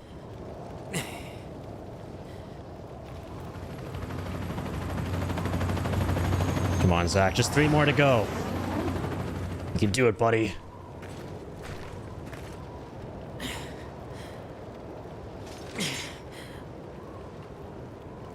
Activating combat mode. God damn you. Just a little closer. Bullshit. Ugh. Come on. Just one more swing.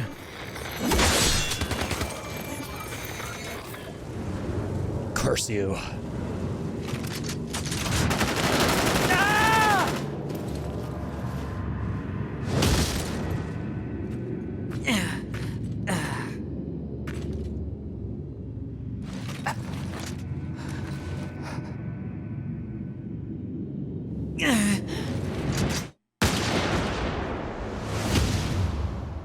Fucking brutal.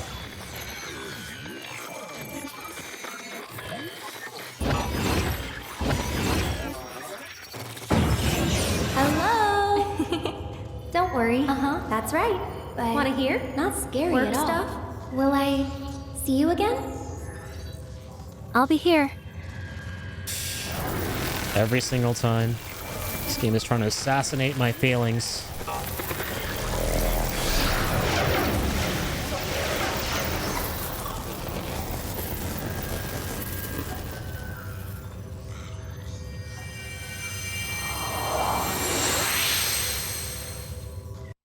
Right in the goddamn heart.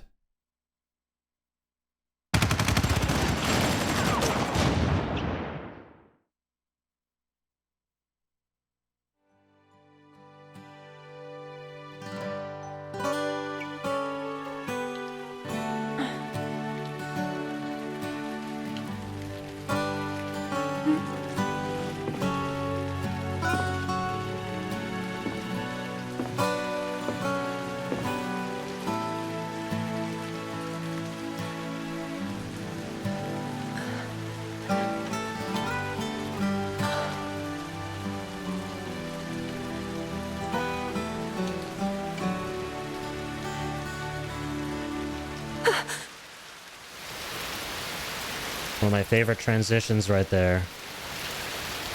She knows she can communicate with the planet. She knows, but she never says it, ever in the OG. She never says it. The planet told her, yeah. She knows who's alive and who's dead. Yeah, she just doesn't want to bring herself to believe it. This is what it boils down to in the OG FF7. And presumably the remake as well in Rebirth.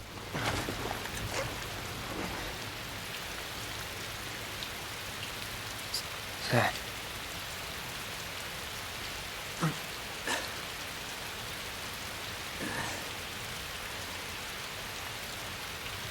For the...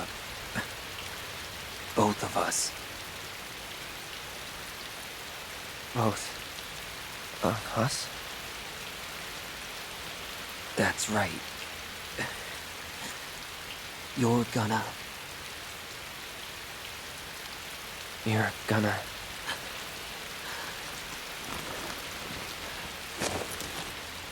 live. You'll be my living legacy.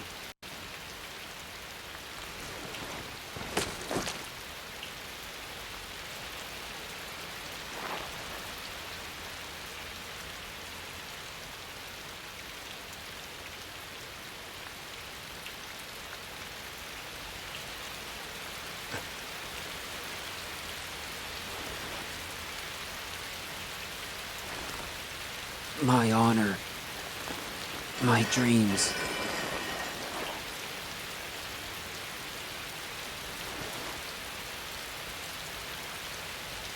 They're yours now.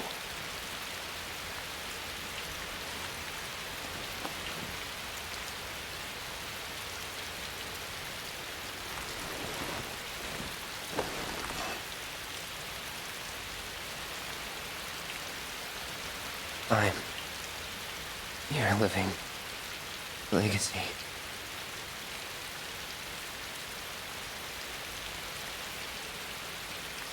Rest in peace, Zack.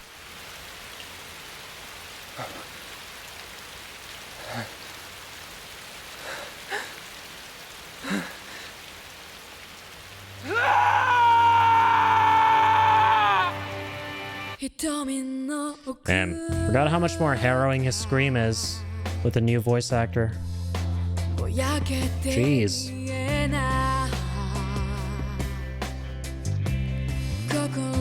Getting flashes of all the times that he sort of remembered things throughout their travels.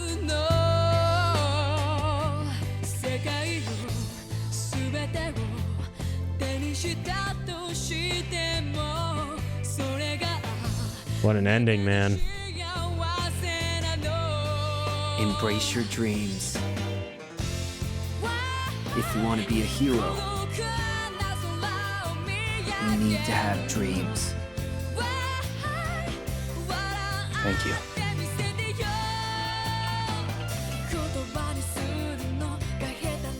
I won't forget. Proceeds to forget everything. Sorry, I couldn't resist. Damn it, Cloud.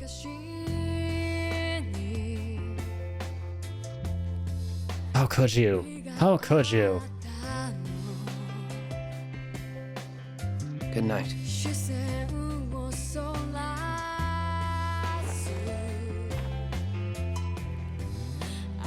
Zack.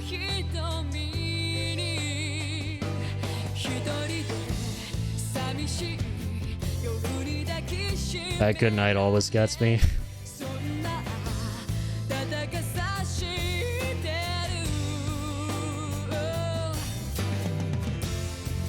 That girl. She said that the sky frightened her.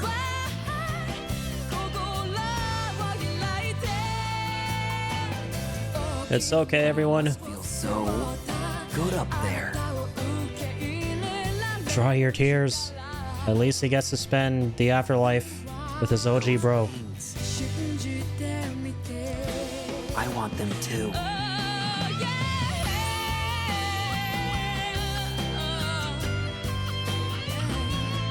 The live stream seems like it would be a really cozy place from the looks of it right now. Glad to know at least he's in peace there. He and Angeal. Good. Just eating all the dumb apples in the world to their heart's content. Good times. If you Also very sad times. Say hi for me. You see Aerith say hi for me and he never does. Fuck. she never really finds out concretely. Hey. Would you say I became a hero? Of course. 1,000 times over, Zack. The biggest hero of all time. Damn straight. That was Crisis Core. Dude, no way. Literally 9 hours. 9 hours and 1 minute, to be precise, but gosh darn, was that How Long to Beat article accurate about how long it would take you to beat this game if you were to, like, rush through it. But yeah, the pace that we played it at, oh my god, it was breakneck. That's like the most breakneck playthrough of Crisis Core you guys will probably ever see. That isn't obviously a speed run. Fun times. Never ever, like I said, approached Crisis Core like this before, finishing the whole game in one sitting. But it was fun, just doing like a cozy story-based playthrough of it. Which at the end wasn't very cozy, that's not how I would describe it. It was very sad. Very, very sad. Every time. Doesn't get any less sad every single time I play this game.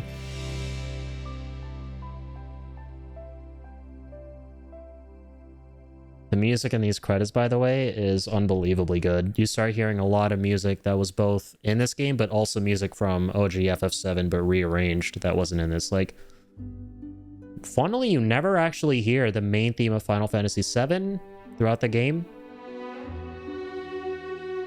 Until now. And it hits so hard. Because it's like, Zack's story is over. And now, Cloud's story is beginning. And especially this version of it, damn. Still borderline moves me to tears. It's good. It's good. Yeah, one of the most emotionally devastating endings. I think that, like... Yeah, like, Zack's death, the ending of Final Fantasy VII Crisis Core, was probably one of the very first games I played where I was ever so deeply moved by something. I remember vividly the first time I beat this game. It was on the PSP, and it was in me and my brother's room, and the lights were off, and it was way past bedtime, and I was trying so hard not to start bawling. I remember that so vividly. It was a powerful ending. Especially if you're a young, impressionable wee lad. It's a very, very powerful and moving ending. But man, the thing that I find so crushing about this ending, though, more so than Zack's death even, is the fact that the things that... And Zack himself would be okay with this, right? And a big part of Advent Children is about this as well. Zack would be fine with this, knowing what the guy's like. The fact that everything he passes on to Cloud isn't remembered, right? Cloud, due to no fault of his own, right? Just because of the horrible shit he's been through that's broken his mind, the Mako poisoning, the trauma of seeing his friend die, and then literally collapsing from exhaustion as soon as he gets to the train station, which is what happens right after this, and then Tifa finding him there. Obviously is going to fuck your mind up and make you forget or something or another, and that's what happens. He replaces Zack's memories with his own, right? He puts himself in Zack's shoes and all of his attempted recollections of Zack to cope with all the horrible stuff he's been through, and cope with specifically not making it into soldier, the inadequacy he's felt his whole life, and all of that. And like, he literally takes on Zack's identity and thinks he was him the whole time. And it's just so crushing to think about that. Like, everything Zack says at the end about how you'll be my living legacy and you'll live for the both of us, but Cloud does that so literally to the extent that he doesn't even remember Zack, and he doesn't even end up saying hi to Aerith. Oh man, it hurts. I really hope that there's something in Rebirth, or something somewhere where Aerith can find out that Cloud knew Zack, and that he can finally say hi to her for Zack. I had no idea Sephiroth was voiced by the guy from Teen Wolf. Oh really? That's cool. Yeah, I guess it's a new voice actor for him, because the entirety of the voice cast for this reunion version of Crisis Core are all the new voice actors who were brought on board in Remake. I believe the original voice actor for Sephiroth, his name was George Newbern, I think. Yeah, that voice cast was iconic. I don't mind this voice cast. Like I said, they grew on me over time, but for me, nothing will ever match the powerhouse of the performances that were the original voice cast for Final Fantasy Crisis Core. But these new folks certainly did a really good job as well, especially Cloud, man. Oh my god. I would go so far as to say that he's even better than, in a lot of ways, his performance is more preferable to me than Steve Burton's, who was the OG Cloud voice actor. He also did a phenomenal job, don't get me wrong. But I think, what's his name? Cody Christian? He's been knocking it out of the park as Cloud lately. And once again, I love how he brings a totally different side to his character in Crisis Core. The side that is the real Cloud. The really kind, mellow, and affable Cloud. Who, man, I cannot wait to see again when Cloud regains all of his memories in Part 3, or whenever it's going to be. After Tifa helps him get them back in the live stream when they fall down there together. And to then see Cloud at his peak, right? No longer being the asshole he is at the start of Remake, which, by the way, is because, like, the only reason he's like that, besides, of course, having been through some bad shit, is he thinks that that's what soldiers are meant to be like. He's trying to emulate this cold, callous, and hardened nature. But seeing him work past all that in Part 3 and get his true self back is going to be so interesting. And I wonder what he's going to sound like, what his whole demeanor is going to be. Because he obviously won't be like the old school mellow Cloud, who was really meek and weak, essentially. But he's going to be this version of himself who accepts himself, but is also at the same time very empowered. He feels good about himself and powerful, and yeah, just a good dude, you know, just a good dude to be around. And I'm so curious how Cody is going to, like, you know, show that through his performance. It's going to be so fun to look forward to. Once again, I got to remind myself to stay hydrated and take all my multivitamins, like you said, Ingenious, so I can live to see that shit.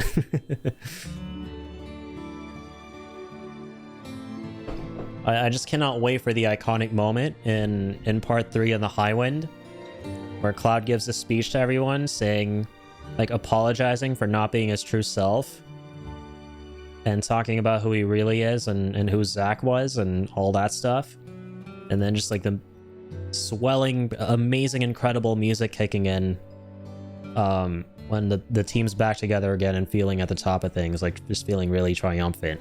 That's going to be such a dope moment in Remake. A Remake Part 3. Yes, I have one kidney. I'm not using two, just in case. Yep, I might hit you up for that. Just FYI, you know, if things go south, be expecting a DM from me. But yeah, man, yeah, that was insane. And yeah, we need to be talking about the elephant in the room here. So now, having played Crisis Core again, I hope it kind of makes more sense for folks who didn't fully know Zack's story from the OG FF7 and Crisis Core here, what the Zack scenes now kind of imply moving forward in Remake and Rebirth, now that in those games we've defied fate, and they showed the scene of Zack walking to Midgar with Cloud at the end of Remake. So yeah, essentially by defying fate, and there is a timeline now, presumably, where he survived his encounter with the Shinra troops. And we even see the continuation of that with the intermission DLC in its post-credit scene where he gets to the church and he's looking for Aerith, because that's where he's been trying to get, right? As we saw in Crisis Core. He's been trying to get back to Aerith. And he goes there and she's not in the church. He's like, what the heck is going on? And now we're about to find out in like 14 days. I cannot wait, man. I'm so flippin' curious. I'm so flippin' curious where all this Zack stuff is gonna go, right? For us Crisis Core fans, like, holy shit. This is almost a dream come true in a weird way, because on the one hand, as a Crisis Core fan, you'd be like, oh wait, they're undoing a really important moment that serves as the foundation for Cloud's journey going forward, which is Zack's death. And that's kind of not cool. But at the same time, it's flipping Zack, and he's alive. He's the favorite character ever, and you want to see what's going to happen with him, you know? So I'm on board. I'm on board. I finally understand Sephiroth 2. All the pieces are really clicking. Glad to hear it. Yeah, Sephiroth's backstory is really fleshed out in Crisis Core.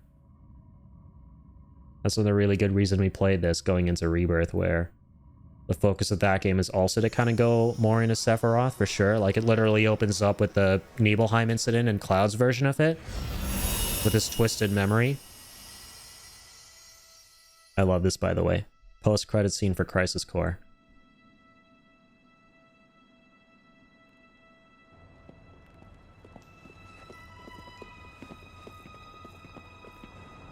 Originally, this version of the scene wasn't obviously the remake's version.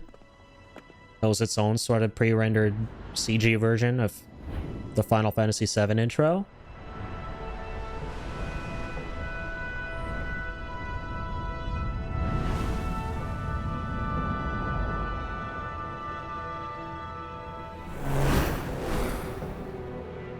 But I like how he uses remake's version, but also at the same time uses the OG Crisis Core version for this next part.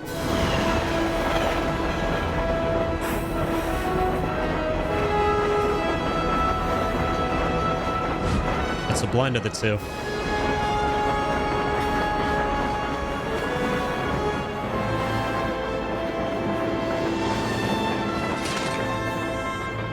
My name is Cloud. Soldier. First class. Yeah, right. Look at this poser. Look at this poser about to jump off a train and bomb a reactor and kill a bunch of innocent people in the process. Doesn't seem like a very cool guy. God forbid they make him a main character of a game that then somehow turns out to be the greatest game of all time. Save clear data. No. I like how he didn't save a single time this file, or this playthrough. A no saves run. It was a really bizarre, wacky playthrough of Crisis Core, but a good one. I really enjoyed it. Just whenever I get to play a game I played before in a different way, whatever that way may be, even if it's as simple as just, hey, just finish Crisis Core in one sitting, or, you know, just don't do any saves at all. Or squash everyone like a pancake in an NG Plus run where you're at level 96. I don't care, it's always a fun time. Always a fun time trying things out you've done before in a different way with games you really like. But yeah, that was Crisis Core, folks. And once again, I'm just really happy we were able to do this all in one stream. We didn't have to. I mean, we still have so much time before Rebirth comes out, but there are some other ideas I have for what we can do between then and now. Of course, I'm super on the fence about playing Dirge. I mean, I do want to go through the fun badness of it, because I think that could be kind of, I mean, well, fun, right? But at the same time, I saw some stuff again, and I'm like, oh man, I remember seeing this shit in the playthrough I watched years ago. Do I really want to experience it myself and go through something not so pleasant before something super pleasant, which is going to be Rebirth? We'll see. We'll see. I'm debating strongly whether or not to finish off our playthrough of the compilation of FF7 with Dirge. And I did also kind of think about playing through potentially, and like I totally forgot about this last time. Throughout my entire run-through of this series, actually, this totally slipped my mind until literally today. I realized we haven't played Ever Crisis in a while, and for those of you who don't know what Ever Crisis is, it is a mobile, albeit mobile gacha game, where you get to re-experience every story of the compilation of FF7, so like Crisis Core, the OG FF7, and even Advent Children eventually, and Dirge, and all that kind of stuff as like a chibified version. So it's like a mobile game, and you're playing through it in the style of the OG FF7, where the characters are all small chibi people, and their dialogue boxes, and it's very old school, JRPG-esque. But the only thing that's not great about it, which is why my interest quickly kind of fell off when that game came out, and I didn't really continue it a whole lot, was because of all the gacha stuff. And yeah, I'm just not super big on that genre, but I might, because they add some really interesting shit. There's like a whole story arc that goes into Sephiroth's time as a youth before, like during the Wutai War, and he has like short hair and shit, and there's a bunch of like interesting stuff they add there, new characters and everything. So maybe we could give that a go. I don't know. We'll see. That's like only if we have any time left, though. I'm not super stoked to jump back into Ever Crisis. I feel like the FF7 fandom is going to run after me with pitchforks for saying this, and I don't blame them. I'm weirdly more hyped to play Dirge than Ever Crisis, if I had to like think about the two. So yeah, I don't know. I'm thinking now. Sure, I think the next stream we're gonna do is Dirge. Maybe tomorrow or the day after, I'll get that up and running through emulation, and that's probably gonna be multiple streams, right? Starting a game from scratch. We're not super duper uber powerful, over leveled or anything. So it's probably going to be 1 or 2. I don't know how long the game is, but I'm assuming it's not super duper long. Hopefully it's not a game that'll take me like 7 or 8 streams or something crazy like that. I'll have a look, but we'll see. We'll see. Hopefully we can give it a go, and then I don't know. Once again, besides playing Ever Crisis, more of that. I'm also on the fence about playing the demo. That's the biggest thing for me. Do I pull the trigger and play the demo before the full game comes out or not? You know, after playing through Crisis Core again, and especially seeing the Nibelheim stuff, I'm so tempted now. Already was kind of tempted, but now more than tempted. Just a little Surge of Dirge is a tree. I love that. Surge of Dirge. That's good. A little Surge of Dirge. But a painful little Surge of Dirge. But hopefully it'll be the good kind of pain. Let's see. How long is Dirge of Cerberus? I will never, ever again doubt the veracity of a How Long to Beat article again in my life, considering how accurate it was for the rushed playthrough variant of Crisis Core. Like, we beat this shit in a little over 9 hours, which is exactly what it was saying for, yeah, rushed playthrough. I like how the website segregates everything by the types of runs you're doing, like main story, main plus sides, completionist, all styles. So yeah, for Dirge, the main story is 11 and a half hours. So yeah, I feel like we could probably work through that game in 2 streams. If we do like 2 longish streams, kind of like this one was a pretty long stream to sit through this whole thing. And then yeah, main plus sides is 14. I guess we just don't do the sides. We'll see what they are, right? It's all contextual. We'll see what the game ends up actually being like. But yeah, for context, Dirge of Cerberus, once again, it's not set directly after FF7, so that would be Advent Children, the movie. It's set, I believe, like 2 years after the movie Advent Children. So it's like, that's like way down the line. Like, Dirge is the furthest, I'm pretty sure, the FF7 timeline has gone, and I don't think we've ever had any stories beyond it. So yeah, it's like way after Sephiroth's been taken care of, he's defeated, Cloud's a normal dude living a normal life as a delivery man. He settles down with Tifa. They adopt a little kid named Denzel. That's all in the movie. And yeah, Vincent's kind of up to whatever Vincent's up to in that game. And taking down Nero and Vice and shit, I suppose. That's all I really remember. But yeah, I'd be down to give it a go. I'd be down. Especially if here's a sort of silver lining of playing through Dirge, right? Besides just having a good old laugh at it and doing more FF7 stuff. It's the fact that I can totally see them. I can totally see Square grabbing the low-hanging fruit that is remastering Dirge of Cerberus and the way that they remastered OG Crisis Core into Reunion between FF7 Rebirth and the 3rd game. I feel like they might do that. I don't know, it's just a hunch. And once again, I'm steadfast in my belief that it's going to be called Dirge of Cerberus Reloaded. How the fuck can you not? The game is a shooter. The game has you playing as Vincent, the master of all guns, of all shapes and sizes. Square, you are not going to tell me that you are not going to call a Dirge of Cerberus remaster Dirge of Cerberus Reloaded. Come on, it's right there. It's literally right there. But anywho, I've been going on long enough, so I'm going to end it here. Crisis Core, incredible time as always. What more can I say? Just up there in my pantheon of favorite games of all time. Right there with FF7, the OG.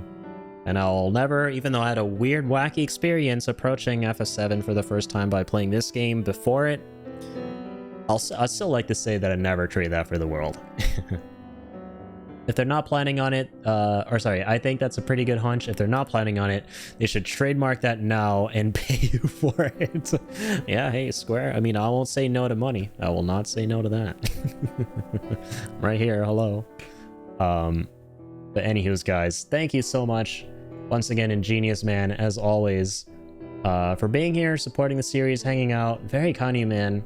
And we also had, I think, Adam drop in earlier today as well. Thank you so much, Adam, or Adam Crocs. Very kind of you, man. I'll see you guys again very soon. I'll see you likely tomorrow. Kind of like I did with Crisis Core today. We streamed Intermission yesterday and came right back today. Should very likely be tomorrow, but as always, I'll update you all on Twitter and Discord about when the stream's going to be. And then we'll go live then. And yeah, we'll see what we see. We'll either end up shooting a bunch of Shenra Max as Vincent, or I don't know, playing the demo, playing the mobile gacha game. A lot of Final Fantasy VII things we can do before Rebirth comes out.